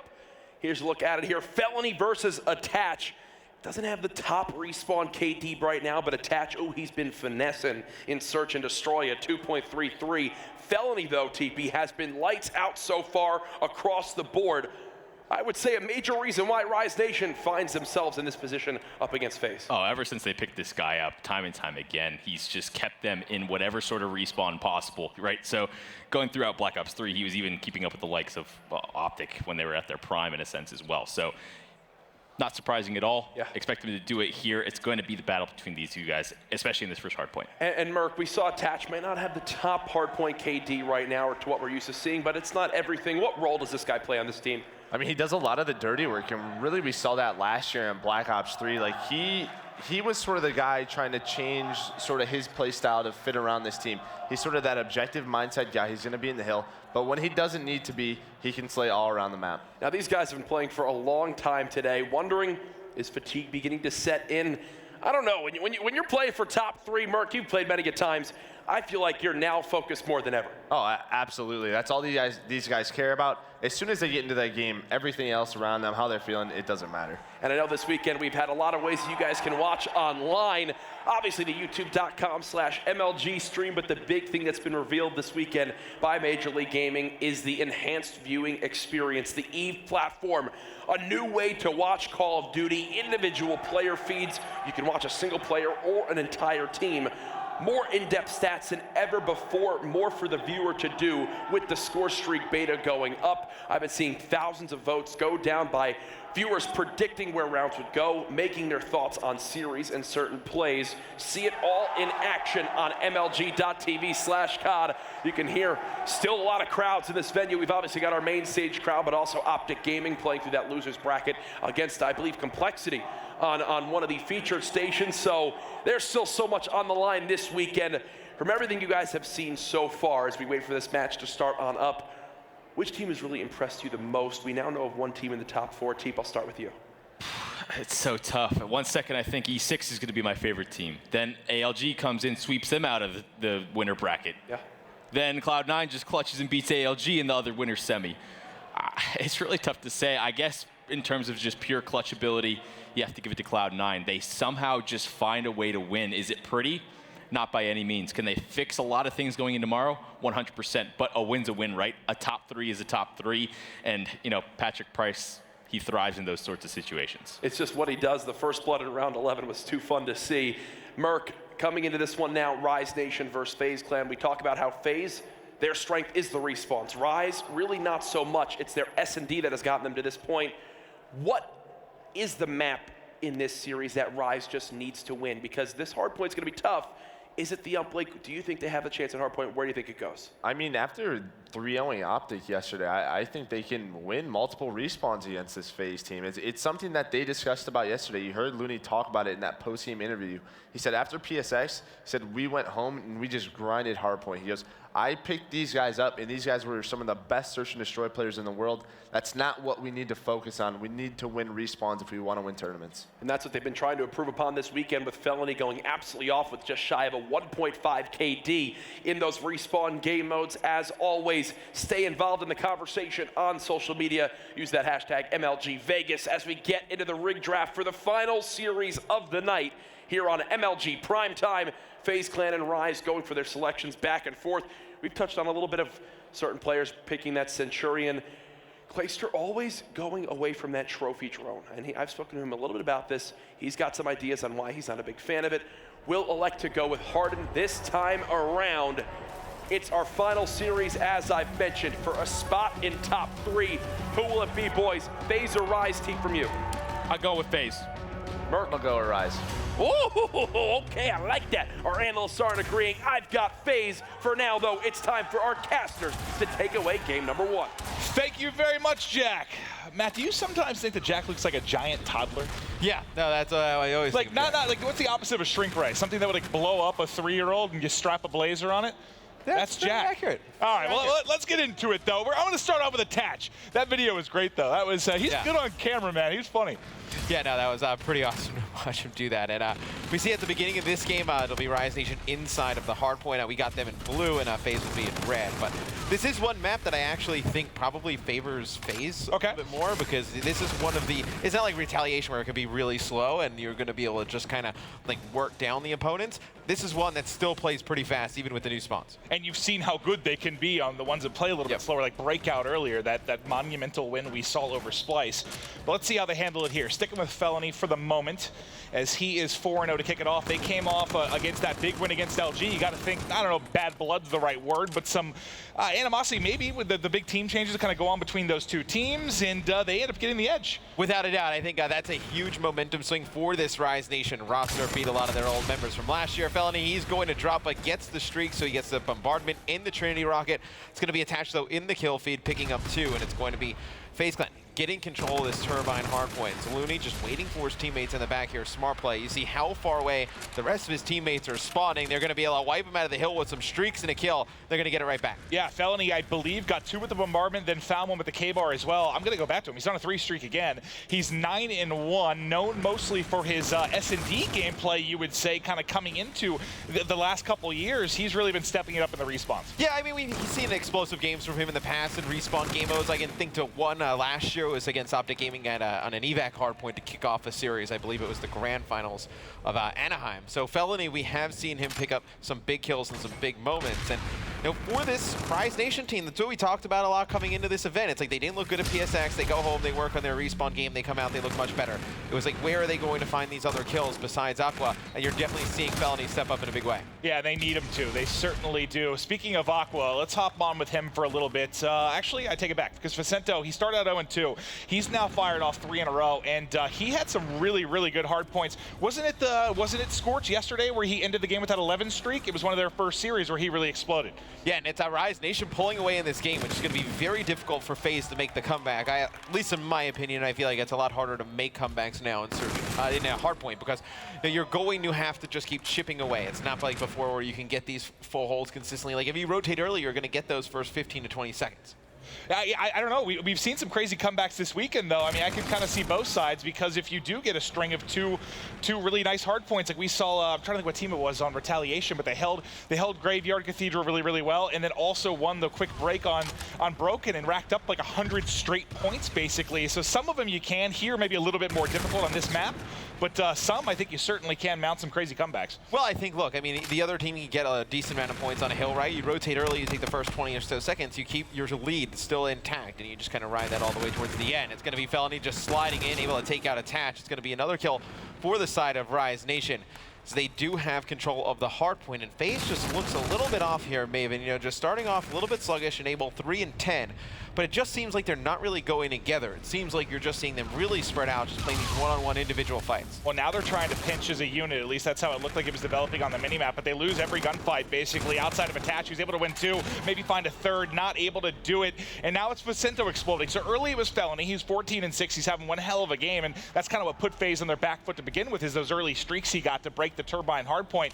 But now Facento, he's getting close to 325 off the Trinity. He should get one from behind here as he's inching closer and closer to streaks.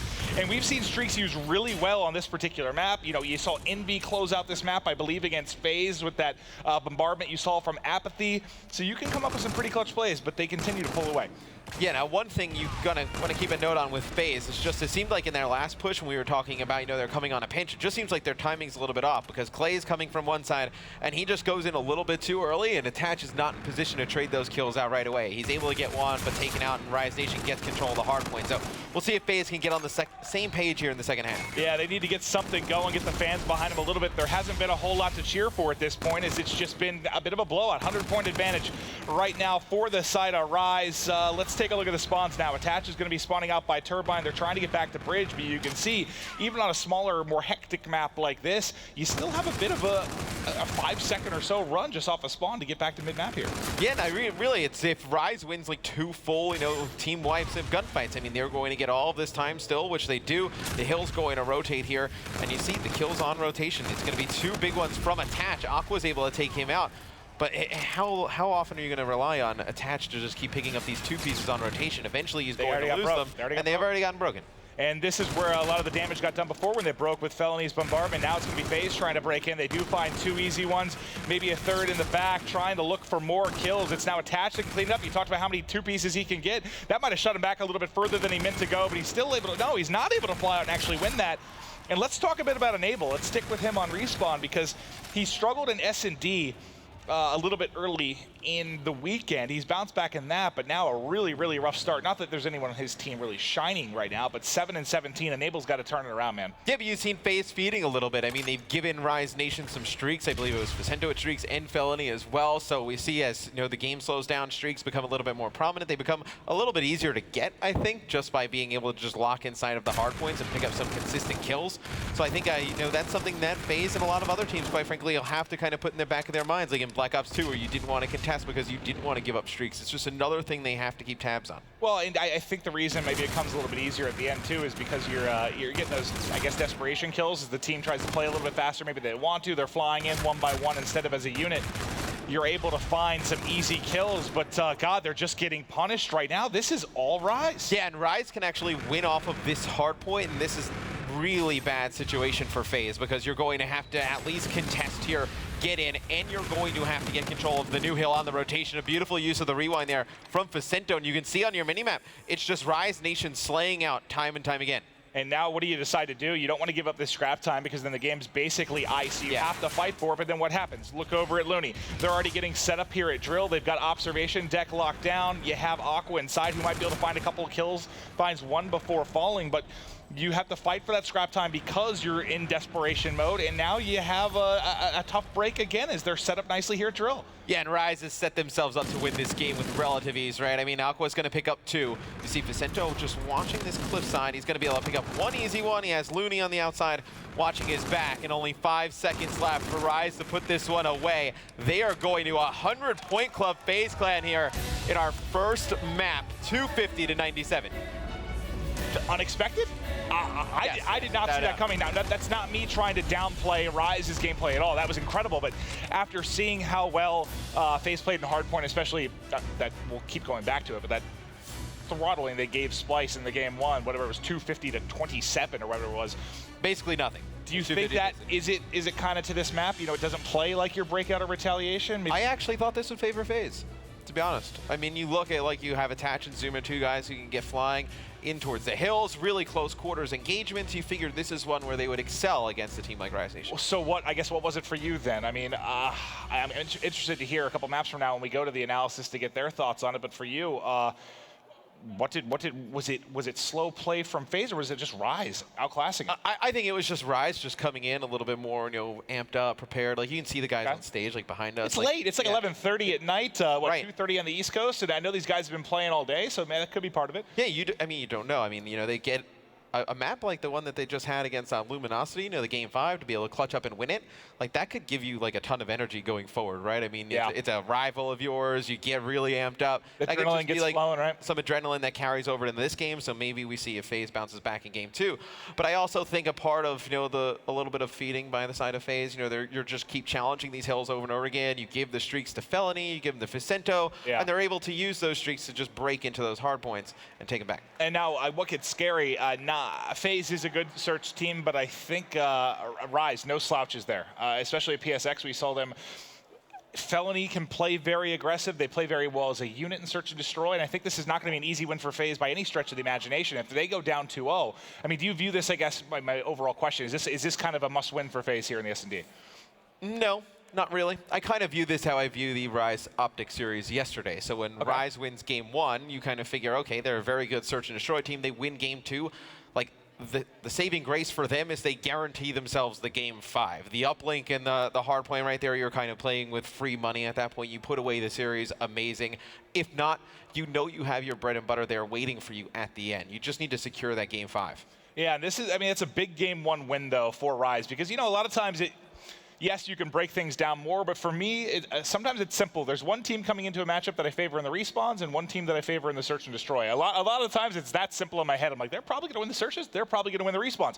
If I was talking about this particular matchup, it would have been the respawns for FaZe, and it probably would have been the Search and Destroy for the side of Rise, at least in my head. And now it's kind of flipped on its head a little bit. But it's like the only consistent thing that's happened throughout this entire weekend is Cloud9 wins Game 5. So, I mean, everything else has just been kind of tossed on its head. That's a good point. No other consistent outcome other than that. Yeah, and I mean, I know that I rarely have any idea what's going on, and that's been a running joke. Even rarely is giving yourself rarely. That is. Yeah. But still, I mean, that's been kind of the most fun part of this weekend for me. Is it's just everything seems so up in the air. I mean, maybe the weirdest, I guess, kind of the games that went down for me was the 3-0 you saw of E6 over Optic, and then all of a sudden E6 gets 3-0 by Allegiance like an hour later.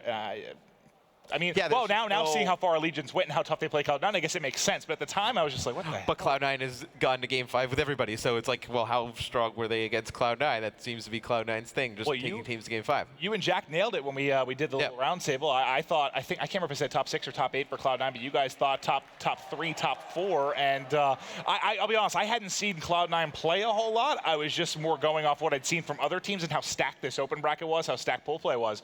But you guys nailed it, man. They're looking strong. Yeah, I liked Cloud9. It's just like they're not like a flashy team. It's like they're super consistent. They're not going to blow teams away. They're not going to get blown out. So you kind of... Is that why they have a lot of Game 5s? I mean, even speaking to them, they kind of feel the same way. It's like watching from far. Obviously, like I can only see so much, right? I only know the screen. I don't see the comps. But speaking to them, it kind of echoed the same sentiments that I had just watching it. It's like, well, if they're going to play teams close enough, and if they can get one good hold or win one big gunfight, they're going to win the map. And if you can put yourselves in those situations where, maybe just positioning whatever 70-25 advantage your way, you're going to win these series, which they are. Yeah, I think that's what's going to be interesting this year. I feel like it was very, maybe not easy for us, but last year when we had the online league, we were casting so much, right? We were watching these teams, whether we wanted to or not, we were watching these teams every single day, basically.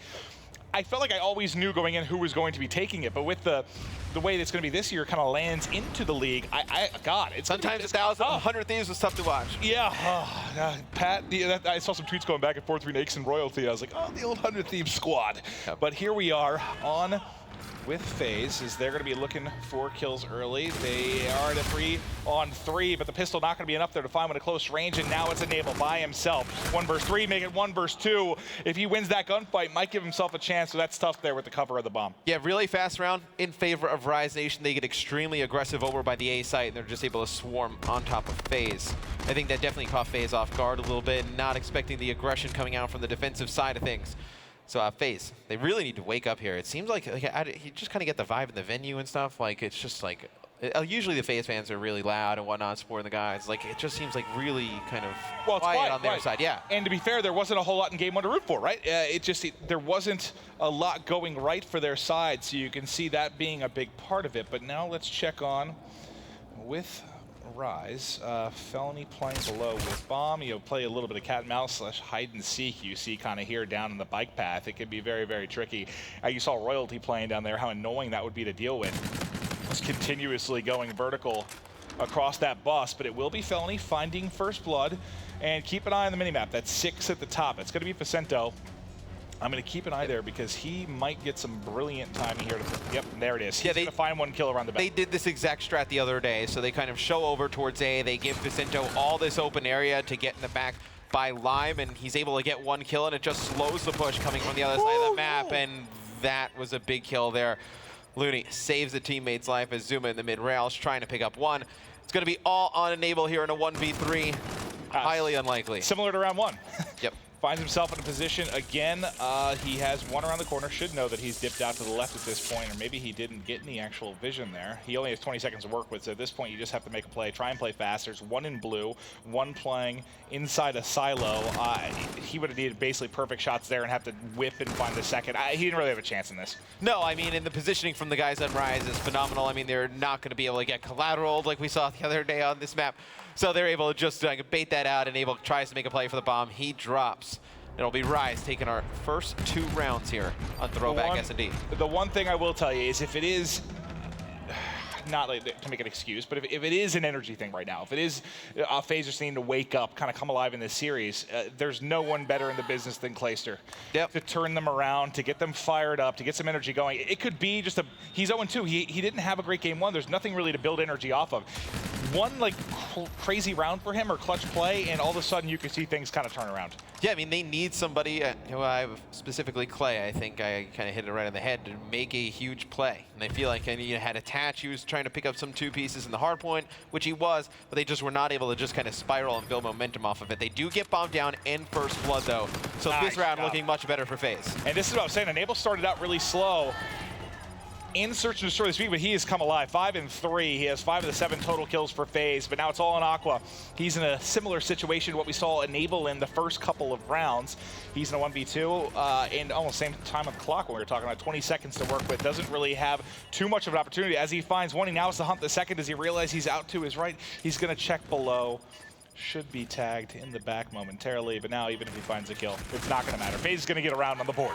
And I feel like we've seen a lot of odd timings in Search and Destroy at this event, from just like a standpoint that 1v2, and then you see the player pick up one, and he's got like 12 seconds left, and he's not even like roaming around looking for the players. I mean, Allegiance Cloud9, they don't even try and get the bomb down there in the final round. I feel like you've seen a lot of odd timing plays in S&D. And something like that, you know, some stuff you can attribute to a new title, obviously, but you feel like that wouldn't matter too much. But I guess maybe it does, even in those clutch scenarios where the map shouldn't matter too much. It's more about the clock. But I agree with you. We've seen some odd moments for sure, but it's definitely provided some entertaining moments as well.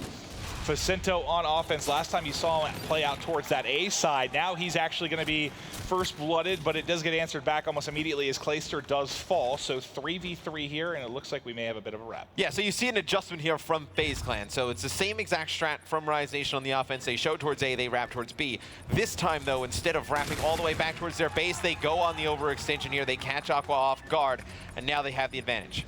Well, let's go over to the side that's in the 2v3 here. It's going to be Looney and Felony trying to come up big. Felony is going to be the first one to probably get into an engagement here with the FaZe side. He gets tagged immediately, he drops. Now it's Looney in a 1 versus 3. Multiple players find themselves in tough spots, but somehow they lined up for him there. And for a second, I thought maybe 2 were going to kind of just line up across the bomb and he would get lucky, but he still would have had 1 more to beat. What's your gut feeling on how much longer he could have laid there without anyone shooting him? Because I don't know if that guy in silo was going to look down within the next 2 or 3 seconds and kill him. Probably until the defuse went there. He just could have chilled there. Honestly, I don't know. And if he finds out, he would have needed what? Waited 5 more seconds, maybe something like that. Maybe, yeah. I mean, you saw. Listen, I don't think there's a great chance it happens, but he's in that corner. You see from Enable's POV how dark it is. Like you can barely see him there. If maybe he waits another 2 seconds, kills the guy over on the silo, then he's able to get the bomb diffuser as well. All right, well, Enable does have camo to work with this time. It's all tied up. FaZe has started to come alive as I've started to die here on the broadcast, but I'm all right. Okay. It's just a matter of time. Yeah, it really is. I'm getting up there in age. But Enable, mid-map, he's got 1 teammate to work with as well. I want to check out Felony's POV because he's going to poke right into this, and he is able to win the gunfight, and he's going to get his camo to work with. So now what looked pretty good for FaZe, at least I thought, with Enable having camo in the 3v3, now strongly favoring the defense here, but let's go back over to Enable and Attach, see what they can get done. And they need to clear this area out before they try and get bombed down. And you have Attach push all the way towards the backside. This is what we saw Facento do, and we'll see those blue arrows as soon as bomb goes down, how they elect to attack and the timing. This is going to work out. This is going to work out beautifully or horrendously. Yes. He is going to find 1 from behind, saves his teammate's life as well. They are playing together here. They find another one. It's now just an Aqua. It's going to be 1v1. Enable does have camo to work with. And he takes it. And it looks like he's just going to dip, but he sees him on his left. Beautifully done there as he'll clutch it up. That camo you saw at the beginning of the round, it took some time to be used, but it comes up huge. Yeah, and they played that actually perfectly. So when Attach picks up that first kill, he goes by the hay bale, and he's got Enable in the corner just watching the cross. They're able to pick up the second player. And then you see right there, beautiful use of the camo there by Enable in the 1v1 versus Aqua. He's able to win it. Yeah, I mean, if it got hit from the other side, if they had pushed through blue and maybe mid-map, that doesn't work out in the same capacity whatsoever. But since they hit the back through barn, it works out perfectly for FaZe. They clutch the 2 versus 3. Yes, you use the camo from Enable, so you use a little bit of utility in the process, but you'll take that for a round win. And now kills going back and forth, but Zuma able to find 2. Now all of a sudden, Felony by himself in a 1v3. He does have camo to work with. He finds 1, dips away, and he's got a chance here. Don't count him out. He hits that and then camos. Maybe he gets it done, but not able to do it. Good job, I guess. I mean, both players hitting him together, making sure there's no doubt they're going to finish the kill. Look at how many people hit him. Shot from Clayster, Zuma, and Enable. And I tell you what, if he's actually behind that statue there, and then like if he lands directly vertically instead of like strafing to his right, and lands behind the statue and then pops camo, that might be a 1v3 scenario that Felony clutches. Absolutely, and I don't care if he was 1 bullet. You know how difficult it is now, especially after the patch. Even harder to see that camo player get shots on him.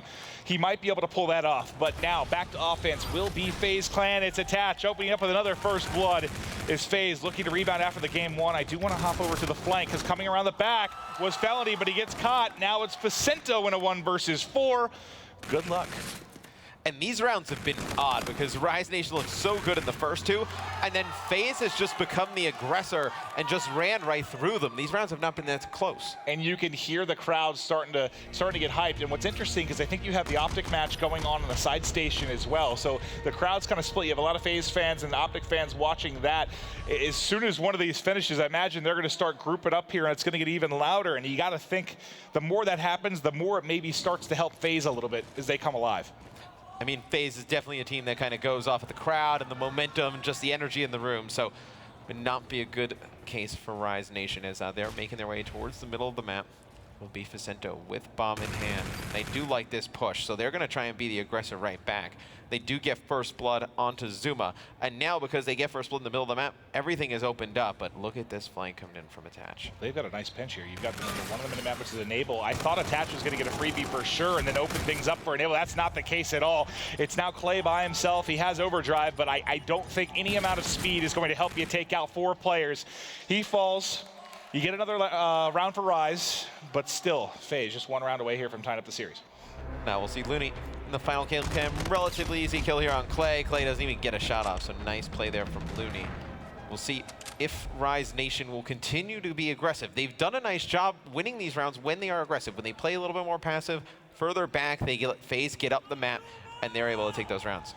Well, I think the past couple offensive rounds, you had a first blood for Zuma. Well, we really picked up 2. Then the next was, I think, a nade from Attach. I'm going to watch Zuma this time because you know how aggressive he likes to play. He's either first blood or he's dying.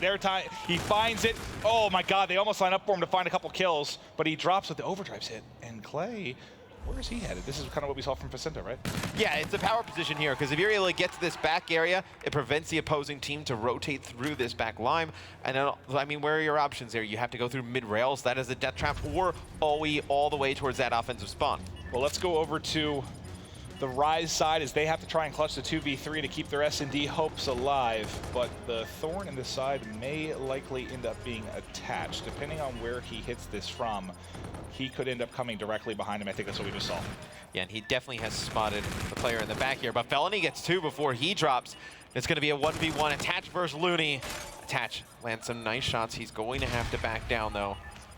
15 seconds left on the clock. See Attach looking for him, and he's finally able to find him. Oh, it was close. Yeah. It was close. That was almost insane, but he gets to it in time.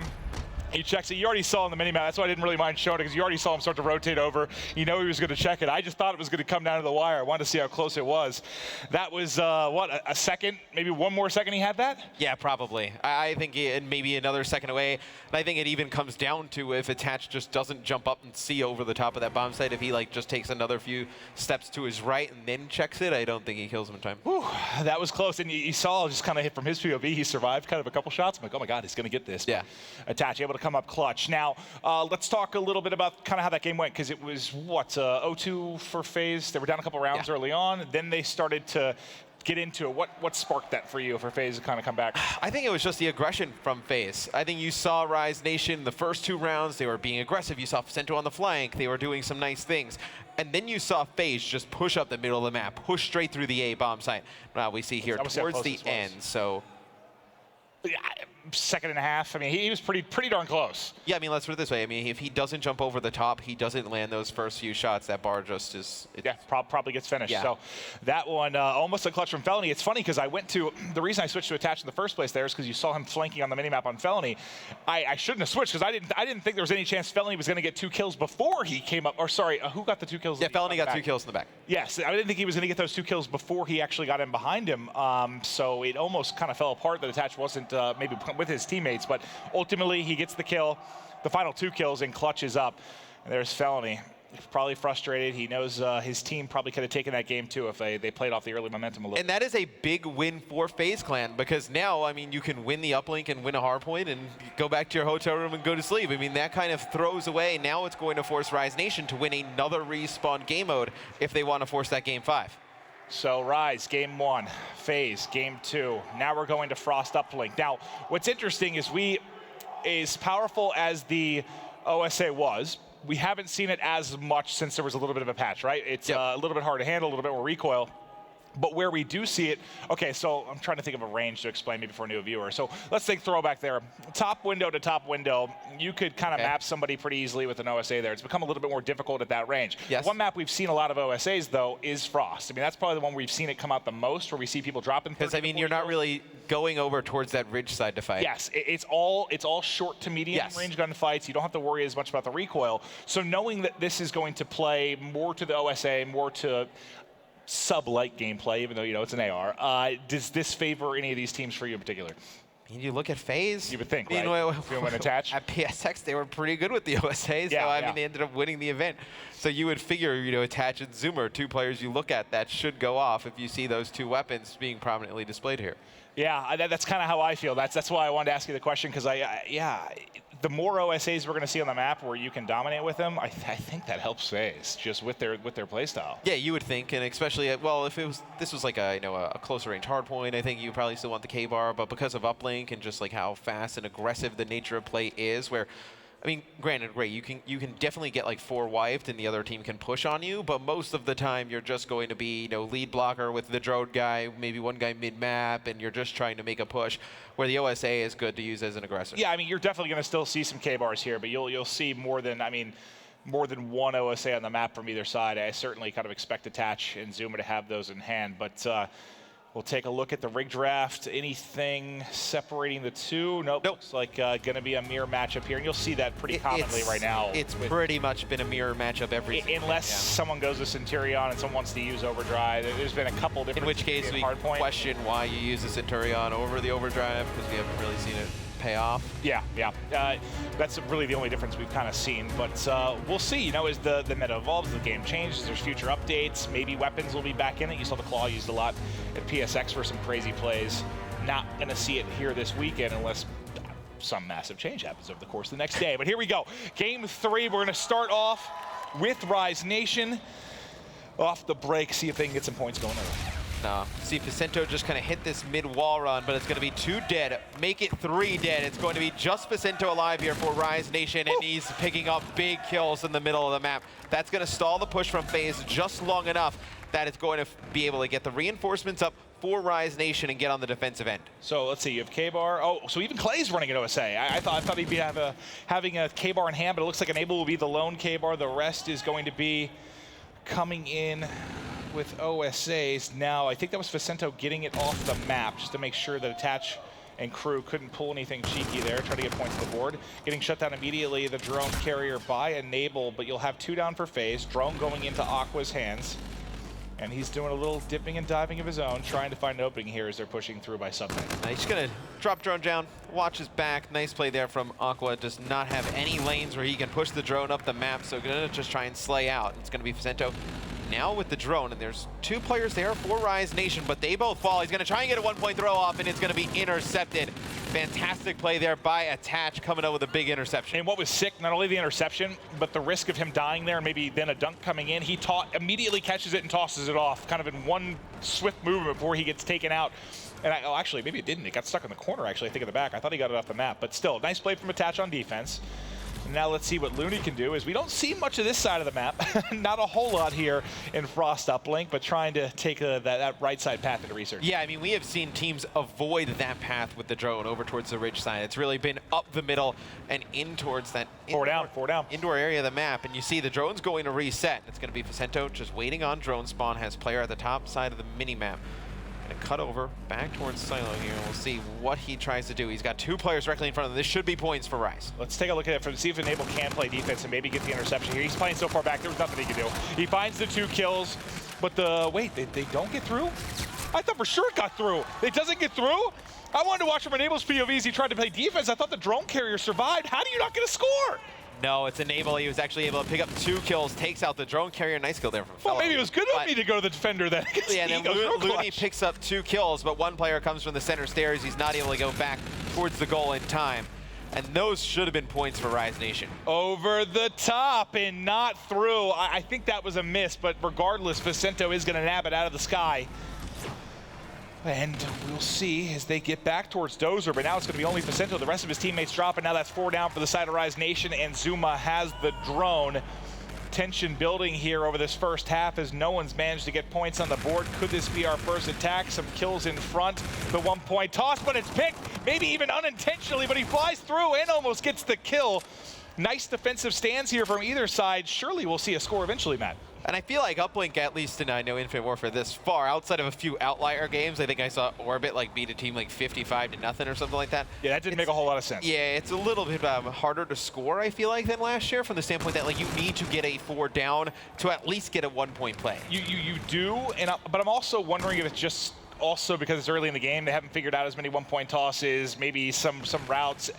I can't wait to see. I don't know. That's why I can't decide if it's early in the game or if this game is just harder to get points on the board. I'm not really sure. I think it is just natively harder to get points. I think it's harder to just continue to... You were able to get it 2-point plays last year quite often because you would just drag teams out of their base on the defensive end by nailing down long 1-point throws. And you're not able to get those 1-point throws now, so you have to get a little bit closer, which plays right into the defensive team's hands. It really does. I'm wondering if we'll see... I've seen a couple 1-point throws I didn't even know existed. I'm wondering if we'll start to see more develop over the course of the weekend or transitioning from this event forward to Atlanta. I'm surprised. You're quite the Uplink player. I am. You know all of the throws. It's funny. I love Uplink. I told you. You know, it's become like my favorite map, and it's become my favorite game mode. I was big on it as soon as it came out in AW. I'll be honest, I've never really played much Uplink. I love watching it. I love casting it. I'm just not I'm not a team player. I don't want to have the drone in my hand. I want to put points on the board. Well, if you're not a team player, you're not killing anybody. What type of player are you? I'm not a player, man. Yeah. I just don't do anything well. I play pumps. Yeah. But now, maybe points on the board for Zuma. Can't get it through. Attach trying to follow it up. Win the gunfight at Helipad. Can't do it. Now enable the last man for FaZe. That will be it. The defenses stand strong here in our first half. And this felt like less like a basketball game, more like a soccer game. It's 0-0 is our scoreline. It's like the Nets-Lakers game the other night. What was the final score of that one? Poor. I think it was like a 75-73 thriller. It was just defensive plays from both sides. I mean, teams really, we saw, 2 good attempts from either team to put points on the board. Really defensive favored first half. 0-0 going into the second half.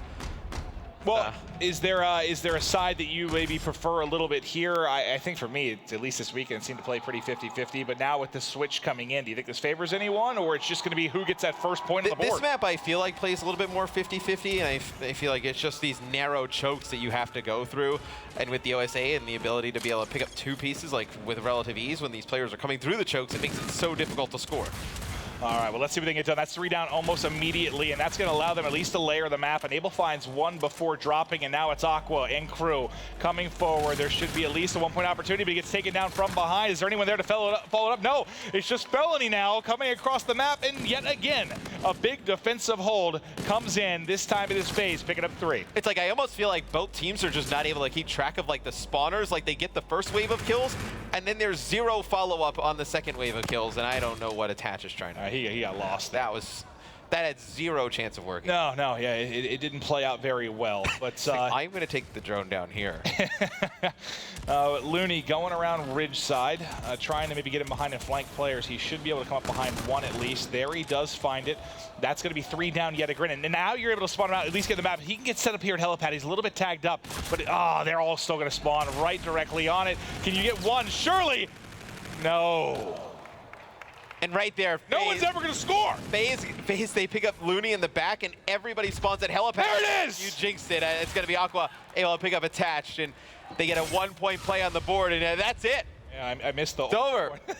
that might be done. Yeah. If it plays anything like that first half, it might be all she wrote. And Rise could take this, but there is still a lot of time left. When was the last time we've seen like a 1-0, like a low-scoring uplink, like this low-scoring? Like here it is. It's away. It's intercepted. No more points going through. They shut it down. Solid stuff coming in there from Rise on defense. Okay, so was it you and I that casted that 1-1 throwback? There was a 1-1 half of throwback uplink, but then the second half it kind of exploded. Yeah, more points got on the board. Here, there has been no such explosion, but now... No signs of explosion coming either.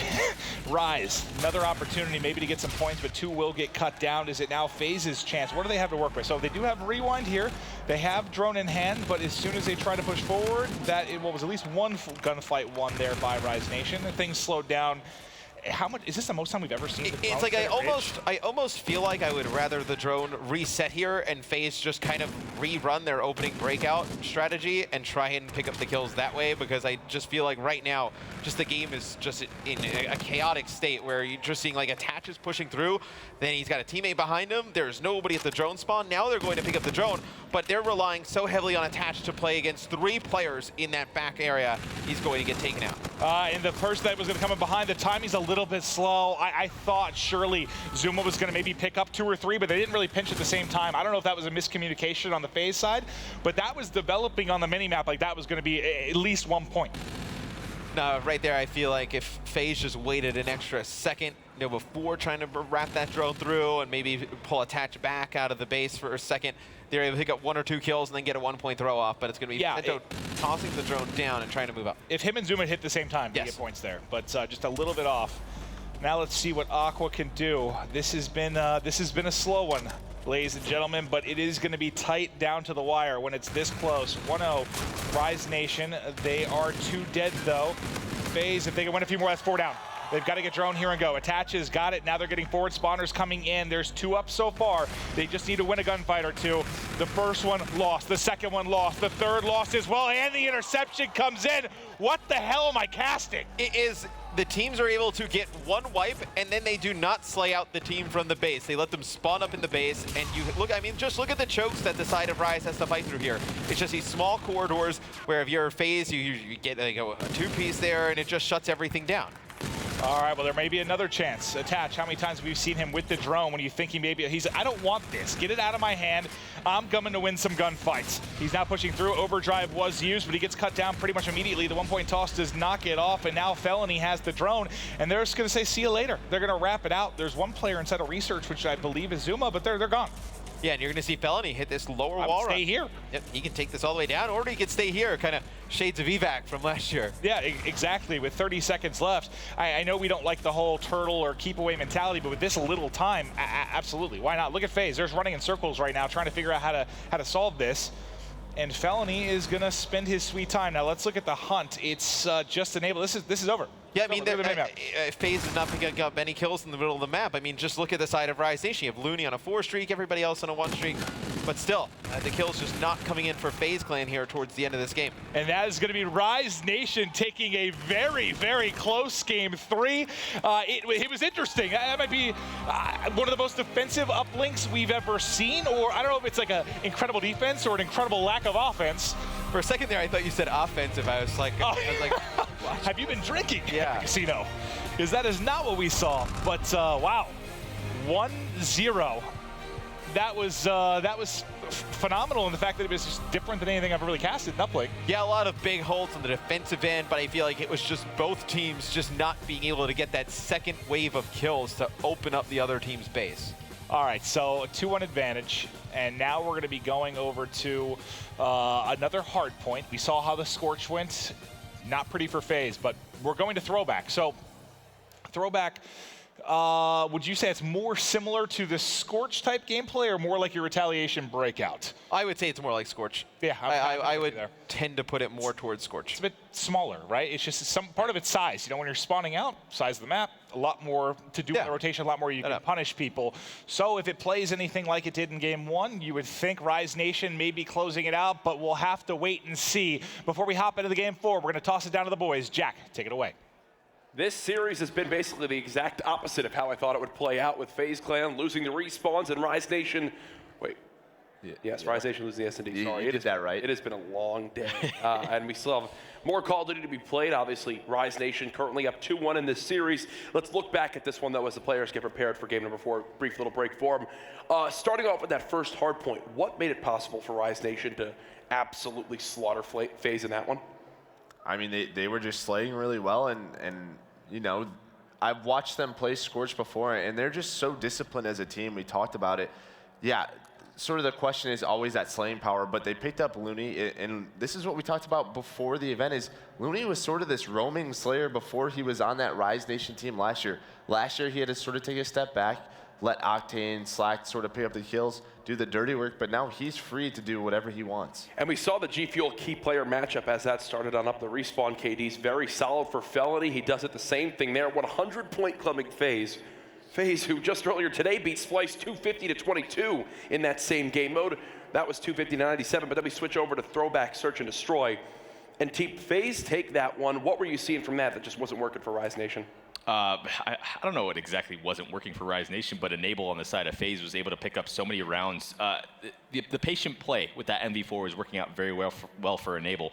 But on other maps previous in the tournament, wasn't really working for him. So finally getting some sort of success in the game type, which is good to see from him. It was sort of the one that turned the table really in that Throwback was that camo play, that 1v1. He was able to get away into Barn, pop back out towards Market, shoot the player in the back. So ever since then, Rise couldn't really get their foothold on that Search and Destroy. Always love how there are those single plays that you can actually go back and look at to define a map. But now as we refocus our attention to the game we just saw, probably the lowest scoring uplink I think I've seen here this weekend, 1-0. Overall, how many interceptions between the two teams? Probably 5, 6 on that map alone. Maven says he didn't even know what he was casting. What makes something like that possible? Such a low scoring game. What's the difference between some of the ones where you're seeing dunks left and right? Just both teams playing excellent defense in their base. They were both just clutching up. I mean, we saw a few favorable spawns for players on FaZe, sort of that back helipad area. Yeah. But you know, it's tough. I mean, you heard the casters talking about it. Sort of now that the drone isn't have that ability to be thrown over 1,700 buildings, it is very hard, and teams are sort of having trouble figuring out when do they need to put that drone down. You know, that sort of discipline. I think the best sort of uplink team we've seen is Luminosity. They sort of have it figured out, but everybody else still isn't there. Yeah, I'm going to be a bit critical on that one too. When you're in a defensive-oriented game like that, that's when it largely boils down to those payload abilities. FaZe absolutely wasted those. Attach held rewind for the majority of the entire game, was the entire second half. I'm not too sure, but had it for a while. And then looking at Clay, wasted the overdrive, trying to force it up through that middle ice tunnel. You got to take your time. It's a step-by-step process, and Link, they're trying to skip one of those. And it seemed like every single time they'd go for that throw, the reason why it was intercepted was because it was a last-ditch effort. Yep. Let's try to make it happen. There's 3 bodies already there. The rest of the team got wiped out, so they easily were able to stop that one. A 1-0 uplink now. We've been referencing a lot of statistics this weekend. It's been great to have the live stats through the new EVE player on MLG.TV/Call of Duty. Throughout this weekend, I've been getting tweets about it. People loving the upgrades that have been made. You can see it there to knock down some of the new stats that you haven't normally been able to access as a viewer at home. But now with EVE, it is possible. Individual player feeds as well, where you can go and watch your favorite player or stay with the full team at once. So it's quite the unique experience. Love seeing the updates that have been made. And with everything, this is still all in beta with the Score Streak beta as well, where you can go and vote on certain questions proposed on the MLG stream. You can have a leaderboard as well that currently shows your streak.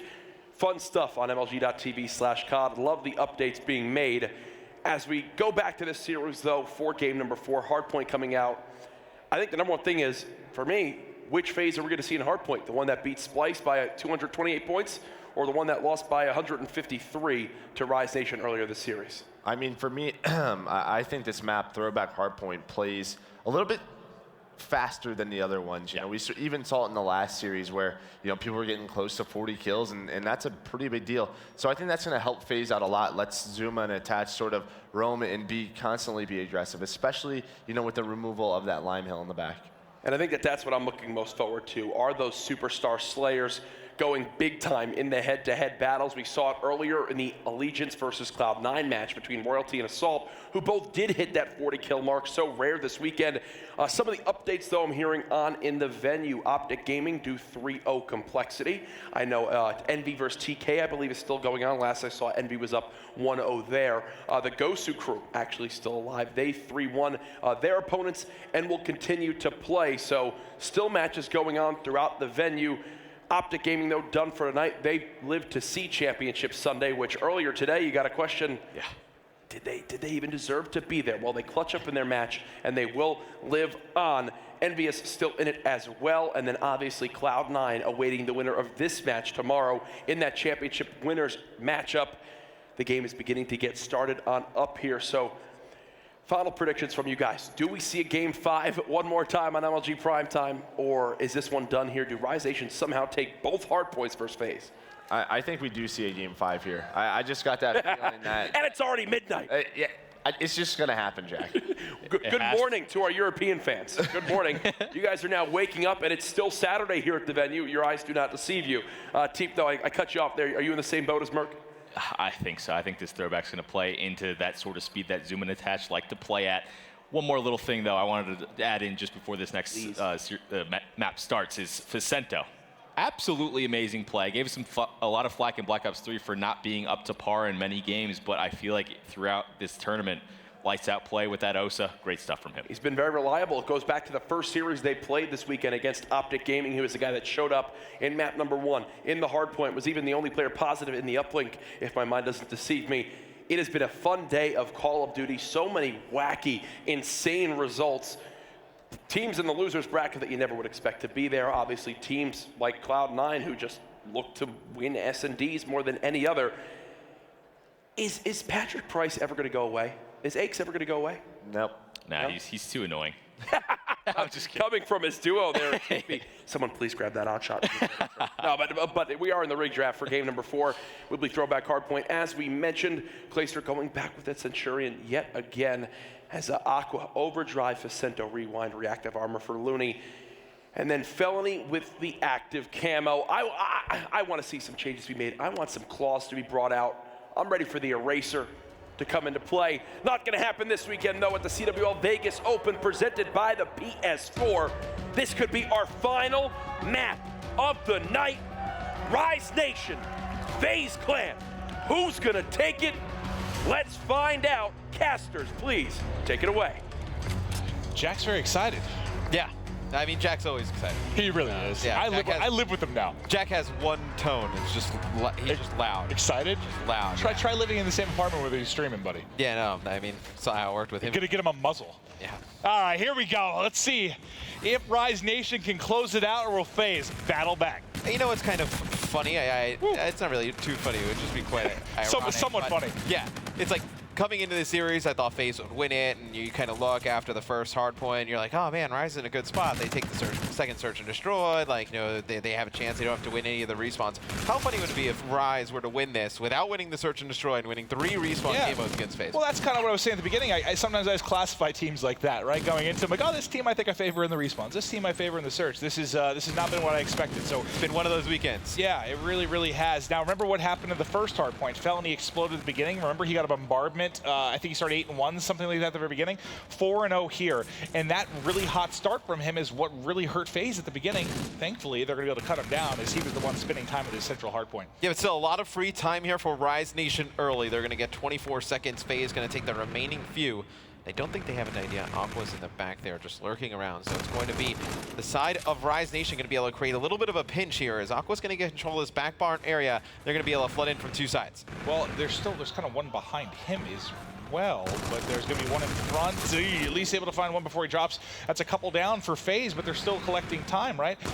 Trying to contest is Rise Nation, but Clayster now turning up as he's found a couple of kills here. Not able to find one more, though. Drops, and that's what's so tough. So you saw him in a good position there with a K-Bar, and you think he's going to win that.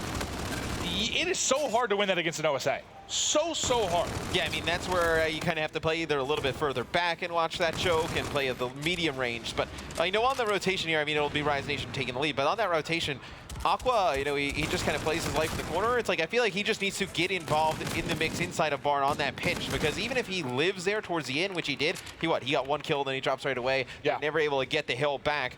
They give the lead to FaZe Clan. And this, I feel like, for whatever reason, maybe it's just been what I've been casting, but I've only seen a couple of throwback hardpoints. I feel like I've seen a lot more of Retaliation and Breakout and Scorch.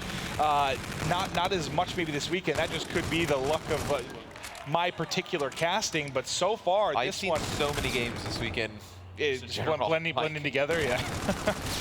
Well, now FaZe having a bit of a lead. Enable trying to duck and dive here as he's playing low, but he gets dropped.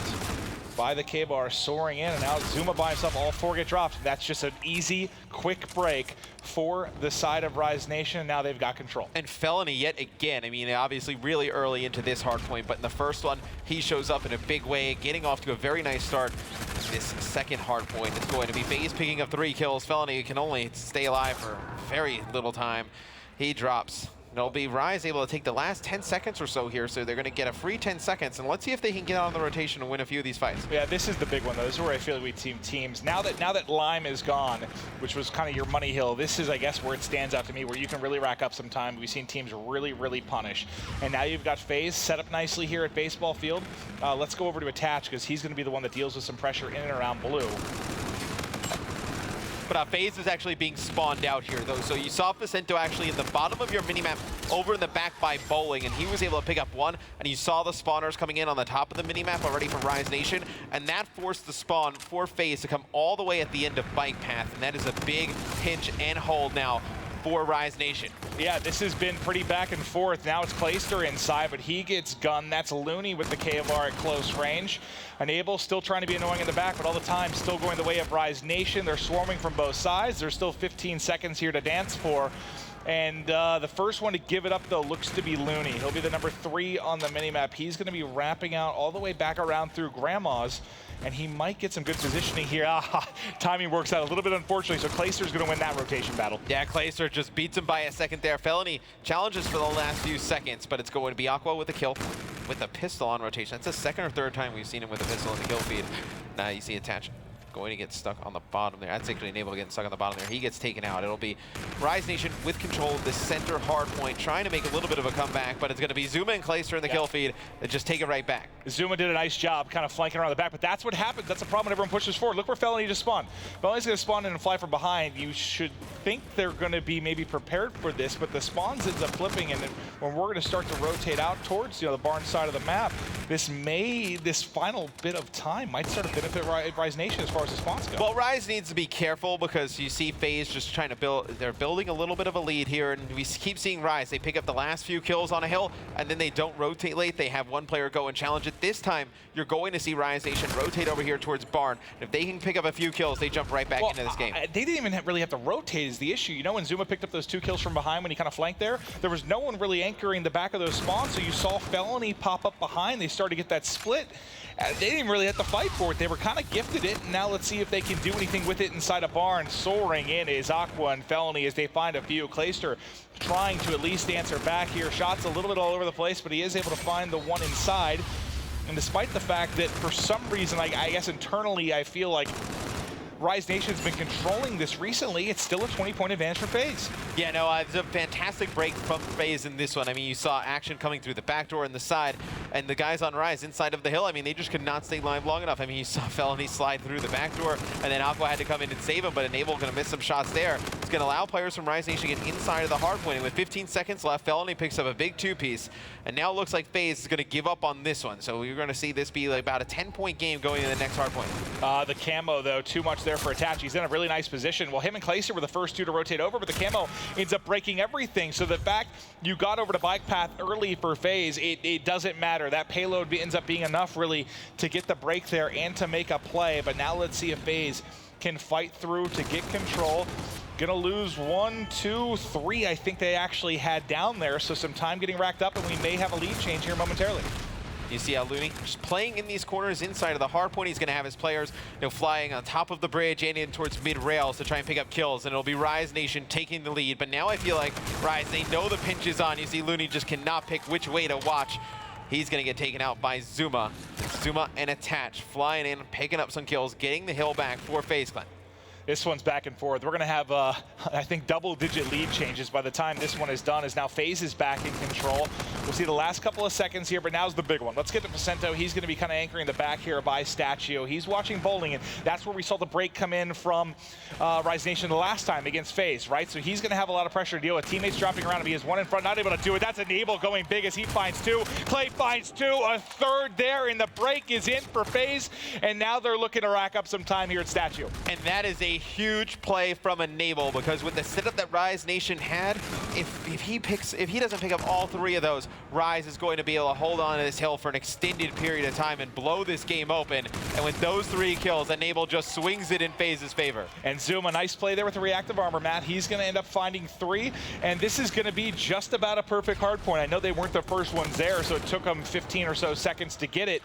But, I might take it back almost immediately. Right as I say that, everyone on FaZe loses their gunfights, and now it's going to be Rise Nation inside. And if they get the final 20 or so seconds here, we've got all but a tie game yet again. But yet again, this could have been so significantly worse for the side of FaZe. If Enable didn't go big. If Enable does not go big, this is a 60-second hold for the side of Rise Nation, and then you're looking at they're probably up by 20 or so seconds right now. Yeah, very true, Matt. So let's get back to top mid in our third bit of rotations here. Looney going to be the one in soaking up time. Aqua should surely have an engagement here momentarily, and by that I mean he's about to get shot in the back. He falls. Now what do we have for FaZe? Well, as I try to check Clayster, he drops.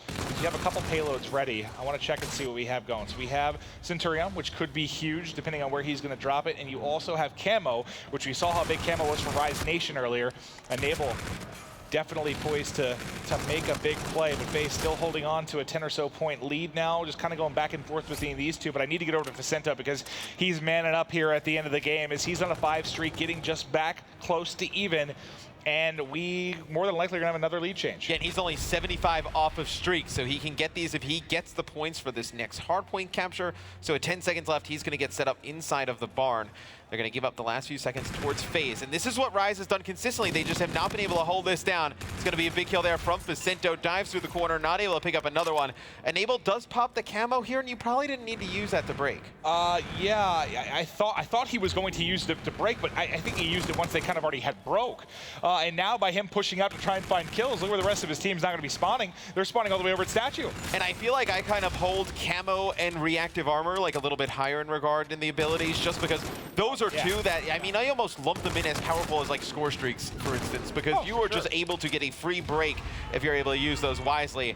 It's going to be Rise Nation taking the lead by 1 here, 25 seconds left. If you're Rise, I think you take the remainder of this time because you know you have those Trinity rockets from Facento.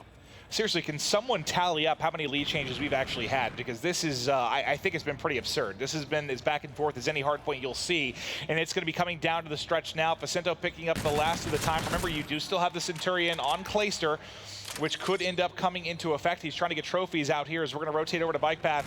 It's going to be attached, dealing with some pressure in front. He finds one. He does have Clayster behind him as well, and now they're going to pick up a little bit of time. Let's see if they can get back in control, but there is a contest on the opposite side. And I think if you're Rise, you can test this here, and I think you save the streaks. I think you're still in the controlling portion of this game where you are in the driver's seat.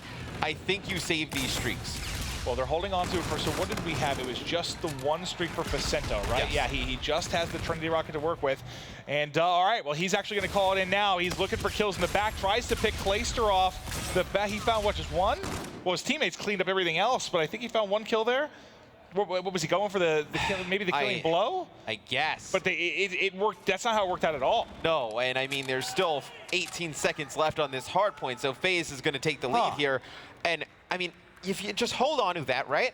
Take the time here, give yourself an opportunity where, let's say it's only a 10-second game, see the Centurion coming down from Clay, and you have the Trinity rockets to break this wide open area in the back. Oh, there must have been, was reactive used there, or he just missed some shots? I thought he had that, yes it was. So Looney used reactive in the back. I thought for sure Clay was gonna pick up 2. He did get the Centurion out, but now coming across is gonna be Clayster. They've gotten into the hard point in FaZe, trying to clutch up 234 to 230 as we're gonna be rotating over. What do you have for Aqua? Because he's just got overdrive. That's not going to be a big part of this, but the gun up is. They clean everybody out, and now it's going to be control behind this 4 streak for Aqua. They can win it here. Yeah, and if you're just looking at the clock and where the side of FaZe is spawning, this is probably their best attempt. They may not have another attempt to get back in towards the hard point, and 2 of their players drop fast. It's going to be Felony taking out Enable. It's going to be just on attach here to try and break in. It's done. It's done. Rise Nation gets it in there. Guaranteed top 3. They'll be going on to face Cloud9. They won all 3 respawns. This weekend doesn't make any damn sense. Just proves we can do all the studying in the world. We can watch as many scrims, and then you get here in person and things just change completely. Rise Nation with 3 respawn wins here against FaZe Clan to take this series. Now, Aqua 36-27, a great game from him. Vicento has a good game as well, 30 kills. Definitely question the streak use towards the end. I'll have to talk to him a little bit. Definitely question that. But I think you could have played a little bit safer. But it led to what? Maybe a kill, and they lost the hard FaZe back into the game. Yeah. But now, not that this is that lopsided that we thought FaZe was going to blow them away, because I mean we're talking about players that were in Elevate last year that had third place finish at champs, second at Anaheim or Orlando. I mean they had a ton. They were top 3 consistently. They have been consistent through the last 3 titles. Oh yeah. I mean they have always been in the running for championships, and I think it would just be it would be kind of nice to see them take one. I mean I feel like they've always gotten so close. Like they performed well in groups, and then they end up in a tough side of the bracket, and like things don't work their way. Be nice to see them get one. What have they won? Nothing, right? Yeah. Just kind of always that second and third place that we see them get. Is there anyone that's maybe more deserving of a victory than these guys? Well, let's see if they can get it this weekend as they continue to move forward. But that's it for us here. We're going to toss it down to the floor with Chance. Thank you, Maven. I'm here with Looney. Guys, congratulations. Obviously, you just solidified your place, top 3 with a very close game, very close series overall, so props to FaZe as well. But I got to ask, who's your MVP for the series? It was a team performance, but I think Aqua winning that uplink was really huge for us. We probably expected to go 2-0 with that S&D, but they fought hard in the S&D, so winning that uplink was really, really crucial. And that point, he got the 1-pointer or whatever, and then he got like an accidental interception that kind of saved us the game as well. So I think Aqua played out of his mind this little series we had. Yeah, well, props to him, and of course that means you guys are going to be going up against C9. How do you think you fared? Do you think there's any maps you prefer, better in Respawn, Search and Destroy? Just general thoughts on that matchup. I think they've been going Game 5 every single series they've played this whole tournament. They've just been clutching up Game 5s other than like TK. So I think we just have to close them out early. We can't let it get to Game 5, win some respawns, win that first S&D, and like I said, just close out early. Don't let it get to Game 5. They're in the clutch mode right now. Fair enough. Keys to success. Well, congratulations again on solidifying top 3. Analysis, let us know what you think about that match. Looney, always cool, calm, and collected. The guy is a great 4th now on this team. Seems he was a factor in this squad winning respawns. In the past, it was Search and Destroy being their game type of choice even earlier this weekend. This time around, though, they beat FaZe in 3 respawns and take the series. TP, what is your biggest takeaway now looking forward at this Rise Nation versus C9 matchup? I had a feeling this roster change was going to really pay off for these guys. It's very tough to rely on that Search and Destroy. How many respawns are there in a series? 3. How many S&Ds are there? 2. So, much easier if you're able to take a strong respawn, especially against a team like FaZe that have looked very, very strong. And I might favor these guys over Cloud9 tomorrow in the winter final. They look good. Merc, could you believe that right now we're ending Saturday with FaZe, Envy, and Optic Gaming all in the losers bracket fighting for their life in the tournament? No, I don't think really anybody could, especially these 2 teams. I guess you could say Rise had that potential to sort of be in the winners final, but to me, Cloud9's a huge surprise, especially through all the crazy games they've been through this week.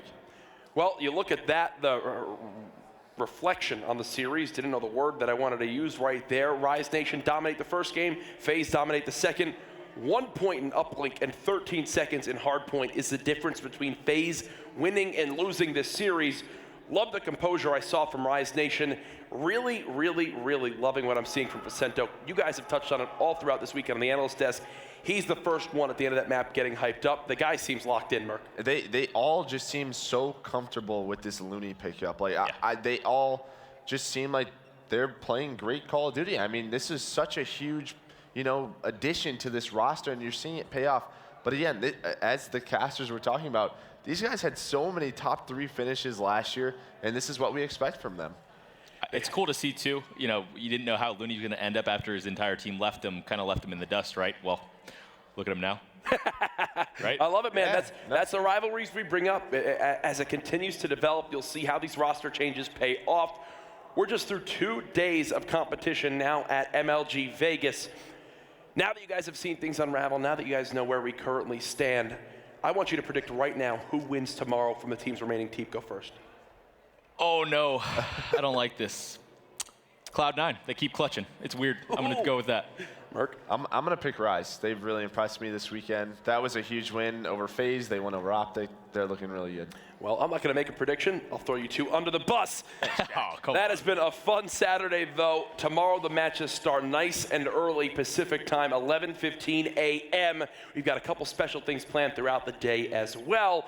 For everybody here at MLG Vegas and the CWL Vegas Open presented by the PS4, that's a wrap on day 2.